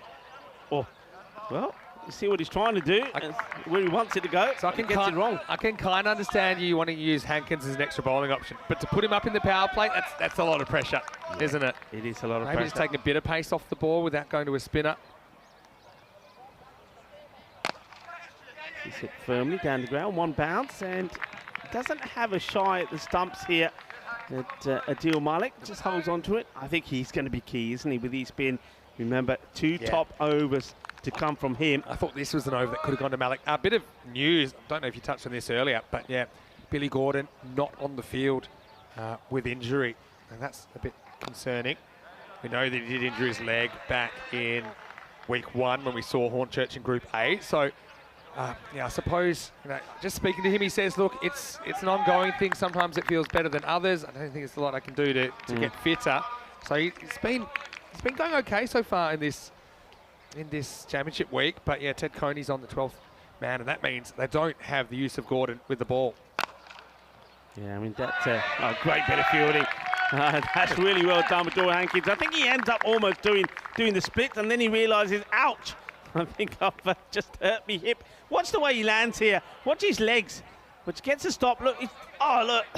It's almost like, yeah, not quite the worm, but it's like the worm with the half twist. Nice. Okay, that's well bowled. Takes the pace right off this. So he did go for two big sixes to the start of the over, and then he just takes the pace off it, brings the line back a bit, finished the over well. 15 come off it though. So at the end of the power play, this match is truly alive. 32 for 2. Yeah, pretty much a spot on the rate at the moment. The pace is basically 11 and over or so. So you don't want to be about 33. Now, Adil Malik, his two overs are going to be crucial, aren't they? Yeah, the other thing, just looking at Sporting Alphas with no Christian Munoz Mills, he's a bit of a tail on their batting lineup as well. And already 2 big wickets have been lost. That of Perman, who has been in pretty good form opening up, and also that of the experienced Greg Smith. Yeah, I mean, Gordon not on the field. I just want to, let's big him up because he's not on the field. But of course, what a magical moment he provided in that match against CR when he took that one-handed catch. I mean, that's already on the social media. It was an absolute. Wow, blinder. I wonder if he tore something, or maybe he had altitude sickness going for that catch. I mean, that is one of the best grabs we've seen here at the Cartama Oval. This guy, to be honest, he's one of the best bowlers we've seen. I think he's a very, very clever spinner, Adil Malik. So, yeah, Park just faced a couple of deliveries he's going to face up here in over number 4. This one creeps up with him. That's one thing that Adil Malik does get the ball to do. I mean, he's a tall man himself, gets the ball ready to climb. So with some spinners, somebody like Park can get right underneath them. With Malik, it's not difficult to do. That's a really good shot by Park, because it certainly bounces more than he thought, but he has the quick reactions to adjust his shot. Okay, miscue. Taken. What a good catch this is. Wow, he's a quality player, isn't he? Quality player. Somebody, well, hold on to your hats because he's up and about again. He's the old president. You know he's going to disappear. With that man there, I'll tell you what, you might as well put a lot of sun cream on your head because that hat doesn't stay on too long. This is a cracking catch. Brilliantly done from George Hankins. I mean, for a moment, I thought he's leaving it late, but he keeps his eye on it, gets himself in a wonderful position and takes a delightful catch. Yeah, really good hands by George Hankins, and a perfect place to have it as well. Great catch taken in front of Cockney Corner. They were right behind him, literally and figuratively, as Always is going to have to go just, turn the face maybe slightly, end up squeezing it out to wide long off, and Hankins did the rest. So a wicket early on the piece for Adil, and the score is 33 for 3. Yeah, Always will go for 19 of 9 deliveries, and once again Adil Malik comes on, gets a breakthrough. The same sort of thing happened against the CI when Hornchurch played them. Malik 2 for 12, bowled beautifully, as did Harry Hankins, 3 for 10. So let's see if he can get the other prize wicket here. So you got Jamsey coming in now, Libby. Let's see how he can perform. But really now you've got to say that a lot will depend on the way that Gary Park bats now. Yeah, no doubt. Pair of Hankins down the field, guarding those straight boundaries. Yeah, crossroads for me. 2 new batters at the crease. Pretty much at the rate, but can they stay at the rate, especially with 4 to come in this over? It's not going to be easy to get boundaries off Adil Malik. We're just in the field here now to the left-hander. 3 men are back on the leg side. And it's a nicely played shot. There's a man out there sweeping. It gets down well. And looking to go back if he has the opportunity, Libby, but he won't. Great fielding by Griffiths. He did everything right there. Had to do everything right, otherwise they were definitely going to pinch a second. Very good stop.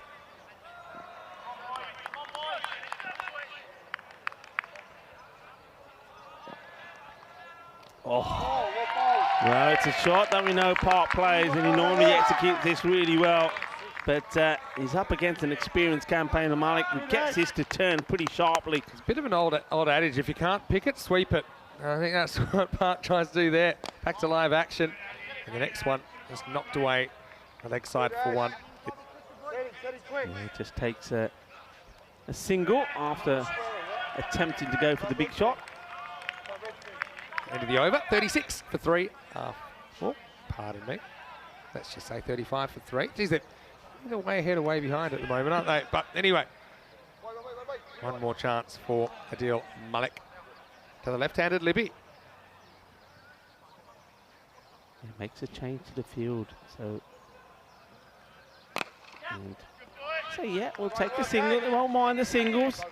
So Malik does complete a very tidy over, just 4 runs from it. And at the end of 4 overs, 36 for 3.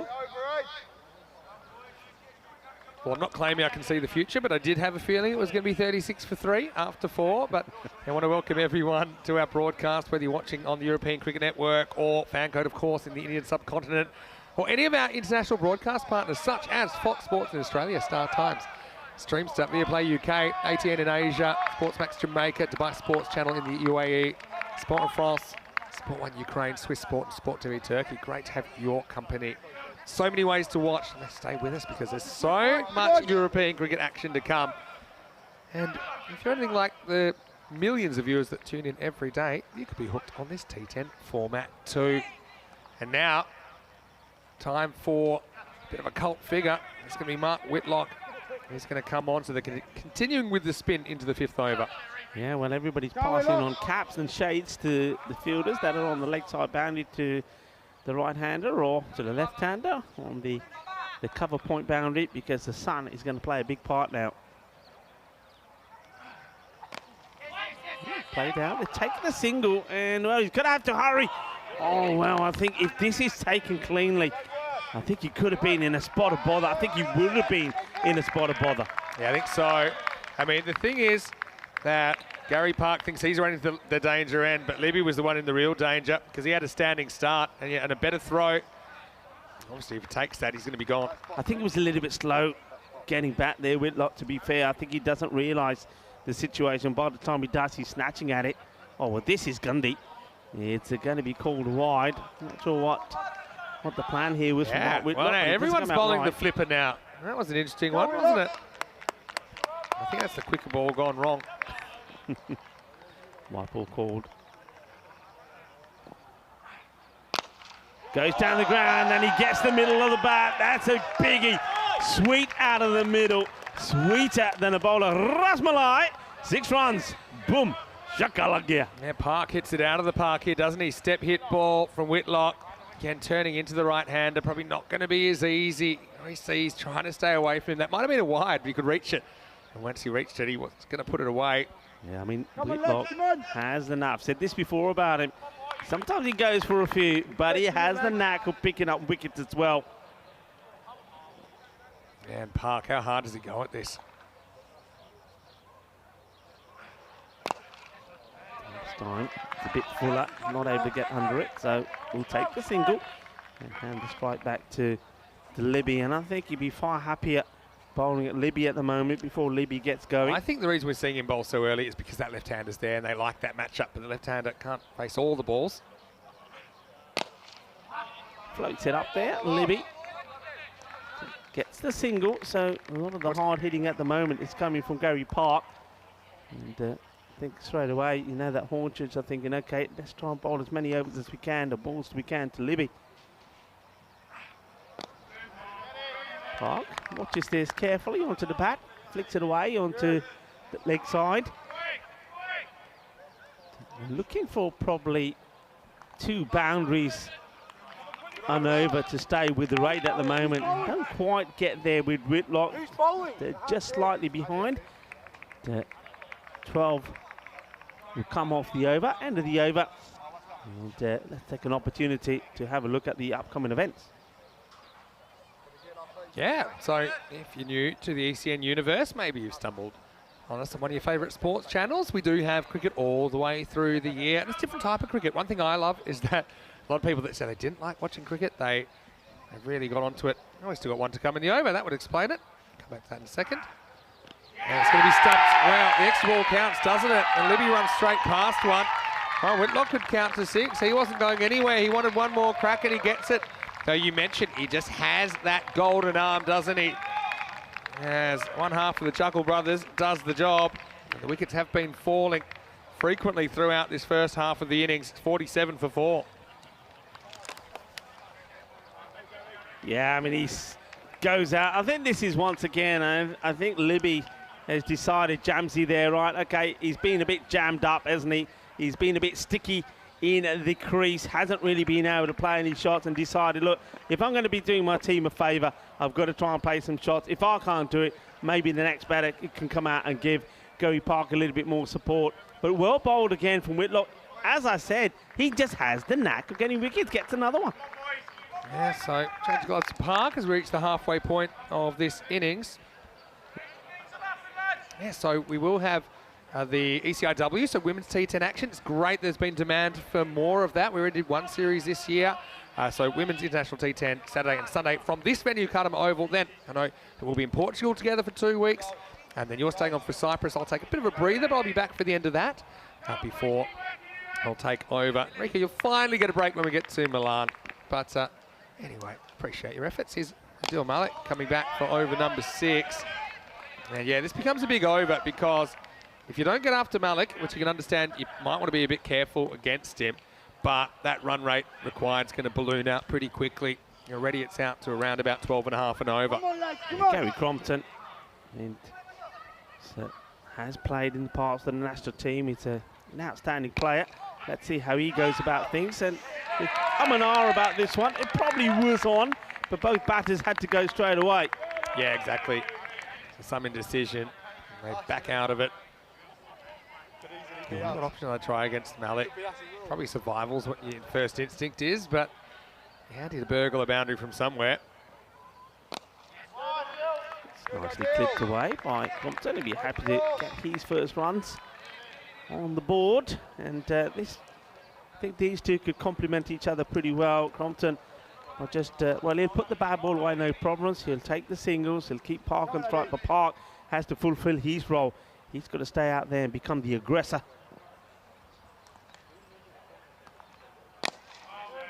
Well bowled by Malik. I think you can see that Park is looking to try and get that sweep shot going, get right underneath one and try and send it over the square leg mid-wicket area. So he bowls a fuller one at him.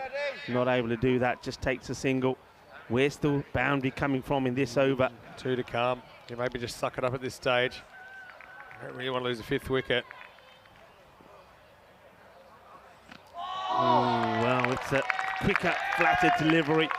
Crompton goes after it, misses out on it, and it doesn't miss the off stump by that much. He's a class bowler. Adil Malik pushed it 3, knows what he's doing. Well, this is even quicker, asking the question. And, well, nothing from the umpire, just walks away. Leg ball will get single. Let's have a look at this. This is really quick. Yeah, it's quick. I mean, it's the old Shahid Afridi quick ball. I think it had this going down the leg side. Yeah, I don't think that's hitting. Yeah. It's not turning back, you got to understand with this one. That's not hitting the stumps. Very good. I mean, I'm going with umpire's call. No. Umpire's call. I think you're No probably right. It probably sound. is going missing leg, so not out the decision. No, I've got that missing. Anyway, it's the end of the over. What a great spell by Malik. And so that is 6 overs down. It's 51 for 4. Yeah, terrific bowling from Malik. Just 7 runs from his 2 overs. The thing is now, they've got to maintain that. There's one thing that Hornchurch haven't been able to do with the bowling. They come back well. They did the same against CI. They got some good overs in. Wickets were taken, Whitaker, and again, it was Malik that did that. But it didn't finish well. That's what they've got to do here. The bowlers have to finish well. They've got to see it out. That rate now has moved to over 14. As it'll go back to Harry Hankins. Oh, good stop from Paul Murray. That really is good. It takes a little bit of the inside edge. And that one quite easily could have gone to the boundary. I think he saves 3 runs there. Yeah, Park's the man here, isn't he? Park's the man that has to make a plan to pretty much double their score in less than 4 overs.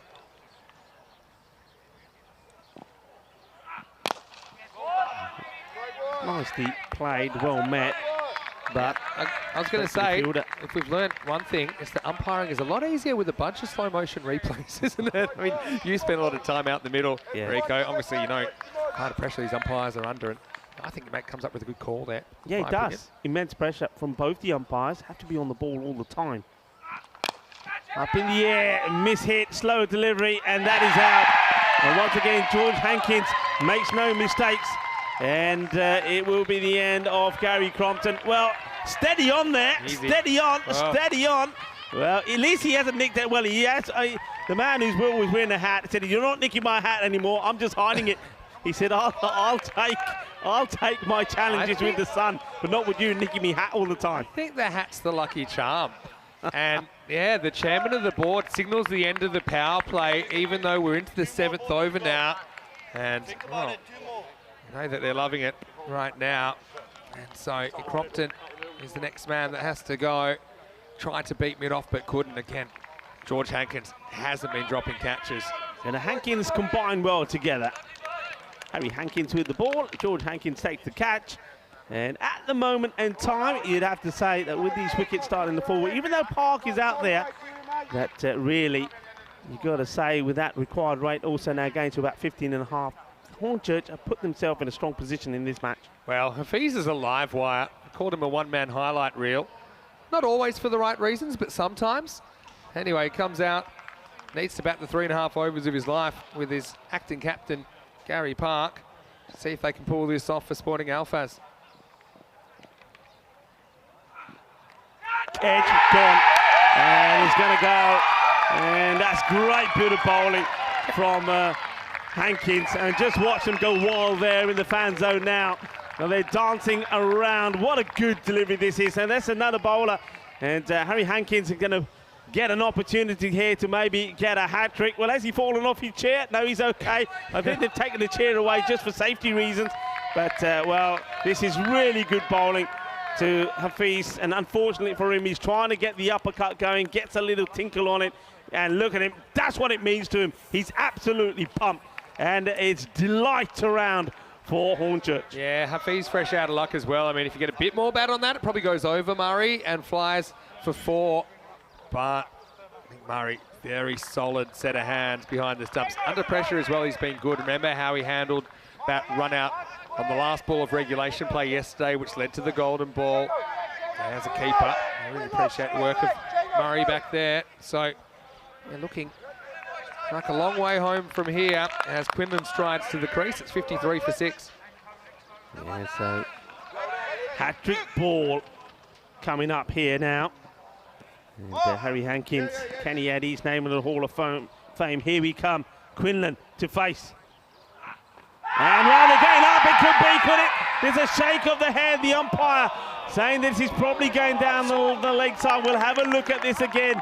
Leg byes have been signalled. Asad Ali is the umpire on stroke. This is really, really close, but I think he gets it right. Everybody's by the screens here. Well, let's watch this again. He does go across. Where does this hit? Not out. Yeah, that's not out. That's a great call from Asad Ali. Really good umpiring under pressure. He gets it right, boys. He gets it right. Everyone's coming out probably still swearing it's out. But, well, Asad Ali, no sense of theatre, but a very good umpire. Good umpiring. Gets that right. Yeah, good. Umpires have been spot on here. Park got a lot to do. And, well, he wants... Oh, well, this is going to go for 4. Now, I don't know. This could be a good misfield because I think you can see the way that Park's played this. He's played it to take the single because he wants to go back on strike at the end of the over. But the fielder attacks it, gets it wrong. It goes through a rare error in the field from Hornchurch. I just, you know what? I'm not going to say that's technical, but that could work out in their favour because that means that it won't be Park that will be on strike. So let's look ahead to match 16, the 6th match of the day, and bigger of a milestone. It's match number 100 in the series. Beverin without a win in Championship Week. They would love to get on the board. It's their second last match.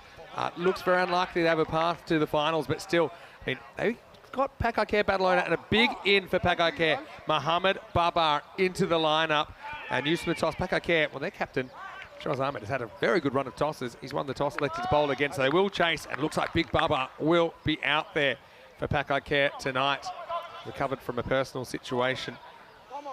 We'll tell you about that fielding from Hankins in a second. But I mean, to Quinlan. I like that he attacks it because he's trying to run out a Park with a perfect piece of fielding, and then he runs straight past it. At the ball like that, is he? But anyway, is it going to be a blessing in disguise? Well, they'll take the single. They'll take the runs because runs are hard. But yeah, I like that attack from George Hankins, even though he runs straight past it. A rare error, but I get the theory was right. if you can pull off a run out there, run out park, you kill the game. And well, this one could kill the game, but it doesn't carry. It will only be a single. I mean, that's assuming this game still has a pulse, which let's just say, you know, I think they've called for the last rites. I think the priest is there. I think they've called the immediate family members. Whitlock, that's really well bowled. And asking the question, I suspect that the foot never really came off the ground, but good bowling. This is clever bowling for Mark Whitlock. Just no pace. This is the one that last time round he ended up looking like a slow bouncer, but just keeps his foot grounded there. Yeah. But a good take by Paul Murray. Slides a bit of toe movement, which always gets keepers excited. That's why they subscribe to Toe Monthly. And, that one was staying right where it should be on the ground. It's just all wiggling toes. In the air, shouts a catch. It'll be a good one if you could get to it. And well, he's going to go for 4 runs.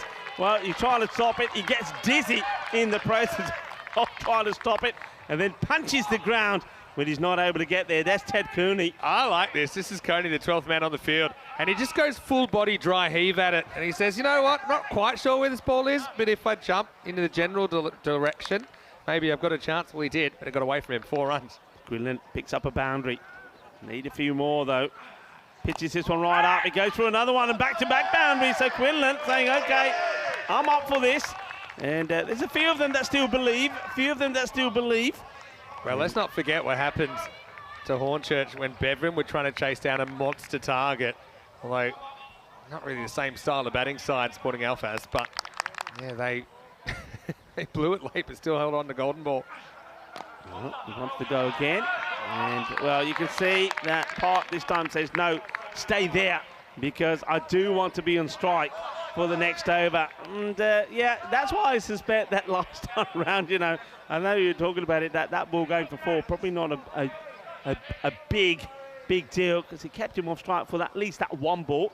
Anyway, it is the end of the over. It is 68 for 6 at the end of 8. Well, now you need a magical over from somewhere, and it's just so hard to see getting it off someone like Griffiths, who is ice cold in finishes. He took 1 for 6 in his first over. And interesting to see who gets the other one. I mean, they use George Hankins as the 5th bowler. Maybe they go back to him. But, I mean, with a good over here, there's no real pressure on that last bowler. So here's Griffiths in the 9th. That's been well hit, and it's a good save. Let's just say that it's a good save, and also the batters take a single. That's a win-win situation. I mean, okay, he's going to be disappointed he doesn't take the catch, but Mark James does brilliantly well in this situation. I think he realises the runs are more important. Actually, it looks a bit more like a drop, but I mean, at least it doesn't go to the boundary. But it spoils the plan, because they only get a single, and it takes Park off strike. This one moves really late. I mean, I was about to say, yeah, he's got a snick on this, but watch the movement on this. These are keeper's nightmare, and normally cameras don't pick this up. Let's see if we get it here. Watch it go. And when you miss those, everyone looks at you like you're a clown. But that one just must have gone seam up and wobbled a lot. Well done by Murray to watch it all the way. Yeah, massive dot ball, that. All right, boundaries or bust now. Quinlan manufactured a couple last over. Now Shadows have taken over the Cartama Oval. 10 to come in this game. In the air, it's got a back pedal. It'll be a good catch, and it is a tremendous catch. He does it again, doesn't he? He's just been absolutely outstanding, George Hankins. Well, if you could clone a player a number of times, well, he's a man you'd clone, wouldn't you? Well, his fan club are there, and they're happy. And George Hankins, he's been outstanding with the bat, and now he takes another catch. I think we're looking at our player of the match here already. I love this catch because he sums up the situation perfectly. And he wasn't scared of the boundary because he had a little peek at it and said, right, I ain't throwing this away. I think at the speed I'm going, that the natural forces of physics will stop me before I get to that rope. So he wasn't going anywhere. And Hankins accounts for Quinlan. Again, not a bad idea to try and take on the long off, but couldn't quite get enough bat on it. So Sporting Alphaz drifted away. They're in jeopardy now in this competition as well. It's 69 for 7 as Ashraf comes to the crease. Yeah, Ashraf gets an opportunity to have a knockout there. I mean, he's coming in with well, that required rate at a, you'd have to say, a very, very, very challenging. I'm not going to use the word impossible because, well, we've seen some impossible run chases already, but it's very challenging. Basically, has to start clubbing straight away, and Gavin Griffiths is not an easy man to take on. And he's going to go first ball, hits it well, but straight at Jalpas Vijay, who takes the catch. Well, he's a light man, so we'll lift him up. No problem for Luke Edwards. Lift him up. Well, they want to run onto the field already. It's not over yet. It's not over yet. And Vijay takes the catch, and you've got to feel a little bit for Waka Ashraf because he does go waka, but he goes straight to Vijay, who takes the catch. And, well, he stands and receives the cheers of the crowd behind him. And it's a big moment because we have another hat-trick opportunity. And it's Gavin Griffiths, who has been absolutely sensational. Remember, Gavin Griffiths was the key in that golden ball victory against Bevan, 139 to 139.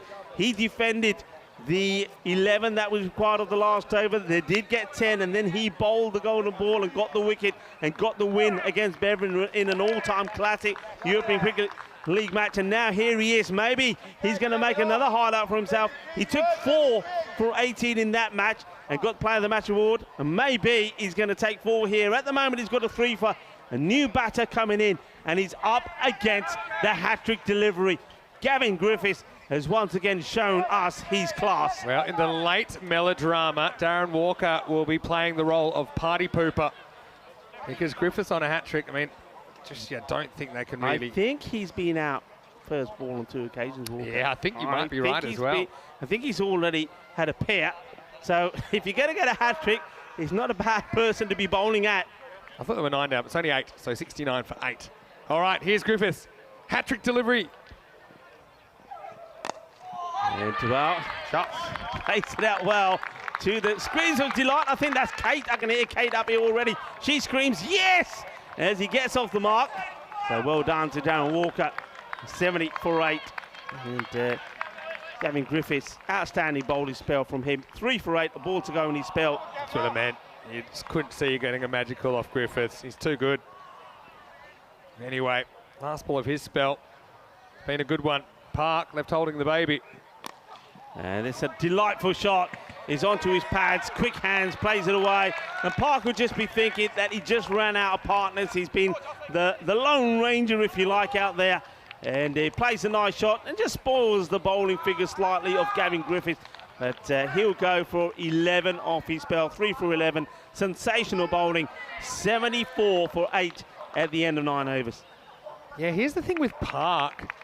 He's only faced 15 out of the 43 deliveries since he's been at the crease. So he's been kind of starved of it, hasn't he? And yeah, he spent a lot of time at the non-strikers end. Now with 35 required off 6, can't even say take the 1. Really, you need no balls. I mean, it's not going to happen, is it? But I mean, this is the win Hornchurch needed. Otherwise, if they had blown this 108, then they were going home back to the Sunset Beach Club empty-handed. So now, no real pressure on George Hankins, but he will bowl the 10th over.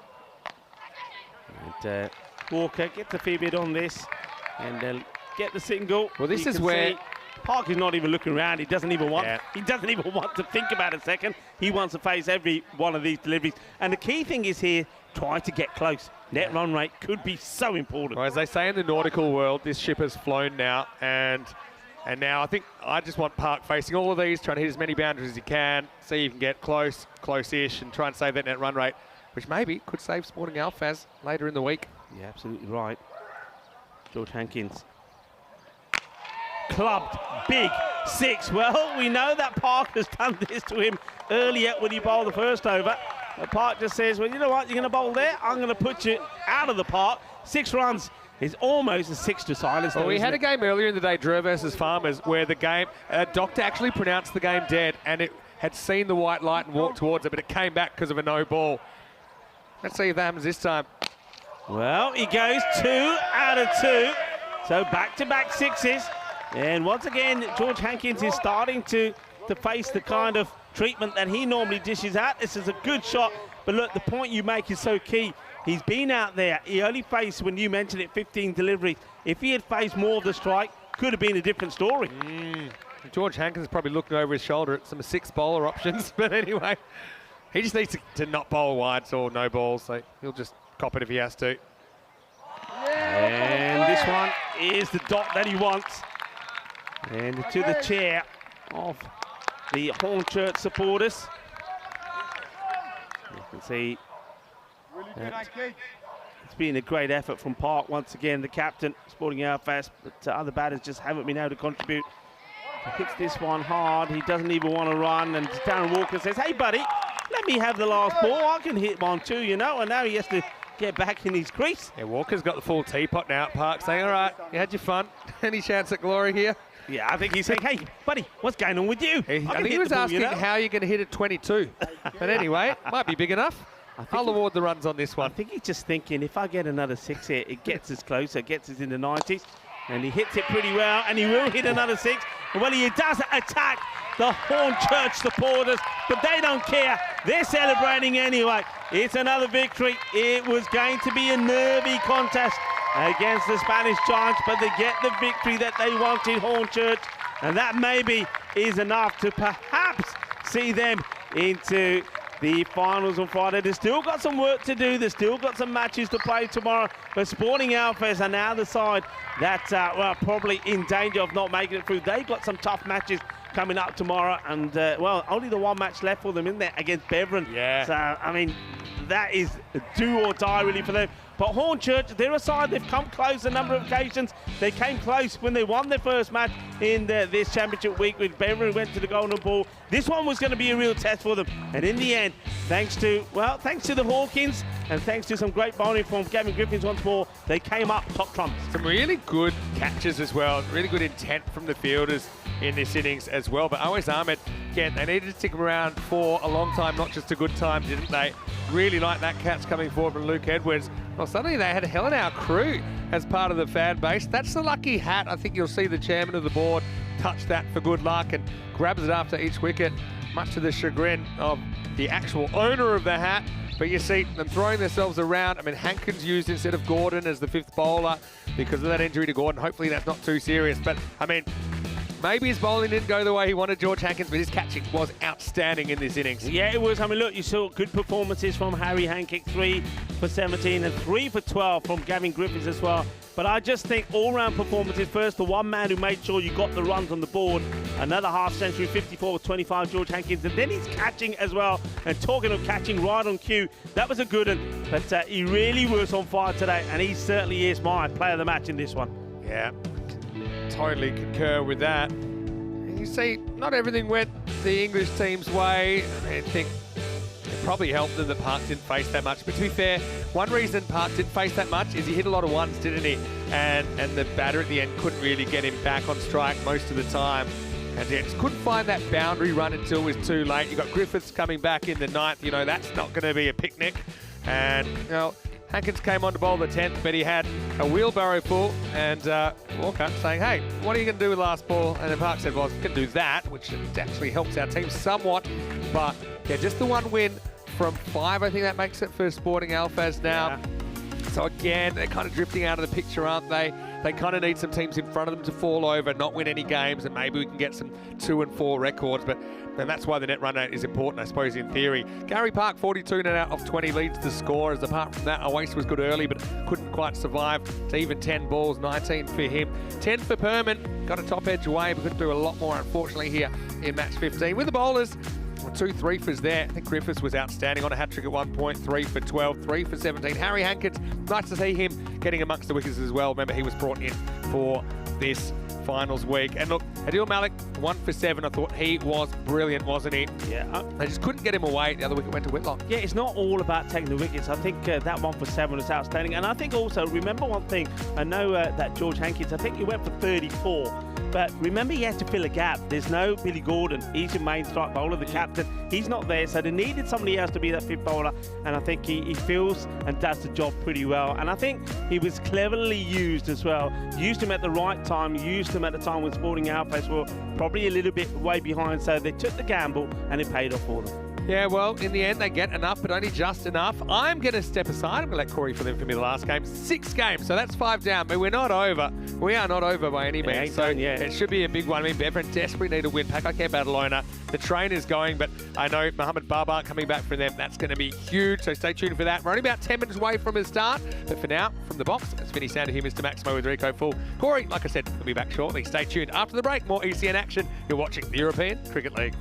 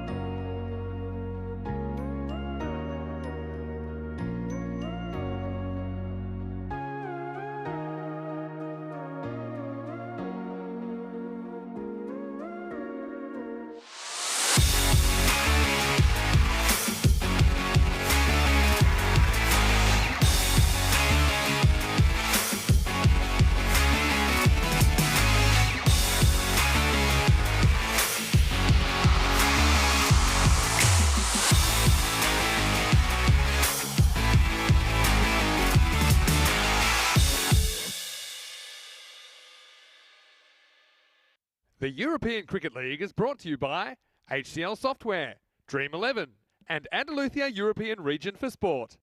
Ven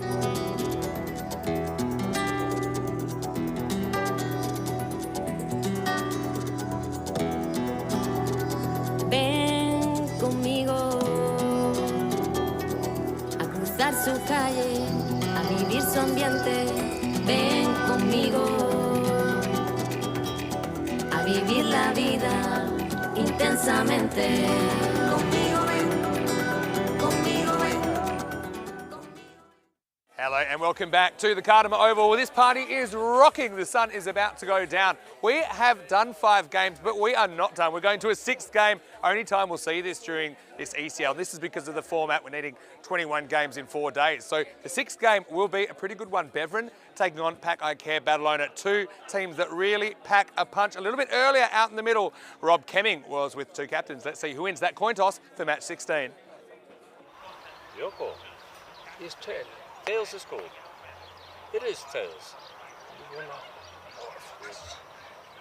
So the news from the toss, Shiraz Ahmed had been pretty lucky with the tosses. He's won the toss and he wants to bowl first. That's the way Pack I Care Badalona have been doing their business, and they have been successful most of the time. Just the one loss along the way to the previously undefeated CIYMS, who are still undefeated. They're 5-0 and they're feeling pretty good about things. Have a look at this trophy thanks to Local Lifestyle. It is worth a bunch. I'm not going to knock it over. Hopefully no Maximos knock it over as well. Beverin haven't had it go their way. They're 0-4. Look, even if they win 2 games, it's hard to see them making the 4. But I do think a win would be great for their confidence, and we know Pack I Care Badalona are suffering a few injury issues. So look, with Beverin, if they can win some games, have some good performances, even if it's not enough, at least they'll go out feeling like winners, and we know they're a really exciting team to watch. Well, I'm actually going to go watch this one from one of the local establishments, but Corey Ruckers and Rico Foot will take you through match 6. Well, good luck, guys. I'm out of here, but I will be watching, so behave. Let's get ready for match 16. What do you mean behave? We're always good, me and Corey. There's no issues here. Well, look, there's the big man. Big smile, not just on his face, but a big smile on the Pack I Care Badalona and their supporters, because, yes, he is back.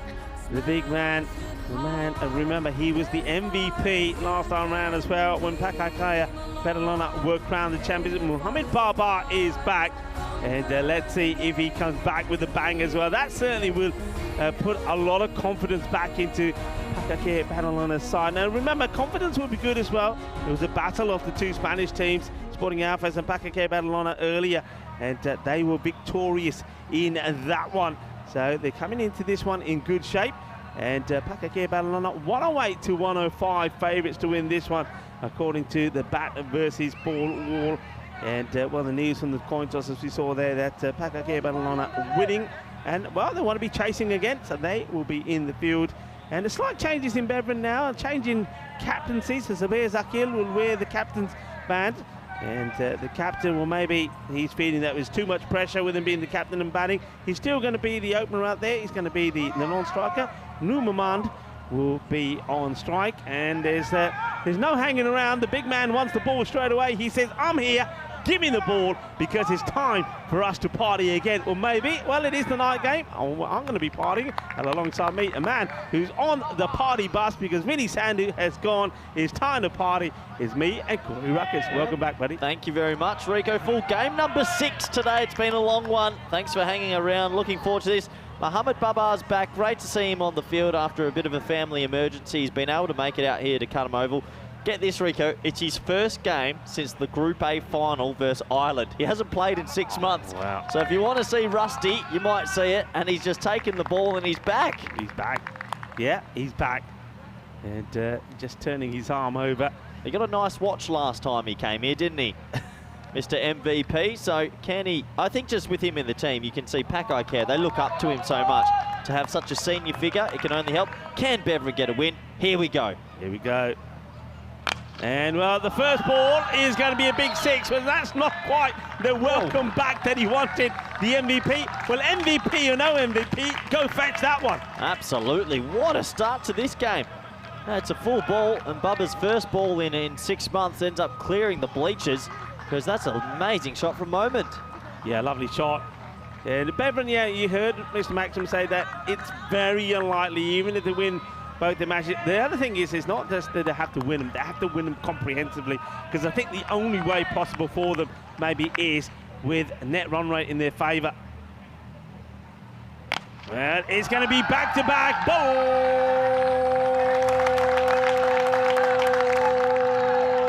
Bolle, inna zona, Shaka Lagia. Welcome back to the Cartama Oval, Mohamed Baba. Well, Beverin haven't batted like this the whole tournament. They've really struggled with the bat. And first two balls, Moment has played two amazing shots. Yeah, I mean, what can you put this down to? No pressure? No pressure, I guess. I mean, they're probably more than likely out. 99% chance they're out already unless some crazy results happen. Well, he wants to make it 3 out of 3. Manos arriba. Shaka. It's 1, 2, 3. No hay 2 en 3 at the Cartama Oval, and the fireworks are starting in the final match of the day. Oh, crazy. What a crazy start to this game. 3 very good shots, and Beverin haven't done any of this the whole tournament, and maybe this game they're just going to fire. But this is what you expect to see from the Belgium champions. This is why they play the cricket in Belgium. What a funny old start to this. Here we go. He's going to go for 4 out of 4. Baby, you're a firework. Well, Maman has gone big, and Mohamed Baba says, hey boys, get me the return flight already. I want to go back. I want to get out of here. I want to get out of the firing line. Well, it's a baptism of fire at Cartama. We could be on for 6 out of 6. I don't think I've seen 6 flash 6. What a start. Crazy.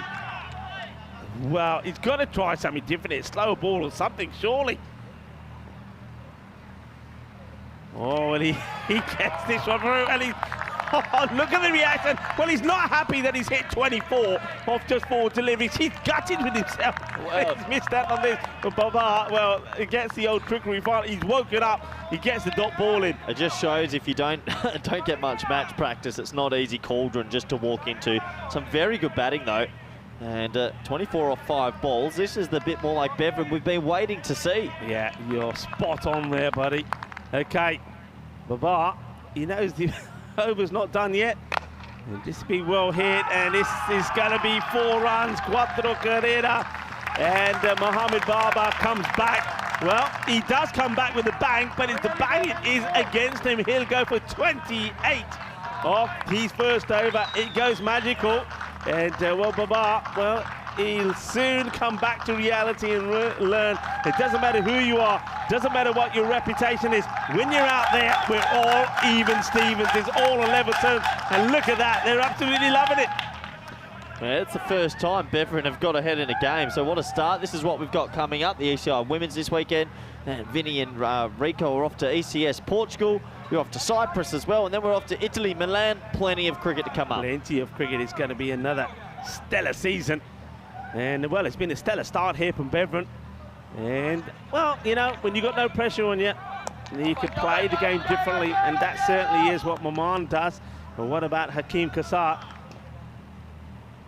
Facing his first ball, Ali Saeed into him. And it will be a wide. No swing just yet for the Pakai Care bowlers. The ball just going on with the arm a little bit.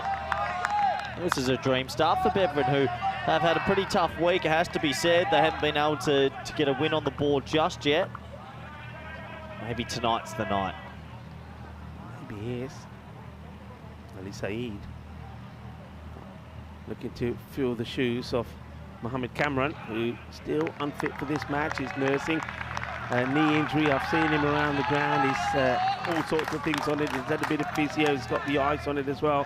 They're obviously desperately trying to get him fit pretty soon, and even if it's just to use him as a batter. Yeah, the thing is, without Cameron, this attack just they miss just a fast bowler, a genuine fast bowler.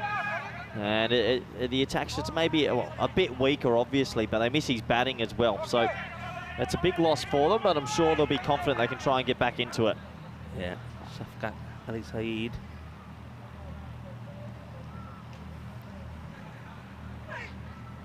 Big wild swing this time from Momand, who, remember, hit the first 4 balls of the innings with huge 6s. And then there was a dot, then there's a 4. Have we ever started a game with 4 sixes?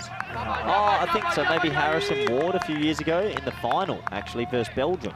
Yeah. I think ECC potentially, but yeah, what a crazy start to this one.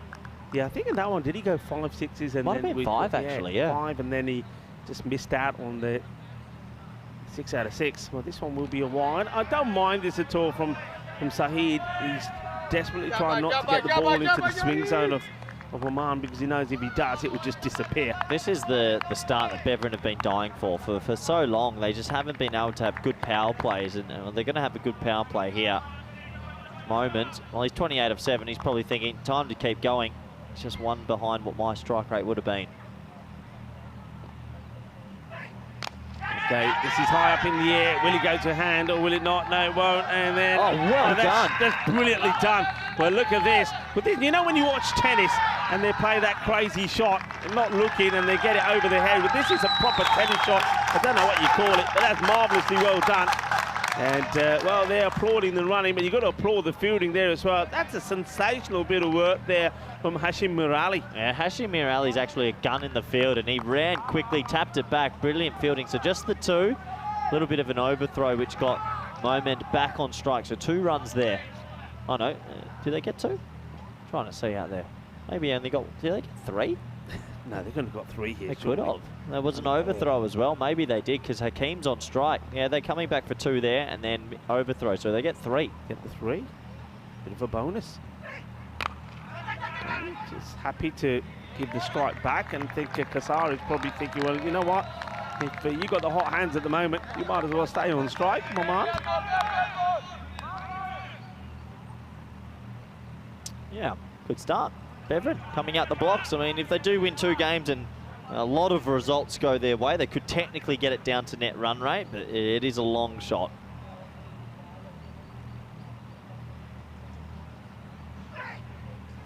Well, just losing his shape here now, isn't he? I think the start that he got has probably gone to his head a little bit. I think this is good here. Just compose himself, takes his gloves off. He's just probably taken a moment just to talk to himself here and said, hey, what am I doing?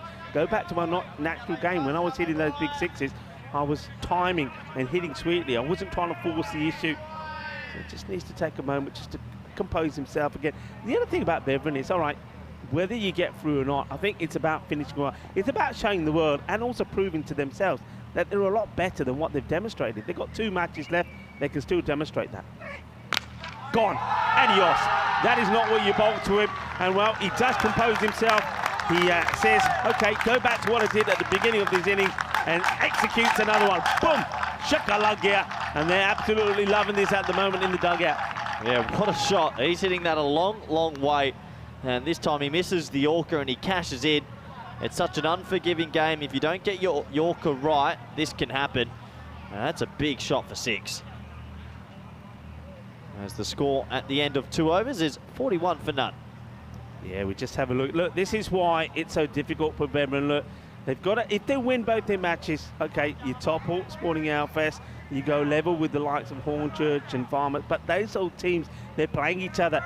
And so teams there are going to pick up points, go above them. They could be level if all the results go their way with other teams on 4, but net run rate, they've really got to improve that. So they've got a lot of work to do if they are to get there. Well, this is how much they trust Bubba. They're going back to him. It's a better line. Yeah. This is what good teams will do often, is they'll know that Bubba got taken in the first over, but he doesn't often get hit, so they back him to bowl this last over power play. So that's a lot of belief in his ability. Yeah, and better delivery from Bubba as well. And a little bit of away swing as well, which he didn't get at all in the first over. No, the first 2 overs haven't swung too much, Rico. This time he just changes the angle, but what a good shot this is. And Kassar, well, he says to Baba, well, if you think it's only Mamand that can punish you, I can as well. So he gets it, changes the angle slightly, Baba, but it works in the favour of the batter. Takes a very handsome shot for 4. Yeah, a few people in the chat saying some clean striking to start this one. The Beveren boys have all of a sudden found their form, because the noise off the bat at the moment is fantastic. Yeah, that's a delightful shot. Really plays that well. Well, has to jab this one out. The race is on. On the Iba, and they'll get there. They'll take the single, and that's important as well. Kassar plays the boundary, takes the single, and says to Numaman, there you go. have another few to have a hit at. This is going to be an interesting battle here because I think Mohamed Babar will want to put things right after the way the first over went. Absolutely. Momin's raced to 37 off 10. Remarkable innings. Dream start for Beverin this. There we go, big moment. And slows it down, slow delivery, but this gets through the field here. And, well, I think Babar is having a look at the field and say, hey, come on, why don't you get down? And I'm with him here. I think at this level, you've got to throw yourself around. I don't mind if the fielder doesn't stop it, but I want to see the energy. I want to see the effort. Yeah, sometimes there's no point turning and running, just run to the right and try and dive on it. The 50's up in 2.4. Beverin, who haven't had batting boots the whole tournament, just seem to be clicking. So once again, no. Oh, no. Oh, no, yaar, tu ki kar ditta, ki kar diya. Mohamed Baba is saying, oh, yaar, danda leke no kutto. That's a terrible mistake. That's glaring. That's not one that the fielder wants to see. It's 4, and Mohamed Baba says, you call me back for this? You call me back for this? Oh dear, oh dear. Oh, everything going Beverin's way. Did it take a spin? Did it take a bounce? Let's have a look. He just completely misjudges it, and it goes for 4. This is an amazing start to this fixture, and right now Beverin are on 54 off 2.5. Everything going Nur Maman's way. This one should be stopped. Will it be? Yeah, no issues there from Tanandoa Kayet. As the throw comes in, that's the end of the over, and it will be 55 without loss. What a power play. Yeah, that has to be up there with some of the best power plays we've seen this year at the ECL, the 3rd edition. And yeah, for Beverin, who have just had a bad time with the bat, this will relax the guys. And it's a shame for them that it's happened after 4 losses. Yeah. This is what they would have been dreaming of when they rocked up. Yeah, absolutely. And of course, in a Beverin, I mean, just imagine if they do win the last 2 matches and they win them well. I mean, that golden ball defeat will hurt them even more so when it 139 to 139 against Hornchurch. Well, the thing is as well, an upset victory for Beverin tonight would mean that Pakai Care are only 2 points clear of all those teams sitting on 4 points. So all the teams that are sitting on 4 points want Beverin to win this because they'll start to think, hey, we aren't far away from a double chance still. Yeah, spot on. One man who's looking to make a change, and he quite often does when he gets the ball, is this young man, Atif Mohammed. His form and his game in the last 3 years has been quite incredible. He's improved massively. Let's see if he can stop the rot here. Goes with a short one, right at the body of the batter. It deals with it pretty well. Get a single. That's a moment on 47 or 14. And yeah, you're right. Atif Mohammed's had a really good couple of years with the ball in hand. I think last year he took 50-plus T10 wickets in a year. That was with Spain, Pakai Care. He played a lot of cricket, a lot of cricket. So he knows the format well, and he's an effective left-arm seamer. Now bowling to Kassar, who just played a bit of a shot through the covers earlier. And this one is high up in the air. 3rd man on the boundary, keeps his eye on it. No mistakes there. And that's Shafat Ali Saeed. The fielding from Shafat there as just the one goes away to 3rd man. That's that left arm angle going across. Not easy to collect. Moment back on strike though. And he's looking at a 50 here, and a very quick 50, Rico. Yeah, it's been an outstanding knock. And one man who's going to try and stop him getting it is Atif Mohammed. And well, this one, will it carry? Yes, it does. And a great catch taken by Saeed. So nicely done. So he doesn't get that 50. And Nur Mamand will fall for 47 of ball number 15. That's a wicket that Pakai Care Badalona desperately needed. Yeah, absolutely. They desperately need it. And Atif Mohammed does exactly what he does. He takes it across the right-hander, the different angle, the left arm seam works. And he has to go. Moment, well, he did a lot of damage though. He'll get a big round of applause and a good catch in the end. Yeah, it's a good catch because he takes it away from his body. Now, whether that is because the ball moves a little bit in the air, but I like the way he keeps his balance. That's the key to that one. Balance, good hands. But what a round of applause for that man. 47 of 15. Well batted indeed to Numan Maman. Yeah, brilliant effort from him. He's got his team into a good position. Sub-Ezekiel needs to keep it up. Even if they go at 10s for the remaining overs after this, they're on track for 120. But they're all, at the moment, with this platform, they're thinking 150. Yeah, I mean, they've just got to keep going. That's what normally the team from Belgium and the champions from Belgium here, Bevan, want to do. They play attacking shots no matter what happens. They like to think innings off, not how you run and not how you place the ball, but how many sixes you hit. And that's what all the batters will have in their mind. So Ezekiel gets a shot right on the lid. Right on the lid. Well, welcome to the attack. So Ezekiel was the kill. Well, he takes on the captain's handband and he wears one right on the nut here from Atif Mohammed. Well, the young man gets a bit of pace going. Well, what a cracking delivery this is, and crashes into the helmet. That, young boys and girls, is why you wear a helmet. He wasn't expecting that at all. That's a perfect bumper. Surprise ball, bang. Welcome to the crease. Yeah, great delivery. Kassar plays this out in the offside. We'll get a single. I mean, it's a sensational over. Amidst all the carnage, Atif Mohammed's come on. And he's taken 1 for 4.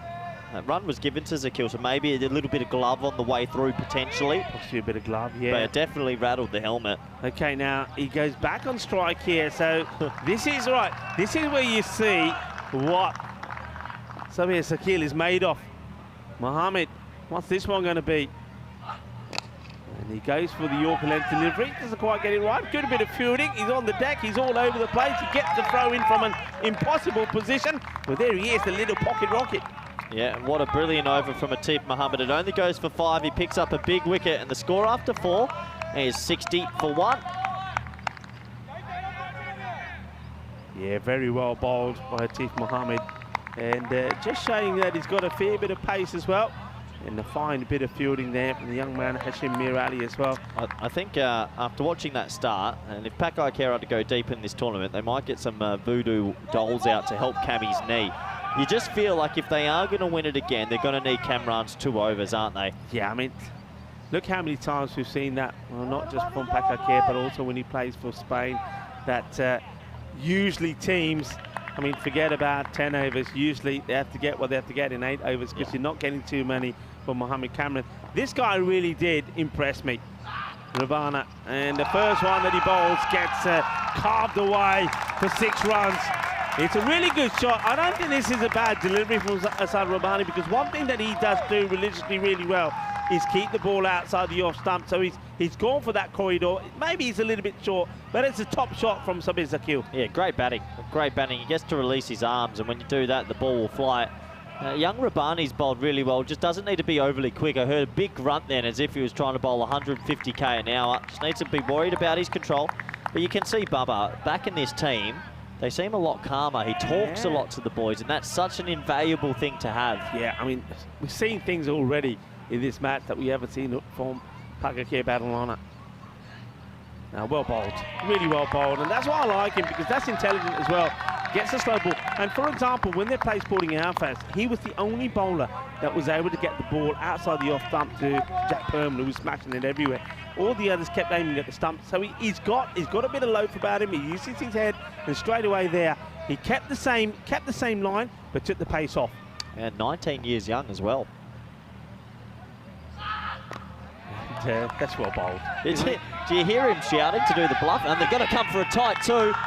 Oh, well, it's very, very aggressive running and good running. How they get 2 there? I mean, there's going to be question marks. There should never be 2 there. And I reckon this is because they've relied on the man on the boundary to come and get that, as opposed to the man on the 45. That's maybe even Rabbani, the bowler, could have gone. Let's see how far it went away. Yeah. Sometimes you tip your hat. It's pretty aggressive running. It's very good running indeed, yeah. Okay, just drops the bat on this, takes a single. This young man could be on your radar, I reckon. Well, for a 19-year-old, I mean, there's a lot to like about him. You're right, he's thinking about it. Good to see some youth players throughout Spain being able to play at the top level. And well, Cascar's 9 off 7. I think we're going to start seeing him try to go here. Rabbani. Edge up in the air, and a great catch taken Beautifully done, and the pocket rocket does it again. I'm loving the fielding of Hashmi Nurali. Sensational stuff. And he throws himself at it, takes a really good catch, and I'm liking that. Two young players getting together. Rabani, well-deserved wicket. That's why I call him Kid Dynamite. That's a great catch under the lights, and, well, he takes it well. He's a weapon in the field. I think he's wasted at backward point. I'd have him at deep mid-off. But he takes a very nice catch, and Rabani gets the last laugh as Kaskar has to go. Yeah, and I think this is what you're saying here. I mean, and he knows it himself. He was just maybe guilty of chewing up a few deliveries, realises he's got to start the momentum going, goes for the big shot. I think he does the right thing because there's so many batters, as we know from Bevan, that can come out there and be so explosive. He doesn't want to be chewing up deliveries. No, absolutely not. So that is a big wicket. Rashid now comes out. He's had a funny tournament as well. At some stages he looks really good. Some stages he struggled to get his run rate going. He made a decent 40-odd in the game previous. Glad to see the kids are still here enjoying themselves as well. There's still a little bit of a crowd here for the evening game. Oh, yeah. Abdul Rashid, like you say, he has found good form, hasn't he, of late. Scored a fine 41 not out, 22 deliveries against CI in a very close encounter. This is a delightful shot. It will go to the fielder. One thing that you'd have to say by Bevan, when you look at the matches that have been played, they've never been outplayed, they've always been there or thereabout. And that's why I think, and that's another reason why, though they find themselves in this situation, they'll be hurting a little bit because they've been competitive. It's not that they haven't been competitive, just haven't had the results go their way. I think that golden ball game's the dagger. That one hurts. If they won that game, they're still right in this competition. It's one of the things, I've seen a lot of people in the chat saying, this is Belgian ball, this is the Bevan way. You're right. But it sort of feels like they've left it maybe too late because they're going to need to win 2 remaining games and then hope a lot of results go their way. Yeah, and you're absolutely right. You know, with that, the tie against Hornchurch, 139 and 139, that goes to the golden ball. Sometimes you just need a rub of the green, and maybe they just haven't had it. Yeah, it's the way it goes. It's the way the cookie crumbles. It looks like Atif Mohammed's going to bowl another one. Well bowled. Yeah. Good delivery, clever, like it. I'm liking this guy a lot. He does a lot of good things. This is a bit of ECC bowling from Atif Mohammed. I don't think many games he got taken to, and he was bowling to some of the best players representing their countries. He's just a tricky, tricky customer, this young man. Mohammed to Rashid. And this time just a little bit too wide. Yeah, that one just misses it, and it goes outside the tram line, so that's wide. Pakai Care desperately trying to peg this back after that explosive start. Yeah, I mean, they're on course here for, if it goes the way the first 5, we can want a 140 type of score. But not too many teams have been able to maintain an explosive start. Well, let's see how Bevan do here. And it's another swing and a miss. So, and a little throw from Isha, who, when I say little, he's running after the ball was quicker than the throw. Ishi gets too excited sometimes, lets it go and then realises, oh no, I shouldn't be doing that, and then starts running after it. I've seen him do it 5 or 6 times. Ishi he's a bit of a pocket wire, pocket rocket. Ishi gets way too excited sometimes. Yeah, but he's also, talking about him behind the stumps, he's a great keeper, but good for Pakai Care batting on, and that he found a bit of touch as well in the last match with the bat. And, swings hard at this, and 2 men there. One of them does stop it, does the right thing, gets inside, gets the throw in. Well done for Saeed. He's been very good in the field as well. Yeah, Shafat's doing a good little job down there at third man, saves 2 runs. So they're just doing enough at the moment, but that start means no matter what, Bevan should be setting something decent here. Yeah, they should be, and they've got the batters to do it, and I think this is what you have to say. You see, that's perfectly fine. He doesn't touch it before he gets inside the field of play. Well done for Saeed. The umpire's just checking there. Stefan Gooch is out there with Joe Foster. Charles Croucher is doing third umpire duty. And this is another wild swing, just no use of the footwork, really. Well, without Kamran, Mohammed Kamran, Atif's probably the next big bowler, and he stood up tonight. The young fella said, look, I'm the left armer that I'm going to step up. He's got 1 for 8 with 2 balls remaining. Very mature from the young man. He wants to finish a good spell here, though.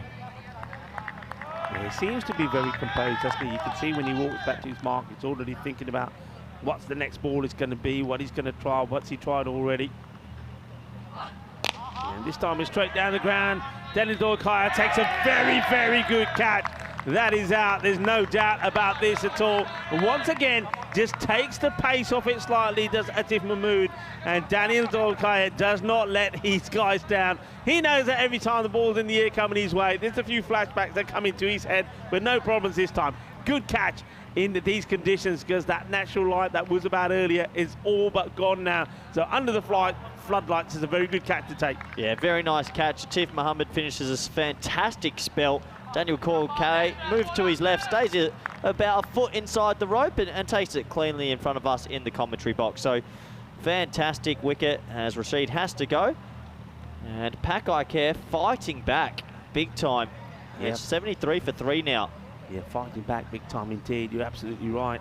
And yeah, but you know, once again, I mean, just have to marvel at Atif Mohammed. You said it, I think you took the words out of my mouth. When you've got a big player missing, like Mohammed Kamran, somebody has to step into his shoes.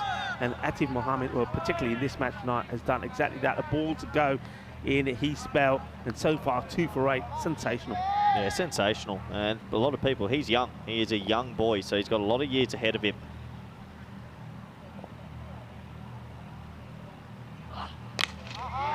Bowled. He'll take the single. And that will be the end of a terrific spell of bowling from Atif Mahmood. Only 9 come off him. The score moves to 74 at the end of 6 overs. 74 for 3. Yeah, brilliant spell. 74 for 3. And they've just pegged it back. So after 3 overs, they were on 55 for none. And that means the last 3 overs have gone for 19. And that's what championship teams will do. They've been able to go a run a ball for 3 overs, basically, when you're bowling to their main batsman. And if they go on to win this game, I know we look at the batting a lot, but Atif Mahmood's spell there could potentially be a man of the match spell.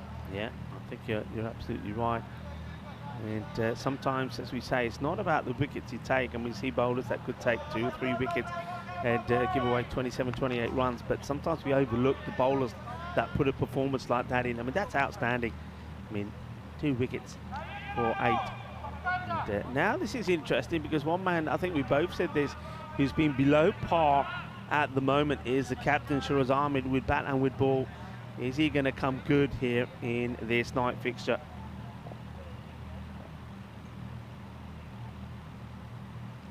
Starts with a full toss. They may want to have a look at this, or they may, well, in fact, they've called it straight away.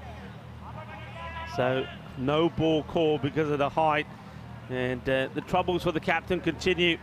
Shiraz Ahmed is holds a full toss, no ball called, and well, yeah, it's a tight one, but it's been called, and that's the playing conditions. So now free hit for Bevran. And it's pace-off delivery. Shiraz Ahmed, this is one ball that, I mean, in the second over after being expected first, he went to this a number of times. It's that slow, short delivery, and it works for him. Yeah, if you don't want to be hit for 6, you're better off maybe slow into the pitch. Isn't the worst option, and he does it there and gets away with the free hit. So a little bit of a reprieve there for Pak Care.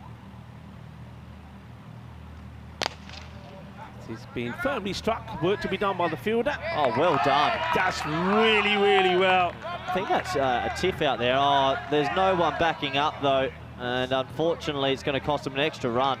Yeah, I mean, basics. Go back to do the basics. You can see a tiff. He does so well, makes a really good stop, gets the throw in, and when he sees nobody's backing up, he's absolutely filthy with his teammates, saying, come on, I'm putting the effort in here. I'm keeping this just to 1, and then you guys have let me down. Yeah, it's a bit of a mistake from the people backing up, but Atif does very well to save 2 runs. Yeah, I mean, just look at the way that the captains try to stop this as well. I mean, come on, get your body behind it. Graceful, the aggressive shot. It's just not just working here at the moment. I mean, we saw Noor Mohammed, Moman, beg your pardon. He went ballistic, didn't he? 47 of 15. But no other batter really has found that sort of strike rate. Feels like Sabah Zakil hasn't faced a ball in a while as well. So we know how aggressive he is. It's good that he's back on strike for Bevran. Also, looking at that clock, they probably need to speed it up just a little bit. Under 10 minutes with 2.3 overs to go.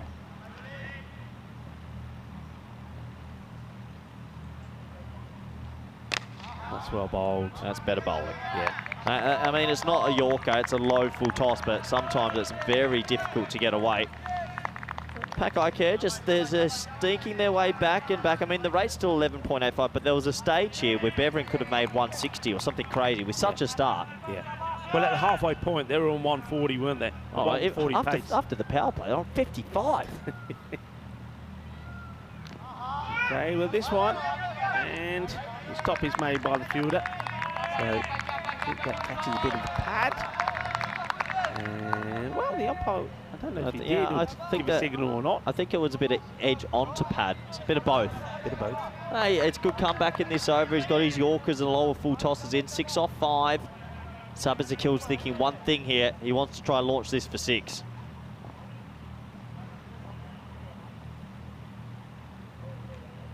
And he will. It's a really good shot. I mean, he's got to have quick hands and good timing, and that's exactly what he does. Probably hasn't got the time to get a full back swing on this, but he gets into position early, and it's almost like he guides this into the night sky. 6 runs at the end of the over. So, well, Ahmed does everything well the beginning part of the over, but lets himself down with the final delivery. It's badly executed. It gets put away into the, well, that's the zone where the scorpions are and the snakes. They all come out at this time of night. And it's a big 6 to finish the innings, to finish the over, beg your pardon. Yeah, 86 for 3 after 7. One thing I do know, we've got a good chase on our hands tonight. This will be a very good chase under lights. And this is tomorrow, the final group stage games we have in the tournament. And all these teams, a lot of them playing for their life. It's going to be spicy. Yeah, it's going to be spicy. Which one do you think is going to be the big match? I think the big match for me is probably Farmers versus Hornchurch, middle of the day.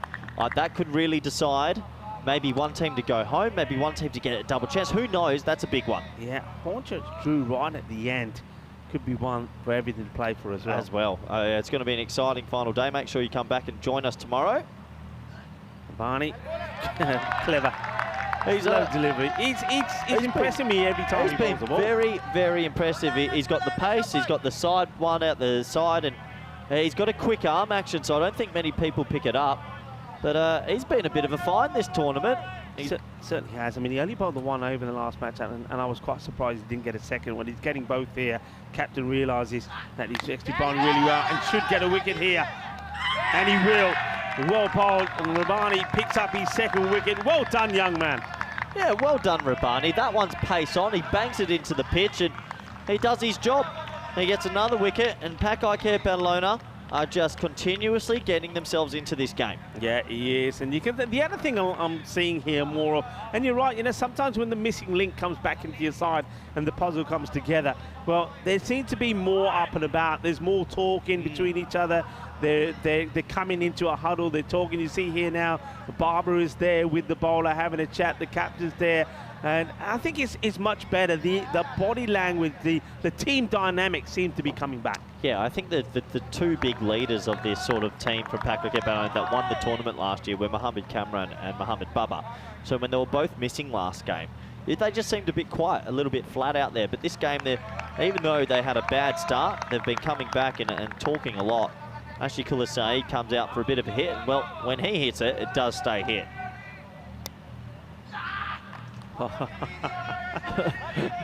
Did that fool you, the big grunt? Well, the thing about this grunt is he starts it really early, doesn't he? And I think it's more likely to frighten the batter than to put him off, I think. This will be a good challenge for Rabani because Sabazakil's looking pretty good. He's 18 off 8. He just played a beautiful pick-me-up shot that went for 6 over the leg side. Yeah, this is going to be a good battle. They want to get Zakil out, but Zakil wants a big 6 here. Well bowled. Really well bowled from younger Rabani. In the previous game, he had taken 1 for 3, and I heard you say he didn't get a second over. This boy has to be bowling 2 overs. He does, and I like him where he's bowling. And look at the corridor that he's bowling in. It's there all the time. I don't want to put the mockers on it, but he hasn't bowled one ball that's either directly at the stump or down the leg side. This one is just one that will go to TDC on a couple of bounces, so he's just keeping it nice and tidy. And well, you know what I say sometimes when I see bowling like this, he's like a packet of Bombay mix. He's just veering it around. You don't know what's coming out next. This comeback from Beverin Pakokea is actually phenomenal. 33 runs have come in the last 4.5 overs. Oh, well, he gets totally bamboozled. Wow. Sensational. And Saeed takes another catch. He's all smiles. And Rabbani. Well, he's a young man of the moment, isn't he? Outstanding performance that we've seen here from the young bowler. Beautifully bowled. And that's the end of the over. And it will be 88 for 5 at the end of 8.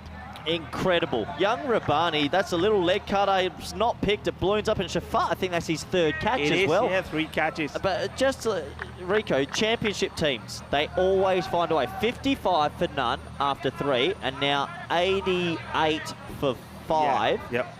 That means 33 runs in 30 balls against some of their best batsmen. Remarkable. I mean, a lot of teams after the power play would have bowed their heads and said, we're chasing 160. But and the other thing about it is, and I think where that all spells from, is about confidence. It's about thinking, well, we don't care. For example, how many teams would have gone back to Mohamed Barber to bowl that? Exactly. That's leadership, isn't it? It is. It's leadership. It's saying, hey, we don't care. This is the way that we play. We're going to believe in ourselves.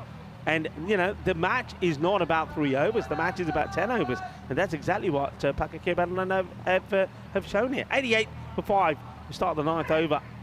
It's more of the same thing and missing. The man that's been doing all the catching gets the ball back. Shafat Ali Saeed.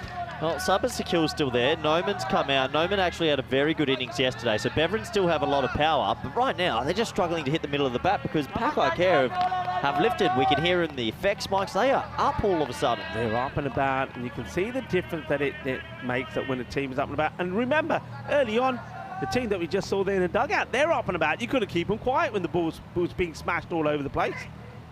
Well bowled. This is great bowling.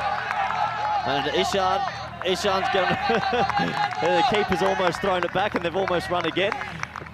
But fantastic bowling. Atif Mohammed, Young Rabbani, Shafat, all 3 have lifted their chest out and said, we're not going to be chasing Sebi. They're bowling well, but still, can Beverin come back, Rico?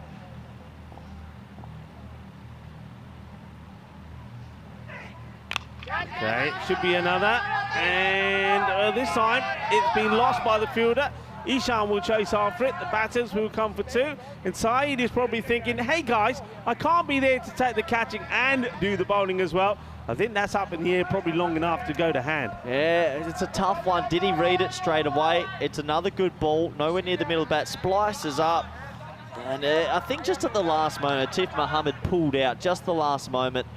And gets away, so 2 runs. Yeah, I'm just wondering whether he loses that. Yeah, that's the type of ball, it was one of those heights, wasn't it? Might have lost it, but anyway. No real damage done. Okay, Badalona will still be pretty happy with the situation. 90 comes on the board here now. And this one is probably not a good delivery. He goes a little bit short, leg side, and gets put away. So they get a boundary here. But, well, I want to know how long it's been since they've been having the boundary here, It's been a good while. That's only the 2nd boundary in the last 1, 2, 3, 4 overs.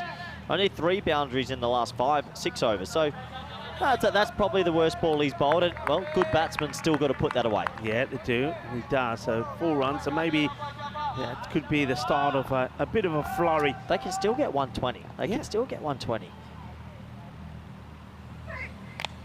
Well, slices hard and catch taken. This time, Atif Mohammed sees it all the way safely into his hands. Ali Saeed, well, he did get pegged for 4 runs. When he comes back, picks up the wicket, and it's a good wicket to get because Sabah Sakil, and we're talking about they could still get the 120. Well, he had to stay there and play a big part in getting that. Yeah, absolutely. So another wicket goes down, and, well, another catch at flight 3rd man, short 3rd man. I think we've seen 4 or 5 there. Atif Mohammed with the reverse cup, holds on to it. Shafat gets himself a wicket that he probably deserves. And, well, the onslaught that was at the start, it has come to a grinding halt as Pakokea continue to fight back. Yeah, and hasn't it been a good fight as well? Those of you that tuned in and were watching right at the beginning, I know a lot of people in the chat were saying what's going on here when, well, the big return of Mohamed Babar didn't go the way expected. It was a fanfare welcome, I think. He was shaking hands with everybody went out there. But the big man, well, he got taken to the sword in the first over. It went for 28. The power play was 55 without loss. And then all of a sudden, Pakakir Banana woke up and they bowled intelligently. That's what I liked about this. Intelligent bowling. They've taken the pace off and they've really made Beveren work hard. 9 overs down here now, and Beveren, the champions from Belgium, 94 for 6. Yeah, good call from Mohammed Baba here, who's gone to Raja, I think, to bowl the last one. So he gets an opportunity, and so there's Baba on your screen having a bit of a stretch. It's his first game in 6 months. Well, I'm liking that. Baba saying, "Oh, yaar, mere hai na muscle sare char gaye, thodi ji stretching karo."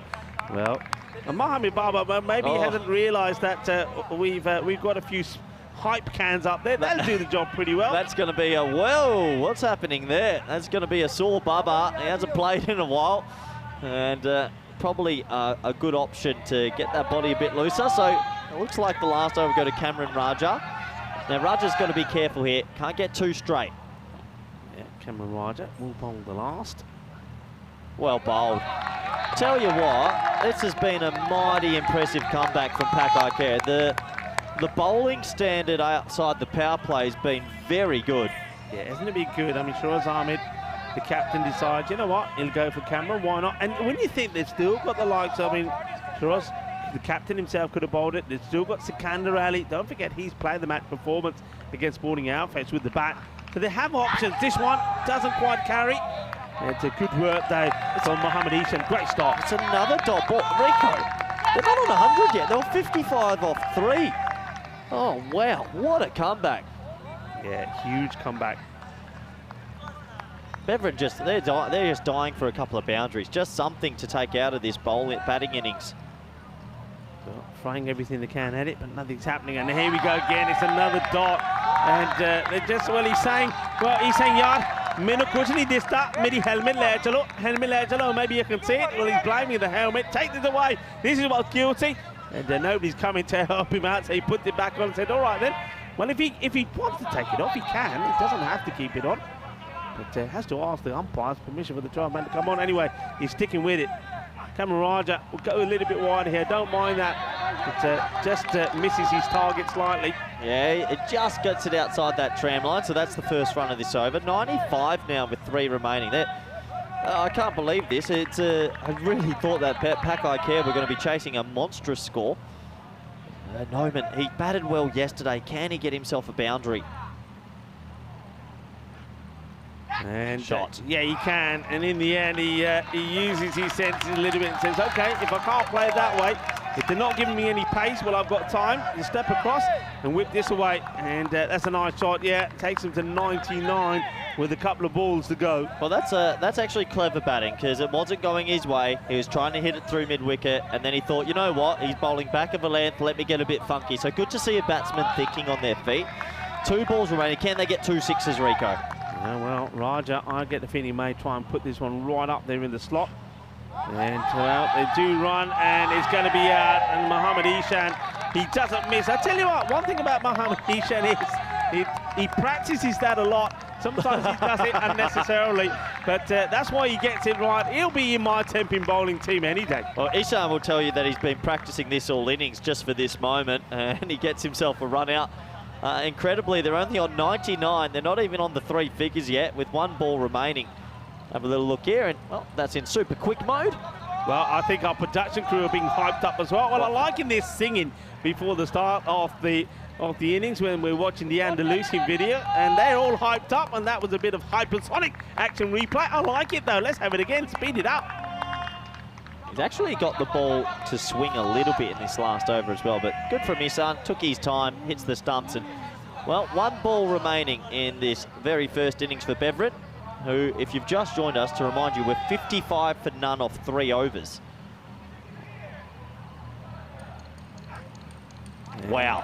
That will be the end of the over. What an over this has been for Miami Cameron. They don't get the 100 on the board. This has been quite a remarkable turnaround in this contest. I know it's only the halfway point, so Pakakir Badalona have still got some work to do, but the comeback there has been outstanding, and those pictures tell you a story. Well, try telling that man he's only halfway. They've got to believe here, Beveren. They can't let their heads go down. I mean, somebody like the key bowlers have to be pretty good here, and I think Ashikula Sahid could be the man that maybe rip through the openers. If he can do that, they've got a chance. But really, I mean, the start they had, they were partying early, weren't they, Bevan? Or maybe they partied too early, they got whacked out too early, and in the end, it was they fizzled away as they couldn't get the big runs on the board. But it's been an outstanding performance from Pakakea Barcelona. I mean, I did say when they were playing Sporting Alfred, they looked a little bit flat when they were in the field.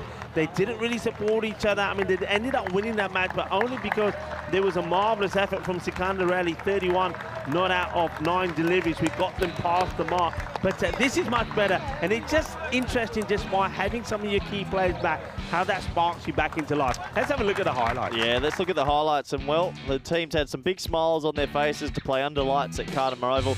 But it was Norm Moment who came out and took the game by storm. The first 4 balls of this match went for gigantic sixes. Mohamed Baba had come back for the first game he's played in about 6 months. And, well, it was a bit of a baptism of fire, reminding him that T10 is not an easy game at all. They were really, really big hits. And Pakakea were 24 off the very first 4 balls. The first over actually ended up going for 28 altogether. And the second and third over also went for 13 and 14. And after this crazy power play at 55 for none, Beveren would have been thinking, this is our day. Yeah, they would have been. They would have thought, I mean, we were talking about 140s, 150s. The ball being smashed high into the sky. They were loving it at the moment. They were up and about. But in the last 5 overs, they only scored just 29 runs, which is quite outstanding. In 7 overs, the last 7, only 44.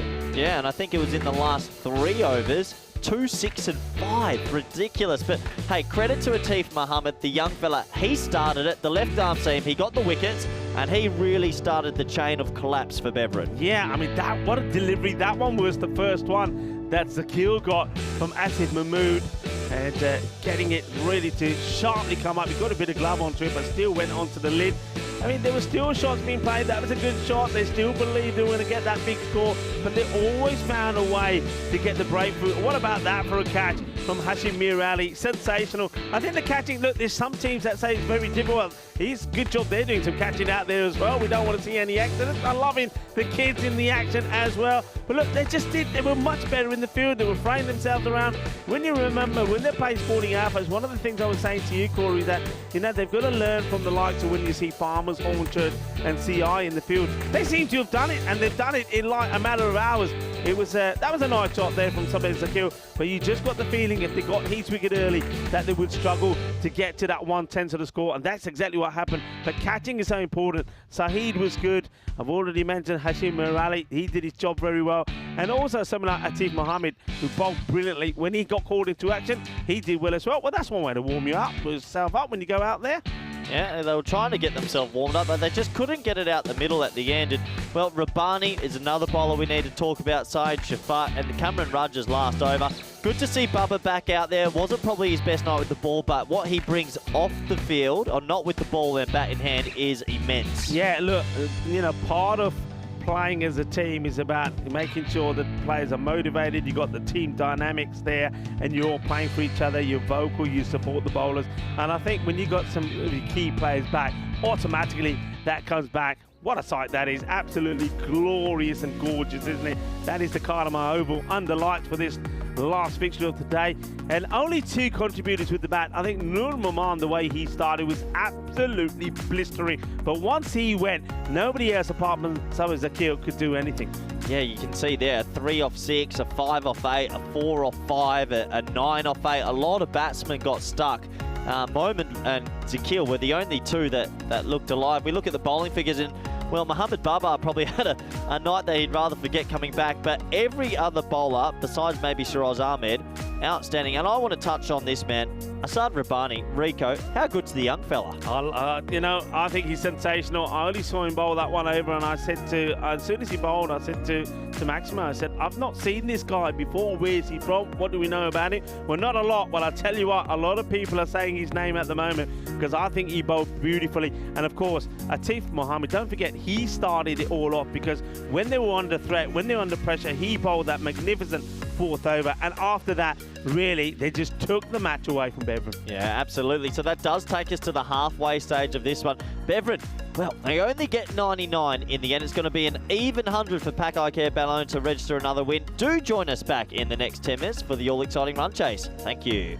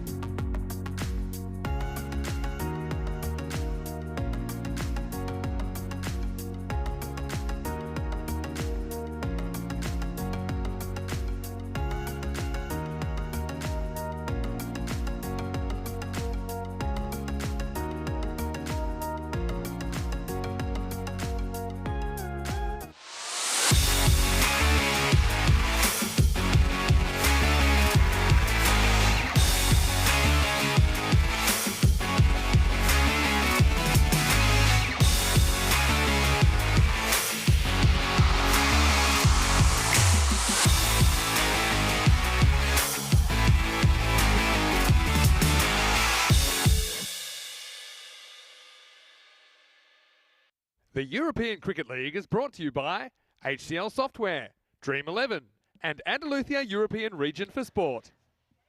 Hello and welcome back, everyone. Quick turnaround in this one. I think it's 6 games in the day and everyone just wants to get on with it. I like it. So we're already back into the action and it's an even 100 for the Pack Care Balloon to win. There's big Mohamed Baba. We thought he might come out and open. He is. He's with Daniel Duokaye. Hey, it's the Spanish openers from the ECC. How rusty will Mohamed Baba be with the bat? He hasn't played in 6 months. That man has been playing and he's been looking $1 million DDC. They'll be up against a good bowler, Ashikullah Saeed. What a nice contest this will be. And, well, I think Rico full touched on it. If Bevan were to win a game, they need early wickets.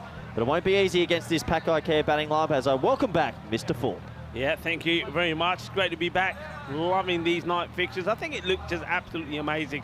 I mean, I think we have to, both of us, we have to pinch ourselves to realise that we're here in Spain. Not only are we seeing quality cricket during the day, but we're seeing cricket under lights as well. I mean, I never thought this day would come. Oh, how far have we come in a very short period of time? And I love the evening fixture. And I think the last time these two batted together as well was the evening fixture, and we need to chase 134 versus Ireland, and these two went bonkers. They went ballistic. It was a night that all the Spanish cricket lovers will remember for a long time, and all the neutrals as well. It was quite amazing. This man, though, Ashley Fuller, Saeed has been good.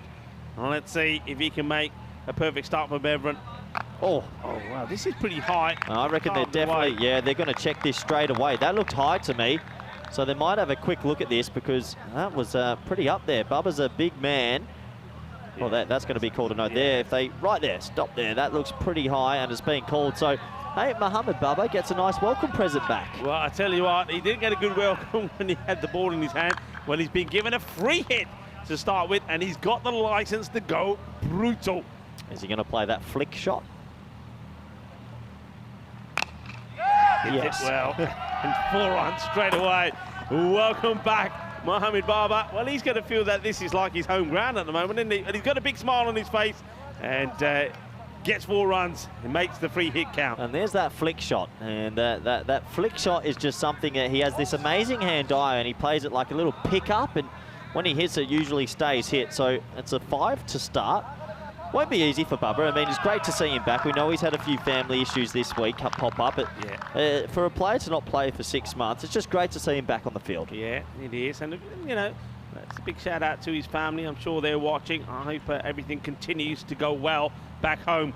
And I hope you're very proud of this man, Baba. Just trying to the pads, asking the question. And maybe the height, I think, has got to be the concern. And the umpire, Joe Foster, a quick shake of the head, says no, not out. Yeah, that's going way over the stumps. Yeah, nice and straight, but high. Height was the only thing that didn't help. Shikula Saeed is a dangerous in-swing bowler, so he'll be looking to hit the stumps here, and Bubba's thinking leg side. So, bit of a contest. Good to see some sportsmanship there, as it looks like he's getting his shoes tied. Tie shoe, jeez. Oh, my word. It's been a long day. How many games have we done today? Forget how many games we've done today. How many hypes you had today? I've had about 9. I almost hit double digits. I don't feel very good. You told me 8 earlier. You had more than 9. You've done double figures, I'm pretty sure. Okay, here goes Saeed once more. And on the pad once again, they're asking the question. And, well, how about this for a cheeky little back flick from the bowler?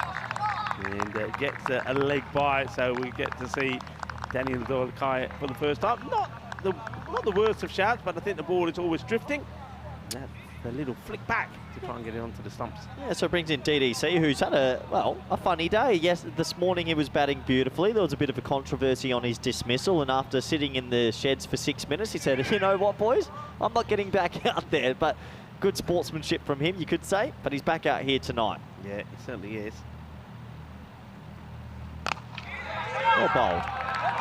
Nicely played. I know a lot of batsmen, if that had happened to them, I'd say 92% of batsmen, 95% of batsmen here would have walked back out and batted. Daniel Doyle will have... 95? No, more than that, 99 point whatever. He actually might be the only person. I don't think any other... You were bad at...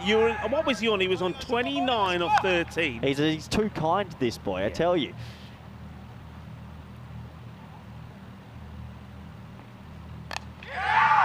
Nicely guided away. This is going to be 4 runs, and he's played this.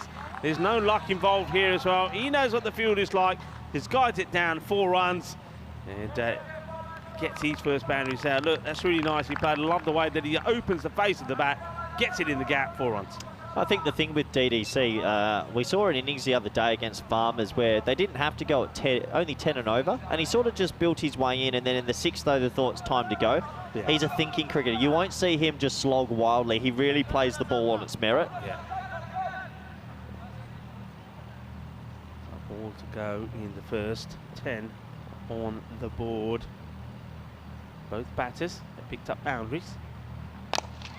They're looking to go for another. The fielder's got to get down. He's got to. Oh wow, that's not the way to do it. I mean, he's lucky. I tell you why he's lucky here. You try and stop a ball like that, or you're going to get in trouble. And Hakeem Kalsar, he said not only kicked the ball over, but he's lucky because he could have broken his foot here. That's not the way to do it. No, and it's a bad example from the captain. That would infuriate the bowler, surely. You go foot into foot. It's a good finish, but it's a four runs. And at the end of the first over, it is now 14 for none. Yeah, that's letting himself down, and also not the way to do it. And he ends up stopping it with the right and half volley over the boundary rope, but quite easily could have turned his ankle on that. And yeah, he needs to do better. He was not the captain in this one. Sabir Zakir is listed as captain. I think the idea was so you could relax and concentrate on his batting. It didn't quite work. 9 matches without the golden ball, which of course we saw in the first fixture yesterday. And well, you were the man that had the smile on your face. Wonder why? Shazad now to Baba. Oh my God. Welcome back, Mohamed Baba. That has been clubbed. That's a straight pull and goes for 6. That's a biggie. Yeah, there's Marzi, there's our project manager, Sam, and there's Mahel. I'm sure the boys are enjoying themselves up there, but that's a bit of old school Baba, isn't it? Oh. My word. What a hit this is. Look at that. Well, if people are only watching for the first time, he's the reigning MVP because he took about 20 wickets, but mostly he hit about 100 sixes. He just hit sixes. Yeah, that's right on the roof of our boys in the tent. Well, there was Scarpering with Marzi. He's running out of the way because he's already had one clocked on the head. Now he's in there and he's still not safe, his old Wolfie. Yeah, well, I don't know if we have that one saved. Well, I'll tell you what, production guys, if you have, we'd love to see Marzi getting hit on the head one more time. Oh, and there's the traditional Bubba swing to leg side. So 20 for none. A good start for Pakai Care, who've come back after the first innings power play. What a nice thing as well, it just all of a sudden, Pakai Care's batting lineup just looks a lot longer. Ishan's in the middle. If Cammy comes back, you've got Shafat. He just adds so much balance. Yeah. I think get balance and he adds confidence as well.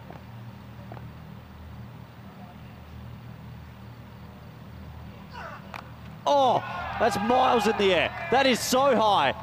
And 6, and it smashes the marquee. That went miles up. And if you're out there, you've got to enjoy that. That went so high. Yeah, look how quickly he picks this up. He's on it straight away. Watch this. Just leads into it. And that ball, well, I'll tell you what, we've talked about some unidentified flying objects flying around above the ground here in the night time. Well, if there was any up there now, this one would have taken them out. 6 more. If they get Cammy's knee fit, Pakai Care are starting to look like the Pakai Care we know. What a comeback. Bubba's here, Bubba's back, and Bubba is 16 off 7. And you don't bowl there, because if you do, it's just going to whip you away.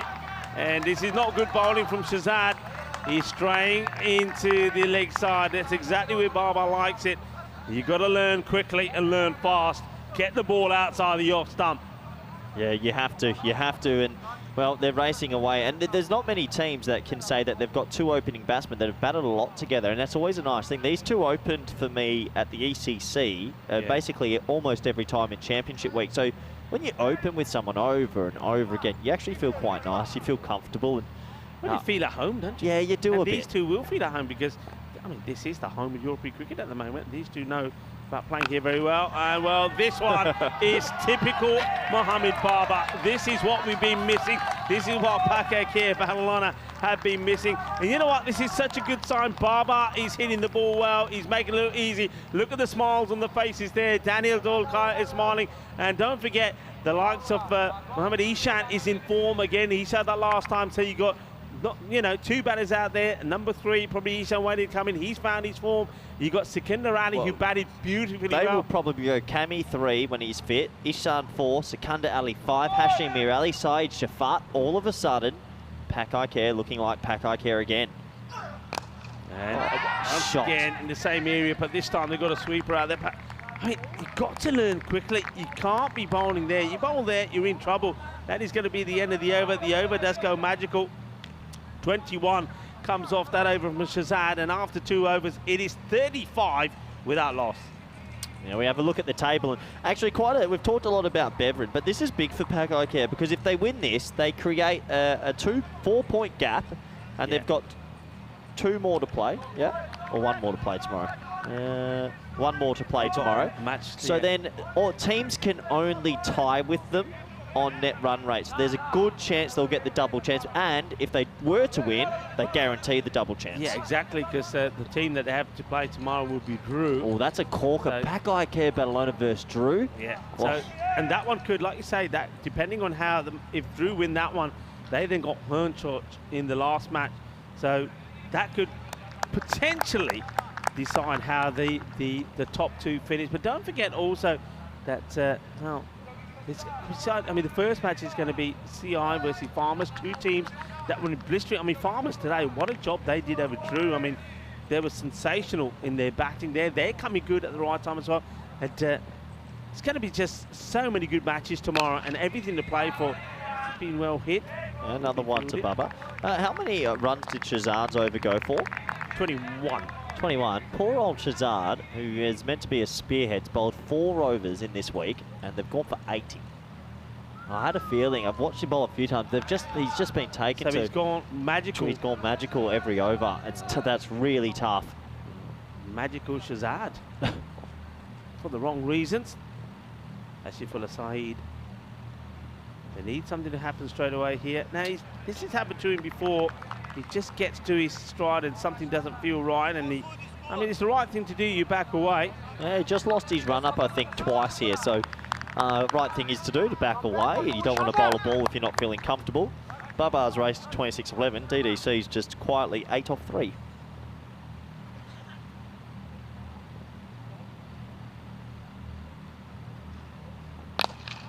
Good shot. And 1 bounce, 4 runs. He knows the fielder is inside. I mean, you're still in the power play, so you can only get 2 men out. So that man is at mid-off, and he gets enough to get over him. Nicely played. Intelligent cricket, 4 runs. DDC has this lovely ability to get elevation on the offside and a really clean flow of the bat. I mean, today he was looking good this morning, wasn't he? Until he was a little bit too noble. It's just such a class bat. I mean, he's right, for me, he's right up there as one of the batters of this championship. He just has been on song all the way through. Okay, this one's high up in the air, but he gives it plenty of welly, and it will be 1 bounce, 4 more as he clears the man at point. And I say again, just intelligent batting in the power play. Yeah, it is. He's faced 5 balls and hit 4 fours, and Pakai Care Ballona are enjoying the night game at the moment. I think these two together, all of a sudden, you've got that Jason van der Merwe and Doherty. Yeah. All of a sudden, these two have the same sort of threat level as a pair. They put on some very big partnerships together at the ECC. They both strike very well, and they both hit a lot of boundaries. I think they just complement each other really well. It's a nice shot. This time, no run. And then what I mean about that is you've got something like Daniel Dolkaya who will play really good, correct, orthodox shots, but he can really up the tempo when he has to. And then you've got the brutal force there of that man. Yeah. I mean, what a partnership. It's a bit of an odd couple, isn't it? And then you think about how Kamran batted the other day at 3, the Ishan at 4. Oh, it's going to be, I can't wait for finals day. We've got one more good day of group stage, but finals day, it's going to be amazing. Yeah, that 120 partnership that they put on the other day, I think that's probably one of the best that I've seen between Mohammed Kamran and Daniel Dolkaya. This is not really his shot. He doesn't really get in the position for that. He's got a habit of doing that now and again, hasn't he? Every now and then, I think he wants that short ball. That probably wasn't there. But good bowling from Ashley Saeed. It's a better length. I mean, a lot of damage is done already. But hey, Pakai Care, well, Beverin made 55 for none off the power play and then made 99. So Beverin have to tell themselves, look, they're 44 for none. We can do it. We can come back. Yeah, that's what you got to say to yourself in that break. I mean, they looked a bit deflated, didn't they, when they came back in, because they were expecting to put a big score on the board. But I would say it's only the halfway point. Oh, what a cracker. What an absolute cracker that is. That is a magnificent shot. And that takes Pakai Ballona to 50. And they do it in style. What a power play. Well, what's 2 power plays? I don't think I've quite played in a match where both power plays have both resulted in 50 runs. We saw that Beverin, they were 55 and 0. And here, Pakai Ballona, that 6 is 50 for no loss at the end of 3. Yeah, what a shot that was. That's a DDC, you're right, doesn't often play a bit of a swipe across the line, but he met that. So it's 50 off the power play. Some off spin comes in attack. It's pretty quick off spin as well. He darts it in. And it's going to be number 6, Azizullah, coming into the attack. Azizullah is going to be bowling to Mohammed Kamran. And well, it's probably a day for Mohammed Kamran. You're as young as you feel day. And Mohammed Kamran saying, well, don't worry about age. It's just a number. I'm as young as I feel. Doesn't matter how old you are. feeling young, his state of the mind, and he's feeling pretty young at the moment. Mind you, he needed a few able bodies to give him a few stretches before he went out there to bat. Absolutely. So single to start. TDC now facing some Azizullah skiddy spin. Interesting to see how he plays this. Might look to go over the offside if he gets a little bit of width. Oh, bowled. It's well bowled, it's well played as well. Yeah, I mean, look at the comparative scores. At this time, Beveren were 56 for nothing. They're actually 57 for nothing. They're actually ahead right now. But at the same stage, it's an amazing thing they did not get to 3 figures. I mean, once again, remember, after the power play, they only went on to score another 44 runs. Oh, it's a no ball. Oh, no, I think it's a front foot no ball. Yeah, it is. It's a front foot no ball, so that hurts. And, well, when it rains, it pours. I think it might be the side. Yeah, it's the return crease. Yeah, I Gucci's think. all over him. He's actually gone outside the return crease. So it's actually, we need the other angle. We need behind the bowler because it's his foot on the outside line. Oh, that's tough, but good umpiring. So DDC, look at this. DDC's batting out of his crease here because he knows he can't be stumped. Then he goes back and hits it straight for 4. Yeah. Good batting, smart batting. Really good batting on that one. Well, it bangs into the balance. Whoa, horror film. Hello, Rob. Sounded like a conga when he heard us. Look, he's blushing now. Oh, don't make Sir Rob blush. And, he looks like a headmaster, doesn't he? He does. He's watching over the guys there doing their work, and he's like saying, okay, you've got 5 minutes now. Tick tock, tick tock. High up in the air, and he's well, this one may go all the way, you know. I think they're going to have a check. I think this could be Manos Arriba from the Albitra. They're just checking. I think this went for 6. Yeah, it might have just gone for 6. We'll have a closer look. He opens the face. He splices it over backward point. No, 4. That's going to be 1 bounce 4. Just bounced. Yeah, just bouncing before the rope there. And, yeah, 4 runs will be signalled. There we go. You know, Rico, after the very first 3 overs in the first innings, Pakai Care have won basically every ball after that. It's all of a sudden, the game's just, they've won every over. Yeah. Everything's going their way. I mean, they're on 62 already. This is one of the biggest comebacks after an opening power play I've ever seen. Yeah, that's a very good way to put it. You're right, every ball has gone their way. This one gets played out, takes a single, and Kaya moves on to 32 of 12 deliveries, and Mohamed Barber. Well, DDC might say I wasn't out today. He hasn't been out today.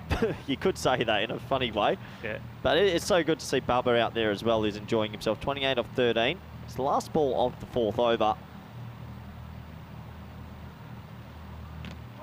This one gets through. That's well bowled. Good delivery. Just fires this in a little bit quicker. And what do you think of those luminous yellow armbands as well? If that doesn't put off a batter, I don't know what would. I tell you what, if I'm batting out there and saying, hey, he's got to take them off for a start. He's dazzling me before he even releases the ball. I agree with you, Rico. At the end of 4 overs, Pakai Care Bellona in complete control of this nighttime fixture, 63 for none. Terry in the chat saying Bubba has given DDC the freedom to open up. Sort of feel that it didn't matter who bats with DC, he opens up anyway, but I just think you're right. You get people that complement, they just complement each other. They both hit it in very different spots as well. Yeah. So captains have to continuously be changing fields. Zai comes into the attack. And nicely played, and it gets stopped, no run. Yeah, and you know, the other thing is one thing is complimenting each other. The other thing is they just enjoy being out there together. So you look forward to it. Say, hey, you know, it's like telling anybody, hey, let's go to the movies. Hey, you know, let's go for a drive. Hey, let's go and open the bat. Bit of an odd couple as well when you think about it. Oh, wow, that is humongous. What a hit that is. That is a monster 6. That's huge. That is out of here. That is going a long, long way. Well, if you're in Marbella at the moment, watch out, because there's a white fin that's coming down on you, and that's come from the Cartama Oval. What a hit. Whoa, that might be one of the biggest we've seen. That is huge. I tell you what, I'm happy I found this boy has a Spanish passport. What a find. What a cricketer. What a shot that is. Well, this one gets through. It's lucky that the wicketkeeper is standing up to try and keep DDC inside the crease. Yeah, the little edge, and you can't do much about it. That shot, that was big. That sounded so big as well. What a hit that is. Oh, I think the Pack Eye Care Bellona steam train, it's coming now. Wait is the shout, and they will take the single after. It's a good stop from the fielder. It gets deflected away from Sabir Zakil. I mean, if you're a Beveren player at the moment or a supporter, what it's going through your mind? I mean, yeah, look, you're still proud you made it this far, but you are hurt a little bit because you come here with high hopes and they've just been outplayed, unfortunately. But look, they made it past a lot of good teams also. Thickest inside edge this time, and just another single.